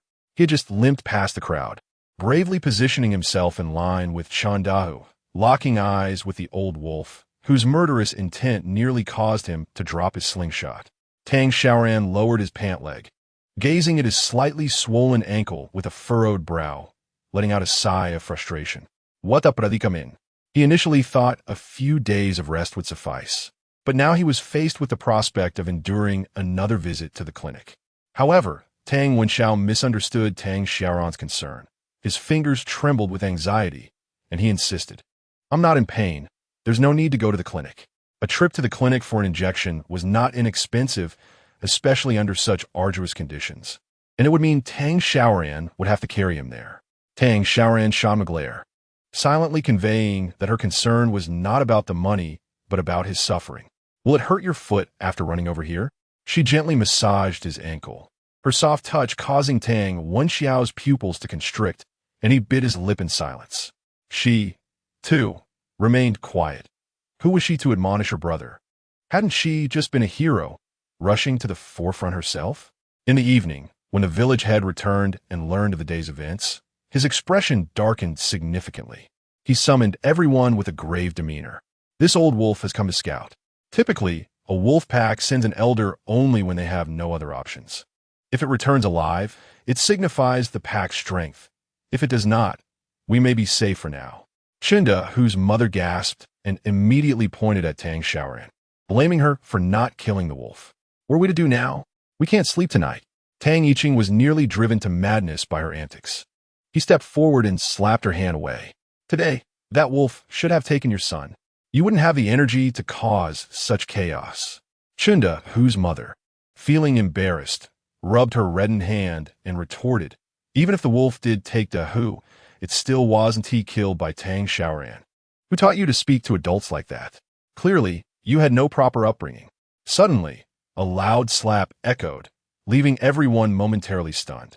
Tang Xiaoran's eyes were icy as she raised her hand and struck the woman, grabbing a nearby torch and pointing at her face. Chunda, whose mother felt a burning sting on her cheek, and as the flames flickered, she shrieked and shrank back into the crowd, her hair seemingly singed. This mad woman, Tang Xiaoran glared at her coldly. If it weren't for your foolishness, none of this chaos would have ensued. I warned you, if you dare speak to my brother or sister like that again, do not expect me to show mercy. Despite her fear, Chinda, whose mother defiantly called out to the village head, look at Tang Xiaoran. She's threatening to kill. Aren't you going to do anything? Enough. The village head was equally exasperated with her. He had been informed of all the details from the women and elders who remained at the base. This woman was both foolish and malicious, creating unnecessary turmoil, and he was fed up. Tang Xiaoran is your family's savior. Not only did she save your husband, but she also saved your son. If you speak like this again, get out of the village. Chapter 60. But I saw it too. Chunda, whose mother was taken aback by the village head's abandonment. She stared wide-eyed at the crowd, only to find that no one was willing to meet her gaze. I say, Dahu's mother, your conduct is truly embarrassing. If I were you, I would be elevating Tang Xiaoran, yet here you are, biting the hand that feeds you. Xiaohua let out a light scoff. Today, she was utterly captivated by Tang Xiaoran's charm. The village chief rubbed his forehead, gazing at the slowly descending sun, a flicker of concern passing through his eyes. The wolf pack prowled at night, and with the old wolf returning to the mountains, they might come, or they might not. No one could guarantee anything. We cannot wager our lives, he pondered, pointing towards the direction behind him. We shall all move to the beams tonight. In recent days, they had managed to cover half the roofs, and wolves do not climb high. However, with so many people up there, sitting was the only option, as lying down would be impossible. Enduring a night of sitting was far better than losing one's life in sleep. As darkness approached, the crowd hurriedly clambered onto the rooftops. 3 children nestled beside Tang Xiaoran, who had secured the chicken and rabbit cages with ropes, suspending them in midair. Chindahu's mother, with her swollen cheek, could not help but mock. Even at this time, you still think of your beasts? Tang Xiaoran cast her a cold glance, retorting, without those beasts, your son is now in the wolf's den. Chindahu's mother stole a glance at the village chief and, noticing he was oblivious to their exchange, immediately countered. What nonsense are you spouting? My son is fortunate. He won Team Meat such a fate. But you, if you hadn't released the wolves back to the mountains, would we be stuck in this wretched place with nowhere to sleep? Tang Xiaoran shook her head, dismissing her. Perhaps she was right. Chindahu was indeed fortunate to encounter those who would risk their lives to save him without holding grudges. Night gradually descended, bringing with it the chill of autumn. The crowd huddled together. At first, a few murmured softly, but as the distant, haunting howls of wolves echoed, silence enveloped them. Not a single sound of snoring was heard that night. They sat together, legs curled, dozing off until someone swallowed hard, the sound trembling. It seemed as if the wolves were truly approaching. Tang Xiaoran's heart raced, as if gripped tightly by an unseen hand. Everyone turned their gaze towards the faint glimmer of light in the distance. First 1 pair of eyes, then 2, and 3. Countless eyes drew nearer, the stench growing more pungent. Many children, frightened, began to cry, their mothers hastily covering their mouths to muffle their sobs. The suspended chickens and rabbits also grew restless. The village chief took a deep breath, observing the advancing wolf pack. Raise the torches. Wolves are vengeful creatures, and they had stirred significant trouble. Even if they survived the night, what awaited them the next day? As long as their homes remained unbuilt, They lived on the precipice of danger, enduring the laborious toil by day, yet lacking a safe place to rest at night. How could they muster the strength to build? The village chief sensed they were trapped in a vicious cycle. Yet, the most pressing concern now was how to endure this night. As the torches were lit, the wolf pack indeed halted. The village chief raised his torch, shouting loudly, and the others followed suit, their mighty roars deterring the wolves. Yet the beasts remained reluctant to depart. Tang Xiaoran and the others shouted until their throats were parched, while the wolves merely settled a short distance away, their bloodthirsty eyes fixed unblinkingly upon them. The village chief's brow furrowed deeper. Tonight would be a battle of endurance against the wolves, and when they would leave remained an uncertainty. The roof's area was scarcely expansive, with only a handful of structures erected, separated by considerable gaps. The thought of someone losing their balance on the wooden stumps was too daunting to entertain. Yet in the next moment, a piercing scream shattered the air, causing the village chief's brow to furrow as he swiftly turned to investigate. Tang Xiaoran hung precariously in midair, her torch having fallen to the ground. One hand clung desperately to the wooden stump, while the other was firmly grasped by Tang Wenxiao. Wenxiao, let go! Tang Xiaoran's eyes widened in alarm. Just moments ago, she had been among the crowd, raising her torch high, only to be propelled outwards by an unseen force. Quick thinking, she had managed to latch onto a wooden stump, but her other hand was seized by the nearest Tang Wenxiao. Despite his youth and injured foot, Tang Wenxiao lacked the strength to hold on, his half-exposed body straining to grip Tang Xiaoran. Wenxiao, let go! Tang Xiaoran's strength could only last until the village chief and others could rescue her. But it was evident that Tang Wenxiao was on the verge of being pulled down. The frantic scream of Tang Jiyue pierced the chaos, as she and Tang each grabbed one of Tang Wenxiao's legs, managing to prevent him from plummeting like Tang Xiaoran. To the right, a woman seized Tang Xiaoran's other arm, shouting for assistance. Someone's about to fall. Hanging in the air, Tang Xiaoran could feel the frenzy of the wolves below. They could not ascend, but were poised to leap. The lead wolf charged forth, mouth agape, propelling itself skyward. Just as it was about to seize her leg, Tang Xiaoran grit her teeth and curled her legs, causing the wolf to snap at nothing but air. With a powerful kick, she struck the wolf squarely on the nose. The Wolf King let out a mournful howl, collapsing to the ground and stirring up a cloud of dust. With the help of some villagers, Tang Xiaoran was swiftly pulled to safety. The village chief, drenched in sweat, approached, yet before he could inquire about the incident, he noticed a diminutive figure darting forth like a wolf cub. Tang Xiaoran's eyes were wide as she observed Tang Yiqing fiercely restraining a corpulent figure, his voice booming with fury, as if he intended to devour the individual before him. Don't run. Why did you push my sister? The onlookers were taken aback, while the plump woman turned to shove Tang Yiqing away, exclaiming, "What nonsense are you spouting? When did I push your sister?" However, she did not manage to shove Tang Yiqing, for the wooden beams were unstable, causing her to tumble onto the joists with a thud. The timber trembled beneath her weight, eliciting gasps from those nearby who narrowly avoided being struck. Tang Yiqing immediately climbed atop her, gripping her neck with a fierce intensity, his eyes ablaze with rage. "I saw you. You were going to kill my sister. You meant to push her down to feed the wolves."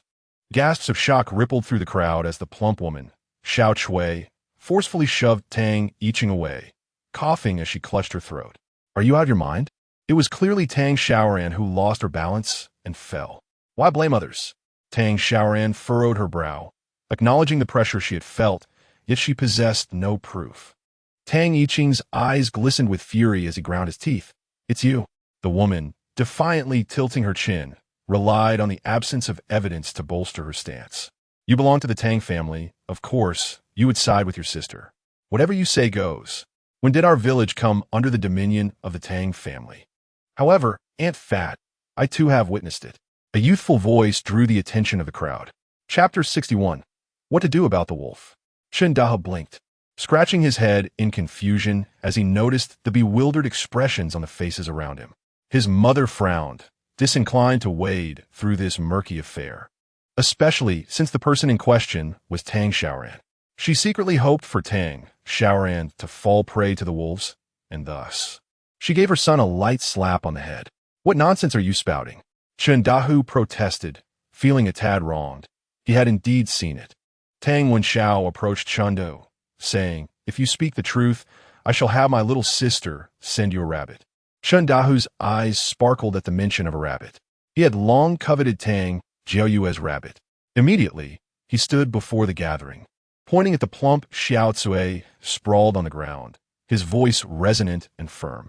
"Aunt Fat had just ambled over and inadvertently brushed against me. I turned and saw her pushing Sister Xiaoran. I am not lying. She was standing right here."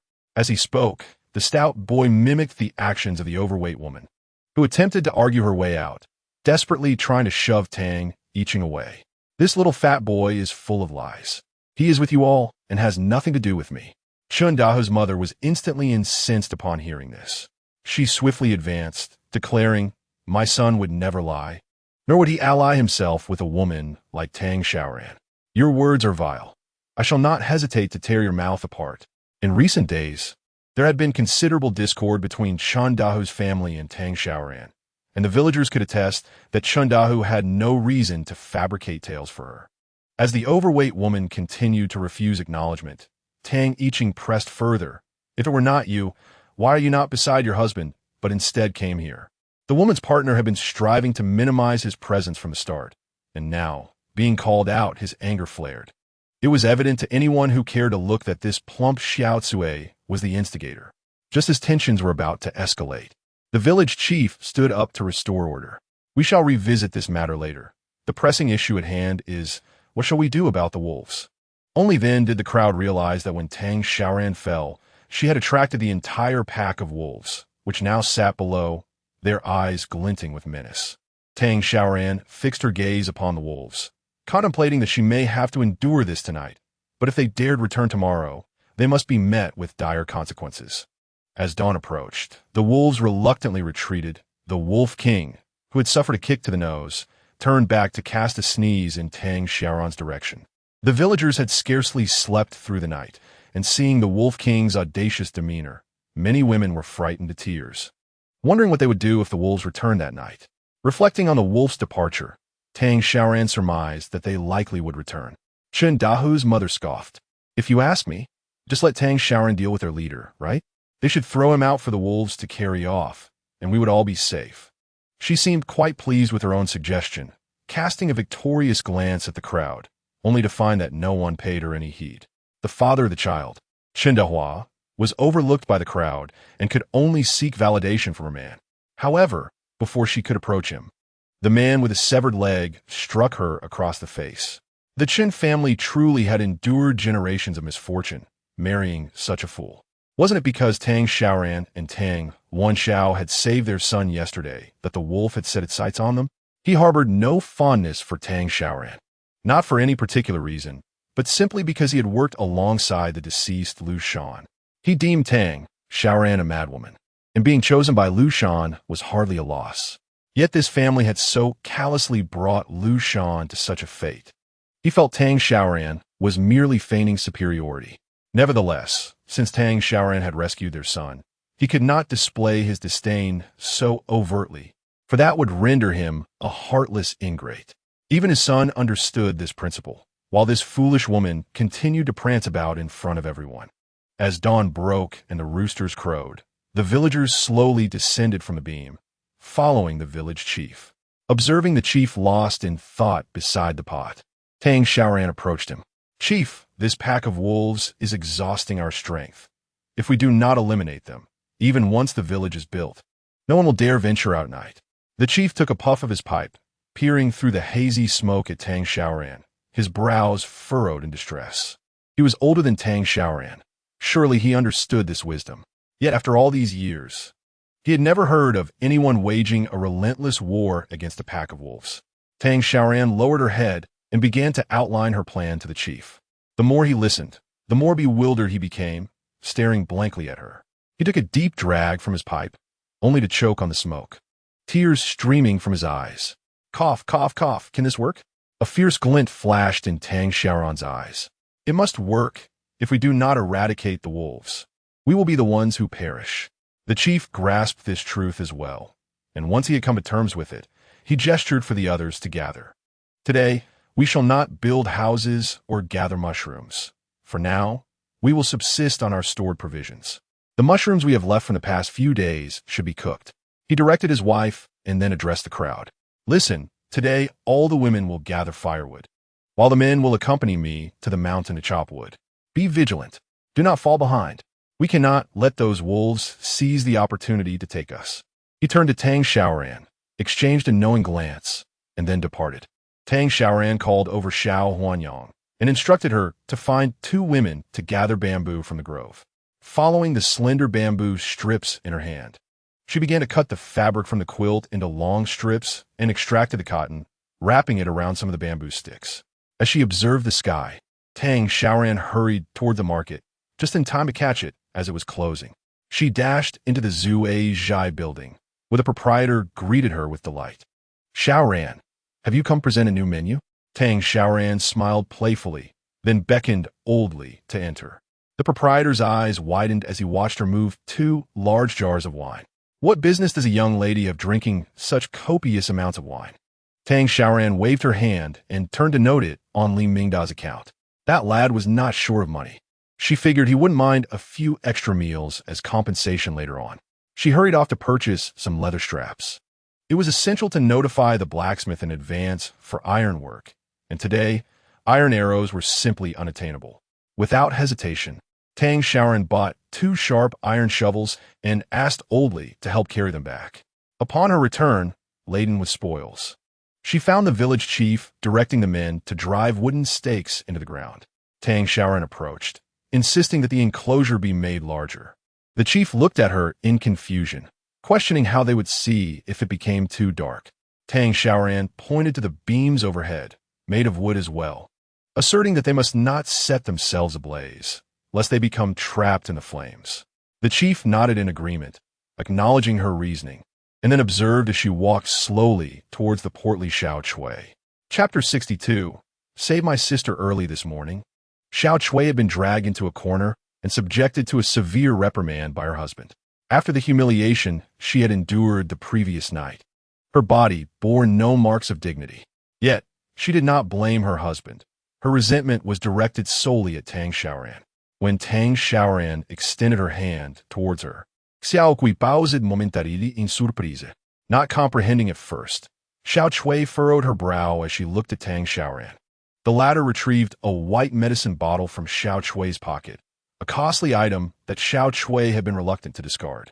You must return it to me, Xiao Chui exclaimed, her eyes widening as she reached out to reclaim it.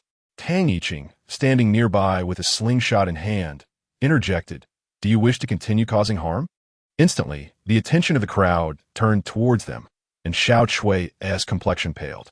Unlike Chunda, who's foolish mother, she recognized that she had already incurred the wrath of the villagers 2 days prior and could not afford to stir further trouble. With a furious glare at Tang Xiaoran, she turned away.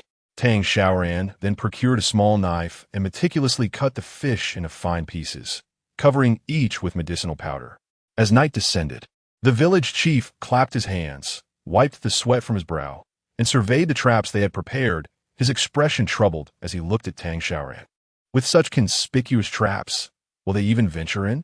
Tang Xiaoran glanced at the rope tied around her waist and tightened her grip on the shovel, contemplating that while they might be cunning, in a fit of rage, humanity often loses its rationality, especially when faced with bloodthirsty wolves. The villagers climbed onto the beams, each taking a seat on the wooden stakes. Tang Wenxiao frowned at Tang Xiaoran, while Tang Jiyue had just enlisted an uncle to settle the chickens and rabbits and approach her sister. Elder sister, why don't you come up? Tang Yiqing observed Tang Xiaoran standing solemnly beneath the beam, and his expression darkened. Tang Xiaoran could hear his thoughts. He was once again cursing in his mind, as was his nature, but she understood his concern for her well-being. Go on, I will be fine. Even the youngest, Tang Jiyue, realized that Tang Xiaoran intended to use herself as bait to lure the wolves into their traps. Tang Wenxiao stepped forward. I can do it too. The wolves desire more than just you. I can handle it. Tang Xiaoran raised her shovel You want to be able to swing this thing effectively. She looked up at the villagers on the beams. You must be vigilant. My life depends on you all. Indeed, Tang Xiaoran possessed the confidence to ascend, yet she harbored no desire to play the fool before the gathered crowd. The village chief's resonant voice echoed from above, reassuring her, "Rest easy, dear Xiaoran. Your unwavering trust in us will not be in vain." Urging him onward, she implored, "Hurry up and climb." Tang Wenxiao remained silent, resolutely tightening his fists as he propelled his younger siblings onto the beam.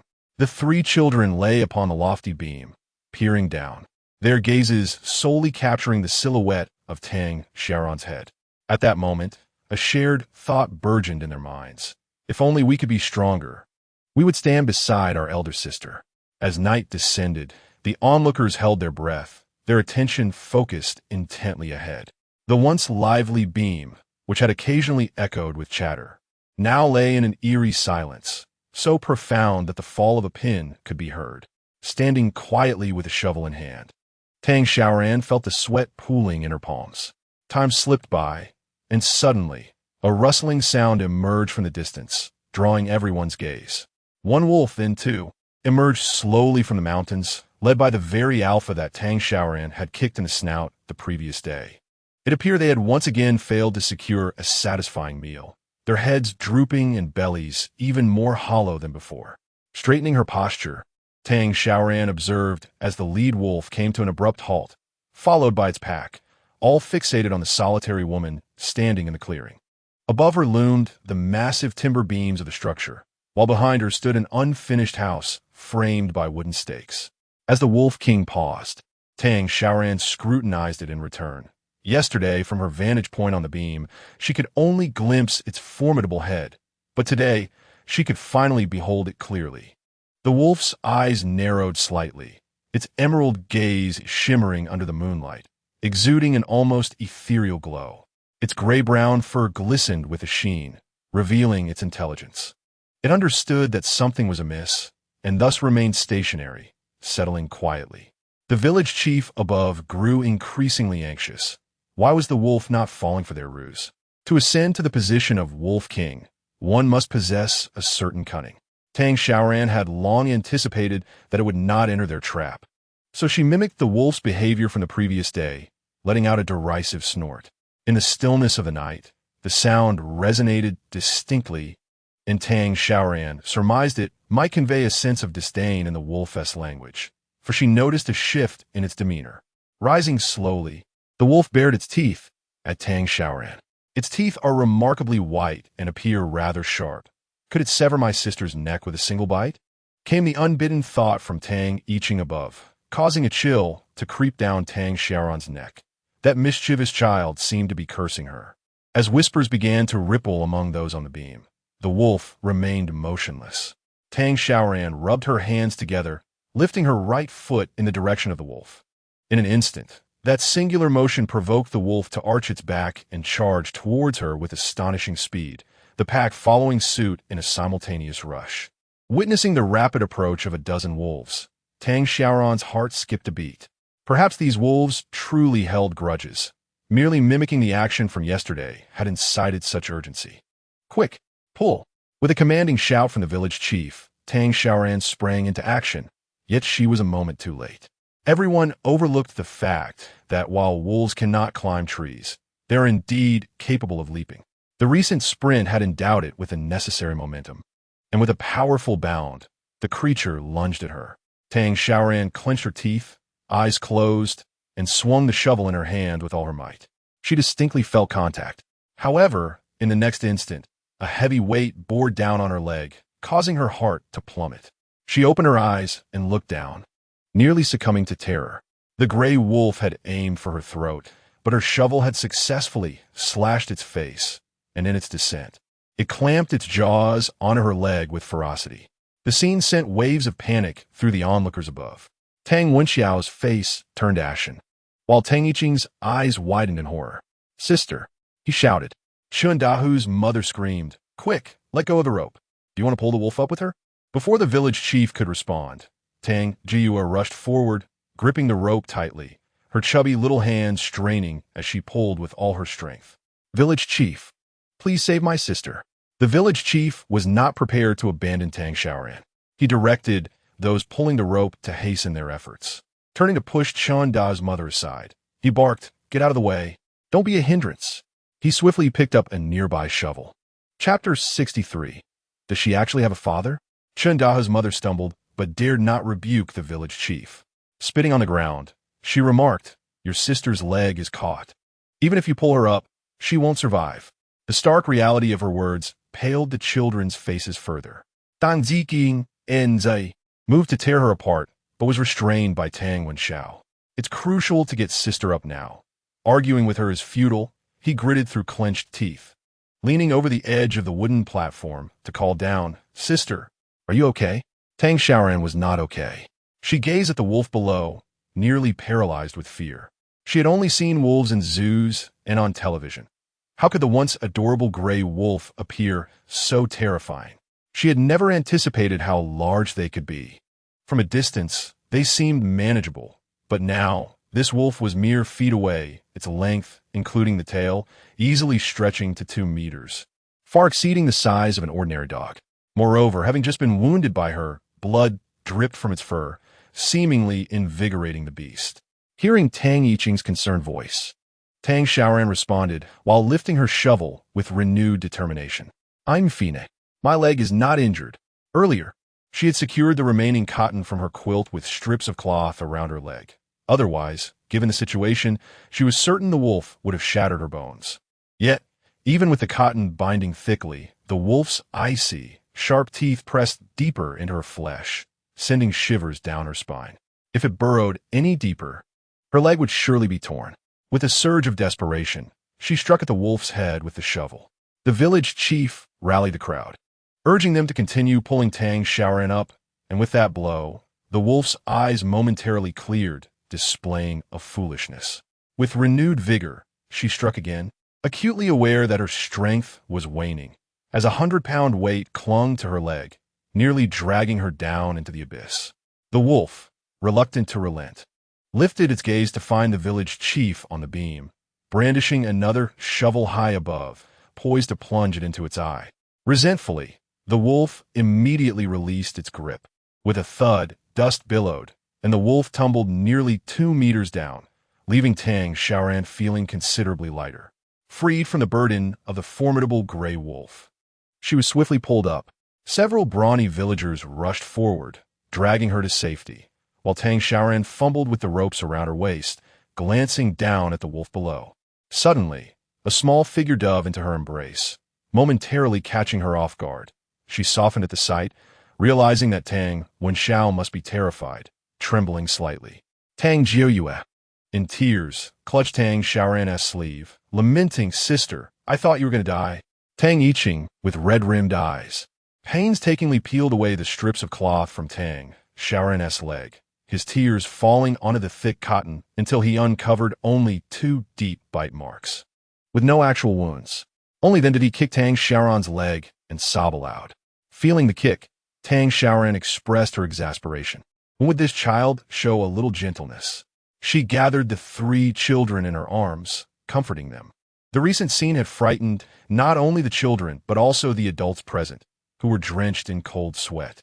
Tang Xiaoran raised her eyes to inquire if the rope from the village chief had been lowered. The village chief, observing Tang Xiaoran holding the 3 children, felt a pang in his heart and nodded vigorously. "When shall we set the fire?" Tang Xiaoran, surveying the thoroughly blocked trap, grew solemn. The wolf was too cunning. Had she not provoked it below, it likely would never have entered this snare. Fortunately, the most astute of the wolves seemed dazed from the fall, lying on the ground for a long while, without rising, as the surrounding wolves gradually approached. Tang Xiaoran retrieved the fish she had prepared in advance and tossed it down. Initially, the pack of wolves hesitated to eat, lying on the ground with watchful eyes trained on the beam above. Even without intellect, they sensed the potential trap. However, hunger gnawed at them. A mother wolf cautiously extended her nose to sniff, while the wolf king slowly opened its eyes, blood seeping from the corner of its mouth, suggesting it had not fallen lightly. It emitted a low growl, warning the mother wolf not to act foolishly. The mother wolf halted, gazing at it with a hint of reproach, refraining from sniffing closer.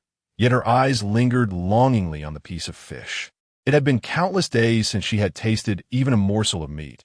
Her pups cried out daily from hunger, causing her great pain. Yet there was no milk to nourish them. At this moment, she would gladly savor even the most despised morsel of a rat, should it come her way. Tang Xiaoran endeavored to scatter the fish, and the remaining wolves cautiously approached the meat, yet dared not consume it. The head wolf lay still, raising its eyes to meet Tang Xiaoran's gaze. After several unspoken threats, the pack dejectedly lowered their heads, guarding their morsels while desperately sniffing. But were too fearful to eat. The village chief, drawing closer, imitated Tang Xiaoran's actions and tossed a piece of fish, which precisely landed atop the Wolf King's head.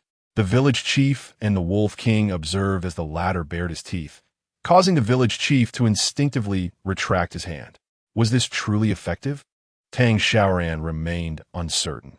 If the wolves chose not to partake, the ensuing troubles would be slight, yet if they did indulge, it would yield immense benefits and alleviate many burdens. Time passed, and Tang Juyue's head gradually leaned against Tang Xiaoran's shoulder. The mother wolf, for the third time, tentatively nudged the fish placed before her, prompting the Wolf King to rise. He let out a low growl, and one of the wolves staggered out from the pack. Upon seeing this wolf, Tang Xiaoran's eyes sparkled with excitement. The trap was set. This particular wolf limped on one leg and was blind in one eye, evidently a test subject within the pack. Tang Xiaoran recalled from nature documentaries that wolves would often send out the weakest and most frail elder to sample unfamiliar food in order to gauge its safety. Watching the wolf consume the meat, the rest of the pack grew eager, and this time, the Wolf King did not intervene. A grin spread across Tang Xiaoran's face, which she could not conceal, while the village chief chuckled merrily at the vial in his hand. Did that wolf truly lack the intelligence to discern between immediate and delayed toxins? She owed her gratitude to the plump Xiao Chui, who had, in her attempt to frame Tang Xiaoran, procured a poison that took hours to take effect. Now, all that remained was to wait. The village chief, with a solemn gaze, stood quietly beside Tang Xiaoran, observing her intently. How had I never realized this girl possessed such intelligence? She can even hunt. Tang Xiaoran let out a nervous chuckle, and the village chief continued stroking his chin. However, you may have inherited your father's traits. He was once a hunter, after all. A momentary pause overtook Tang Xiaoran as she wrapped the bandages. She had a father? Chapter 64. The eldest sister becomes the guardian of the village. It was not Tang Xiaoran's fault. During her writing, she had never divulged specific details about this antagonist, not even naming her, let alone explaining why a woman resided in this village. Tang Yiqing, curious, tugged at the village chief's sleeve. Does the eldest sister have a father as well? The village chief had grown fond of the Tang children, having heard that they assisted Chun Dahu in overcoming the wolves. Observing Tang Xiaoran's focused wrapping of the bandages, he, unperturbed by the possibility of being overheard, began to speak. Your eldest sister did not simply emerge from the crevices of stone. Of course, she has a father. I once shared drinks with him and learned the art of hunting from him. Alas, good men do not live long. As for her mother, let's not dwell on that. It seems your sister was perhaps driven mad by some past trauma, but she appears much more stable now. Does she not? Are you not all living quite well? Tang Xiaoran, eavesdropping with bated breath, felt a pang of anxiety in her heart. What had happened to her mother? Yet the village chief ceased his tale. She could not approach him with questions, for that would expose her identity as Tang Xiaoran. With a sigh, she resumed her task of bandaging. The wind whispered through the leaves, and a muffled howl shattered the stillness of the night. Both Tang Xiaoran and the village chief rose simultaneously. The pack of wolves began to stir, and the once drowsy Wolf King stood alert. The mother wolf and the elder wolf howled the loudest, and it seemed they were about to seek grass nearby. Tang Xiaoran and the village chief exchanged a knowing glance. The village chief distributed the bows crafted by Tang Xiaoran that afternoon among several men. Holding a torch, Tang Xiaoran noticed the lead wolf seemed to sense something amiss and howled loudly towards the moon. The pack of wolves stumbled to their feet, and a subtle smile curved Tang Xiaoran's lips. Only now did she realize the gravity of the situation, but it was too late. She aimed a bamboo stick, bound with cotton cloth, at the rough wooden fence in the distance. Earlier that day, they had chopped a considerable amount of wood, encircling the houses with a large fence.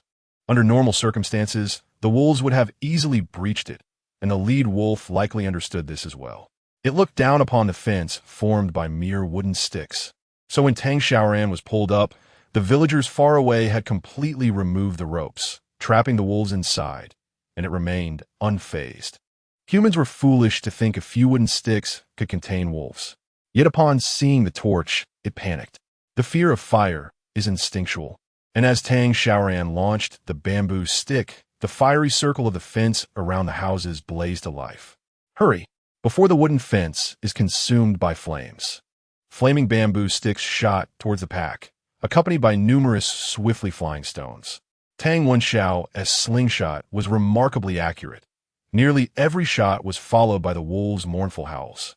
The pack, having consumed poisoned meat, was now riddled with arrows and flames, causing them to scatter in all directions. It was uncertain how long the howls persisted, but as the struggling flames dwindled, Tang Xiaoran slowly descended from a beam. The village chief, watching the charred wolves with a mix of joy and regret, lamented the loss of their pelts, despite the plentiful meat they provided. With a shovel in hand, Tang Xiaoran flipped the wolves over, feeling an unsettling sense of forgetfulness. "Sister, be careful." Just as this thought crossed her mind, Tang Yiqing's voice exploded in her head. Turning around, she spotted the Wolf King lurking not far behind, eyes glinting with menace. Her heart sank. It pretended to lower its head, and under the cover of night, humans could not see clearly, offering the meat to the she-wolf. It seemed the wolf had not eaten the meat since the beginning. Tang Xiaoran sighed at its cleverness, but now the wolf sought a fight to the death. Swallowing hard, she took 2 steps back. Before she could escape, she was knocked to the ground, the stench of its breath looming over her. In despair, she closed her eyes. She knew that animals typically tore into their prey at the throat. She merely hoped it would be gentle. In the next moment, a warm spray of blood splattered across her face. Tang Xiaoran opened her eyes in shock. The death had come so swiftly, she felt no pain before the blood appeared. The village chief wielded a sharp shovel, kicking the severed head of the wolf aside, its lifeless form collapsing atop Tang Xiaoran, its eyes wide open and unblinking. Blood coated her face and body, and she could bear it no longer, rushing to the side to vomit. The village chief felt a bit awkward. While Tang Yiqing looked at him in astonishment, "Uncle Village Chief, you are incredible." Upon hearing this, the village chief's smile nearly reached the sky. "I have mentioned it before. I learned hunting while drinking with her father." After a night had passed, the villagers gathered the wolf carcasses, counting an astonishing total of 13. The village chief rubbed his hands together in delight, relieved that the villagers no longer needed to venture into the mountains to gather mushrooms. The women gathered to help construct the houses, and they hastened their efforts, aiming to rebuild their homes by the end of the month. However, the chief's wife was overwhelmed, pondering how to handle the abundance of wolf meat. As she observed the chief distributing the meat among the villagers, Tang Xiaoran turned her attention to the stout Xiaotsui, who was jostling at the front. With determination, she stepped forward and yanked the woman to the ground, eliciting a piercing scream that captured everyone's attention. "What are you doing?" Xiaotsui's face flushed crimson. She was already battered by her husband, and now felt as though she might fall apart from the pain. Tang Xiaoran regarded her coldly. "Still craving meat? Now that everything has been resolved, let us settle the score."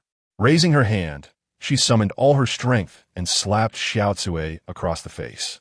The already rotund features of Xiaotsui swelled even further, rendering her speech incoherent. "You!" Tang Xiaoran delivered another slap, mirroring the first. Observing Xiaotsui, who had lost 2 teeth, she slowly rose to her feet. "You have poisoned everyone here. Had we not discovered your treachery in time, today would not have been about sharing wolf meat, but rather about whether we could even survive." Although Tang knew the poison was not lethal, her resentment towards Xiaotsui spurred her to incite the villagers' fury.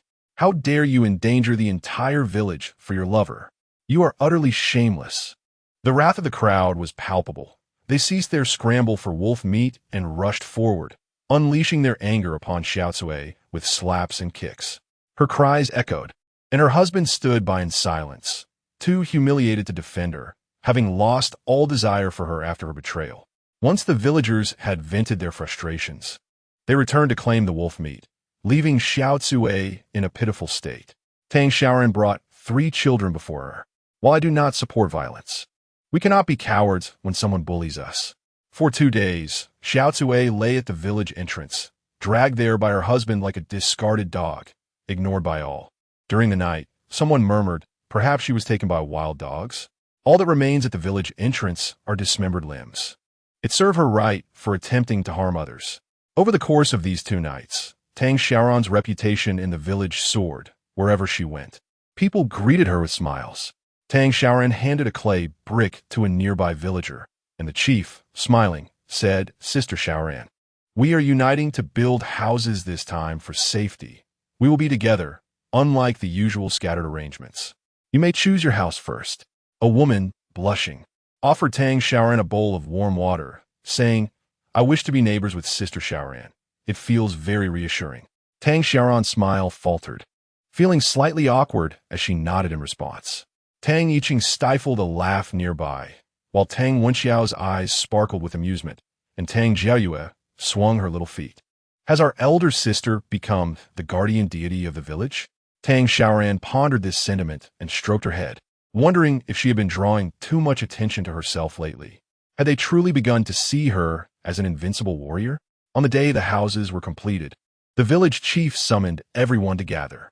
After the recent calamity that struck our village, we have grown more united. Each household contributed to the rebuilding of these homes, embodying the spirit of mutual support. What is yours is mine, and what is mine is yours. Thus, in the interest of fairness, we shall draw lots to determine the allocation of houses. He cleared his throat. Should any family express dissatisfaction, they may temporarily reside, as is, and later invest in their own reconstruction. That will be their concern, and I shall not interfere. He beckoned to Tang Xiaoran. Come here, Xiaoran. Tang Xiaoran's eyes widened in disbelief. Is the village chief serious? Slowly, she approached under the gaze of the villagers, while the chief's wife warmly took her hand. Xiaoran has made significant contributions during this disaster. Whether it was catching fish or slaying wolves, her efforts are commendable. Moreover, it is no small feat for a young woman to care for 3 children. Let her choose first. Do any of you have objections? It was well known that Xiaoran always took the lead in every endeavor, and the villagers had witnessed her capabilities firsthand, especially since the recent wolf pack incident had garnered admiration from many young women. They whispered among themselves that Xiaoran was more capable than any man. Thus, there were no objections. The chief's wife nodded in satisfaction when suddenly a voice interjected, I have an objection. Chapter 65. Perhaps it was a different kind of madness. Upon hearing this voice, many rolled their eyes in secret as Chun Dahua's mother, swaying her hips, pushed her husband forward. Aunt, you can't favor Tang Xiaoran just because she gifted your daughter-in-law with pigeons and quilts. If she gets to choose first, then we should too. The chief's wife frowned, ready to retort, but Tang Xiaoran smiled and patted her hand. No need, Aunt. Since all the houses are the same, it matters not where we live. Our family seeks no special treatment. Tang Wenxiao, having finally recovered, stepped forward to address the chief's wife. My sister is right. It does not matter where we reside. Tang Yiqing and Tang Jiayue naturally aligned with Tang Xiaoran's sentiment. Upon hearing the children's agreement, the chief's wife shot a glare at Chun Dahua's mother and passed the drawing bowl to Tang Xiaoran. Since you do not wish to choose, you may draw first. Chun Dahua's mother, unable to bear Tang Xiaoran's good fortune, hurriedly approached and seized a slip of paper. Our men are incapacitated. I must choose first. Chun Dahua's father lay on a dilapidated cart, his face flushed with anger, wishing he could strike her for her incessant complaints.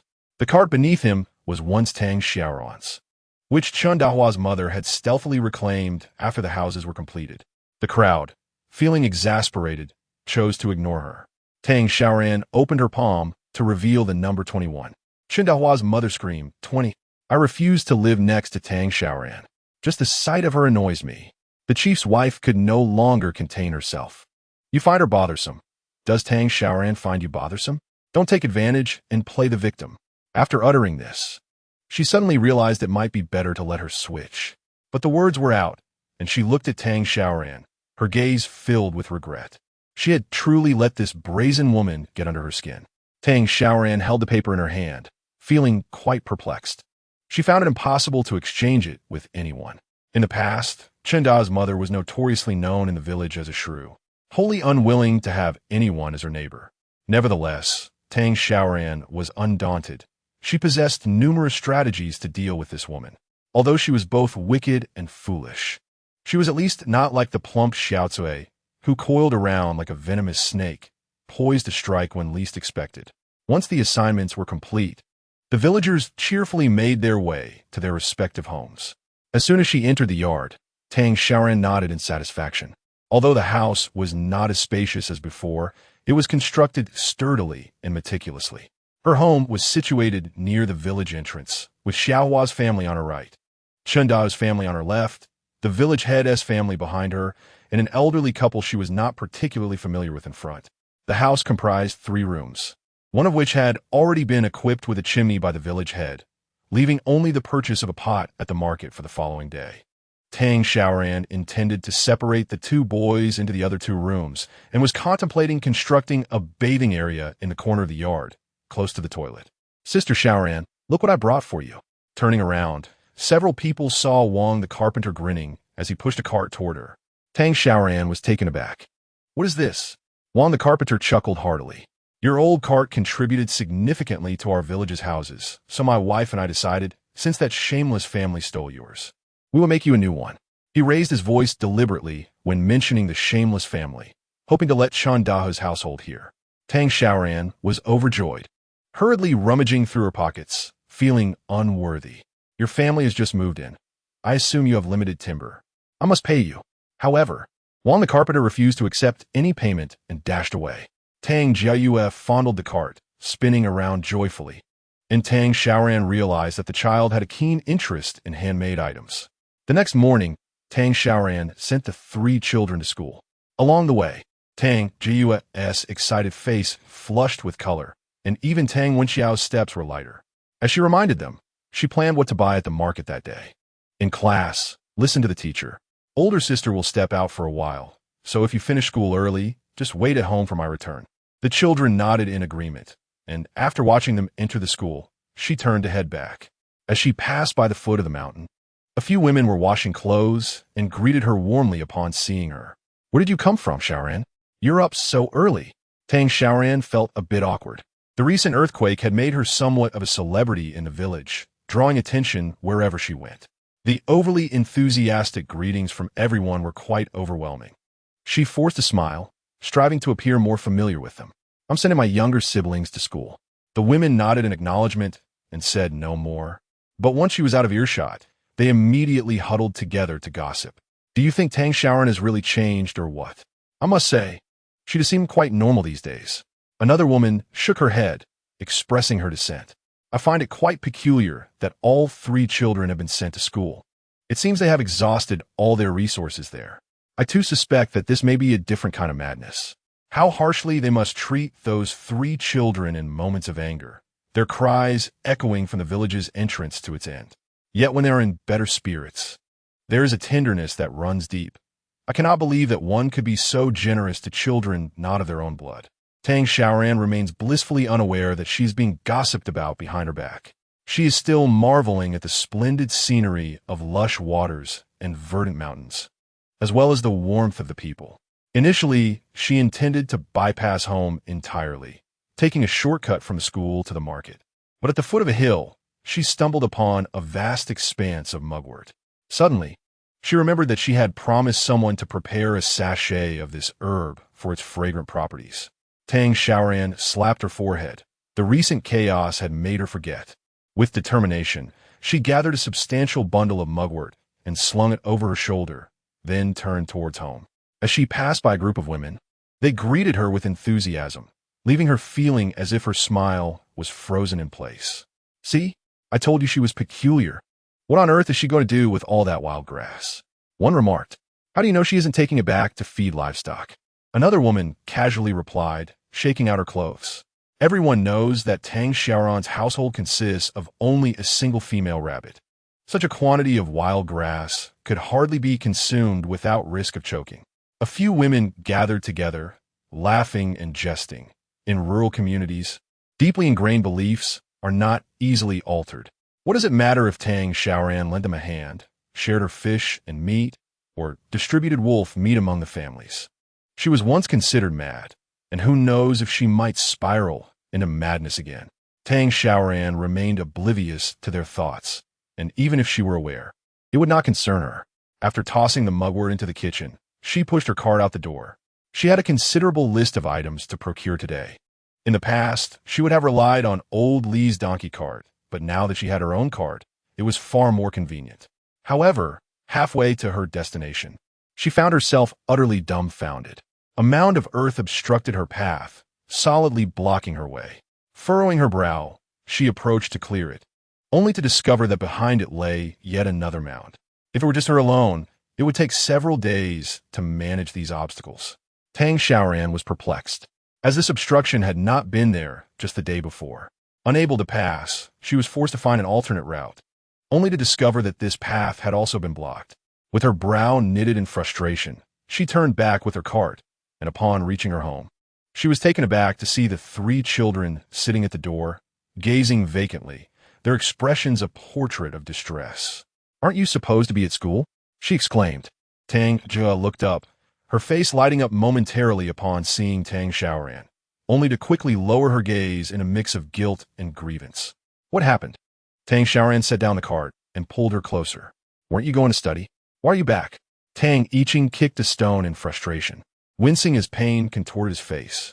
"They sent us home, saying there's a virus in Qingshui village." Tang Xiaoran froze, her gaze shifting from the tearful Tang Jiayue to Tang Wenxiao. "What do you have to say?" she prompted. Stepping forward earnestly, Tang Wenxiao replied, "As soon as we entered the school, we found a line of children standing outside. The person in charge of the school told us to return." Tang Xiaoran inquired, "Was it Master Chen who said this?" Tang Wenxiao shook his head.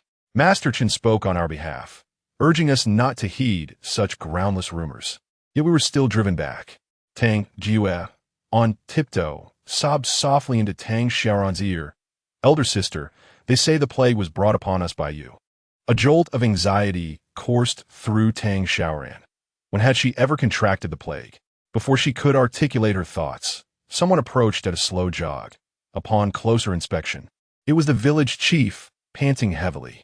Clearly, he sensed something amiss, and Tang Xiaoran hurried to meet him. "Village chief, what is the situation?" Leaning against a nearby tree, the chief swallowed hard and replied, "It seems that several village heads from the neighboring hamlet have heard that someone in our village has been mauled by wolves and contracted. Oh dear, I can't recall exactly what they said, but rumors abound that you bite anyone you encounter." Tang Xiaoran widened her eyes in disbelief. She was no rabid dog.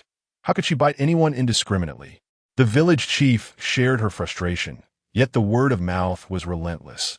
Despite his fervent explanations, no one seemed inclined to believe him. He had even exchanged heated words with Xiao Chao from the neighboring village blocking the road. Tang Xiaoran's expression darkened. It was evident that someone was spreading these malicious rumors, most likely from within their own village. The village chief, too, deduced this, his countenance grim as he rubbed his hands together. "The only witnesses to your supposed wolf attack were our own villagers. I shall uncover the truth swiftly." Tang Xiaoran understood that unless the culprit behind the slander was identified, other villages would likely refuse to clear the roads for them. The village chief departed in resignation. It appeared they would not be able to attend the market that day. Tang Xiaoran opened the courtyard door and ushered a few children inside. Tang Jiayue curiously gazed at the abundance of mugwort strewn across the ground. "Elder sister, why are you harvesting so much wild grass?" Tang Xiaoran remained silent, focused solely on drying the herbs, pondering how to expose the rumor-monger. Unbeknownst to her, someone had quietly approached. Tang Xiaoran jumped upon, turning to find Tang Wenxiao staring at her, expressionless. "Wenxiao, why are you standing behind me?" Tang Wenxiao, amused by her startled reaction, smiled faintly. "You look just like a startled doe." Tang Xiaoran nearly laughed in exasperation. This child had grown increasingly bold under her care. once timid and now daring to jest about her. Tang Wenxiao, aware of her worries, understood the challenge of uncovering a rumor-monger among the dozens of households in Qingshui village. He bit his lip and said, "Elder sister, I have a plan to catch that person." The others in the courtyard paused momentarily, turning their attention to Tang Wenxiao, with Tang Jiyue tilting her head in curiosity. "Elder brother, what is your plan?" He pointed to the nearby mother rabbit nursing her young. "Let her assist us." After hanging up the mugwort, Tang Xiaoran glanced at the sky. It was still early. Remembering that she owed Lin Yu 2 rabbits, she picked up a bamboo bow and arrow, intending to venture into the mountains to hunt. The 3 children followed closely behind her, carrying a small basket. As Tang Xiaoran promised to gather some wild fruits to prepare a spicy sour dish for them that evening. Days had passed since the earthquake, yet rabbits, being naturally timid, had eluded her grasp until sunset, when she finally managed to catch 4. Fortunately, she returned home with a bountiful harvest, and upon seeing the wild fruits in the children's baskets, she nodded in satisfaction. The time spent catching rabbits had been lengthy, and only when the 4 of them reached the doorstep did they discover a basket placed there. Tang Xiaoran approached and opened it, only to be momentarily stunned. Inside lay 7 or 8 steaming cooked sweet potatoes, releasing a warm vapor. As she carried the items indoors, intending to inquire about their sender, she unexpectedly collided with 2 individuals. Xiaohua's mother, fidgeting with her hands, said, "Xiaoran, please accept this." Tang Xiaoran was taken aback, realizing that the sweet potatoes were indeed from her. Just as she was about to respond, the elderly lady from the front door stepped forward, gently stuffing several steamed buns into her arms. "Everyone in our village knows the rumors must have originated from some wicked soul. Even if you don't cook for yourself, don't let those children go hungry." Tang Xiaoran gazed at the 2 women, caught between laughter and tears. So, she had been on the receiving end of such kindness? A warmth spread through her heart. In the past, her family's isolation had gone unnoticed, even when there was no smoke rising from her chimney at night. She nudged the elderly lady, but the woman glared back fiercely. "Accept it." With no choice but to comply, Tang Xiaoran took the food and explained, "I went up the mountain today and returned a bit late, so I haven't started cooking yet. Those rumors haven't affected me." Before she could finish her sentence, someone scoffed nearby.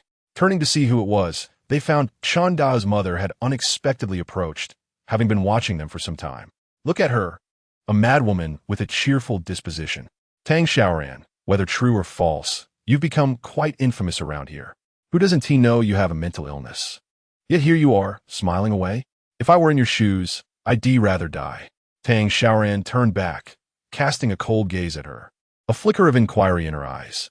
"Dahu's mother, you aren't the one spreading these rumors, are you?" Chen Dahu's mother, eyes wide and hands on her hips, retorted, "What nonsense are you spouting, you little wretch? I only said you were mad, but I never claimed you'd bite anyone." Observing the furious woman, Tang Xiaoran silently averted her gaze. This woman was rather foolish.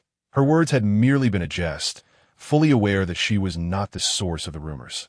Otherwise, she wouldn't have even mentioned it. Gazing at Chen Dahu's mother, who appeared to take pleasure in her discomfort, Tang Xiaoran suddenly turned and flashed her a chilling smile. "If I truly had a penchant for biting, living so close to you, I would be the first to leap into your yard and take a bite out of you." Initially reveling in her misfortune, Chen Dahu's mother, upon hearing this, met Tang Xiaoran's eyes and was suddenly reminded of that night when she stood alone beneath the beams, awaiting the wolves. This woman was indeed a madwoman. Chapter 67. Life appears to be quite pleasant watching the woman flee in disarray. Tang Xiaoran withdrew her gaze. Xiaohua's mother chuckled behind her hand, while the elderly lady spat on the ground in disdain. "How can there be such a wretched soul in our village?" Tang Xiaoran expressed her gratitude, carrying the buns and sweet potatoes inside. Observing the children delighting in the sweet potatoes, she washed the wild fruits, crushed them, and prepared 4 entire bowls of spicy and sour fruit. Tang Yiqing, who adored spicy food, watched eagerly, swallowing hard and reaching out to dive into the bowl. Tang Xiaoran forcefully tapped the back of his hand with her chopsticks, warning him that if he didn't eat properly, he would end up rubbing his eyes and suffering later. Despite being struck, Tang Yiqing remained unperturbed and eagerly hopped off to wash his hands. After a moment's thought, Tang Xiaoran seized another rabbit, cleaved it in two, and divided the pieces into 2 baskets. She also took a bowl of prepared wild fruits to offer to Tang Wenxiao. "Take this to Grandma up front," she instructed. Summoning Tang Jiayue, she added, "You take this basket to Xiaohua and Yiqing." Tang Yiqing was thoroughly engrossed in his meal, drooling as he slurped up the spicy dish. The tanginess hitting him like a jolt. Turning his head, his cheeks had swollen to resemble sausages, prompting Tang Jiayue to giggle behind her hand, eliciting a helpless chuckle from Tang Xiaoran. "Come, help your sister carry this basket while she holds the wild fruits." The sweet potatoes and steamed buns were gifts, and we must indeed take advantage of others. Reluctantly, Tang Yiqing set down his chopsticks and ran over to take the basket from Tang Xiaoran. As he observed the 3 children disappearing into the distance, Tang Xiaoran popped a couple of wild fruits in her mouth. The burst of juice mingled with the spiciness exploded in her mouth, tantalizing her taste buds with a delightful combination of sweet, sour, spicy, and salty flavors. She relished every moment. Although Tang Yiqing had departed later than Tang Wenxiao, he was the first to return. Tang Xiaoran rolled her eyes, realizing that he had abandoned Tang Jiayue to rush back for more food. Tang Yiqing had a penchant for spicy flavors, and he contentedly stuffed a green wild fruit into his mouth, squinting his eyes in delight, declaring it even better than the spicy rabbit dish Tang Xiaoran had prepared last time. As soon as Tang Jiayue entered, she exclaimed in frustration, "Second brother, you naughty rascal. You tossed the food at the door and dashed back without waiting for me." Tang Yiqing, with his mouth full, mumbled, "You insisted on chatting with Xiaohua. What was I supposed to do? I had to complete the task set by eldest sister before returning. You are the real troublemaker, Jiayue." Tang Xiaoran watched the siblings bickering with amusement, reminiscing about how lifeless the house had felt when she first opened her eyes. Now, it was filled with laughter and joy. What a wonderful transformation. Turning around, she noticed Tang Wenxiao had returned as well. Unlike his younger siblings, he meticulously conveyed the elders' responses and remarks. "Grandma Li said, 'Such valuable items. How can we accept them?' Grandpa Li replied, 'It's a gesture of goodwill from the young lady. We shouldn't be overly concerned about such matters. She sent the children to deliver them, so we should graciously accept." Grandma Li protested, "A few steamed buns in exchange for half a rabbit. Aren't we taking advantage of them?" Grandpa Li countered, "We can reciprocate by helping them out in the future. It's not easy for a girl to manage 3 children. The 3 children listened intently to Tang Wenxiao, so engrossed that Tang Jiayue momentarily forgot to scold Tang Yiqing. And Tang Yiqing neglected to pop any more fruits into his mouth. After a spell of silence, Tang Jiayue burst into laughter. "Eldest brother, you resemble the parrot raised by that old man selling flowers at the market." Tang Xiaoran found this amusing as well. The child had a knack for humor, which was quite entertaining. Tang Wenxiao, blushing with embarrassment, felt awkward. After all, he had merely retained the information without any intent to provoke laughter. The following afternoon, the aroma of meat began to waft from several households centered around Tang Xiaoran, as Chinda's mother had observed the children sneaking out the day before. She stormed into Tang Xiaoran's home, her anger palpable, causing Tang Yiqing to drop a piece of rabbit meat from his mouth in shock.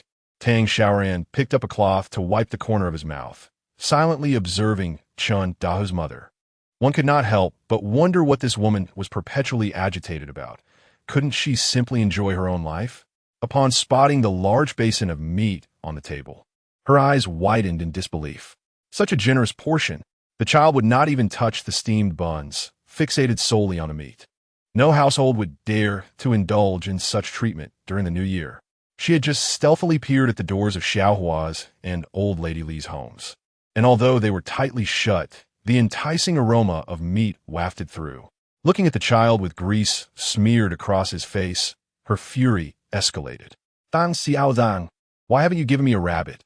Tang Xiaoran was taken aback, choking slightly, her eyes widening in incredulity at the haughty woman before her, tears threatening to spill from her cough. Tang Wenxiao quietly entered the room, poured a glass of water, and handed it to her. After taking a large gulp, she regained her composure. Was this woman out of her mind? It was almost laughable how infuriated she made her. Who are you? Why should I give you a rabbit? Yet, Chindahu's mother remained unyielding, advancing towards the table to seize the meat. Tang Xiaoran gently lifted the pot, causing her to stumble and fall onto the table. You've given it to others. Why not to me, a neighbor?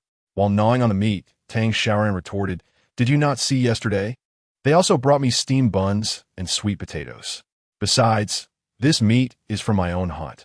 Whom I choose to share it with is none of your concern. Ignoring the last statement, Chindahu's mother lamented the waste of meat left on the bones, her heart aching at the sight of the children who in tea finished their share. Standing tall, she continued her unreasonable tirade. My family also has plenty of sweet potatoes and steamed buns. If you give me just one rabbit now, I will fetch it for you. Tang Xiaoran gazed at her in disbelief. She was utterly naive, wasting breath on such a person. Spitting out bone, she rose abruptly and kicked Chindahu's mother out the door. Get out. You seem incapable of understanding human speech. It's my possession. I will give it to whomever I please. It has nothing to do with you. With a loud thud, Chindahu's mother fell in a disheveled heap, infuriated. She quickly regained her feet and rushed back, determined to reach for the rabbit meat, only to be interrupted by a sudden light cough from behind. Her body stiffened, and she straightened up immediately, ceasing her ruckus. The reason for her disturbance had merely been to take advantage of the absence of watchful eyes. Yet it was midday, and someone was indeed present at Tang Xiaoran's home. Turning around, her spirit deflated upon seeing the village chief. The village chief, disinterested in her unruly antics, lazily pointed towards the door. Tang Xiaoran soon realized that Chindahu's mother harbored a deep fear of men. Perhaps it was due to her husband's abuse. She would rather confront Tang Xiaoran, a woman who had battled wolves, than face any man. Upon seeing the village chief enter, she quickly lowered her head and scurried away in defeat. The village chief cast a glance at the bones on the table and the meat in the pot, swallowing hard as he secretly envied Tang Xiaoran's seemingly prosperous life. Tang Xiaoran brought a stool for him, and he plopped down. Xiaoran, what brings you here? Chapter 68. My rabbit is a divine creature. Tang Xiaoran placed the meat on the table and poured a cup of the leftover wine for the village chief. Have you apprehended that person? The chief hesitated, his hand pausing over the meat before awkwardly retracting it. He had not captured anyone and had no leads. He attempted to inquire with several neighboring villages about who was spreading rumors, but they ignored him entirely. During the day, he had dug up the earth, only for it to be piled back up by nightfall. The rumors were escalating absurdly, transforming from tales of a madwoman bitten by a wolf in Qingshui ditch to claims that all the women there had been bitten and gone mad. He surmised that in a few days, the story would evolve yet again. Tang Xiaoran pushed the meat forward and exchanged a glance with Tang Wenxiao.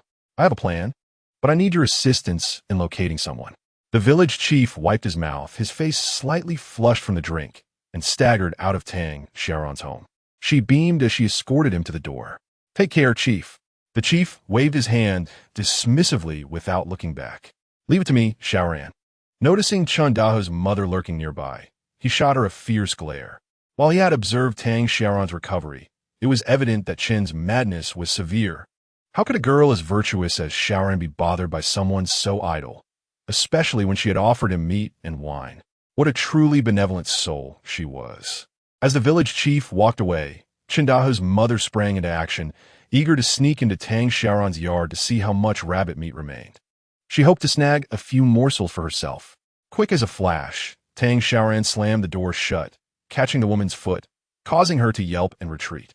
Infuriated, she stood at the door and began to hurl insults. Don't look down on me, Tang Xiaoran.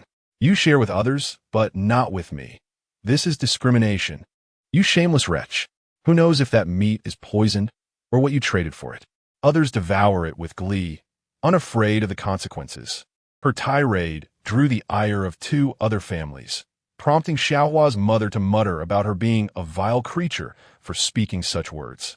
Listening to the woman, Tang Xiaoran shook her head and turned to flip the mugwort, only to hear a crash at the door. Chindahu's mother screamed, glancing at Xiaohua's mother, who stood with a basin of dirty water, looking at her with disdain. You dare splash me? Xiaohua's mother was unyielding. Your mouth is dirtier than this water. What is wrong with splashing you? Go find some water to wash out your mouth. Chen Dao's mother was about to continue her tirade when she noticed Xiaohua's father casually walking out of the house, picking his teeth. He stood quietly behind his wife. Upon seeing the support, she instantly faltered, turning and grumbling back inside. Upon entering the house, she found Chen Dahu wailing, "Mother, I want to eat rabbit meat too. I want to eat." The child, unable to quell her cravings, was drooling at the delicious aroma. Chen Dahu's mother, already in a damp state, was instantly provoked by the child's cries. She delivered a sharp slap to Chen Da's head. "All you think about is eating. Why are you so useless? Look at that cunning girl next door. At such a tender age, she knows how to cultivate relationships with the children of the Tang family. Is it any wonder she has food to eat?" Chen Dahu, stung by the slap, retorted with indignation, "But you haven't built a good rapport with sister Xiaoran either. Otherwise, I too could enjoy some meat." Having learned to draw parallels, his mother grew even angrier upon hearing this. "I have no desire to befriend that madwoman. If we don't eat, then we don't eat. Let us see if I can starve you into submission." Her eyes flickered, suddenly noticing a rabbit nearby. It was a gift from Tang Xiaoran, who, despite not having a fondness for Chen Dao, had promised him a rabbit if he testified on her behalf when Fat Xiaotsue pushed Tang Xiaoran. Tang Xiaoran had 6 little rabbits and had cried when giving this one away. "Look, there's a rabbit. If you want to eat, we shall eat it now."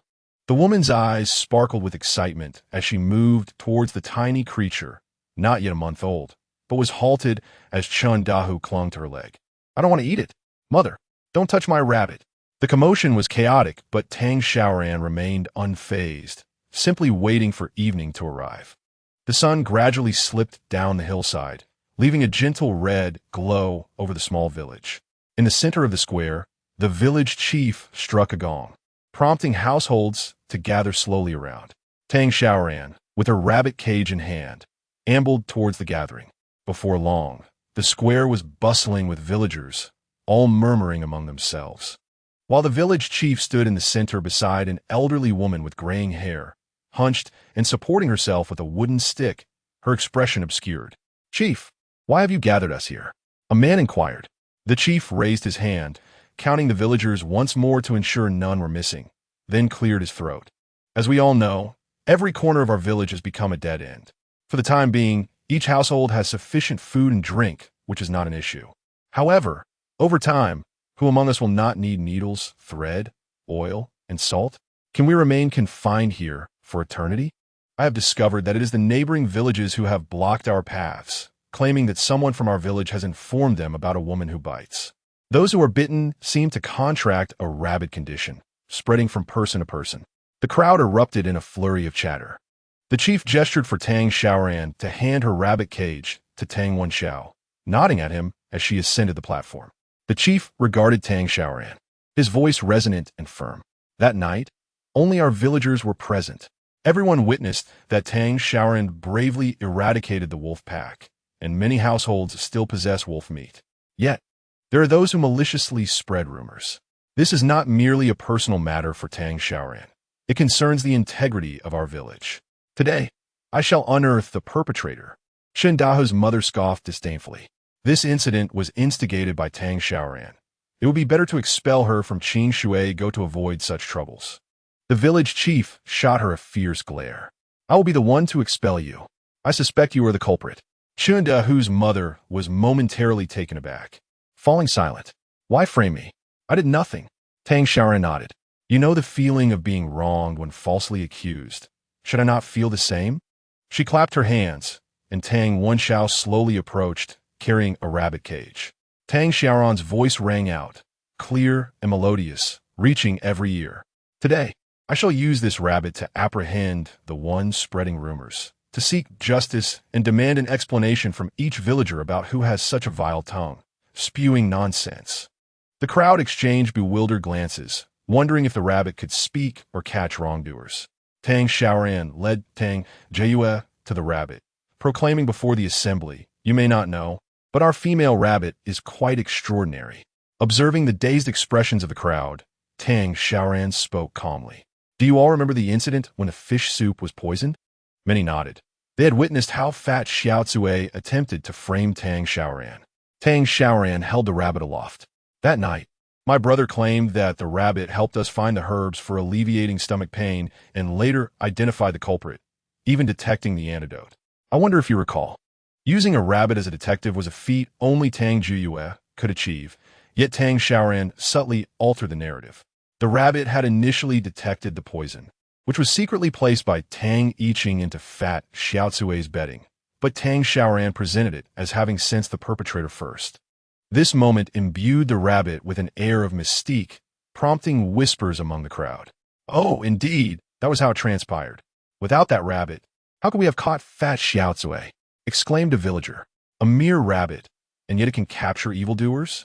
Little Flower's mother chimed in, slapping her forehead. Oh, it was this very rabbit that stirred restlessly at noon, leading Tang Xiaoran and me to spot the gray wolf. The consequences would have been dire otherwise. Tang Xiaoran suppressed a smile. Little Flower's mother was indeed a fortuitous ally. In truth, it was not just the rabbit. The chickens in the coop had also been agitated. Animals can sense the approach of predators and react accordingly. However, this narrative sparked a lively discussion among the villagers. No wonder I feel so at ease around Tang Xiaoran's rabbit. The last time I glanced at it, I slept soundly that night, after suffering from nightmares for several consecutive nights. Tang Xiaoran nodded emphatically, pinching her thigh to keep from laughing at the crowd's enthusiasm. In this era of limited information, most believed in the supernatural. To prevent them from overly mythologizing the rabbit and inviting unnecessary trouble, Tang Xiaoran added, "Indeed, but this rabbit cannot solve every case. It only possesses heightened senses on a full moon night, able to detect certain scents." As everyone pondered whether the last time was a full moon, they were led by her. None could recall the details, and they all nodded in a dazed manner. Tang Xiaoran smiled slightly, exchanging a glance with the village chief, who cleared his throat. The elderly woman, who had remained silent beside the chief, stepped forward. Madame Shan was notorious in the village for her uncanny abilities. Families would summon her whenever a child fell ill and needed to have their spirit called back. Tang Xiaoran had specifically instructed the chief to find a respected elder for this task. The old woman's eyes twinkled as she clutched the silver coins in her pocket, a sum she could hardly earn in a year. A small lie was a trivial matter. After all, helping to catch a thief was a virtuous act, and there was no loss in it. The rabbit was surrounded by a shimmering silver aura, likely a divine creature temporarily housing a spirit, and it was up to her to communicate with it and seek its assistance for the waters of Qing Shui. Many of the onlookers had grown up under her watchful eye. She had called back their spirits after childhood frights, and they fell silent, watching her intently as she closed her eyes and began to murmur incantations to the rabbit before her. Tang Xiaoran stifled a laugh. Experience truly was invaluable, and she would certainly falter if put in the same position. The old woman began to shake violently, her eyes rolling back, leaving only the trembling whites visible. A sight that was indeed somewhat eerie as night began to fall. An uncanny atmosphere spread among the crowd, many frowning and rubbing their arms for warmth. The old woman shouted with authority and then reverently cradled the rabbit above her head. The divine rabbit had consented, but due to the proximity of its last invocation, the answer would only be revealed the following evening. For now, everyone could come forward for the rabbit to sniff them. The village chief organized the crowd into a line, reiterating the importance of placing their fingers beneath the rabbit's nose. Tang Xiaoran feigned a watchful stance, observing as one by one, people approached the creature. With her gaze lowered, she noted 3 individuals among the crowd of over 100 who did not place their hand beneath the rabbit's nose, but rather attempted to obscure their actions. One was a short woman, another a trembling child, and the last a gaunt man. Tang Xiaoran silently memorized their faces and nodded at the village chief, who then lifted the rabbit and placed it in her arms. That will be all for today. After tonight, we shall apprehend that individual tomorrow. Qing Shui village will not harbor such a person. We will ensure they are reported. At the mention of reporting, a man in the crowd suddenly flinched, prompting Tang Xiaoran to discreetly divert her gaze. The villagers echoed the chief's sentiments. Now, the village chief, Madame Shan, and I have matters to discuss. Juyue, you take the divine rabbit home and wait for your sister. She affectionately patted Tang Xiaoran's head and instructed loudly, "When Xiao, Yiqing, be sure to place the divine rabbit in a spot where it can bask in the moonlight. Do not misplace it, for your elder sister will return shortly." As the crowd dispersed, Tang Xiaoran watched the three children's retreating figures before turning to accompany the village chief home, where his wife grasped her hand, chattering away. "Sister Xiaoran, I just made some fresh pancakes. Come eat at my house before you head back." Tang Xiaoran cradled the rabbit and took a few steps before succumbing to exhaustion and sitting on the ground. Tang Yiqing took the rabbit and held it tightly in her embrace. "We mustn't let anything happen to the divine rabbit. It will be needed later to capture the wrongdoers." Tang Wenxiao lifted his sister from the ground and carried her on his back as they made their way home. The group entered the house amidst their playful banter. As Tang Wenxiao prepared to close the door, he heard his sister's voice from the kitchen. "Big brother, come quickly and see if the sweet potatoes are done."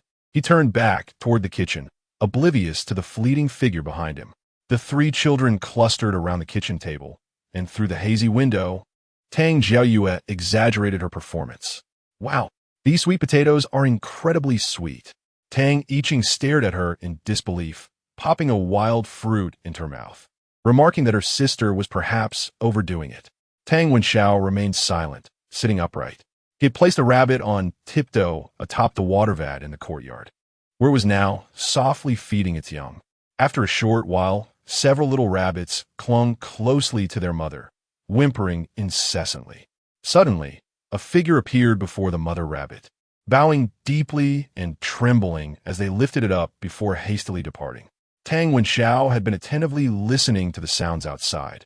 In an instant, he stood up, his eyes lighting up, just as the figure stepped over the threshold of Tang Xiaoran's home with the rabbit in hand, a leg extended, causing him to stumble forward with a startled cry. Tang Xiaoran swiftly caught the mother rabbit before it hit the ground, soothing it gently as she crouched down to lift the figure's mask. "Hello there, uncle." Chapter 70. Jealousy. The dark-skinned man shuddered violently, raising his hand to cover Tang Xiaoran's mouth, his eyes glinting with menace. This matter must not reach others' ears. However, in the next moment, he froze as the village chief, Granny Shun, and several others stood quietly observing him. The village chief sighed and helped him to his feet. "Old Zhang, what grudge do you hold against this girl to defame her like this? Your actions have brought shame upon our entire village." At that moment, the man known as Old Zhang comprehended that he had fallen into a trap. No wonder the children had left the door unlocked. Yet, he still attempted to argue, stubbornly maintaining his stance. "I only came to steal a rabbit, intending to cook it for a meal. What evidence do you have to claim I'm slandering anyone?" Tang Xiaoran was unperturbed by his denial.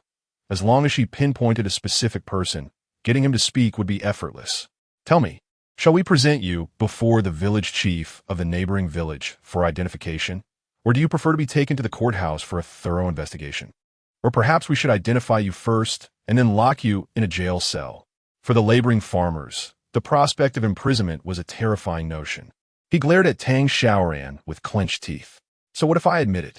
You wretched girl, when will you ever let this go?" Curiosity piqued. Tang Xiaoran scrutinized the man before her, racking her brain to recall any previous offense she might have committed against him. His face was ordinary and gaunt. Had it not been for this incident, she would not have recognized him in a crowd. "Your expression suggests you bear a grudge against me. Have I bullied you in the past?" The man's chest heaved violently as he turned his head away. "You are not a professional hunter, yet you managed to capture such an array of game. Are you not slapping me in the face?" Tang Xiaoran was genuinely taken aback, unable to fathom how her attempt to harm him could be so refreshingly unconventional. She widened her eyes in disbelief as she gazed at the man. Was it truly for this? Lao Zhang found her presence irksome, having followed his father into the mountains as a hunter since the age of 7. He had primarily hunted hares over the years, and even then, he could not guarantee a successful catch each time. He had encountered a wolf once, a harrowing experience that nearly cost him his life, leaving him with a profound psychological scar. Now at 48, his physical condition waned, and the game he brought back fetched less and less in the market. After 4 decades of hunting, it was disconcerting to see a young girl appear before him, single-handedly driving the wolf away. Within days, she had decimated an entire pack, leaving Lao Zhang feeling quite unsettled. After returning empty-handed once more, his wife, upon seeing the barren grain jar, pointed an accusing finger at him and scolded him vehemently. "How'd I ever enter your household? All these years, merely ensuring we have enough to eat, and you dare to call yourself a hunter, less capable than a mere adolescent girl." Her anger intensified, and she unleashed a torrent of curses. "I have never even tasted wolf meat in my life. Who would not laugh at such a tale? As a hunter, my home has never seen meat, all bartered away for oil and salt. And now you won't even let me collect Tang Xiaoran's wolf meat? Why not bring back one for me yourself?" As the village head's wife distributed the wolf meat among households, Lao Zhang forcibly dragged his wife away. How could he possibly consume meat from a creature that haunted his nightmares? Moreover, it was meat from the loathed girl, so who would desire it? Yet his wife coveted it, already starving, and caught the enticing aroma wafting from neighbors' homes. She felt a fierce desire to tear flesh from her husband's body to satiate her hunger. She continued her tirade until the late hours, her voice hoarse from scolding, before finally succumbing to slumber. Meanwhile, Lao Zhang found himself unable to sleep. He felt utterly humiliated as a man and as a hunter. What was so special about wolf meat? How many people have feasted on it throughout history? Surely it harbors some illness.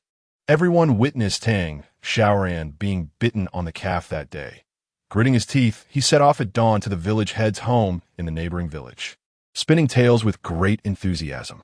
You have no idea that Tang Xiaoran had her leg nearly bitten through. Now, she bites anyone who approaches at night, and the elderly and infirm in the village are helpless against her. Hearing such terrifying news, several neighboring villages hastily constructed earthen barriers, much to Lao Zhang's delight. The villagers were confined indoors, but it was not for lack of desire to hunt. He now had an excuse to remain at home, leaving his wife powerless. As the rumors grew more exaggerated with each passing night, he often found himself laughing aloud, thinking how could a young girl like Tang Xiaoran have everything go her way? He felt it was his duty as an experienced hunter to create hardships for the younger generation, honing their will. He comforted himself with such thoughts. Jealousy is indeed a formidable force. Tang Xiaoran, despite her good intentions in distributing the meat, found herself the subject of disdain. It was evident that many who feasted on the meat she provided secretly cursed her behind her back.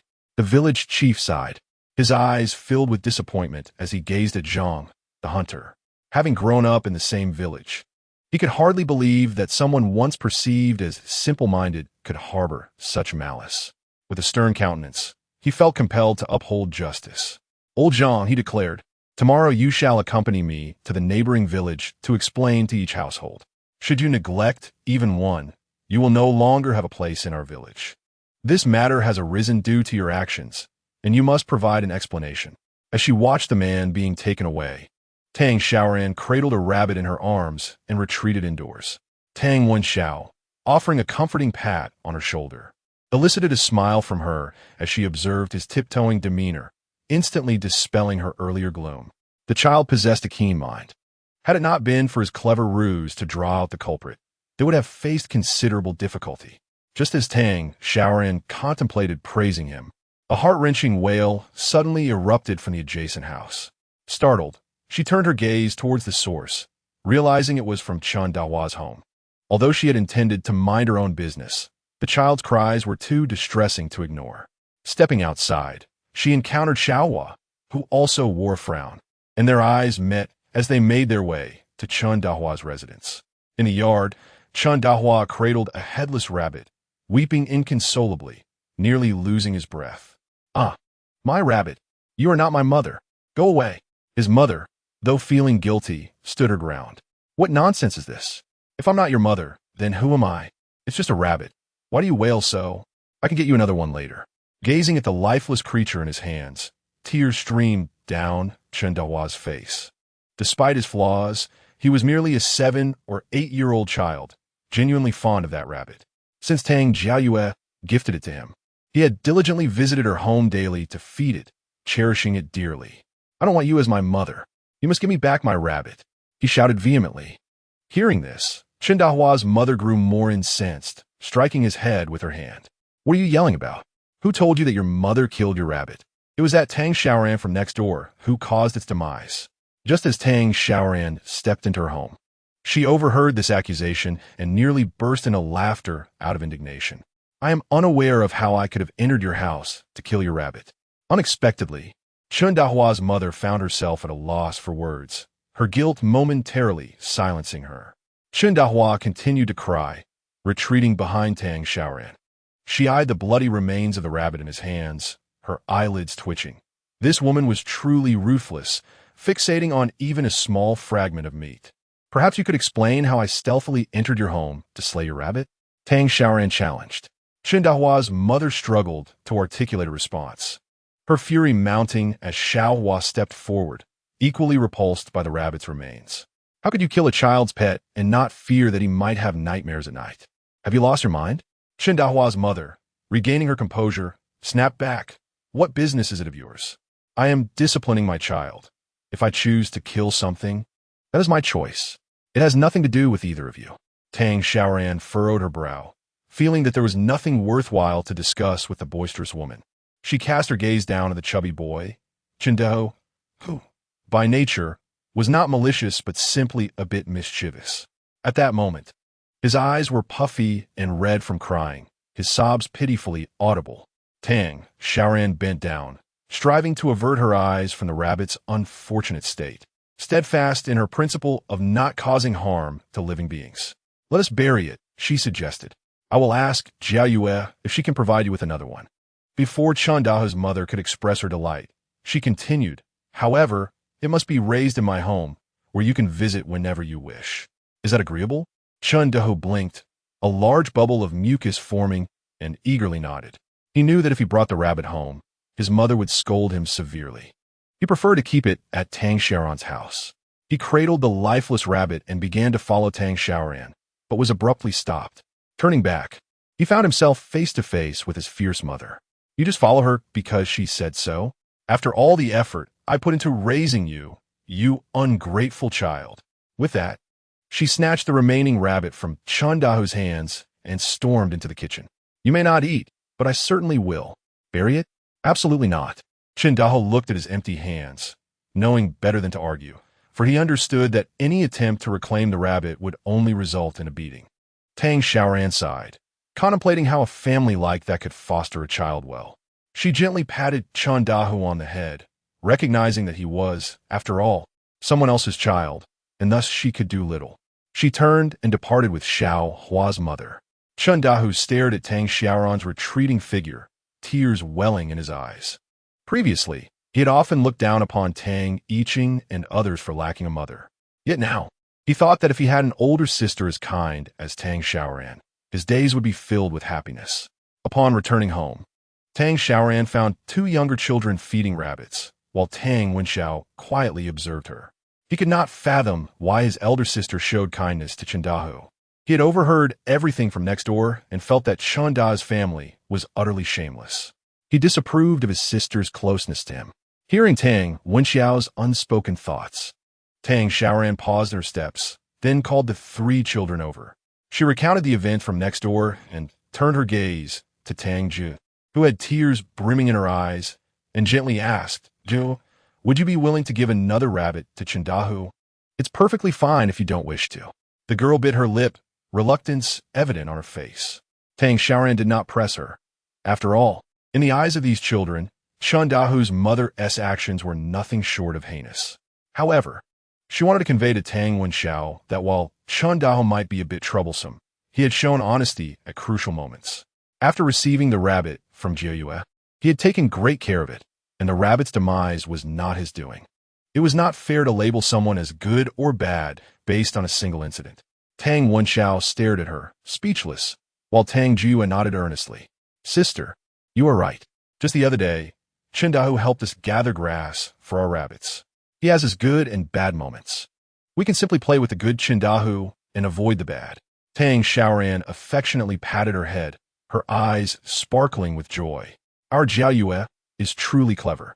Tang Jiao Yue blushed from the compliments. Upon raising her head, she noticed Chen Dahua standing dazedly at the door. He remained silent, gripping the door frame without stepping inside. Tang Xiaoran glanced at her two elder brothers and eagerly jumped down from the stool to pull him in. "Come and see. Which one do you want?"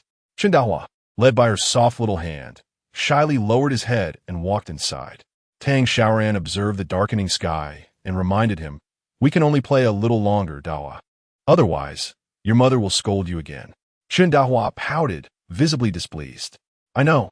Tang Yiqing frowned as he entered the room. He had never liked Chen Dahua. After all, his elder sister was so gentle with him. Just look at Dahua, reluctantly agreeing. Such an annoyance. Tang Xiaoran began to put away the mugwort, glancing at the now pitch-black sky, and called out to Chen Dahua, "We need to sleep now. Come back to play tomorrow." Chen Dahua slowly stood up and shuffled toward the door. At first, Tang Xiaoran paid no mind, until she heard Tang Wenxiao's thoughts. Is Chen Dahua a snail? Why is he taking so long to walk just a few steps? I wish he would hurry up and leave. Tang Xiaoran couldn't help but smirk. The boy was acting just like Tang Yiqing. She approached him, feeling a bit exasperated. "Dahua, what's wrong? Is there something else?" Chen Dahua's face flushed crimson, and he shook his head, turning to run away. Tang Yiqing snickered behind him. "He probably wants to ask if we could take the rabbit home. If he dares to ask such a question, I'll give him a good beating." Tang Xiaoran, amused, turned around, and Tang Yiqing's expression instantly shifted from disdain to puppy-eyed innocence as he gazed at her.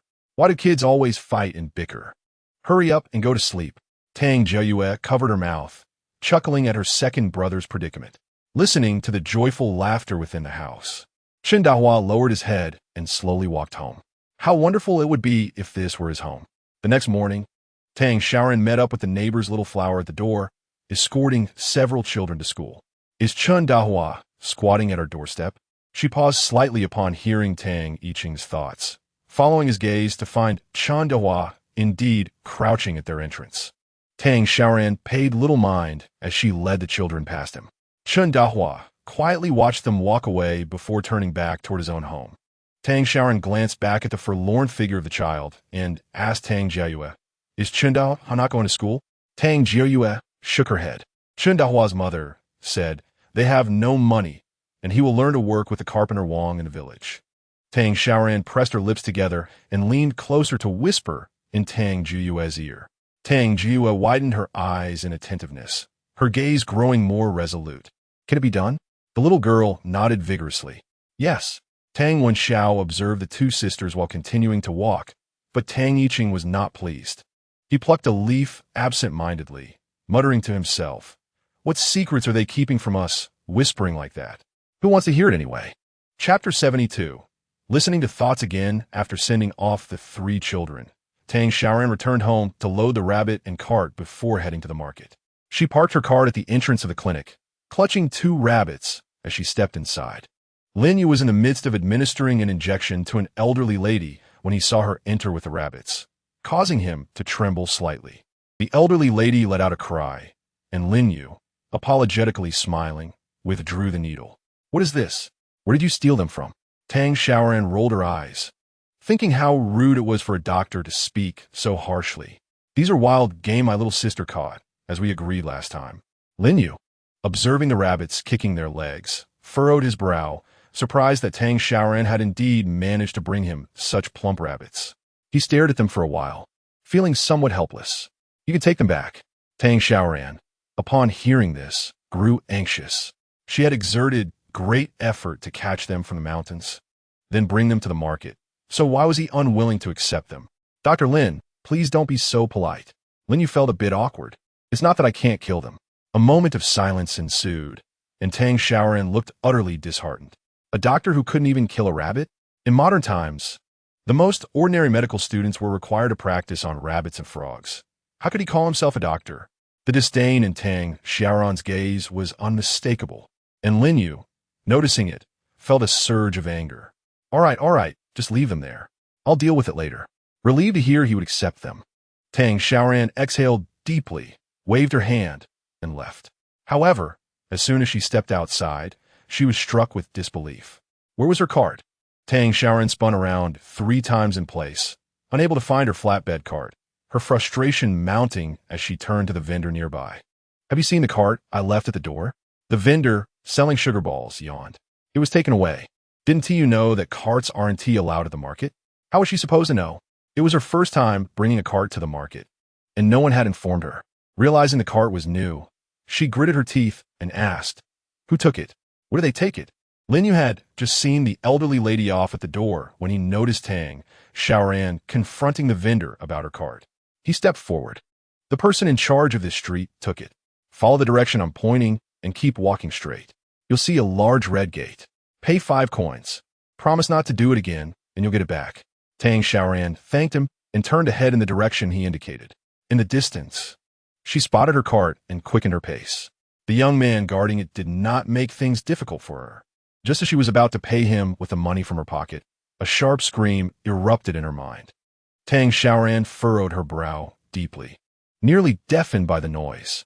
She had no idea where the voice was coming from, yet she instinctively recognized it. The first time she heard Tang Xiaoyue's scream had been just like this, but all 3 children were at school. How could they be here? Whose voice was that?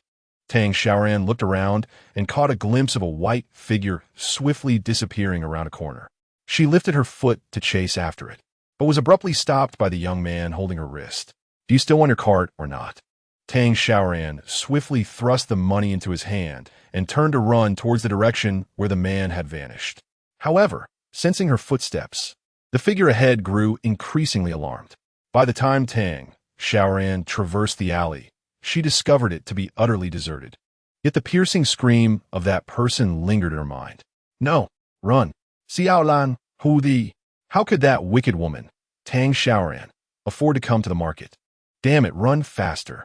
If we get caught, it's all over." Tang Xiaoran stood still, dazed, before slowly making her way back. The young servant, noticing her vacant expression, waved his hand in front of her. 5-1 for the ransom. Upon hearing this, Tang Xiaoran snapped back to reality, gritting her teeth. "Did I not just give it to you?" The young man appeared somewhat awkward. He had thought her to be a simpleton, lost in a daze. But now she seemed perfectly normal. Wandering aimlessly through the streets while pushing her cart, her thoughts remained fixated on the identity of that person. She had only caught a glimpse of a tattered garment and could not piece it together. Shaking her head, she purchased some rice, flour, and oil before returning home. Upon her arrival, she encountered the village chief's wife standing at her doorstep. Surprised, Tang Xiaoran approached her. "Auntie, is there something you need?" The village chief's wife smiled broadly, placing a package into her hands, and then, upon seeing the contents of Tang Xiaoran's cart, her eyes widened in astonishment. "Oh my, have you bought so much fine rice and flour?" Tang Xiaoran nodded, offering a shy smile.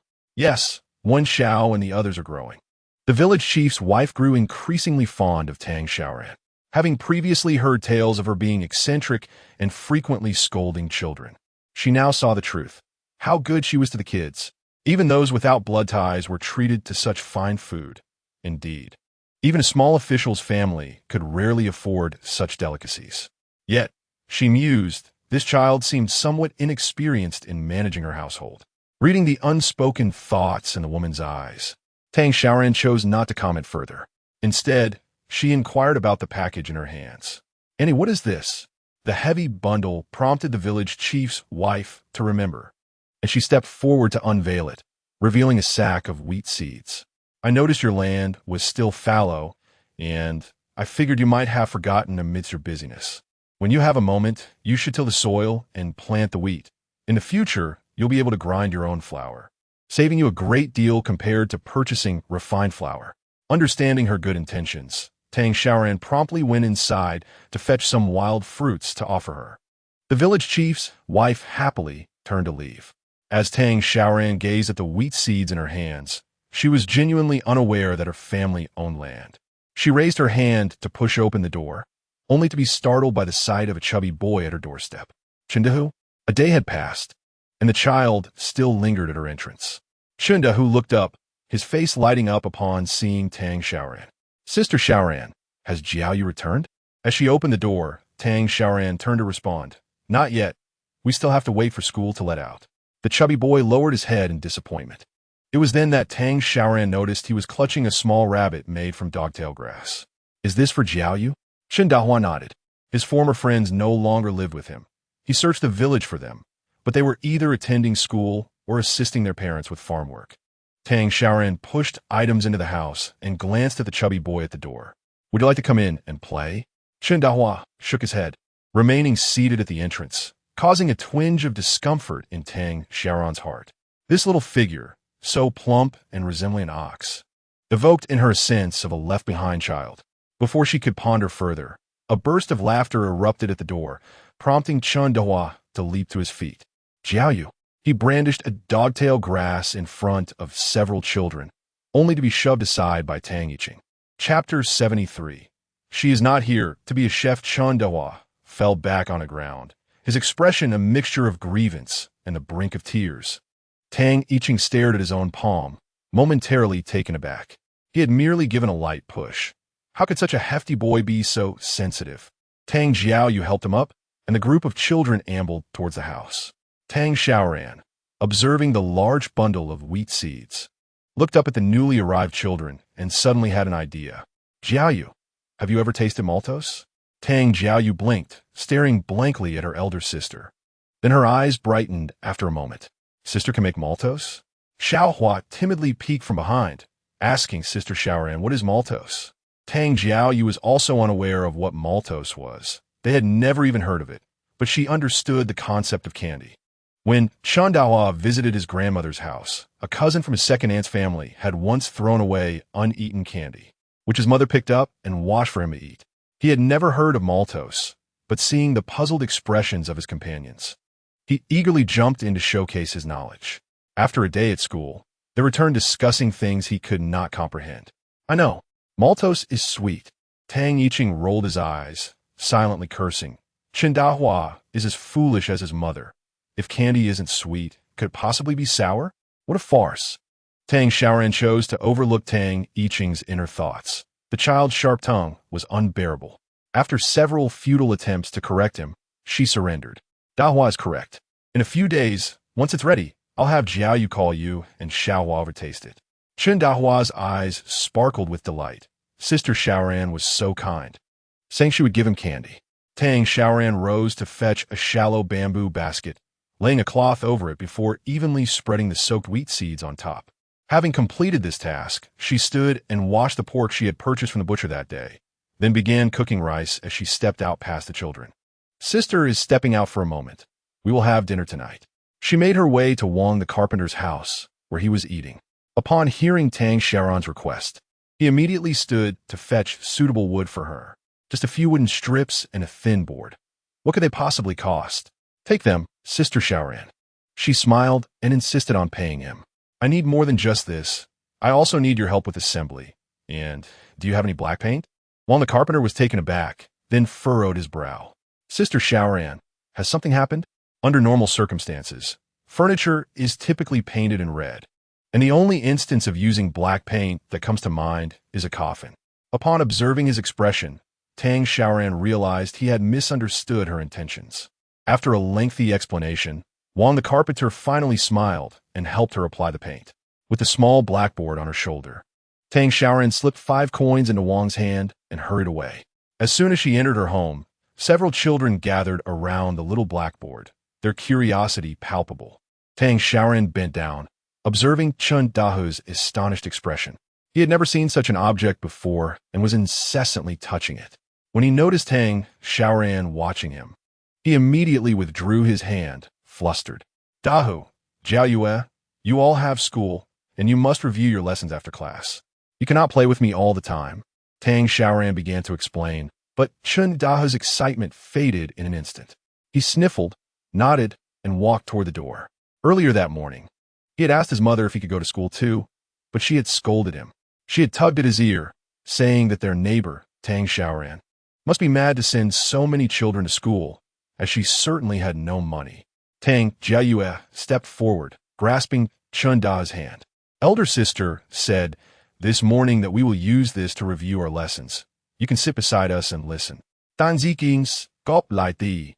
"Are you sure he won't cause trouble?" Chen Dahu turned his head, his eyes wide, shaking his head vigorously. "No, Yiqing brother, please let me play at your house. I promise I will be very well behaved." Tang Yiqing felt a shiver run down his spine at the thought, covering his ears and shouting, "Fat Daho! You are older than me. Do not call me that. I'm going to lose my mind. I will definitely have nightmares tonight. A fat pig will come and poke me." Watching the children laugh and play brought a smile to Tang Xiaoran's eyes. Although she had acquired the blackboard, she lacked chalk. She planned to buy some lime at the market the next day. Observing the mugwort she had dried, she gently gathered it into a medicinal pouch. She recalled the address the girl had given her and set off the following morning, her medicinal pouch full. After knocking on the gate, she explained her purpose, and shortly after, the young maid emerged. "You actually came. I thought you had forgotten," she remarked, sniffing the herbal pouches and mumbling to herself. Tang Xiaoran chuckled softly. "A recent mountain disaster delayed us a bit." The girl, resembling a maid, paused and looked up at Tang Xiaoran. "Did a mountain disaster occur where you are too?" "What do you mean, too?" Tang Xiaoran was somewhat confused. The maid, noticing her bewilderment, muttered, "Our second young lady fell gravely ill upon hearing about the mountain disaster," alternating between laughter and tears. "Do you have any medicinal pouch for nightmares?" Tang Xiaoran pointed to her pouch. "This can also treat nightmares. Place it by your pillow." Yet, a sense of unease began to stir within her, prompting her to ask, "What is your second young lady's name?" The maid's eyes widened. "This pouch can treat both abdominal pain and insomnia. Why would I tell you my young lady's name?" Tang Xiaoran promptly fell silent. If she chose not to speak, then why be so aggressive? Emerging from the grand estate, Tang Xiaoran made her way toward the bustling market. After purchasing glutinous rice and lime, a sudden thought struck her. Perhaps it was time for her share from the Zui Zhailu. With an air of confidence, she headed towards the establishment, and the young attendant at the door greeted her with evident delight. "Miss Tang." With a beaming smile, Tang Xiaoran stepped inside, but quickly pivoted to leave again. However, the attendant grasped her sleeve, noting her as a valued guest. She struggled to free herself. "Miss Tang, what troubles you?" A soft chuckle emanated from behind her, causing Tang Xiaoran to freeze, her teeth clenched in irritation. The attendant was utterly lacking in discernment. Li Mingda, fanning himself with an elegant fan, had eyes that sparkled with mischief. "Why does Miss Tang wish to leave so soon? It appears you are evading someone. Might I venture a guess as to whom?" He circled around to face her, a teasing smile gracing his lips. "Is it me?" Tang Xiaoran let out a light laugh, shaking off the attendant's grip with determination. "How could that be? Has young Masterly returned to Zui Zhailu once more? How had she forgotten about Li Mingda? The Zui Zhailu was his habitual haunt. This gourmand spent most of his month there as if it were a second home. Li Mingdao reveled in the emptiness of his stomach, exclaiming, "How wonderful!" "Thankfully, the service is slow today. I am in for a treat." Tang Xiaoran sighed. Her purpose was to retrieve her earnings, not to play the role of a chef. Chapter 74. Peach Blossom Brew. Seeing the two finally reach an understanding, the attendant dashed off to find the manager. As Tang Xiaoran and Li Mingda settled into their usual seats, they noticed the manager approaching with a broad smile, accompanied by a servant bearing a tray. "Miss Tang, it has been a while. Have matters at home been resolved?" Tang Xiaoran nodded, and with a knowing gesture, the manager lifted a red cloth to reveal a bounty of shimmering silver coins. Her eyes widened in astonishment. "So much?" The manager, noticing her reaction, smiled even more broadly, pride radiating from him. "Zui Zhailu is the premier establishment in the area. Your collaboration with us was indeed wise." Before he could finish, Tang Xiaoran eagerly stuffed the coins into her embrace. Li Mingda rolled his eyes at her unrefined display. Had she agreed to be his personal cook, he would gladly have provided her with such riches. Oblivious to his thoughts, Tang Xiaoran was enamored with the sight of the silver. She had never encountered such wealth in her previous life. Money, money, money, she adored it. Li Mingda tossed a silver ingot at her, landing on her head with a smirk. "Miss Tang, have you forgotten something?" At the tone of his inquiry, a flicker of guilt crossed Tang Xiaoran's expression. The wine jar remained at her home, and she was not one to shirk responsibility. Resigned, she extracted the coins from her grasp. "Speak then, how much for the wine? I shall repay you." Li Mingda observed her pained expression, nodding towards the manager. The manager cleared his throat. "A jar of Zui Hua brew costs 300 taels. For 2 jars." Tang Xiaoran turned her head slowly, her mouth agape in disbelief. Wait, what did you just say? The innkeeper blinked, and in an instant, Tang Xiaoran glared at him with gritted teeth. Are you conspiring with Li Mingda to deceive me? Li Mingda swiftly opened his fan with a flourish, reclining nonchalantly, exuding the same arrogance as when they first met. Do I strike you as someone so lacking in taste? The innkeeper sighed, and the waiter promptly presented a menu. The innkeeper pointed to the bottom of the list, and Tang Xiaoran gasped upon seeing the price. Drunken flower brew, 15 taels. The innkeeper shook his head knowingly. Drunken flower brew is our signature drink, specially supplied by the Wang family from Pear Blossom Village. You know the Wangs, right? A renowned winemaking family for generations. This brew has been buried underground for 50 years, passed down from one generation to the next. Tang Xiaoran interrupted his rambling, feeling a chill in her heart. Forget about today's earnings. Even with her savings, she could not afford to repay her debts. Gritting her teeth, she exclaimed, "Then why did you give it to me in the first place?" The innkeeper blinked innocently. "Miss Tang, you only mentioned wanting wine and said to put on young Master Li's tab. Young Master Li's friends all enjoy drunken flower brew at the Zue Zhai building." At this, Li Mingda snapped his fan shut and laughed heartily. Of course, as a man of refined taste, I must indulge in the finest offered here. Tang Xiaoran's temples throbbed as she glared at him. Just then, her stomach growled audibly, and Li Mingda's eyes shifted with mischief. Isn't it merely 2 jars of wine? Just charge it to my account. Tang Xiaoran's eyes brightened at his words. She was desperately impoverished. I shall prepare a meal for young Master Li right away. With that, she turned towards the kitchen, only to be struck on the back by his fan. Tang Xiaoran, are you truly suggesting that a meal could be worth several hundred taels? Gritting her teeth, she realized this glutton was not easily swayed. Then how about adding another month? Li Mingda clicked his tongue, making an outrageous demand. A year. Tang Xiaoran exploded with fury. Has he lost his mind, or have I? A month, and not a single day more. Li Mingda chuckled at her frustration. Tang Xiaoran, I am your employer. Can we not be reasonable? Does an imperial chef earn 100 taels in a month? A flicker of guilt crossed Tang Xiaoran's eyes. 1.5 months? 3 months? 2. Deal. The innkeeper, observing the two bickering like school children, hesitated before speaking up. Young Master Li, will you not be visiting for the next few months? Only then did Tang Xiaoran realize that a significant portion of the establishment's business stemmed from this gluttonous young master, and she had unwittingly snatched a deal from under his nose. Feeling a surge of embarrassment, she noted that Li Mingda seemed unperturbed. I will settle the bill for those 2 jars of wine later. Is that acceptable? Upon hearing this, the innkeeper beamed with delight. What could possibly be wrong with that? Drunken flower brew is not something everyone can afford. To consume 2 jars in one go is indeed a rare opportunity. Tang Xiaoran, burdened with 3 months' worth of external debts, felt as if she were on the brink of despair. Upon learning that she would personally cook for Li Mingda, the innkeeper ushered her into the kitchen. Several burly men were cooking with their shirts off amidst the flames, and the innkeeper cleared his throat, prompting them to turn in unison. Upon encountering Tang Xiaoran, the atmosphere brightened momentarily, only for everyone to hurriedly seek their garments. Unfazed, Tang Xiaoran strolled in, her eyes blinking innocently, while the innkeeper regarded her with astonishment. Indeed, she was unlike any other young woman.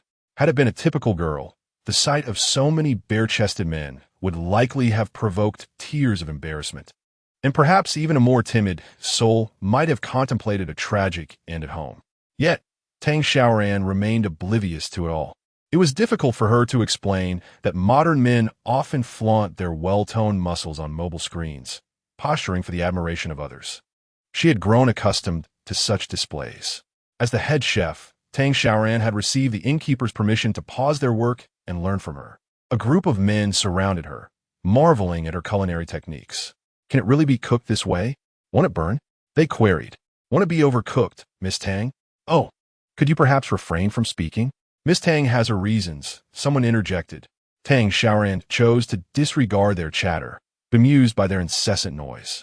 When the feast was finally served, Li Mingda's eyes sparkled with delight as he devoured his meal with ravenous enthusiasm, prompting Tang Xiaoran to raise an eyebrow in disbelief. Was such fervor truly necessary? He ate as if he hadn't tasted food in ages. While she had previously received compliments on her culinary skills, she never imagined they would elicit such exaggerated reactions. After their meal, they both made their way outside, and Tang Xiaoran felt somewhat exasperated. "Why are you following me?" she inquired. Li Mingda, belching contentedly, strolled leisurely beside her. "I'm merely finding my way. I've heard that the houses in King Shuigu have been completed, so I assume you have settled in. You still owe me 3 months' worth of meals." Tang Xiaoran rolled her eyes, contemplating a way to dismiss him, when she noticed a young girl sitting on the ground not far away. The girl's head hung low, her tattered clothing barely concealing her form, and beside her lay a feeble ewe, clinging to life. The girl knelt before a large wooden sign that read, "Selling sheep to bury my father." Chapter 75. Selling sheep for a burial. Tang Xiaoran focused her gaze, observing the sign. Passers-by, moved by the sight of the girl's sorrow, offered their unsolicited advice. "Little girl, there's a butcher at the market who buys all kinds of meat. If you take it there, you might earn some silver. Why do you remain here?" Kneeling? However, the girl did not lift her head, remaining lost in her despair. As Tang Xiaoran approached, she inadvertently overheard the girl's softly spoken words. "I want to sell her. I don't want her to die." Taken aback, Tang Xiaoran realized the girl was responding to the earlier inquiry. Though the speaker had already moved on, she slowly crouched down, and the girl, sensing her presence, finally raised her gaze. It was then that Tang Xiaoran noticed a large, frightening scar across the girl's face, yet her eyes were remarkably clear, gazing steadily at her. After a moment, the girl spoke. "Would you like to buy a sheep, sister? It's cheap. 10 taels of silver." Before Tang Xiaoran could respond, Li Mingda lazily lifted his eyelids. "Tang Xiaoran, this sheep could fetch more than 10 taels of silver if sold for meat. Are you not afraid it might be toxic?" The young girl turned her head, her eyes tinged with indignation. "It is not toxic. It is worth 10 taels of silver." A burly man nearby brightened at these words and immediately squatted down beside her. 10 taels? I will buy it." He pulled out the silver, intending to place it before the girl, but she raised her hand and pushed it back. "I will not sell it to you." She stubbornly continued to gaze at Tang Xiaoran. "Sister, please buy it." The man, publicly humiliated, flushed with anger, and raised his hand as if to strike the girl. "You deceitful creature, deliberately choosing to trick a young girl?"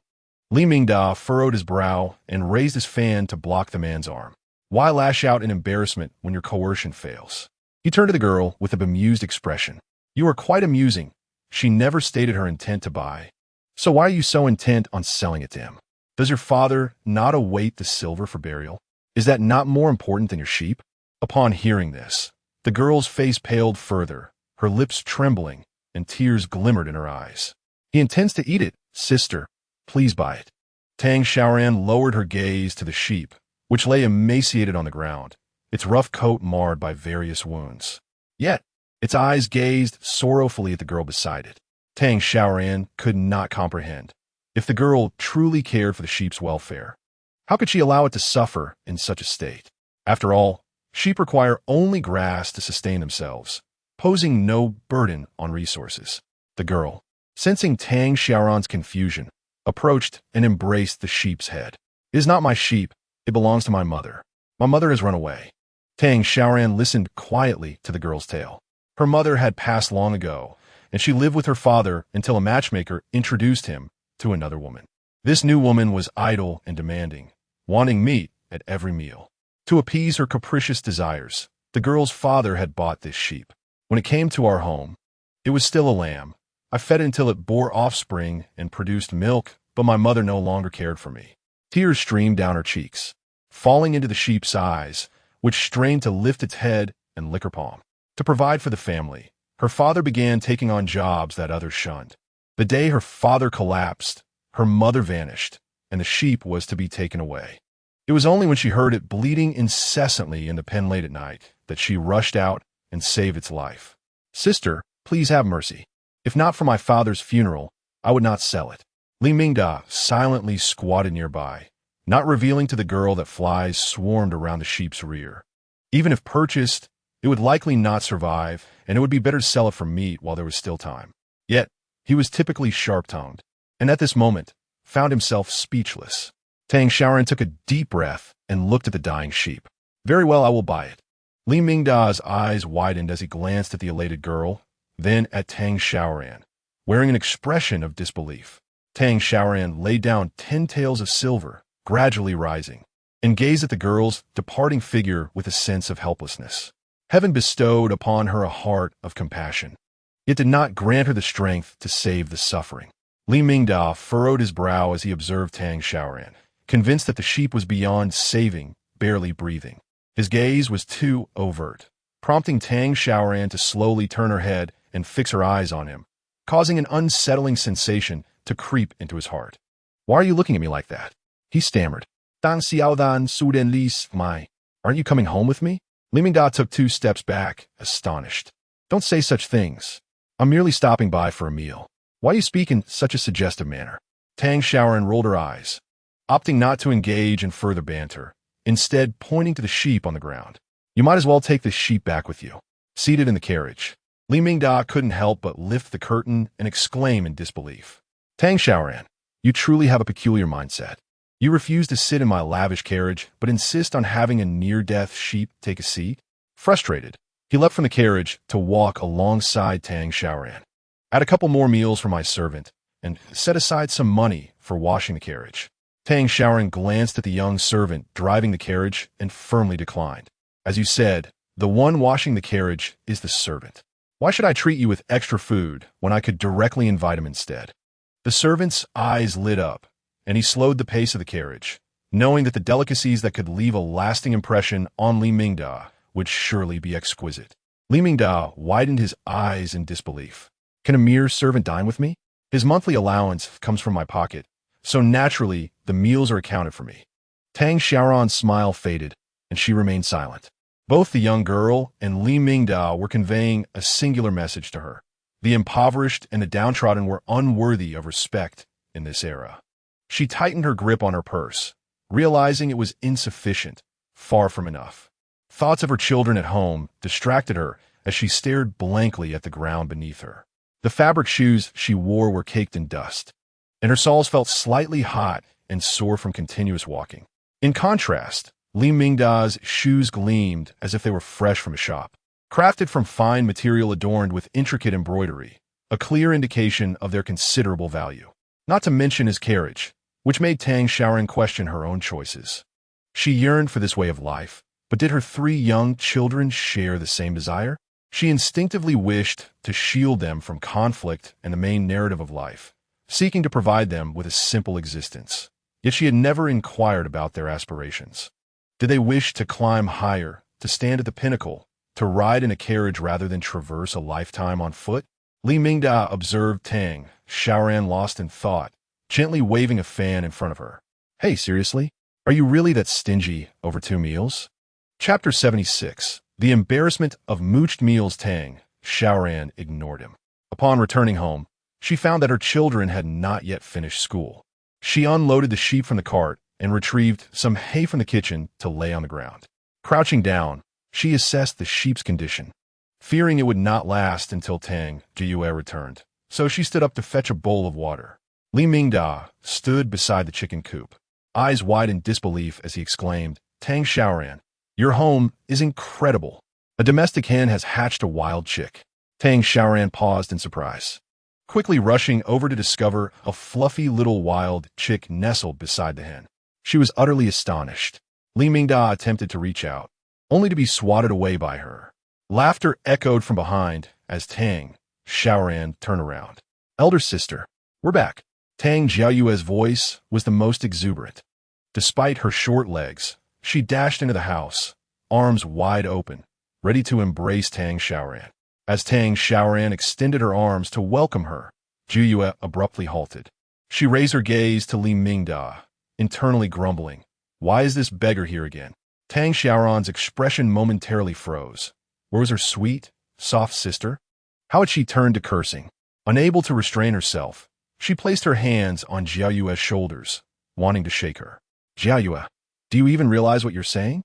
Yet, as she turned to face Tang Xiaoran, Xiaoyue dove back into her sister's embrace, her voice soft and sweetly whiny. Elder sister, I missed you so much. Tang Xiaoran managed a dry chuckle, pulling her toward the chicken coop, only to feel a sudden, throbbing headache. Among the three, Zhu Yue's inner voice was the most dreaded. It was piercingly sharp. This little girl would scream at the slightest disagreement. Footsteps approached from behind, and Tang Wenxiao met Li Mingda's arrival with a nonchalant expression, though his eyes betrayed an unspoken aversion. Tang Yiqing seemed to have the words, "Why is this lunatic here again?" nearly etched on his forehead. Li Mingda easily sensed the children's hostility towards him, but he paid it no mind. He was merely there for a meal, not to experience life. Fortunately, the children were not overly noisy. Otherwise, even the most delectable dishes prepared by Tang Xiaoran would be unappetizing to him. Tang Xiaoran pulled Jiao Yue aside, her eyes still fixated on the little hen. In a hushed tone, she coaxed, "Jiao, have you ever seen a sheep?" "Sheep? Where?" Tang Xiaoran's brow twitched at the volume of the girl's voice as Li Mingda leisurely approached, fanning himself. "Isn't it right there?" Jiao Yue looked in the direction he pointed, and Tang Xiaoran cradled her head in despair, bracing for the impending loud outburst. Jiao Yue did not scream. Instead, she stared intently at the ewe in the kitchen corner. Moments later, with tears welling in her eyes, she turned back to her sister. "Elder sister, is that sheep going to die?" Before Tang Xiaoran could respond, Li Mingda chimed in with his irreverent commentary. "Of course, your sister bought it for 10 taels of silver to save it. If you ask me, Tang Xiaoran, you might as well let it bleed out now and make me a bowl of sheep's blood soup." No sooner had he finished speaking than he felt a sharp pain in his foot. Looking down, he saw Jiao, hands on her hips, resembling a furious little beast. "Eat, eat, eat. All you think about is eating." Jiao was not entirely unafraid of Li Mingda. Even she knew that those with wealth and power were not to be trifled with. Yet, seeing him trailing behind Tang Xiaoran for food, she felt less intimidated. He's no different from second brother, is he? They both come asking elder sister for something to eat, just like when second brother craves sour and spicy fruit. Licking his lips the same way, Tang Wenxiao and Tang Yiqing stepped forward, shielding Jiao Yue behind them. "My sister is still young and unaware of the treachery in people's hearts," Li Mingda remarked, clicking his tongue as he observed the 3 little ones before him. He had no intention of squabbling with children. Tang Xiaoran drew Jiao Yue closer, gesturing toward the vegetable garden outside. "Jiangyu, please gather some vegetables to feed the sheep. Your elder sister will prepare dinner for you." Tang Jiangyu rose to collect the greens, while Li Mingda stood nearby reciting the menu: garlic stir-fried fish, sweet and sour ribs, and steamed dishes. Tang Xiaoran set down her knife and turned to him. "Next time, bring your own ingredients for what you wish to eat. I lack what you've ordered today. Why not join us instead?" Li Mingda, observing Tang Xiaoran's playful expression of reluctance, fell silent. Tang Jiangyu, huffing and puffing, brought the leafy greens and squatted before the sheep, gently stroking its large head. "Little lamb, please eat some. Are you feeling unwell? When I have a day off tomorrow, I shall fetch medicine from my master to treat you. All right?" Tang Xiaoran found it amusing yet exasperating. Her master was not a veterinarian for pets, but she refrained from dampening the girl's enthusiasm. Li Mingda, bored, also squatted down to gaze at the plump little creature. "Oh, look at you. It's been a few days since we last met. Have you acquired a master? Pray tell, what does he do? Perhaps I know him." However, Tang Jiangyu ignored him entirely, finding his presence irritating. His gluttonous demeanor rivaled that of her second brother, and his words were even less endearing. Tang Xiaoran smiled faintly, listening to the girl's internal musings. Tang Wenxiao diligently ground lime according to Tang Xiaoran's instructions, using a small bamboo tube to shape it with water. The servant turned away, unable to bear the sight. Did the young master really not perceive that no one in the household welcomed him? From the eldest to the youngest, none acknowledged him, yet he sat merrily in the courtyard, waiting for dinner, a rather embarrassing sight. Tang Xiaoran placed the final dish on the table as Xiao Hua tugged at Chunda, who'd arise. "Sister Xiaoran, farewell. We must return home for our meal." Xiao Hua's mother had instructed her that while it was fine to play at others' homes, once the meal was served, one must return. Chunda Hu's mother had not mentioned this to him, but with Xiao Hua gone and Tang Jiangyu preoccupied with the sheep, He recalled a recent scuffle with Tang Yiqing, feeling reluctant to play. As for Tang Wenxiao, Chundahu found him somewhat intimidating, despite their similar heights. Chundahu perceived Tang Wenxiao as more fearsome than his own father. His dark eyes and expressionless face, while not as easily angered as Tang Yiqing, still emanated an unsettling aura. Well, I shall take my leave as well. Jiangyu, I will come to find you again tomorrow, he said. Tang Jiangyu, focused on the sheep, waved at him without looking up. All right. Li Mingde, intrigued, stared at the sheep, wondering if his eyes deceived him. The lethargic Yu, with drooping eyelids, was slowly chewing the greens offered by the little one. Tang Xiaoran raised her hand to beckon the others, interrupting his thoughts. Dinner is ready. Tang Yiqing and Li Mingde immediately sprang to their feet and rushed to the dining table. Just as Li Mingde sat down, a hand grasped the hem of his shirt, and he looked disdainfully at the boy beside him. You cannot eat yet. You haven't washed your hands. Li Mingde fell silent, gazing at the three little ones blinking at him, feeling somewhat speechless. He wasn't a child. Tang Xiaoran had not steamed any buns today. So why wash his hands?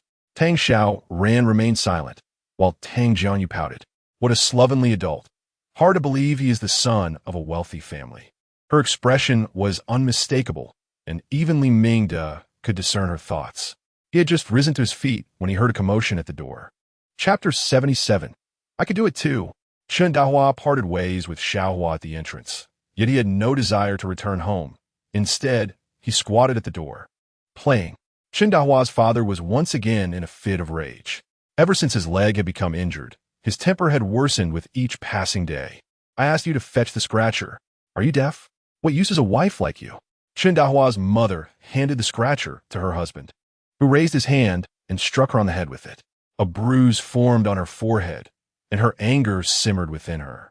As she listened to the conversation next door, feeling a knot tighten in her chest. Why had no one from Tang Xiaoran's family met a dire fate? If nothing else, they could at least cripple Tang Xiaoran. Yet it was her husband who bore the brunt. The more comfortable Tang Xiaoran's family appeared to be, the more infuriated she became. Previously, Chen Dahua's father would accompany wealthy families to do odd jobs, but ever since he had become a cripple, no one wanted to employ him. Watching the rice and grains in her home dwindle, she felt a burning anxiety and cursed as she stepped outside to find Chen Dahua.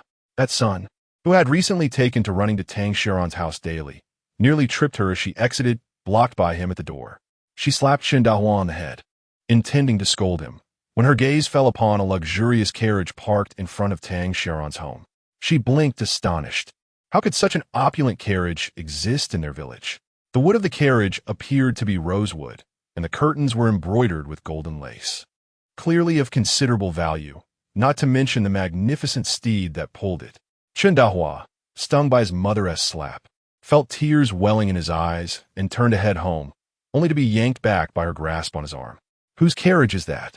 Chen Dahua raised his head and followed his mother-esque gaze, reflecting momentarily. It's a big brother's. Chen Dahua's mother pondered for a moment before inquiring. And where is that person? What do they look like? Why is it parked at her doorstep? Chen Dahua had only cast a casual glance at Li Mingde. He had no particular connection to him, his focus solely on Tang Wenxiao preparing chalk for him. I don't know what he looks like. It's not parked at our door, is it?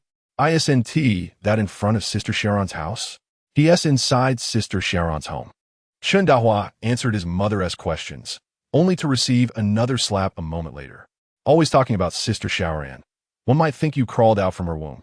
What a seductress, not even sparing a little boy. In just a few days, you've been enchanted by her. Chen Dahua pouted, wondering why his mother-esque words were so harsh. Yet he dared not retort, fearful of receiving another slap. Chen Dahua's mother adjusted her clothing and headed toward Tang Xiaoran's house, prompting him to rush to block her way. Mother, Sister Xiaoran's family is having dinner right now. Where are you going? Chen Dahua's mother kicked him aside, determined to uncover the identity of this person.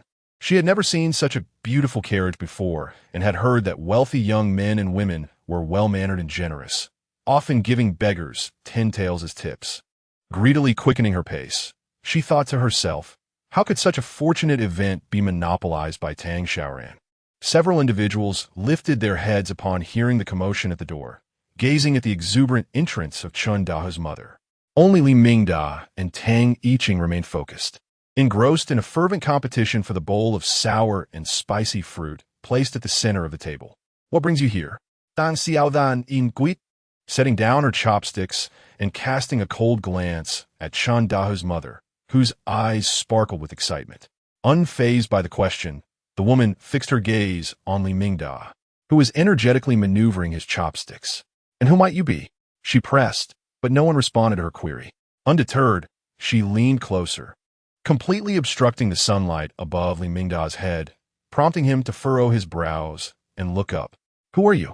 He asked, confusion etched on his face. Chen Dahu's mother's eyes lit up. The carriage outside indicated wealth, and the man's attire further affirmed this notion.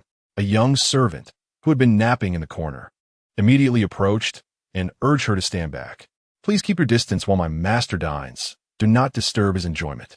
Pretending not to hear, Chen Dahu's mother flashed a radiant smile at the man. Young master, what brings you to Tang Xiaoran's home? Li Mingda, confronted by the large face now looming before him, suddenly found his meal lost its appeal. I instructed you to keep watch at the door, and you'll end a pig? The servant's lips twitched. His master had a sharp tongue. Yet, realizing his own appetite was at stake, he stepped forward. Madam, my master is merely here to dine at Miss Tang's home. Perhaps you could visit at a later time. Mistakenly assuming she was a neighbor, he intended to be polite, but her eyes sparkled with delight at the title of madam. In the countryside, she was referred to as wife, and she was indeed impressed by the eloquence of a servant from a wealthy household. She had observed how ravenously the young master devoured his food, realizing he had only come to mooch a meal. Surely, Miss Tang could not possibly know anyone from a wealthy family, she thought. If he had come to mooch, it must be because he had been offered silver. She cheerfully evaded the servant's grasp. Whatever Miss Tang can prepare, I can as well. Why not come to my home for a meal, young master? Li Mingda forcefully set his chopsticks down, exasperated. Is this second-rate Tang family a pig reincarnated? Such a small stature, yet so eager to snatch food. In the time it took him to exchange a word with the woman, the final piece of sour and spicy fruit was seized by Tang Yiqing. He glared at the woman before him. You can cook? Then prepare some for me, and I shall offer you 5 taels of silver. Chen Dahu's mother widened her eyes in astonishment. 5 taels. She swallowed hard, glancing at the last piece of sour and spicy fruit that Tang Yiqing had just consumed, then patted her chest, filled with resolve. These are wild fruits from the mountains. Wait here, I shall go gather some for you. She hurried out, turning back to advise. I'll be right back. Do not leave, young master. Tang Xiaoran stifled a laugh, noting how her tone resembled that of a brothel matron. She cleared the table and went to water the malt, while Tang Wenxiao assisted Tang Jiyue in moving the sheep to the innermost part of the kitchen, ensuring they would not be chilled by the evening dew. When Tang Xiaoran emerged, she noticed that the sky was nearly dark, yet Li Mingda remained seated in her courtyard. She felt somewhat speechless. Is he truly this gluttonous? Li Mingda, feeling a surge of frustration, was about to leave when he heard an excited shout from outside the door. They've arrived. Tang Xiaoran sat in the courtyard, propping her chin on her hand. Li Mingda rose first, having longed to depart. Yet, the thought of the inexplicably sour, spicy, sweet, and salty wild fruits lingered in his mind, especially since the last one had been devoured by Tang Laonyo, leaving him fuming even in the dead of night. The more he pondered, the more his taste buds seemed to awaken, and Tang Xiaoran understood that the concept of sunk cost was now at play. However, as she beheld the bowl of wild fruits brought by the woman, Li Mingda's brow furrowed in distaste. Why do I feel that these fruits are different from the ones I just ate? Chapter 78. A madwoman and a glutton deserve each other. Chen Da's mother exhibited a fleeting glimmer of guilt in her eyes. She could not discern what Tang Xiaoran had prepared for them. After all, they were merely wild fruits from the mountains, and the flavor could not be too far off. She comprehended that the reason such privileged young masters found these fruits intriguing was their lack of prior experience with the wild flavors of the mountains and the novelty it presented. She insisted, "You must not have looked closely. They are clearly the same." Skeptically, Li Mingda picked one up and placed it in his mouth, only to spit it out instantaneously onto Chen Dahu's mother's face. "Tui, what is this? So bitter?" in an attempt to mask the fruit's color. Chen Dao's mother had added a considerable amount of chili, and now her eyes were watering with the spice. Flustered, she immediately pointed to another fruit. The one you just ate was seasoned. How about this one? Try this. Tang Xiaoran, hearing the commotion, approached slowly, watching the spectacle with a mix of exasperation and bemusement before swiftly knocking the new fruit from Li Mingda's grasp. You are truly ravenous. How could you even consider eating this? Li Mingda was taken aback and turned to her. What is wrong with that? Tang Xiaoran regarded him. A foolish glutton who knew only to eat, and scoffed. Do you wish to break out in hives and suffer along the way? Upon hearing this, Li Mingda immediately dropped his chopsticks, stepping back to glare at the woman before him. Are you out of your mind? What kind of thing dares to serve such food to me? Chen Dao's mother, having been spat upon and already irritated by the spice, felt her anger flare at the insinuation that her hard-foraged fruits were worthless or even toxic. She had climbed 2 mountains to gather these. And how dare a mere girl dismiss their value? She was certain that Tang Xiaoran was merely opposing her out of fear that she might overshadow her. Unable to confront Li Mingda, she redirected her fury towards Tang Xiaoran. Stop slandering. You're so desperate to make money that you're blocking others' paths. How dare you claim my fruits are poisonous? Tang Xiaoran, uninterested in further argument, turned her back to continue preparing the ingredients for tomorrow. Li Mingda glanced at her retreating figure and then at the woman before him. What folly it was. He had waited so long only to be met with such nonsense. Infuriated, he called for a servant to take him back home, but someone seized his sleeve. Looking down, he was met with the woman's grimy, dark hand, which revealed dirt lodged beneath her nails. The thought that he had just eaten something she had prepared made him feel even more nauseous. My lord, do not be deceived by that madwoman Tang Xiaoran. She is notorious for her deceit in our village. Once deranged, she appears somewhat sane lately, but at her core, she remains a lunatic. Look at her. She is brandishing a piece of fruit. I have been cooking for over a decade, and it was that little girl from the Tang family who used to handle everything in their household. She knows nothing and speaks nonsense. You must not believe her. She clings tightly to Li Mingda, fearful that if she lets go, he will flee. Li Mingda has never encountered such a brazen scoundrel. Had she been a man, he would have surely given her a good beating. Yet, despite his miserable circumstances, Li Mingda refrains from striking women. He casts a pleading glance at his servant, who steps forward to tug at Chen Dao's mother. Let go! Let go! Chen Dao's mother exerts all her strength. My lord, do not trust Tang Xiaoran. Please, just try another.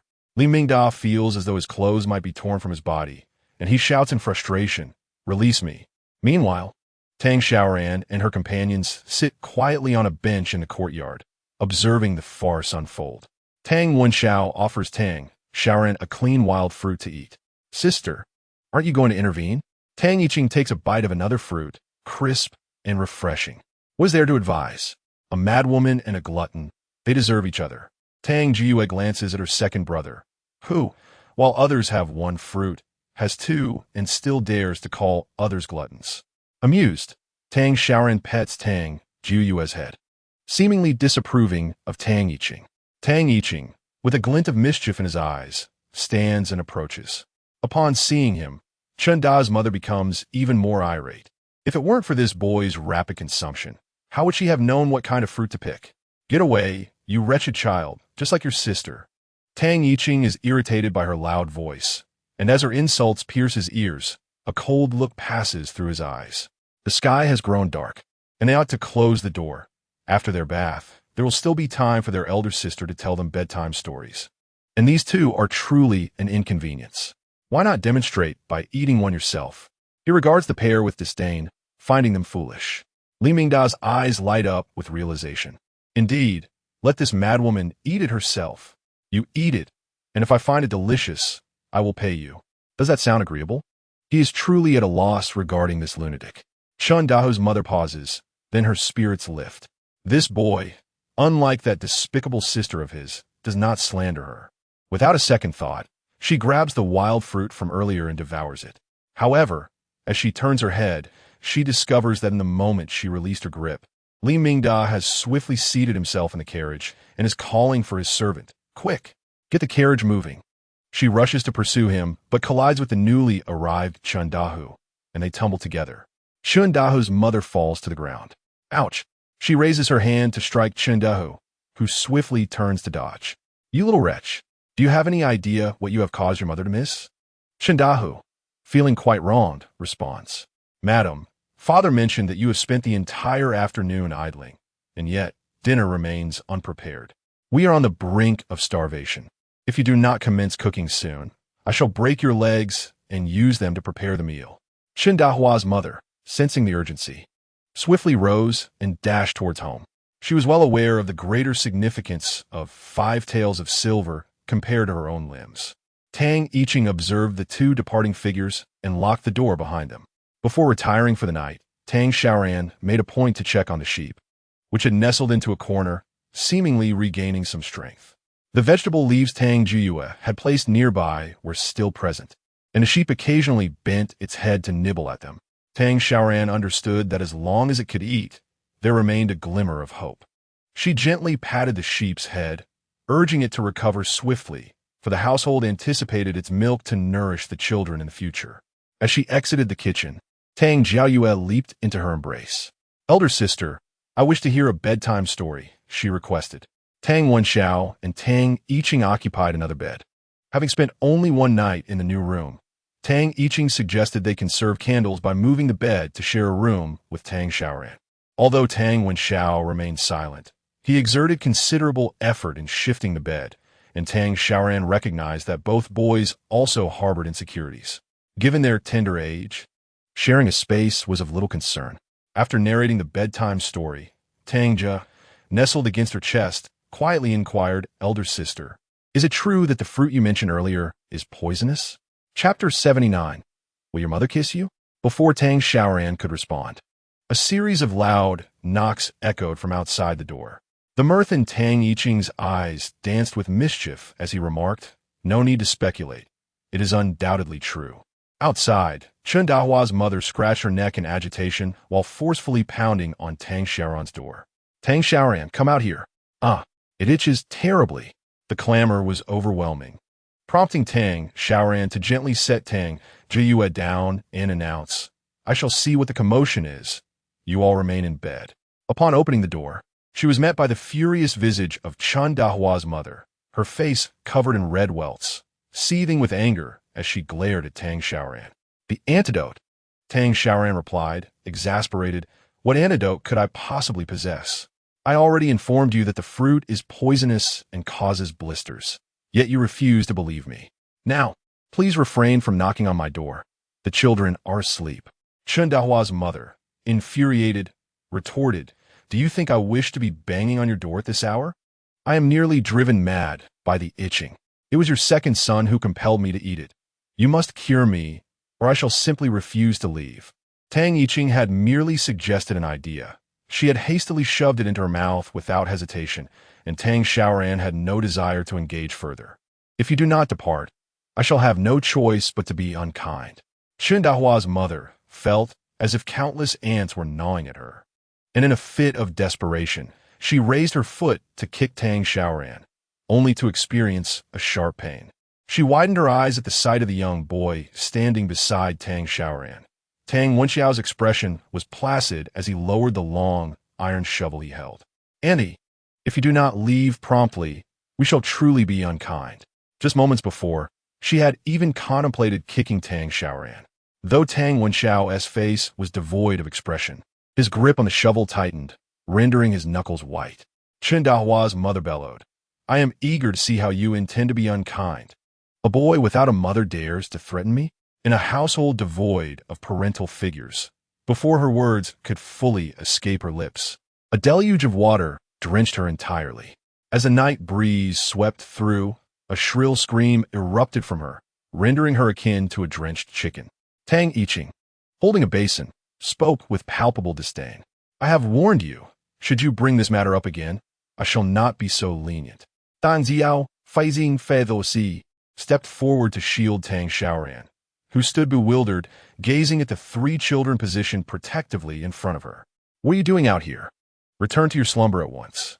She raised her hand to close the door, but Chun Dahu's mother stubbornly attempted to obstruct her. Tang Yiqing's gaze darkened as he forcefully followed Tang Xiaoran's lead in shutting the door. Listening to the anguished cries from outside, Tang Xiaoran felt a sharp jolt in her brow. Tang Yiqing turned his head, a smile gracing his features as if he were innocent of the preceding events, and slipped his hand into Tang Xiaoran's palm. "Sister, let us return." Tang Xiaoran pivoted, leading the three children back into the house. The cacophony of Chun Dahu's mother's shouts continuing outside. After an indeterminate span of time, the irate reprimands of Xiaohua's mother resounded, followed by the piercing screams of Chun Dahu's mother and the authoritative voice of a man, until the world finally succumbed to a serene silence. The next morning, Tang Xiaoran prepared breakfast early, while Tang Jiyue, feeling despondent, nestled in Tang Xiaoran's embrace, reluctant to rise. Tang Wenxiao quietly partook of his meal nearby, occasionally glancing at her. "Get up, or I shall finish your portion," Tang Yiqing teased. Tang Jiyue, rubbing her eyes, pouted in indignation, appearing utterly adorable. "You wicked second brother, always bullying me." Tang Xiaoran chuckled, ruffling her hair. The soft strands felt delightful against her palm, prompting the little girl to instinctively tilt her head and press against Tang Xiaoran's hand with greater fervor. Tang Xiaoran set her down and went outside to fetch water. "Hurry up, we shall be late for school." Like a devoted shadow, Tang Jiyue followed Tang Xiaoran wherever she went, eliciting amusement from her. Turning to observe the two boys seated upright, she noted Tang Wenxiao grasping a bun, while Tang Yiqing held a bowl larger than his own head in one hand and a bun in the other. As she gazed upon the children's cherubic faces, a memory surfaced of the day she first arrived, when these children were merely skin and bones, their frail forms uncomfortable to hold. She lifted the freshly washed Tang Jiyue into her arms. You've gained some weight." Kissing her sister's delicate, rosy cheek, she marveled at how it resembled a soft, fragrant cake, the fine down on her skin distinctly visible. The three children froze momentarily. Tang Jiyue's face flushed as she nestled deeper into Tang Xiaoran's embrace. "What do I do if my sister loves me too much?" Tang Yiqing, abandoning his soup, furrowed his brow at Tang Xiaoran. Is our elder sister becoming increasingly eccentric? Will she soon crave children? He pondered the sensation of a kiss, wondering if it might be unpleasant. Tang Xiaoran felt her lips twitch in exasperation. The child could never entertain a positive thought. However, she had no desire to kiss this sharp-tongued little one. She patted Tang Jiyue gently. "Eat up. Your elder sister has to ascend the mountain shortly." Tang Jia, clutching the sizable bun, left a faint imprint of her tiny teeth, still enveloped in bliss, her head nodding in a daze of happiness. She felt an overwhelming sense of happiness. Her elder sister was so fragrant and soft. Just moments ago, she should have reciprocated the affection. Surely, her sister's face was just as tender. Xiaohua called for them at the door, and Tang Jiyue wiped her mouth, cheerfully taking Xiaohua's hand as they made their way to the schoolhouse. Seizing the moment while the two brothers were distracted, Tang Jiyue gently tugged at Xiaohua's sleeve. "Xiaohua, may I ask you something?" Xiaohua, bouncing joyfully as she chased butterflies, turned to look at the blushing Tang Jiyue. "What is it? Does your mother kiss you?" Xiaohua, puzzled at first, quickly nodded. "Of course. My mother has always pinched my cheeks and showered me with kisses. She says it's a way of showing her love." Tang Jiyue nodded in understanding, a smile involuntarily curling at the corners of her mouth. It turned out that her elder sister cherished her even more than her two brothers did, to the extent of showering her with kisses. She covered her mouth, stifling a giggle, while Tang Yiqing rolled his eyes, having overheard the conversation. How ridiculous, he thought. It was just a kiss. He resolved to kiss Tang Xiaoran when he returned. Meanwhile, Tang Xiaoran sneezed, curiously rubbing her head. "Am I coming down with a cold?" She entered the kitchen, where the Yu appeared to be in much better spirits than the previous day, quietly chewing on the vegetable leaves Tang Jiyue had left behind, with a scattering of sheep droppings nearby. After observing for a moment, she turned to leave the kitchen, reassured that the animal would survive. With little meat left at home, she planned to head up the mountain to hunt a few rabbits, intending to trade the rabbit meat for pork at the market the following day.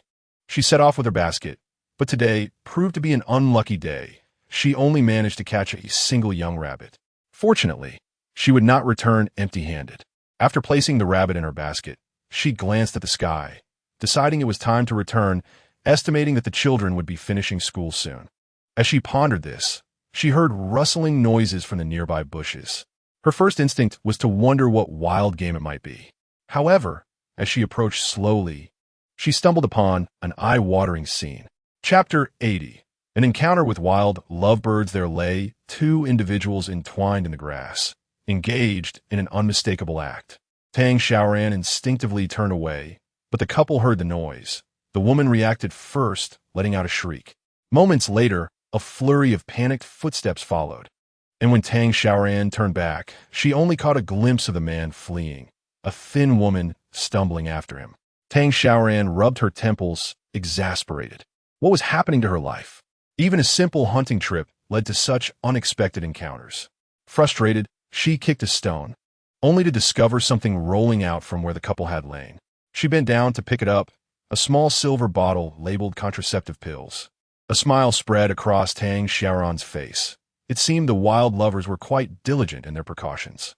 Just as she contemplated discarding it, she reconsidered and tucked it into her pocket, recognizing its potential value.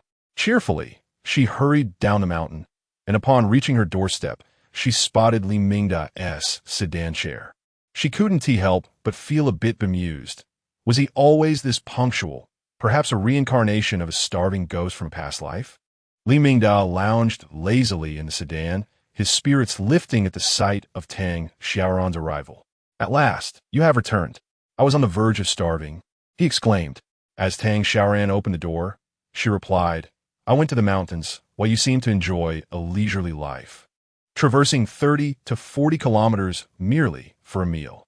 Detecting the sarcasm in her words, Li Mingda remained unperturbed. After all, the sustenance of the people is paramount. And what is wrong with indulging in his simple pleasures? He beckoned the servant to bring in the ingredients he had procured from the market that day, to which Tang Xiaoran gasped in astonishment. "Have you purchased the entire market's produce? Just look at that meat. None of it is the same." Swallowing hard to suppress her excitement, Tang Xiaoran dismissed her earlier concerns about having to buy groceries the next day, as a generous benefactor had delivered them straight to her. She eagerly prepared a menu to present to Li Mingda, who, upon merely glancing at the dish names, felt as though he could already savor their enticing aromas. "Tang Xiaoran, when will you start cooking?" he inquired. Observing the waning daylight, she realized the children would soon be returning from school, and thus asked, "Are you very hungry?" Li Mingda's expression was earnest as he replied, "Indeed." The moment he heard her listing the dishes, he could hardly contain his anticipation. Watching Tang Xiaoran wash and chop the ingredients without commencing the cooking left him nearly ravenous. With a playful glimmer in her eyes, Tang Xiaoran responded, "Just hold on a little longer. It won't be long now." She was confident that no matter when she asked, Li Mingda would always claim to be very hungry. "Well then, I shall take a brief rest," he noted, glancing at the sky, aware that it was nearly time for the children to return. Having spent the previous night catching crickets in the yard, he felt utterly exhausted. As the weather was still rather cool, if she cooked too early, the food would be cold by the time the children returned after playing on their way home. Tang Xiaoran misted the malt she had been nurturing for the past few days. It was now a vibrant green and would likely be ready for harvest within 2 days. After feeding the rabbits and chickens, she turned to check on the sheep in the kitchen, but, to her dismay, had yet to see any of the children return. Hastening outside, she knocked on the door of her neighbor, Xiaohua. Xiaohua's mother answered. "Xiaoran, what is the matter?" she asked, peering into the yard with a hint of urgency in her voice. "Has Xiaohua come home yet?" There was a momentary pause before Xiaohua's mother nodded. "She returned quite some time ago. I heard the sound of cooking from your yard and assumed she had come home with you. What is wrong? Are your children not back?"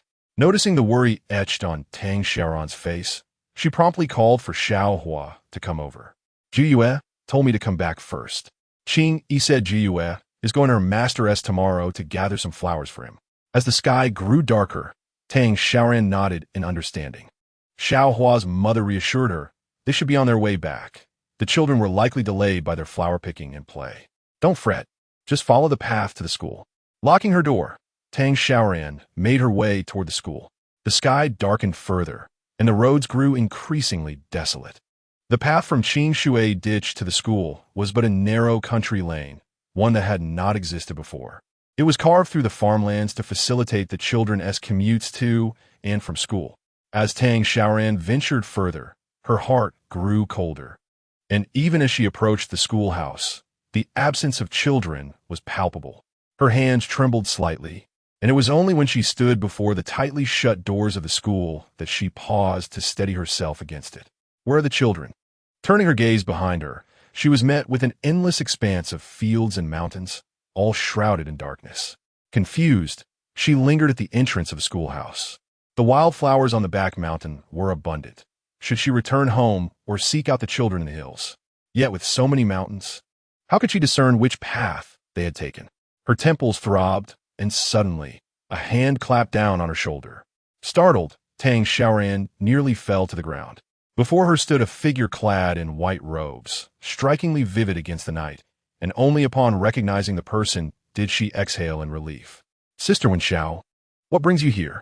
Tang Xiaoran's eyes lit up at the sight of Chun-Li, a glimmer of hope igniting within her. Mr. Chun, have you seen my 3 children? Chun-Li regarded the anxious woman before him, momentarily taken aback, then furrowed his brow in contemplation. Earlier that day, he indeed had seen the 3 children heading north, though their destination remained unknown to him. He relayed this information to Tang Xiaoran, who nodded gratefully before making her way toward the northern peaks. Shen Lia Zitata then grasped her sleeve. The night had fully descended, and as a young woman, it was unwise for her to venture up the mountain alone. Tang Xiaoran cast him a grateful glance, her resolve unwavering. Mr. Chun, as an adult, I understand the dangers of the back mountain. If my children encounter any wild beasts, their fear would be magnified. The more she contemplated, the more alarmed she became, her gaze growing steadfast. You should return home. Thank you for your kindness. Observing the determined figure of the young woman, Chun-Li was suddenly reminded of their first encounter. It was approximately last summer when he had seen a frail child eavesdropping outside the window. A thirst for knowledge is commendable, so he had chosen to turn a blind eye. However, it wasn't long before other children informed him that the boy was named Tang Wenxiao, and that he had a sister who was mad. Not only did she berate him daily, but she also denied him food. He paid little heed until a fortnight later, when he was awakened from a midday nap by a cacophony outside. Peering through the classroom window, he saw the familiar boy curled beneath a tree, being struck with a wooden stick by a woman who appeared deranged. The ground was strewn with firewood, and the girl was cursing. I knew you were being lazy. If I hadn't gone to the market for fruit and happened to check in, you would still be sleeping there under the tree. The small boy, emaciated and silent, endured the blows without a word. Chun-Li could no longer restrain himself. He burst through the schoolyard, intervening in the matter. Malnutrition, compounded by the heat, would render anyone weak. He had been busy all morning, and those sticks in her hand were the fruits of the boy's relentless labor. Why must you torment him so? Chapter 81. Where are you taking me? What did Tang Xiaoran say then? Chun-Li could not recall. He only remembered that it was the first time someone had pointed a finger at him in wrath. Once, he was a companion to the crown prince, and nearly everyone who encountered him would bow their heads in humility. However, he later fell from grace, becoming a humble teacher in this mountain village. Despite the vast disparity in status, the local villagers always held the literate teacher in high esteem. He had never before encountered such harsh words, and his face flushed with indignation as he muttered a word of incomprehension before turning away. The girl's voice, accompanied by the incessant chirping of cicadas in the summer air, was grating and irksome, stirring a sense of annoyance within him. Their next encounter was when she led 3 children, announcing their intention to attend school. Though he had no desire to pry, the children huddled together, filled with gossip, and he learned that the elder sister of the Tang family had temporarily recovered from her madness. He found this hard to believe. He vividly recalled the day when Tang Xiaoran had pointed an accusatory finger at him, and the moment she raised a wooden stick high to strike Tang Wenxiao without mercy. Even on the day he had escorted them, the 3 children bore marks of having been beaten. Yet, as he watched her rush towards the back mountain for the sake of the 3 children, the pink ribbon above her brow seemed to strike him across the face, igniting a sharp sensation within him. Perhaps she had indeed changed. It was he who harbored lingering resentment. Hearing footsteps behind her, Tang Xiaoran turned. Chun-Li stood there, cold and composed, his dark eyes quietly observing her. For some inexplicable reason, she thought of Tang Wenxiao. It was said that teachers often unconsciously favored the child whose temperament mirrored their own, aside from Tang Wenxiao's excellence. It seemed Chun-Li's support for him might stem from this inclination. The two were quite alike. "You are a young lady. I shall accompany you," Chun-Li remarked, feeling a twinge of discomfort, and added, "These 3 children are also part of our school. I ought to assist." Tang Xiaoran nodded. Having an extra pair of hands searching for the children brought her a glimmer of hope. "I thank you, Teacher Chun," she replied before continuing on her way, with Chun-Li following at a respectful distance. Upon reaching the foot of a mountain, Tang Xiaoran discovered a trail of small footprints. She crouched down, picking up a handful of soil, damp from the recent dew, evidence that the children had just passed through. Her heart, still heavy with worry, surged anew. She was fortunate. Her first search led her in the right direction. Yet, these footprints not only confirmed the children's presence, but also suggested they may have ventured up the mountain. During the day, wolves and leopards might roam the heights, let alone at night. Tang Xiaoran had left in haste, armed with nothing. Grabbing a stick nearby, she swung it experimentally. Watching her movements sent a chill down Chun-Li's spine. Last summer, Tang Xiaoran had left an indelible impression on him, wielding a similar stick with that same combative stance. He had never seen a woman exhibit such fierce defiance. Momentarily lost in thought, he suddenly felt a sharp pain in his foot. "Ah!" A startled cry erupted from behind him, and Tang Xiaoran halted her swinging, turning to look. Chun-Li's face had turned pale, his brows knitted tightly, his whole demeanor teetering on the brink of collapse. Tang Xiaoran's gaze was drawn to his foot, and upon closer inspection, she gasped in horror. A small animal trap was tightly clamped onto his pristine white shoe, blood oozing forth and staining the immaculate fabric of his shoe and sock, creating a stark contrast. She hurriedly stepped forward, questioning which unscrupulous hunter had set a trap at the foot of the mountain. With all her strength, she wedged a wooden stick into the trap, attempting to pry it open, only to realize that Chun-Li was trembling even more violently. His usually composed and handsome face now bore a grimace, cold sweat cascading down his forehead. "Don't worry about me. You should go find the children," he urged helplessly. Despite his modest monthly expenses, he had never ventured into the mountains, nor had any desire to do so. However, he never expected to encounter such a predicament right at the base of the mountain. If he, a grown man, was in such a state, what dangers might the 3 children still be facing up there? A wave of guilt washed over him. He had intended to assist, but felt as though he had inadvertently hindered Tang Xiaoran. Tang Xiaoran gritted her teeth, caught in a dilemma.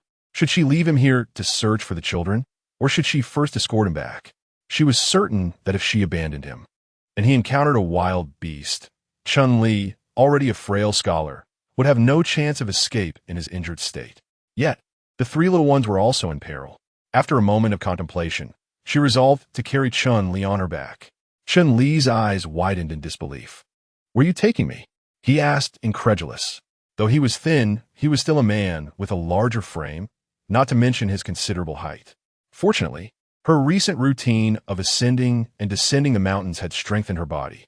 With a grunt, she finally felt relieved. Chun-Li found himself awkwardly suspended from a tree branch. Utterly disoriented, the usually composed Mr. Chun felt a flush of embarrassment for the first time, incensed to be carried by a stranger and left hanging 2 meters above the ground.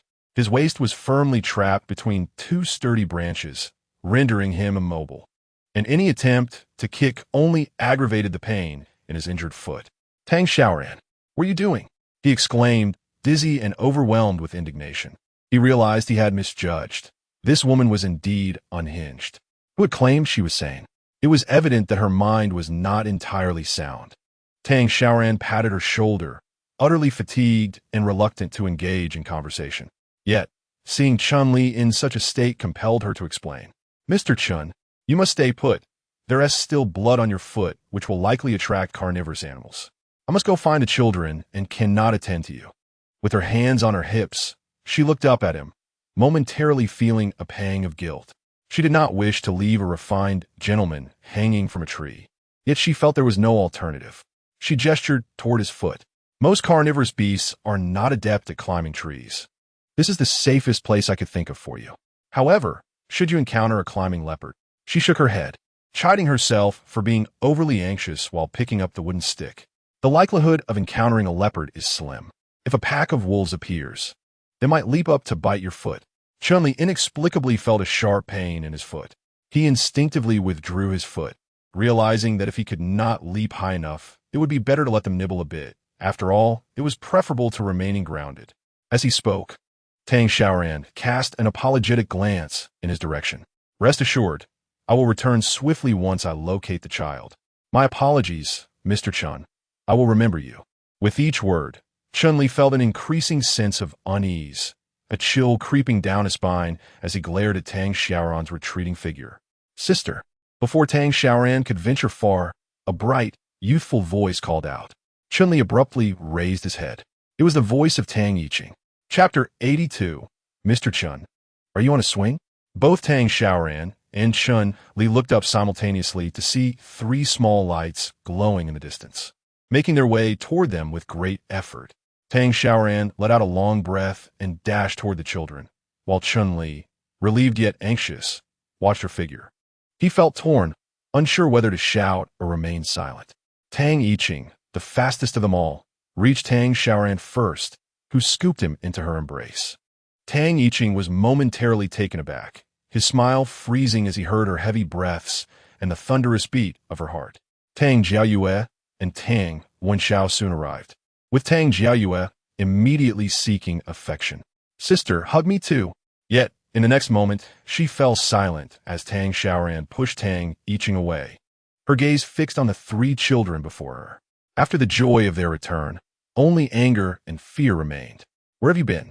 You didn't return home after school? Tang trembled at the fierce tone of Tang Xiaoran, tears welling up in her eyes, her small hands clutching a bouquet of colorful wildflowers. I wanted to pick flowers for master and sister. Big brother and the second brother accompanied me. That's why we're late. I'm sorry, sister. Meanwhile, Tang Wenxiao bit his lip, silently tugging Tang Jiayue back, shielding her from their sister's ire.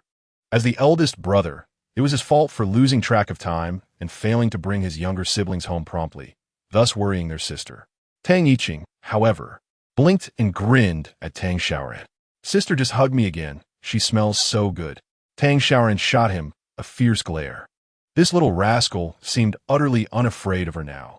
It appeared the three children had merely gathered wildflowers at the foot of the mountain before taking a circuitous route home, inadvertently missing her path.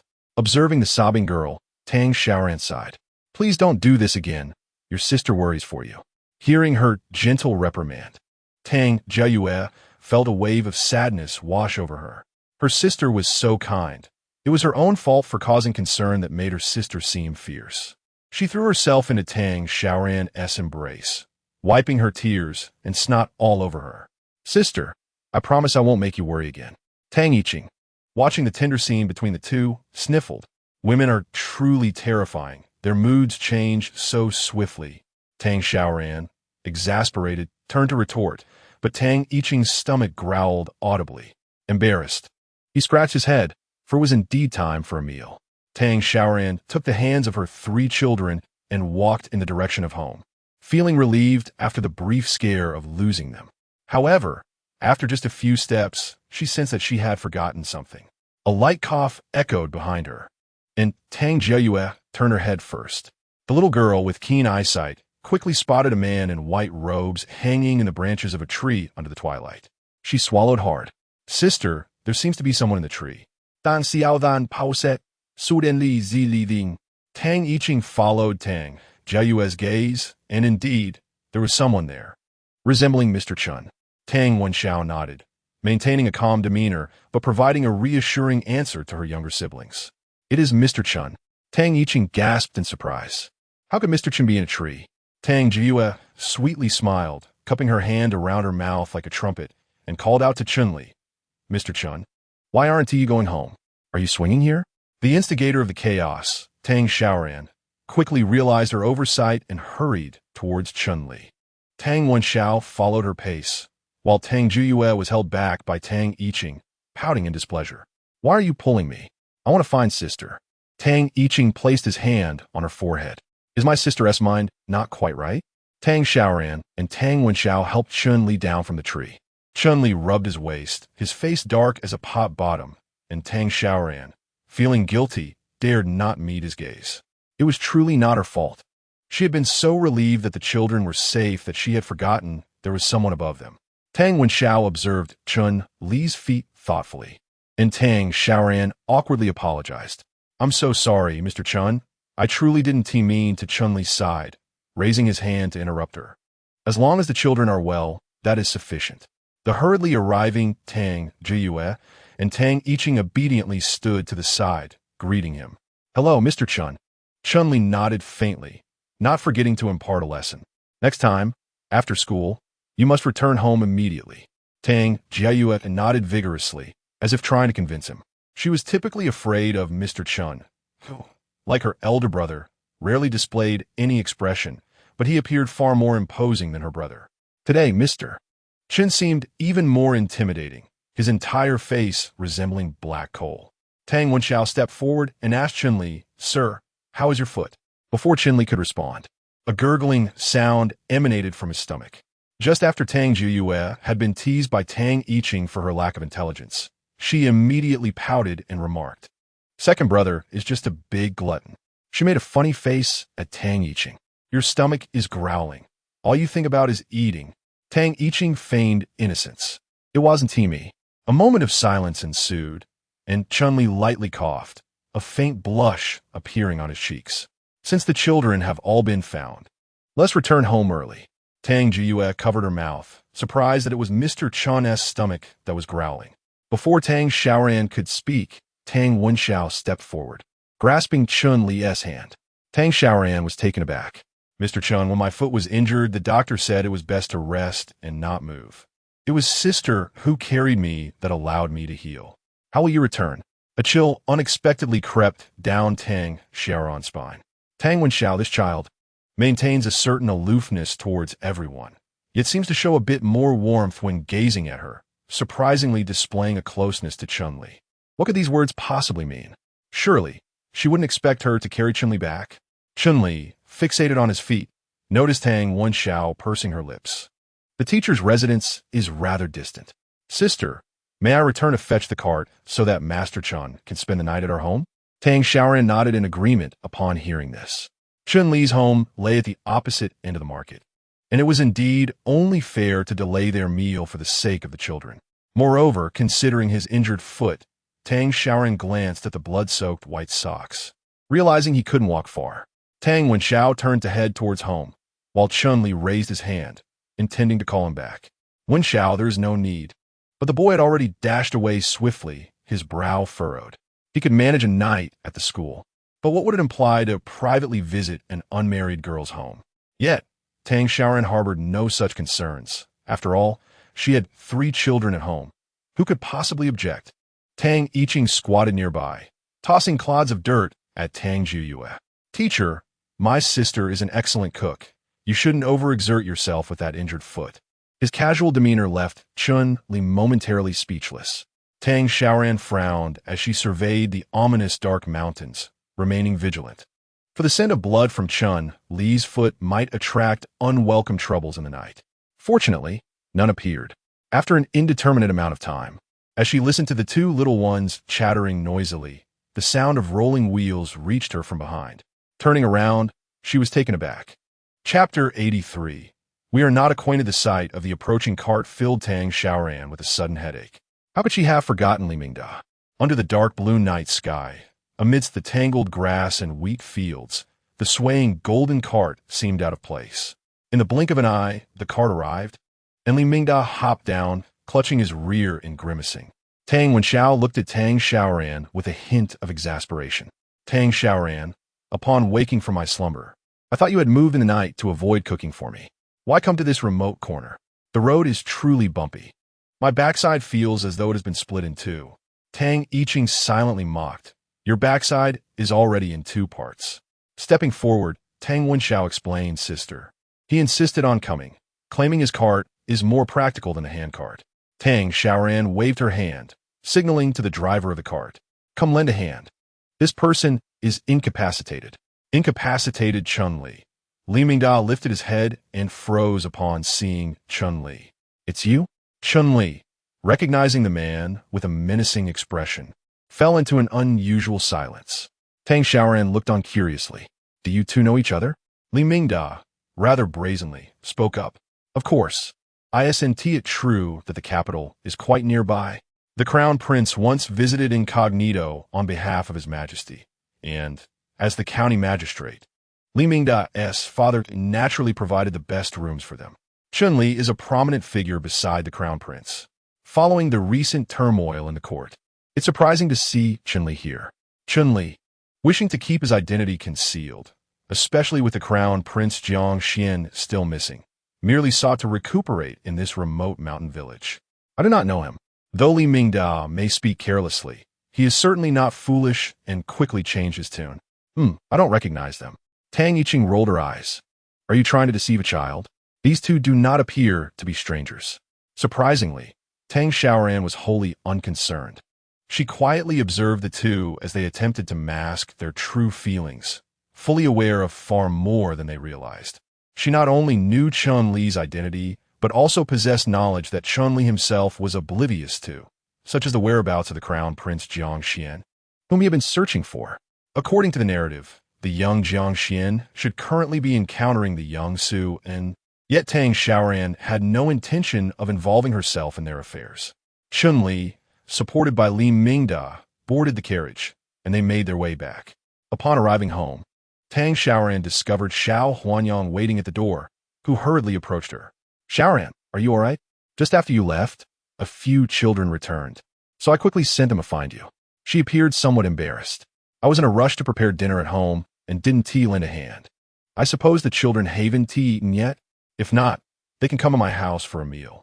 Tang Xiaoran felt a warmth in her heart. Having a good neighbor is truly a blessing. However, a chilling voice interrupted her thoughts. No way. Does that mean I would have waited in vain? Startled, Xiao Huanyang looked at the suddenly appearing Li Mingda behind Tang Xiaoran, while Tang Xiaoran's temples throbbed. This was indeed perplexing. It was completely dark outside. Yet Li Mingda had truly waited until now for a meal, as if he were a famished ghost from past life. She took a deep breath. He is my patron. I will cover his meals for 2 months. Xiao Huanyang suddenly understood, while she was unsure of Tang Xiaoran's culinary skills. The aromas wafting from her kitchen were undeniably enticing. Several times, she had left her own home, unable to resist the delicious scents emanating from Tang Xiaoran's abode. Just as she intended to leave, Xiao Huanyang exclaimed in delight. Master Chun, taken aback, she gazed at the figure descending from the carriage.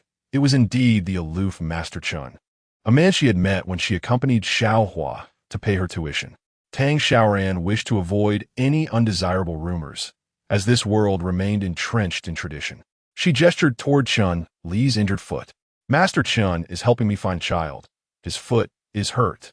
Xiao Huanyang nodded in understanding and led Xiao Hua back. Tang Xiaoran opened the door, only to find Li Mingda and Tang Yiqing already seated at the dining table. Tang Wenxiao had gone to feed the chickens and rabbits, while Tang Juyue had run off to check on the sheep. As Tang Xiaoran entered the kitchen, she noticed the rabbit they had caught earlier that day. Fortunately, Li Mingda had also brought a considerable amount of ingredients. Otherwise, one rabbit would hardly suffice for so many people. As she brought the dishes to the table, several pairs of eyes blinked at her, leaving Tang Xiaoran momentarily speechless.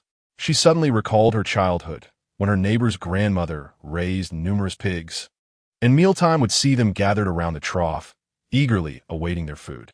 Li Mingda, already ravenous, exclaimed, "Hurry up," as he grasped his chopsticks. Chun-Li nodded slightly. "Thank you, Miss Tang." He gazed at the spread before him, the tantalizing aromas wafting into his nostrils, and he ceased to be polite. Tang Xiaoran frowned at the rapid consumption of food by Tang Yiqing and Li Mingda, then lightly tapped her chopsticks on Tang Yiqing's bowl. "Eat slowly. If you rush, you may fall ill." Tang Yiqing cast a pitiful glance at Tang Xiaoran. He hesitated to snatch it, only to be outdone by Li Mingda, that glutton. However, Tang Xiaoyan was indifferent to Li Mingda. Besides, she knew he wouldn't heed her words. Her sole wish was for her younger brother to cultivate good habits. Chun Li quietly nodded in agreement. Eating slowly and savoring each bite is indeed the proper way to dine. Li Mingda rolled his eyes, feigning innocence. Although Chun Li's dining etiquette appeared refined, he was well aware that his current eating pace far surpassed that of his previous visit.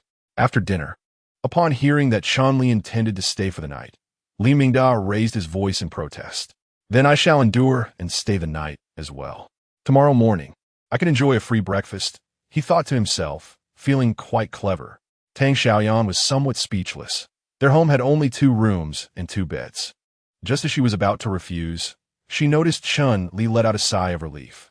He had been worried about a strange man staying in an unmarried woman's home, fearing it might tarnish her reputation. With Li Mingda also planning to stay, there would be no grounds for gossip. Observing the two, Tang Xiaoyan spoke with a calm demeanor. There are only 2 beds in the house. A hush fell over the group, and Li Mingda turned to leave. Then I might as well go home, he said, but was abruptly stopped by Chun Li, who grasped his arm. Li go, let us share a bed. The air grew tense once more. Tang Yiqing squinted at the 2 men before him. He found the statement somewhat peculiar, though as a child, he could not comprehend what was odd about it. Li Mingda's eyes widened in disbelief as he turned to Chun Li, staring at him as if he were a strange creature. Chun Li felt embarrassed. He merely feared staying alone at Tang Xiaoyan's house, yet all eyes were on him. Tang Xiaoyan understood Chun Li's intention and nodded. Then you 2 may share a room. Tang Wenxiao stood beside Tang Xiaoyan, inexplicably drawing nearer. She glanced down at him, wondering why the child was blushing. Tang Yiqing awkwardly gathered the dishes, his steps betraying an undeniable spring in his gait. If the beds are moved to the east room for the teacher, does that mean my brother and I will be sleeping with my sister again? Oh dear, that feels rather embarrassing. My sister has already said they are big boys. How can they share a bed with her? I truly am not happy just because I get to be close to my sister. It merely makes me want to laugh. Tonight, I will be the first to climb into bed and immediately claim the spot next to my sister. Tang Xiaoyan watched Tang Yiqing's retreating figure, feeling a wave of exasperation. Chapter 84. Do you truly have no children left behind? Tang Xiaoyan retrieved the medicine she had purchased previously and handed it to Tang Wenxiao. Take this to the teacher. In this place, with limited medical resources, she had bought the wound ointment merely as a precaution against the children's bumps and bruises, never expecting it would serve such a critical purpose. She pondered whether the animal trap had rusted. A frown creased her brow, hoping it wouldn't lead to tetanus. In the east room, the 2 men exchanged glances, neither willing to be the first to remove their shoes and wash up, the air thick with awkwardness, until they heard Tang Wenxiao's voice from outside. Chun Li let out a relieved sigh. Come. Upon seeing the medicine bottle in the boy's hand, Chun Li momentarily lost his train of thought, astonished by Tang Xiaoyan's attentiveness in keeping supplies at home.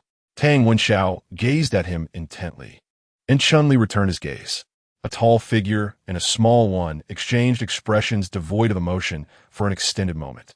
It was Li Mingda who, unable to contain himself any longer, broke the peculiar silence between the 2. Are you playing the game red light, green light? Chun Li, gazing at the medicine in his hand, chose to disregard the inquiry. Please thank your sister for me, he said. Tang Wenxiao nodded, seemingly awaiting this very statement, and turned to leave. Observing the slender silhouette of the boy, Li Mingda expressed his astonishment. Master Chun, do you truly have no children left outside? This little rascal resembles you to such an extent.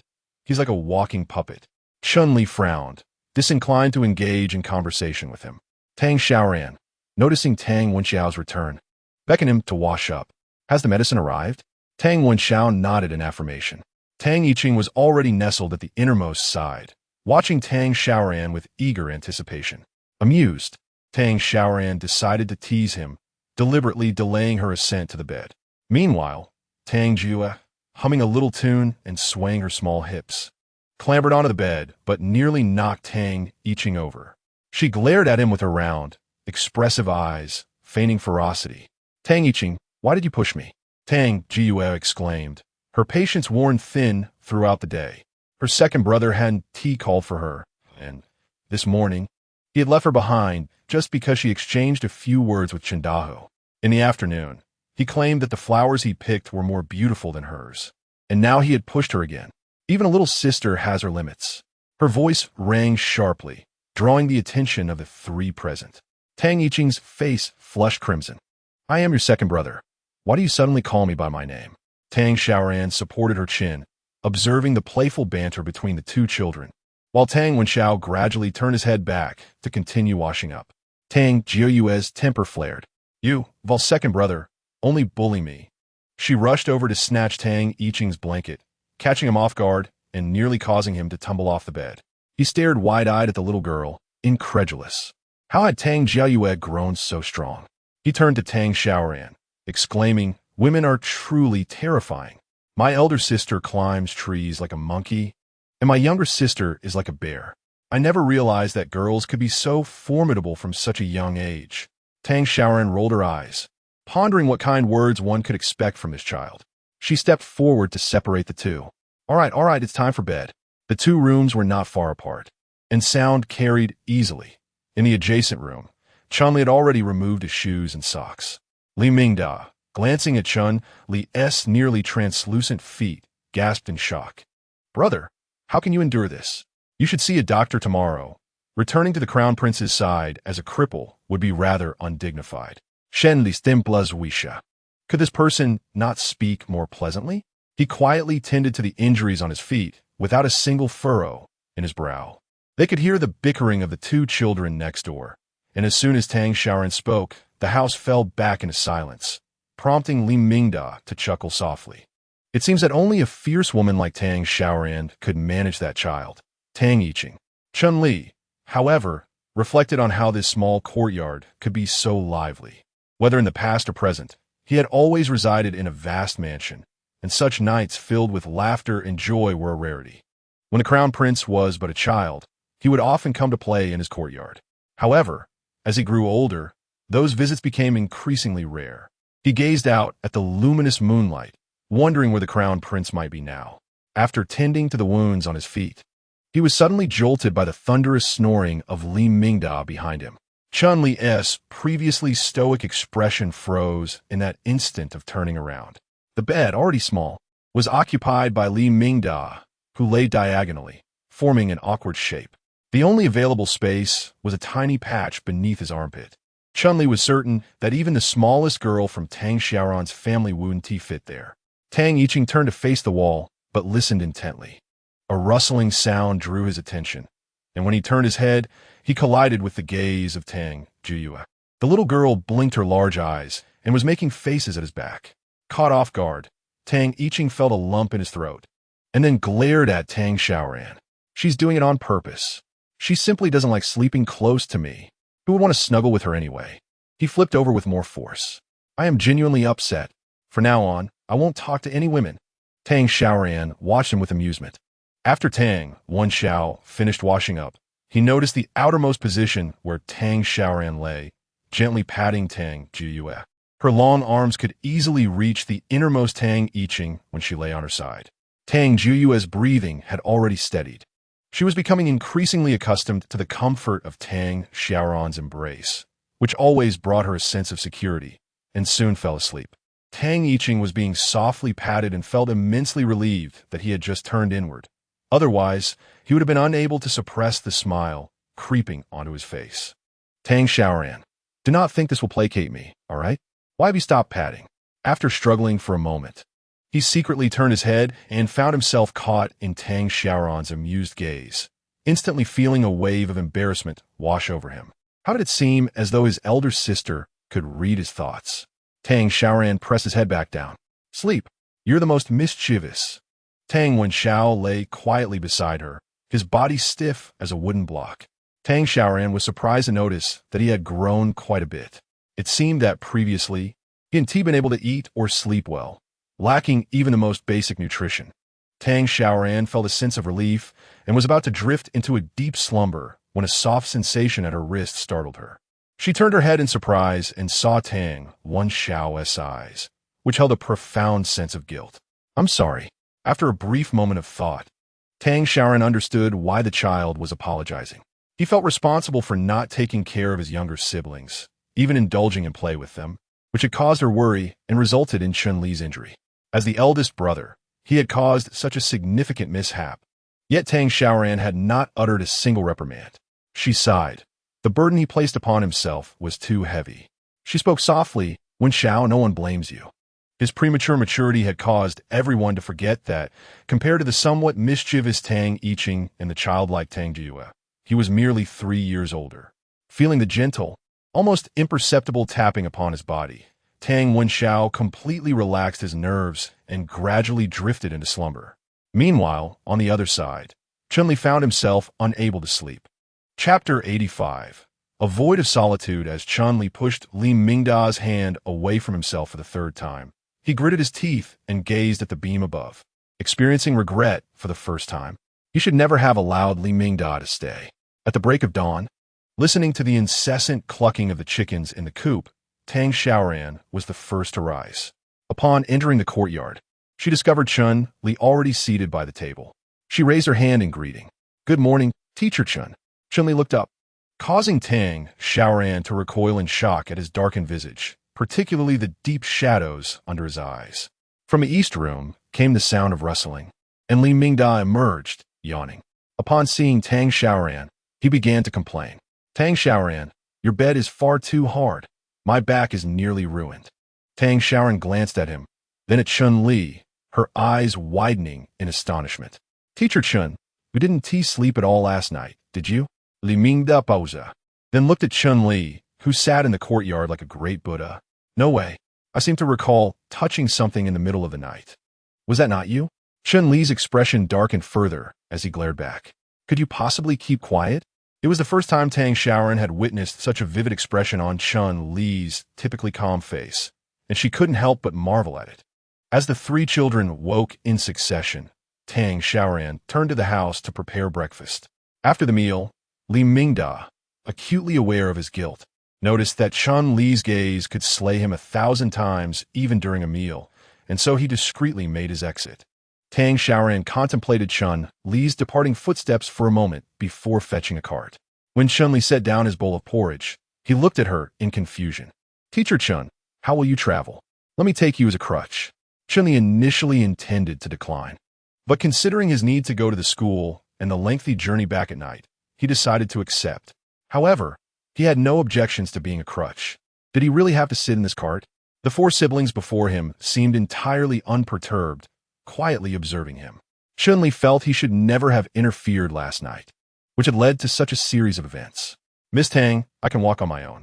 Tang Wenxiao shook her head, stubborn and unyielding. "Teacher, the doctor said that foot injuries are the hardest to heal.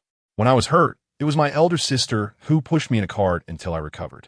Chun-Li gazed at the unyielding Tang Wenxiao and suddenly recalled Li Mingda's words from yesterday.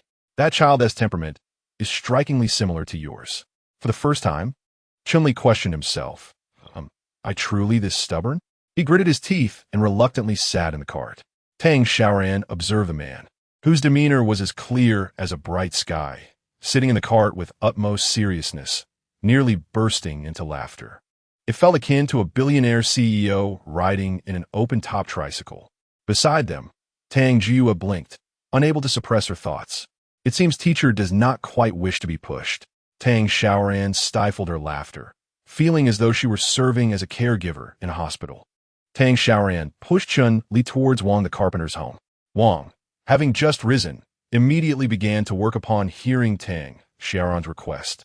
Chun-Li carefully descended from the cart, his gaze fixed upon the completed cane as he rummaged through his pockets. Although he was not a frequent visitor to the woodworking shop, he was well aware that such craftsmanship warranted payment. However, after a prolonged search, his face flushed increasingly red. Typically, he dined with the children at the school during lunch and returned home for dinner. Thus he had not brought any silver with him, having no need for it.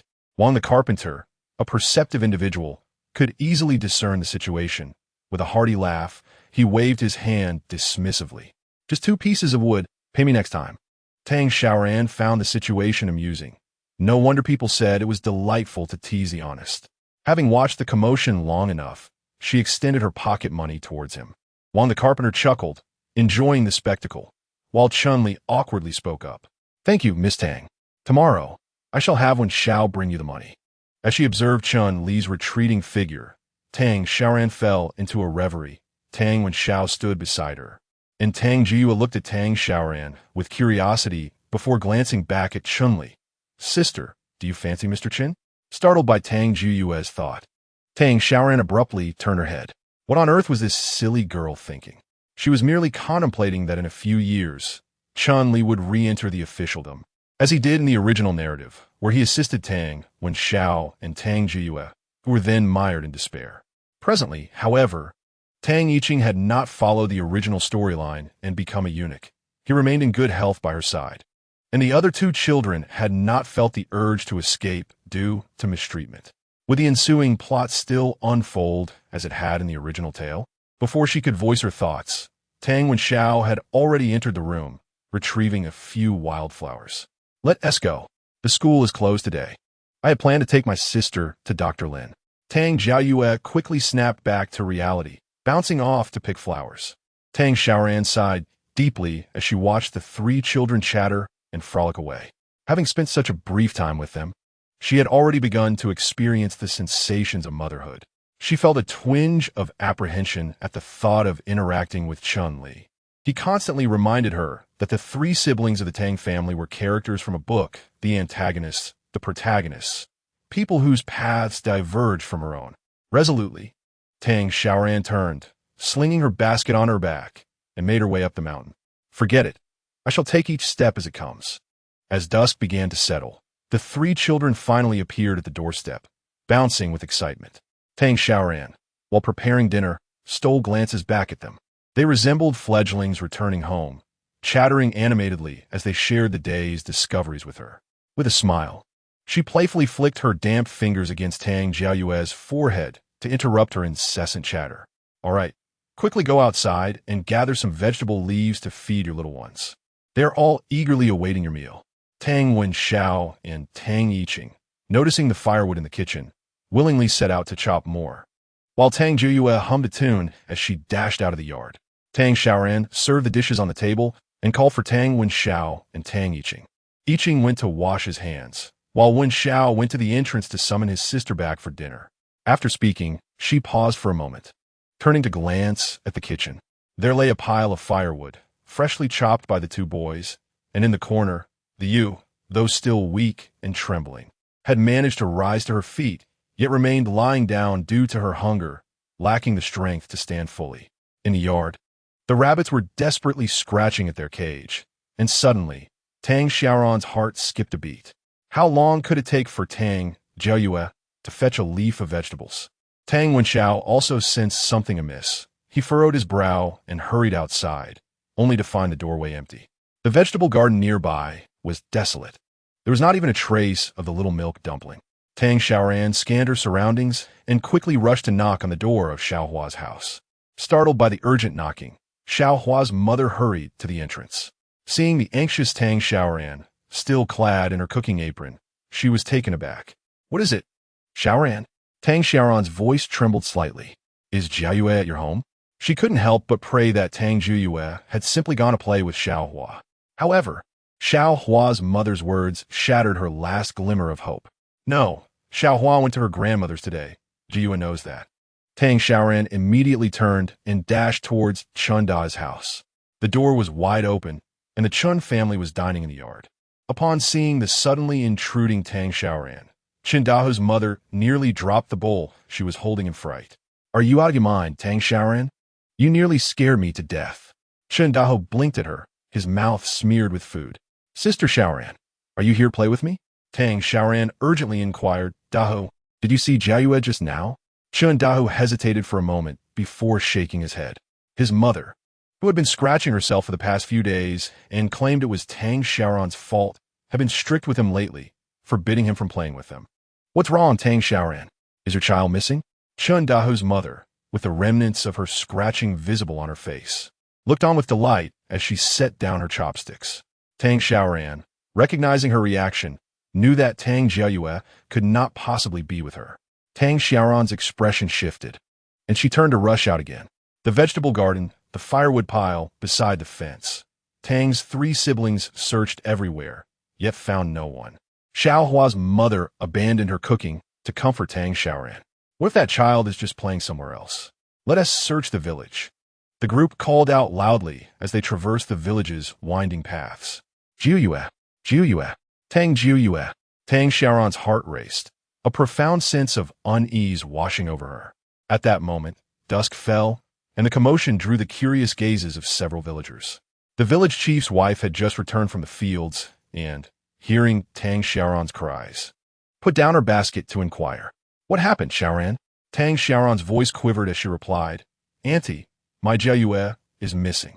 Losing a child was no trivial matter, not akin to losing a mere cat or dog. The village chief's wife frowned, her expression darkening, and immediately turned to head back inside. Upon hearing this, the village chief took a puff of his pipe. Could she have gone off to play somewhere? Tang Yiqing shook her head, her eyes reddened with worry. That's impossible. Uncle Village Chief. Just yesterday, my younger sister and I were scolded by our elder sister for playing too much. She wouldn't have gone out again today. Tang Xiaoran suddenly recalled the footprints at the foot of the mountain from yesterday, and she dashed home. As she gazed at the disordered prints beside the vegetable garden, tears streamed down her cheeks. Even though she knew Tang Jiuyue would not wander off, she still found herself praying inwardly that perhaps she had merely gone to catch little kittens, puppies, or butterflies, and that upon her return, she would certainly receive a stern reprimand.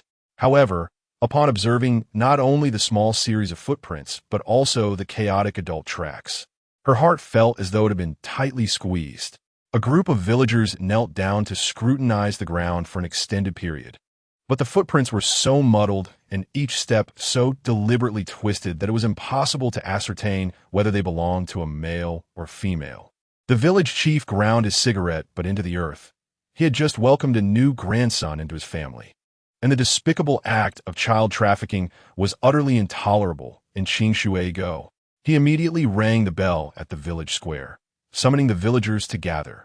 However, despite their inquiries, not a single person had seen the little girl from Tang Xiaoran's household. The village chief furrowed his brow as he summoned 2 households to the forefront, Lu Chong from the village's entrance and Aunt Zhang from its end. Old Lady Zhang firmly asserted that she had spent the entire day chatting with neighbors at her door and had not seen a single outsider from another village. Lu Chong also stated that he had returned early from the fields and only encountered 3 children joyfully bouncing back from the direction of the market, with whom he had exchanged friendly greetings. Thereafter, he had not seen anyone else leave the village. The village chief's frown deepened. Silence enveloped him as he absorbed their accounts. The very scenario he dreaded had unfolded. If Tang Jiuyue had indeed been abducted, it was likely that the perpetrator hailed from their own village. However, there was a glimmer of hope. The child was most likely still within Qingshui-go. As dusk began to settle, the village chief lit a torch in the center of the square, urging everyone to search diligently while he and a few others scoured each household. Yet as they reached the village's end without even a whisper of a child's cry, Tang Xiaoran felt her tension mount as the sky turned pitch black. In the small village of Qingshui-go, every corner was illuminated by torches of varying sizes, and the air resonated with calls for the missing child. Jiuyue, where are you? Tang Jiuyue, little sister Tang. Gradually, some villagers paused to sit in the center of the square, engaging in idle chatter, which sparked the village chief's irritation. How can you sit idle at a time like this? Is it not your own child that is missing? Xindahua's mother scoffed. Tang Xiaoran has deceived you all, and here you are playing along with her. Chief, is that child truly lost? The crowd fell silent, and some began to connect the dots, extinguishing their torches and taking a seat in agreement. Indeed, Tang Xiaoran has a history. Didn't she previously sell her second child for meat? It's only been a couple of days, and we've all forgotten? A man spoke with conviction, and many began to waver in their beliefs. Seizing the moment, Xindahua's mother added fuel to the fire. Exactly. As her neighbor, how could I not know? Their house always had the aroma of meat, but has slowly dissipated these past few days. That gluttonous Tang Xiaoran must have sold her 3rd child. Here she is, playing the victim while we all witness how devoted she is to her own children. It's all a ruse for future courtship. Her words flew forth, dripping with disdain. She herself is quite mad. None of the 3 children are biologically hers. So what pretense is she maintaining? Suddenly, a thought struck her, and lowering her voice, she beckoned the nearby individuals to come closer. I've realized that for the past few days, a man has been arriving at Tang Xiaoran's home in a sedan chair, claiming to be there for a meal, but he must be scouting for children. The more she spoke, the more convincing her words became, her enthusiasm mounting. First, she sells her own child, and then, without anyone noticing, she'll have our children taken away by that man. Several women, upon hearing this, extinguished their torches and called their children, who were still assisting in the search for Tang Jia, pulling them close with anxious expressions. Tang Wenxiao, holding a torch, was nearly frantic with worry over his missing sister, yet this madwoman continued to cast shadows on their situation. He stepped forward, his voice cool yet resolute. If you uncles and aunts are unwilling to help, you may leave. Our family will manage on our own, but my elder sister cares deeply for us. If she truly wished to sell us, she wouldn't spend a fortune to send us to school for knowledge. What family wouldn't be frantic over a missing child? While others stand by, making malicious speculations. The crowd fell silent, their expressions stiffening. Then awkwardness set in as they remembered Tang Xiaoran's recent behavior, which had been quite normal. The family was already distraught over their missing child, and yet they were here indulging in slander. One by one, they dispersed. And when Chen Dahua's mother realized no one was paying attention to her, she rolled her eyes and left. Xiaohua's mother spat in her direction, lamenting how one rotten rat could spoil the entire pot of soup. The entire village organized search parties, yet they found nothing. Gradually, people returned home to sleep, and the village chief could not stop them. Eventually, only a few remained, and it was then that Tang Xiaoran finally paused in her search. Chapter 87. It's so dark here, she lifted her face and addressed the few remaining individuals. Thank you all for your trouble today. Please return home and get some rest. I will continue searching. Observing her pale complexion, the others exchanged worried glances, and the village chief's wife rubbed her hands together. Urging her, Sister Xiaoran, we understand your urgency, but your uncle has already stationed people at both ends of the village. It's pitch dark at this hour, and with everyone settling down for the night, it would be unwise to continue calling out. Tang Xiaoran nodded, watching as she turned to leave, and the village chief sighed. Everyone should go home now. Let's all return. Tang Wenxiao and Tang Yiqing flanked her, quietly following her lead. Tang Yiqing's eyes were slightly red. He looked up at Tang Xiaoran, whose expression was calm, as if she truly intended to rest. The 3 remained silent, and after a simple wash, they lay down on their beds. It was only when the sound of steady breathing came from beside her that Tang Xiaoran slowly sat up, carefully climbed out of bed, put on a coat, slipped on her shoes, and turned to leave the room. The moment the door clicked shut, the 2 boys in bed opened their eyes together. Tang Wenxiao said nothing. He had anticipated this. With his little sister missing, none of them could sleep. Tang Yiqing turned to follow her, but was stopped by Tang Wenxiao, who shook his head in the darkness. The reason their elder sister returned was to ensure everyone rested. They should not add to her worries. Yet, as he gazed towards the door, a deep gloom settled in his eyes. The village lay enveloped in tranquility, bathed in the silvery glow of the moonlight that cascaded over the cobblestone path. A faint creaking sound echoed in the stillness as Tang Xiaoran wandered aimlessly, without even a torch in hand, traversing the village in circles. There were numerous forks in the road, and she meandered down each one, her movements mechanical and numb, her mind echoing with the visage of a small, soft child's face. She recalled the very first face she had seen upon arriving in this world, Tang Jiyue. A tiny, pudgy bundle, her face smeared with dirt, gazed at her with a look of fear. Upon noticing her awakening, she shrank back into the corner, terrified. Yet later, she was the first to choose to believe in her, to place her little hand within Tang Xiaoran's palm. She would rise on her tiptoes, offering a bun to her, clearly craving it herself, yet insisting that Tang Jiyue take the first bite. She would snuggle in her embrace, declaring her fondness for her elder sister's hugs. The news of attending school thrilled her, igniting her spirit as she bounced around exuberantly. Tang Xiaoran felt as though her heart was being tightly squeezed, each breath a painful struggle. She had never experienced parenthood prior to her transmigration. She had been merely a single, unmarried girl, devoid of even a pet. Abandoned by her parents at her grandparents' home during childhood, they had been her closest kin. However, shortly after she had grown up, her parents forcibly took her to the city for schooling, neglecting her entirely. This led to a profound indifference towards others, even her own blood relatives, as she felt only numbness and detachment in her interactions with her parents. Tang Xiaoran could not comprehend why some people held such deep attachments to their homes. They claimed that the bond between mother and daughter was inseparable, that no mother could ever fail to love her child. Yet, all that remained in her memory of her mother was a fleeting silhouette. At that moment, she acutely felt the piercing pain of separation between mother and child. That small, soft, squishy child had, unbeknownst to her, quietly nestled within her heart, hidden in the softest recesses. Her tears fell, one by one, onto the cobblestone path, shimmering under the moonlight. Tang Xiaoran was engulfed by fear. She was uncertain whether Tang Jiayue would survive. In the original narrative, Tang Jiayue was the antagonist, not the heroine. The protagonist's halo held no sway over her fate. Even if she were to survive, it did not guarantee she would remain unscathed. For Tang Jiayue's character arc in the original story depicted her as a pitiable girl whose beauty was utterly destroyed. The mere thought of that little child, possibly hungry and deprived of food, her hands and feet bound, her mouth gagged so tightly that she could not utter a sound, filled Tang Xiaoran with unbearable anguish. Elder sister, Wu, where is this? Wu, Jiayue is so scared. It's so dark. I want my elder sister. Tang Xiaoran's steps faltered, her breath caught in her throat. The girl's weeping was particularly haunting in the night, her eyes widening in disbelief. What is this? Jiayue.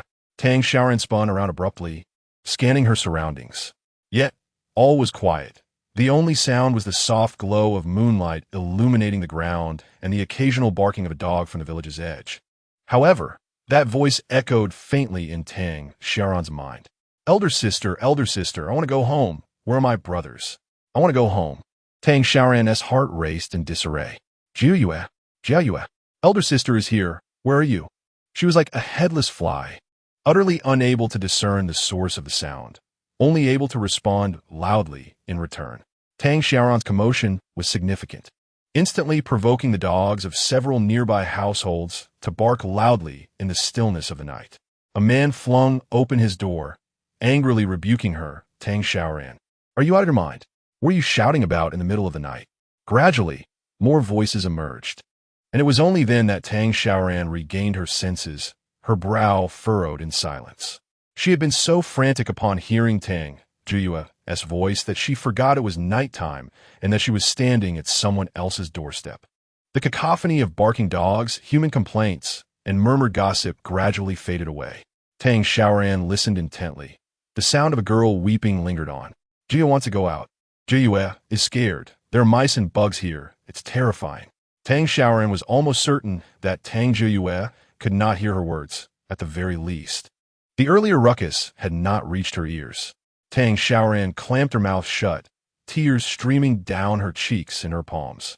Terrified that the sound of the child's sobbing would cause her to break down, she strained to discern the direction of the sound. Was it to the left? Or perhaps to the east? In the moonlight, in the tranquil village, a girl stood in the middle of the road, cautiously taking small steps forward, like a toddler learning to walk. Something is biting my hand. Big sister, help! The girl's scream exploded in her mind, causing a searing pain in Tang Xiaoran's head. Yet before Tang Jiayue could finish her last word, the sound abruptly ceased. Tang Jiayue's voice was not stable enough to consistently gauge her location, rendering her attempts at sound navigation rather futile. However, Tang Xiaoran believed that as long as she could hear her, she could gradually pinpoint where Tang Jiayue was. But in that moment, all sound vanished. An icy breeze swept through, and even the dogs at the village entrance fell silent, leaving only the rustling of leaves. Tang Xiaoran looked around in confusion, but saw nothing. She felt as though the night wind itself was laced with pain. Why had it gone silent? Why could she not hear anything? In her panic, she yearned for any sound her mind racing with wild thoughts. Had Jiyue met with an accident? Had the child been knocked unconscious? What was happening? Just then, a new voice suddenly emerged behind her. Chapter 88. I know the general location. She was gently pulled up, a boy's hand resting in her palm. His face filled with concern as he gazed at her. Big sister, are you all right? Tang Wenxiao was deeply worried after Tang Xiaoran left. He and Tang Yiqing had slowly lain down, but could not find sleep. He heard Tang Yiqing crying, and his heart ached until the stillness of the night was shattered by distant commotion. The two boys sprang upright from their beds, and by the time Tang Wenxiao arrived, several households had finished scolding and returned to their slumber. Only Tang Xiaoran remained, standing dazed in the same spot, while he and Tang Yiqing quietly observed from behind. Tang Wenxiao was perplexed by Tang Xiaoran's actions. He could not fathom why she had suddenly risen to her feet, wandering aimlessly, why her steps seemed so erratic, or why she had abruptly collapsed to the ground like a lost child. Yet, witnessing her fall, he instinctively rushed forward, eager to assist her. Tang Xiaoran gazed at the boy before her, his silent anguish resonating within her heart, and though he bore thoughts of his younger sister, he uttered not a word. Suddenly, a sense of relief washed over Tang Xiaoran, only to be swiftly replaced by utter despair.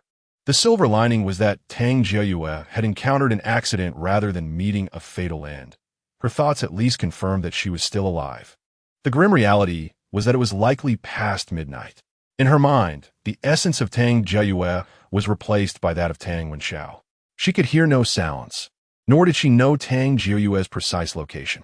To hear her again, she would have to wait until Tang Wenxiao concluded his thoughts, followed by Tang Yiqing, which would take a span of 2 to 3 days.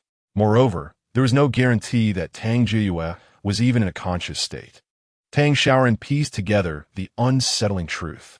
She understood why, when the villagers sought the children in the afternoon, there had been no response from Tang Xiaoyue, and why, during her search alongside the village chief's family, there had been an eerie silence. It was highly probable that Tang Xiaoyue was not in a lucid state at that time. Perhaps she had been rendered unconscious or drugged. The mere thought of this possibility twisted Tang Xiaoran's heart in anguish. It was now evident that Tang Xiaoyue was certainly within the village.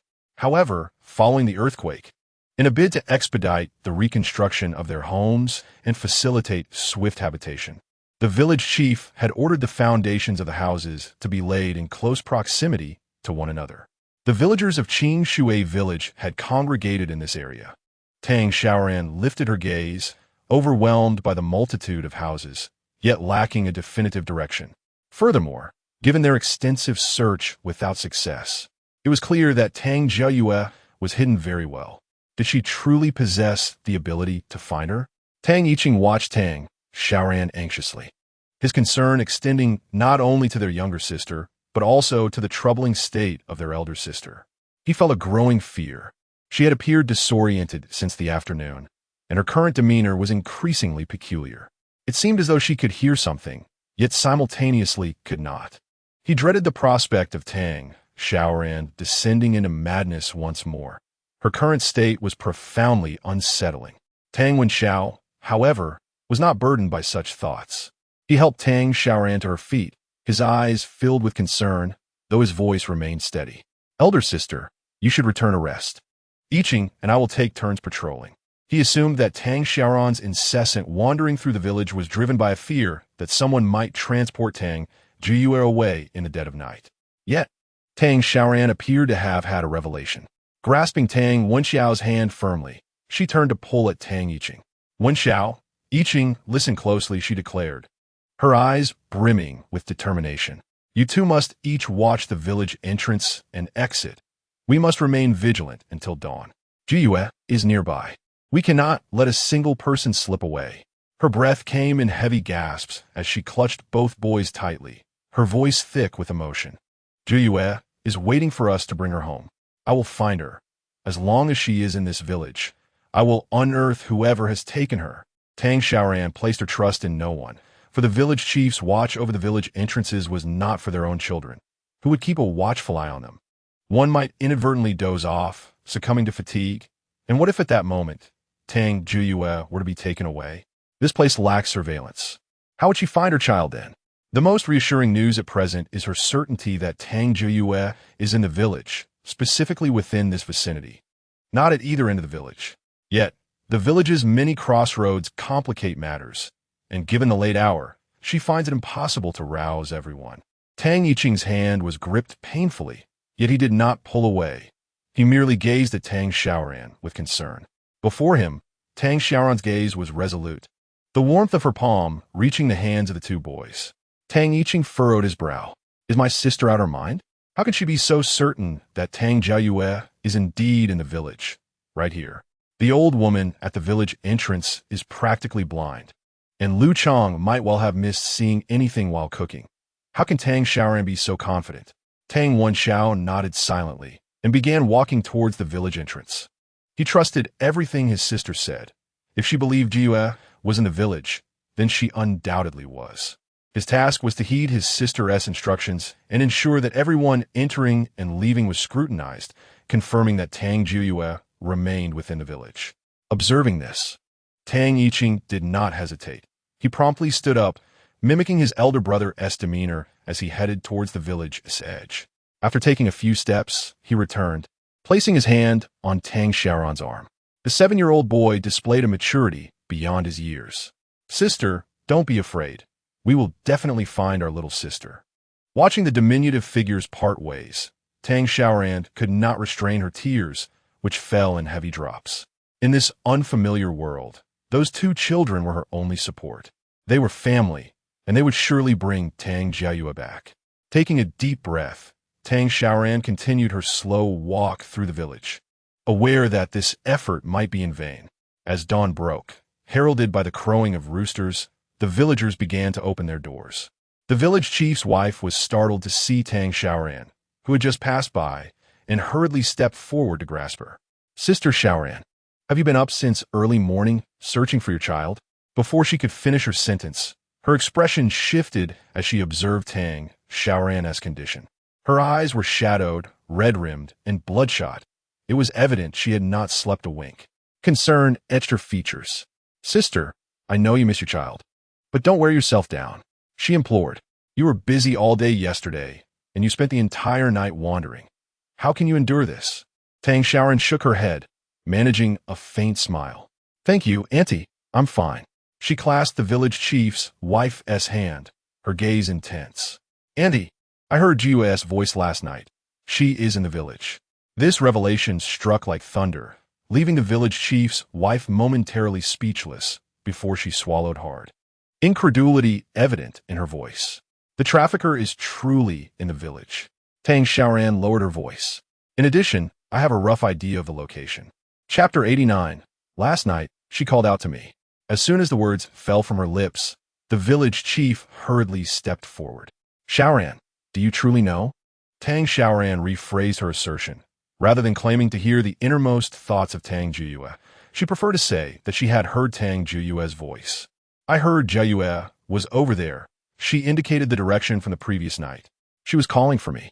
The others fell silent, observing the expressions of the two before them, and Tang Xiaoran understood that they did not believe her at all.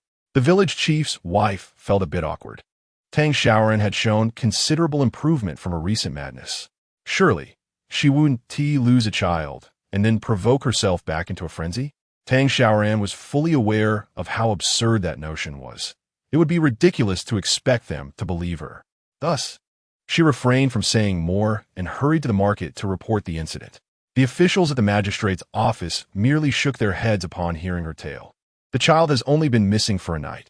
Who knows where she has wandered off to? Go on, don't waste our time with trivial matters. One of them rolled their eyes, dismissing the plight of a rural family, particularly that of a child without any notable status. Tang Xiaoran felt unsteady on her feet, tears refusing to fall. She realized how crucial power and influence were in this era, yet she had not anticipated feeling so helpless. In a daze, she returned to the crossroads where she had heard the voice. The village chief, after taking a puff of his pipe, decided to believe her and led Tang Xiaoran to search the surrounding homes once more. It was absurd to accompany a mad woman on such a pointless endeavor. They had already searched yesterday and were doing so again today. What did they think this was? Some expressed their dissatisfaction, grumbling, while others offered words of comfort. Your child is missing, so why the urgency? Let her have a look. If you don't let her look, that madwoman will think you're hiding something. One man scoffed, but fell silent thereafter. The village chief, somewhat exasperated, called Tang Xiaoran forward. Xiaoran, as you can see, there's truly nothing here. Tang Xiaoran's eyes were red. She had scrutinized every detail. The houses were uniformly constructed, devoid of any basements, and since everyone had moved in not long ago, nearly everything was visible at a glance. She listened to the murmurs of those around her, feeling somewhat dazed. Was she truly exhausted to the point of hallucination? Did Tang Jiyue's voice never exist and was merely a figment of her imagination? Tang Xiaoran felt on the verge of madness, taking a deep breath. She returned to the spot where she had heard the voice the night before. She stood there, lost in thought, as villagers passed by, beginning their daily labor. Some would approach her with pity, offering a few comforting words, while others pretended not to see her, and a few even scoffed, mocking her for standing in the middle of the road like a madwoman. Meanwhile, Tang Yiqing and Tang Wenxiao, adhering to Tang Xiaoran's instructions, scrutinized every passerby. Whenever they encountered someone pushing a cart, they would rush over. "Sir, may I see what you have in your cart?" Their acceptance of children was generally higher. Everyone was aware that Tang Xiaoran's family had lost a child and cooperated by lifting the cart cover to show them. However, as the day wore on and workers returned one by one, they still found nothing. Tang Xiaoran had not closed her eyes for 2 days and nights. She stood in the middle of the road, gazing vacantly at the throng of passers-by. In the twilight, her figure appeared particularly frail. Just then, a sound came from behind her, and she turned to see Chun Li supporting the cane crafted by Wang the carpenter. Li Mingda, standing beside him, was taken aback by Tang Xiaoran's condition, his eyes nearly bulging from their sockets. He exaggeratedly stepped forward. "No way. How can you cook for the young master like this? Aren't you afraid you might collapse in the kitchen?" Chun Li furrowed his brow tightly. He had planned to give Tang Xiaoran the money for the cane while Tang Wenxiao was at school. However, to his dismay, the children had not shown up at all. He understood that rural families often had to assist with farm work, yet he couldn't help but feel a tinge of frustration. The classes at school were interlinked, and having paid the fees, it seemed unreasonable to miss so many days, especially 3 at a time. When he intended to hand the money over to her neighbor, Xiaohua, her words left him utterly stunned. "The moonlight is lost." Pouting, Xiaohua looked at Chun-Li. Since returning from her grandmother's house that morning, she had intended to find the moonlight to attend school together, but was stopped by her mother. Though she was young, she understood the gravity of loss. "Teacher Chun, should I give this money to Sister Xiaoran or Brother Wenxiao?"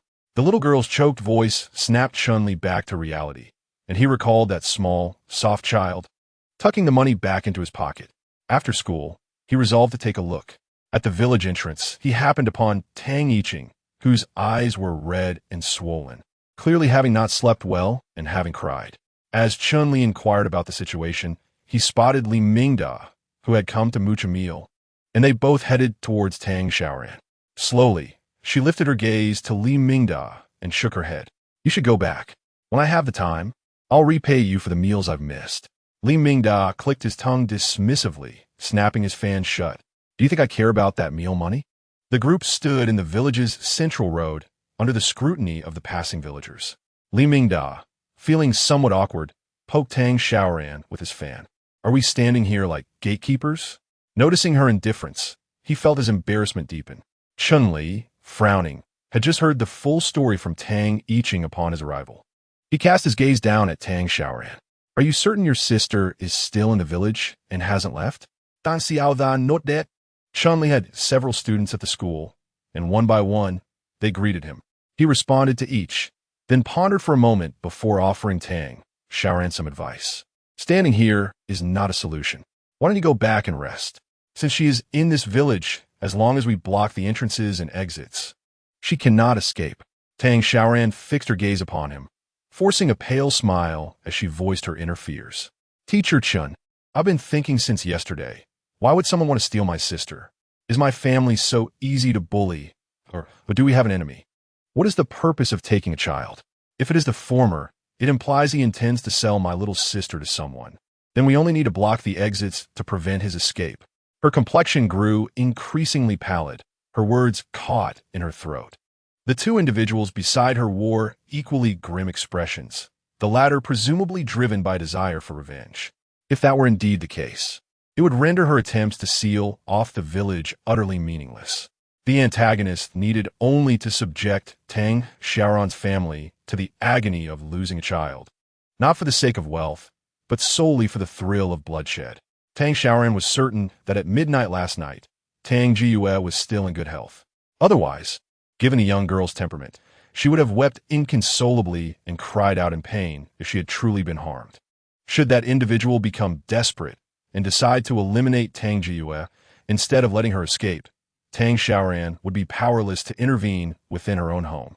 The mere thought of such a possibility sent shivers down her spine. She could not ascertain whether Tang Jiyue, as the antagonist, could be considered the protagonist, nor could she predict her fate, but the contemplation of such a scenario left Tang Xiaoran breathless with anguish. Suddenly, the taciturn Li Mingda broke the silence. How many households are there in your village? Chapter 90. If you don't want to lose your head, speak on. Tang Xiaoran furrowed her brow. Around 100 households. Not many. Li Mingda skufa. Tang Xiaoran, if I say you're dim-witted, will you still deny it? Have you ever heard the saying? Tang Xiaoran gazed at him in confusion. Chun-Li, unable to tolerate Li Mingda's smug demeanor, thought it absurd that he was playing coy over such a life-and-death matter. To speak plainly, Li Mingda cast a sidelong glance at him, amused. How could someone as astute as you not realize that money can move mountains? Tang Xiaoran was perplexed. Did he mean to imply that they could buy back the child? Li Mingda shook his head, but nodded simultaneously. Yes and no. If you propose exchanging money for the child, that individual is unlikely to return Tang Jiyue.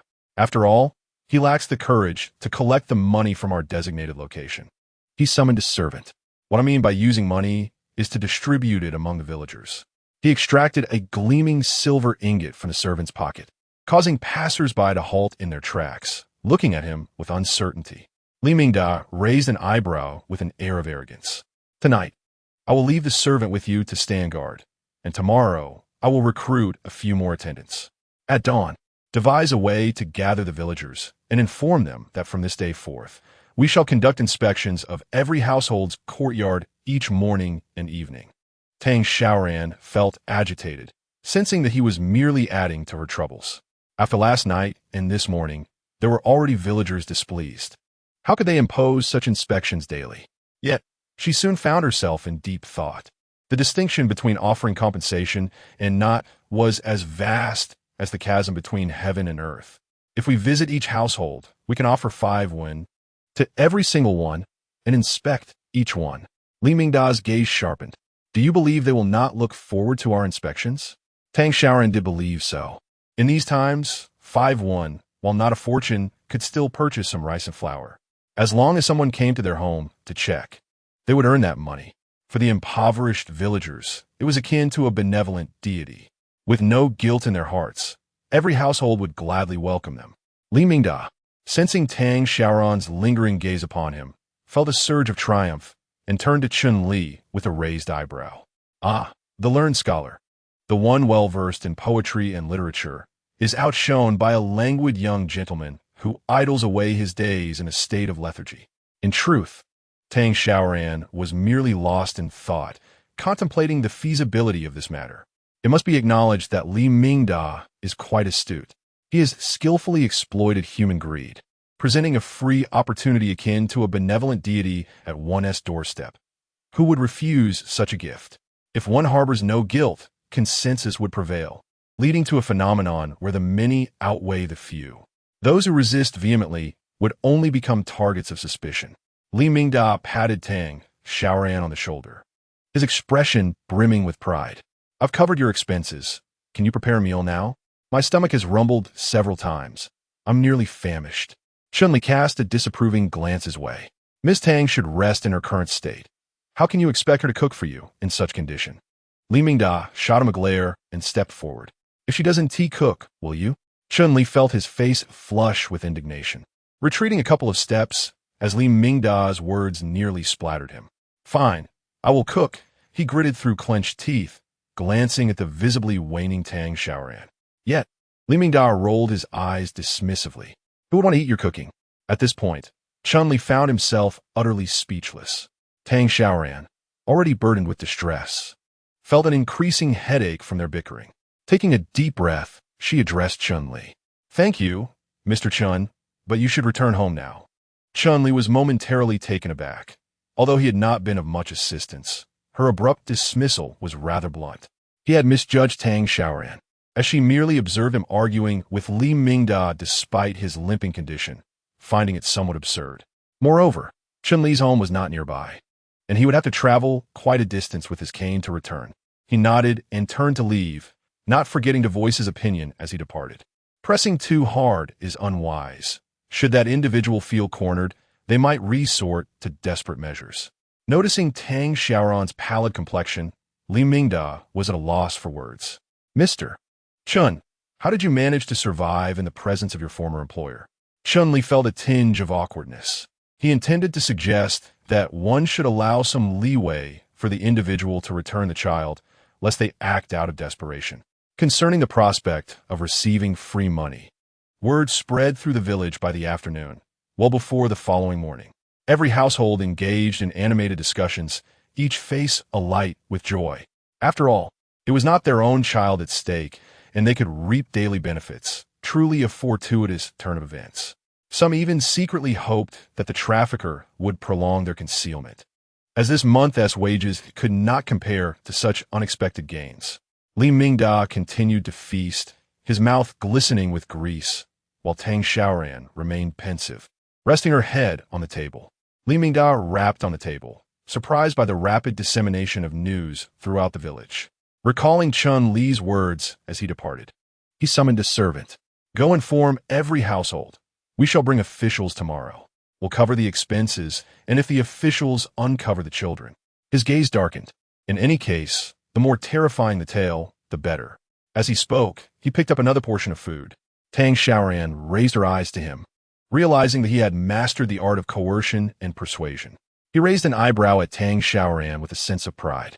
So, Tang Xiaoran, having me as a friend is indeed beneficial, isn't it?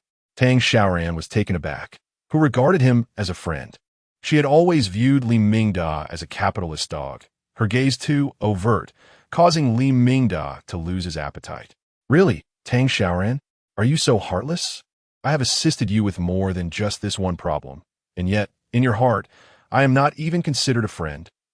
The following morning, upon seeing two officials standing at her door, one of whom had chased her off the previous morning, Tang Xiaoran felt a pang of regret. The powerful truly act with impunity. She was unaware of Li Mingda's background. After all, he was not mentioned in the original story. She presumed he was merely a local young master, yet he managed to summon those she could not even beg for help. The villagers had heard the night before about Tang Xiaoran inviting officials to assist with the patrol, dismissing it as a joke. Despite their impoverished circumstances, they were aware that anyone associated with authority carried an air of arrogance, unlikely to visit their small village. However, upon seeing the 5 coins in hand and Tang Xiaoran's figure, a group of women quickly gathered to gossip. Is it true that she could actually summon officials just to help her find that little girl? Oh my, 5 coins. Where did she acquire such wealth? Oh heavens! You have no idea. Those two just came to my house, and I didn't dare breathe. Shen Dahe's mother scoffed. Look at your lack of ambition. No wonder Tang Xiaoran can attract such formidable men while you cannot. She must have employed some methods to entice him. As she prepared to spread more rumors, a deep, resonant voice interrupted from behind. If you wish to keep your head, I suggest you continue speaking. Chapter 91. This person is clearly afraid. The atmosphere fell silent instantly. Chen Dahu's mother turned around, astonished to see the village chief, his face reflecting anger. The chief's expression was strikingly different from his usual demeanor when supporting Tang Xiaoran. He appeared fearful. He had encountered Li Mingda before when the young master brought an abundance of timber to Qingshui village during its reconstruction. At that time, he had expressed his gratitude profusely, having heard that the county magistrate sent aid to the nearby villages affected by disasters. After bidding farewell to the large entourage, the young master had murmured to himself, You all must hurry and finish the construction. I've lost quite a bit of weight lately. The rest of his words were unclear, but he later learned that he was the young master of the county magistrate's family. In the hierarchy of power, a county magistrate was a minor official, hardly significant in the eyes of imperial authority. Yet, in their small valley, a county magistrate represented the pinnacle of authority. He never expected to encounter this young master again, let alone discover he was a friend of Tang Xiaoran. The young master remarked, lazily waving a fan and yawning. Yet his tone held a sharp edge. I merely came for a meal, but if that gossipy woman next door continues her chatter, I may have to take her in for questioning. The child might very well be hers, after all. The village chief had always been deeply concerned about finding Tang Xiaoyue, and now he was even more diligent, knocking on every door. It was imperative not to offend the wrong people. If anything were to happen to the girl, the entire village would surely suffer the consequences. Tang Xiaoran, overhearing the village chief's words, found the situation exaggerated. If Li Mingda were truly that capable, every chef in the land would likely be flocking to his home. However, the villagers, being mostly simple folk, believed the chief wholeheartedly, taking his words as gospel. In her quest to find the child, Tang Xiaoran did not mind wielding a semblance of authority, and thus chose not to expose the charade. The entire village remained on edge until late into the night. Even as Tang Xiaoran swayed drowsily at the table, Li Mingda's servant burst in. He had been specifically sent by Li Mingda and urged Tang Xiaoran to rest, but she was unwilling to leave the intersection, so she had the servant stay with her in shifts. Miss Tang, do you see who this is? As soon as he entered, Tang Xiaoran awoke with a start and rushed to the door. In the servant's arms was a delicate child. Tang Xiaoyue lay heavily asleep, oblivious to the commotion around her, while the two boys in the room rushed out. Tang Wenxiao's eyes brimmed with tears, and Tang Yiqing excitedly surrounded Tang Xiaoyue, unable to contain his curiosity. By the flickering candlelight, Tang Xiaoran discerned the child's features, and her initial joy swiftly transformed into a profound concern. The left side of the child's face was significantly swollen, while the other side burned with fever, yet she remained in a deep slumber amidst all the chaos. Cradling her in her arms, Tang Xiaoran listened intently as the servant recounted the events. I was sitting at that intersection when I suddenly heard two barks. Not being familiar with your village, I followed the sounds and discovered a child lying in the middle of the road at a corner. He scratched his head, hesitating to admit that he had actually fallen asleep there and had run over when he heard the commotion, only to find the child had disappeared. Tang Xiaoran listened quietly, her eyes icy with anger. The individual clearly acted out of fear. He was clever enough to choose this moment, when Tang Xiaoran was away swapping shifts with the servant, to deliver the child. He knew that the servant was unfamiliar with the area and, not being the child's own guardian, would not be particularly vigilant, allowing him to brazenly leave the child in the middle of the road. Had Tang Xiaoran been in her frenzied state, any slight sound in the night would have prompted her to investigate, and he would have been unable to escape. Tang Xiaoran felt as if her heart were being gnawed upon by countless insects, now that she was aware of the fear. Did he think that returning the child would render everything safe? She tightened her grip on Tang Xiaoyue's arm, resolve crystallizing within her. She would unearth that man. She certainly would. The good news was that Tang Xiaoyue had been found and was not running a fever. The bad news was that she had ingested some form of narcotic. Tang Xiaoran had suspected this possibility long before, yet upon seeing Tang Xiaoyue's flushed face, her heart ached uncontrollably. The news of the little girl's return spread throughout the village by dawn the following day. The village chief let out a sigh of relief as he cheerfully entered Tang Xiaoran's home. Xiaoran, where is Xiaoyue? He was glad that this matter had finally reached a conclusion, especially after days of unrest within the village. But upon stepping inside, he was met with an atmosphere so profoundly grim it sent shivers down his spine. He fixed his gaze upon the young girl lying on the bed, taking a sharp breath. What has happened to this child? Tang Xiaoran lifted the handkerchief from Tang Xiaoyue's forehead, signaling the village chief to speak outside. Xiaoyue had awakened for a moment in the early morning, but the medicine was too potent. I've already sent Wen Xiao to summon her master, who is likely on the way. Her eyes were icy, a sight the village chief had never encountered before.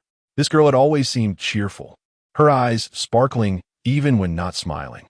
Yet now, her expression was fierce, akin to a she-wolf poised to tear apart its prey. The village chief felt a sense of helplessness. Being a rough man, he had no idea how to comfort a woman and regretted not bringing his wife along. He had thought the matter was settled and rushed over to offer congratulations upon hearing the news. Xiaoran, it's good that the child is back. This situation must be investigated. But you must also take care of your health, he said, observing the girl's bloodshot eyes and letting out a sigh. He wanted to say more, but a commotion outside interrupted him. Lin Yu entered with a heavy expression, carrying a large medicine box. He did not pause to exchange pleasantries with Tang Xiaoran, striding quickly to Tang Xiaoyue's side. The girl lay on the bed, her breath faint, one cheek swollen while the other was as red as a ripe peach. Her lips cracked and dry. Lin Yu placed his hand on Xiaoyue's tiny wrist, his brow furrowing. Everyone present held their breath, and Tang Xiaoran's heart raced. After a moment, as Lin Yu released his grip to withdraw his hand, his gaze fixed again, re-grasping Xiaoyue's wrist, his expression grave as he sighed. Tang Xiaoran dared not speak, and the village chief stepped forward to inquire softly, "Doctor, how is the child?" Lin Yu held Xiaoyue's wrist in his hand, replying, "The child is not in serious danger. I will administer acupuncture shortly to expel the medicine from her system," but a hint of frost flickered in his eyes, and Tang Xiaoran felt an unusual dryness in her throat. "But what?" she asked. Lin Yu slowly began to take up the silver needles, gently inserting them into the girl's forehead, wrist, and nape. However, the substance used to intoxicate her was intended for livestock, posing significant harm to her body. Tang Xiaoran's face instantly drained of color, and Lin Yu turned back to reassure her. "Fortunately, your family has been well fed recently, with meat at every meal. This has helped her gain some strength. Ensure she visits me regularly from now on, and we will gradually restore her health." Tang Xiaoran's heart finally settled, and the village chief wiped the cold sweat from his forehead, pondering why the doctor's words were so laborious. As the group sighed in relief, a soft whimper emanated from the bed. Chapter 92. Another familiar face. The first person Tang Xiaoyue saw upon opening her eyes was Lin Yu. She blinked and sweetly called out, "Master." Her voice was hoarse, as if smoke had filled her lungs. The village chief hurriedly leaned closer. "Little Xiaoyue, how do you feel?" In light of such a significant event in the village, aside from the Tang family, he had been the most concerned. He had not slept well over the past few nights, even developing a sore on his lip, worried not only about the villagers, but also fearful that the county magistrate's son might have some connection with the Tang family, potentially causing endless trouble. Tang Xiaoyue wished to lift her hand to touch her head, but discovered it was pricked with needles, so she could only say, "Uncle Village Chief, I am fine. It's just that my head feels a bit dizzy." Before she could finish her words, she noticed Tang Xiaoran standing nearby, swaying precariously. The once obedient little girl suddenly pouted and burst into tears, crying, "Sister, sister." Tang Xiaoyue's call for her sister was filled with emotion, causing everyone present to feel a pang in their hearts, and Tang Xiaoran felt as if her own heart had shattered. She instinctively reached out to embrace the little girl as she had done before, but was stopped by Tang Yiqing. "She is still receiving injections." Tang Xiaoran sniffed and leaned over the bed to accompany Tang Xiaoyue, anxiously asking, "Is your head very dizzy? Does your throat feel uncomfortable? Is it just dizziness? Or does it hurt?" She glanced at Lin Yu, who was diligently administering the injections. "Your master is here. If you feel unwell, you must speak up." Tang Xiaoyue's tears flowed freely as she shook her head, sobbing, I am hungry. I want to eat meat." Tang Yiqing rolled his eyes. "You still call him a glutton, yet you're the first to open your eyes and seek to fill your stomach." Tang Xiaoran playfully slapped him on the forehead, saying, "You little rascal, don't think I don't know. Just now, when Tang Ji entered the room and saw you, she secretly wiped her tears. Now that she saw her sister was all right, he was back to his teasing ways." "Sister, why did you hit me?" Tang Yiqing pouted, and Tang Xiaoran pointed towards the kitchen. "Did you not hear her say she is hungry? I will go prepare the meal, and you can tend to the fire." By the time Tang Xiaoran brought the dishes to the table, the village chief had already departed, fearing that Tang Xiaoran would insist he stay for dinner. He had dined at her home once before, and the food was indeed exquisite.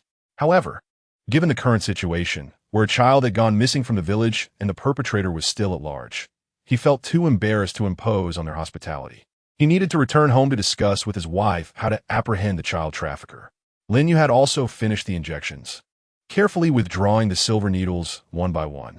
Tang Wenxiao helped Tang Xiaoran sit up from the bed. The little girl, still not fully recovered, was cradled in Tang Xiaoran's arms, her limbs feeling weak. Tang Xiaoran, already soft and pliable, now resembled a boneless little dumpling. "Dr. Lin, please stay for a meal," Tang Xiaoran began, but before she could finish, a loud voice rang out from outside. "Tang Xiaoran, you actually cooked without waiting for me today. Do you not regard me as your employer? I was going to order some dishes." Tang Xiaoran turned to see Li Mingda rushing over, and then he joyfully exclaimed, "Tang Laosan, you are back." Tang Yiqing rolled his eyes. "What an annoying name. This person is even louder than my little sister, quacking like a duck nonstop." Initially indifferent, Tang Xiaoran found herself agreeing with Tang Yiqing's observation, now perceiving Li Mingda as a duck. "Did your little servant not inform you?" Li Mingda stammered, scratching his head awkwardly. He had not returned home the previous night, but had gone straight to the flower house to drink. Lin Yu raised an eyebrow at their familiarity. "Brother Li, long time no see." Tang Xiaoran was taken aback. It seemed yet another acquaintance had appeared. She cradled Tang Xiaoran in her arms, while Tang Wenxiao quietly sat beside her, spooning meat porridge into Tang Xiaoran's mouth, one bite at a time. It was then that Li Mingda noticed someone standing beside the bed. "Lin Yu?" A realization struck him as he glanced between Tang Xiaoran and Lin Yu. "You are the esteemed physician, the master of Tang Xiaoran's third uncle?" Lin Yu nodded, and Tang Xiaoran recognized that they had once been classmates. She was not particularly surprised. They were of similar ages, and Lin Yu's clinic was located in the marketplace. Given that Li Mingda frequented the drunken pavilion, it was hardly remarkable that they were acquainted. The group gathered around the dining table, Tang Xiaoran consuming an impressive 1.5 bowls of meat porridge. Tang Xiaoran restrained Tang Wenxiao from offering her any more. "No more for now. You've just awakened, and overindulgence is ill-advised."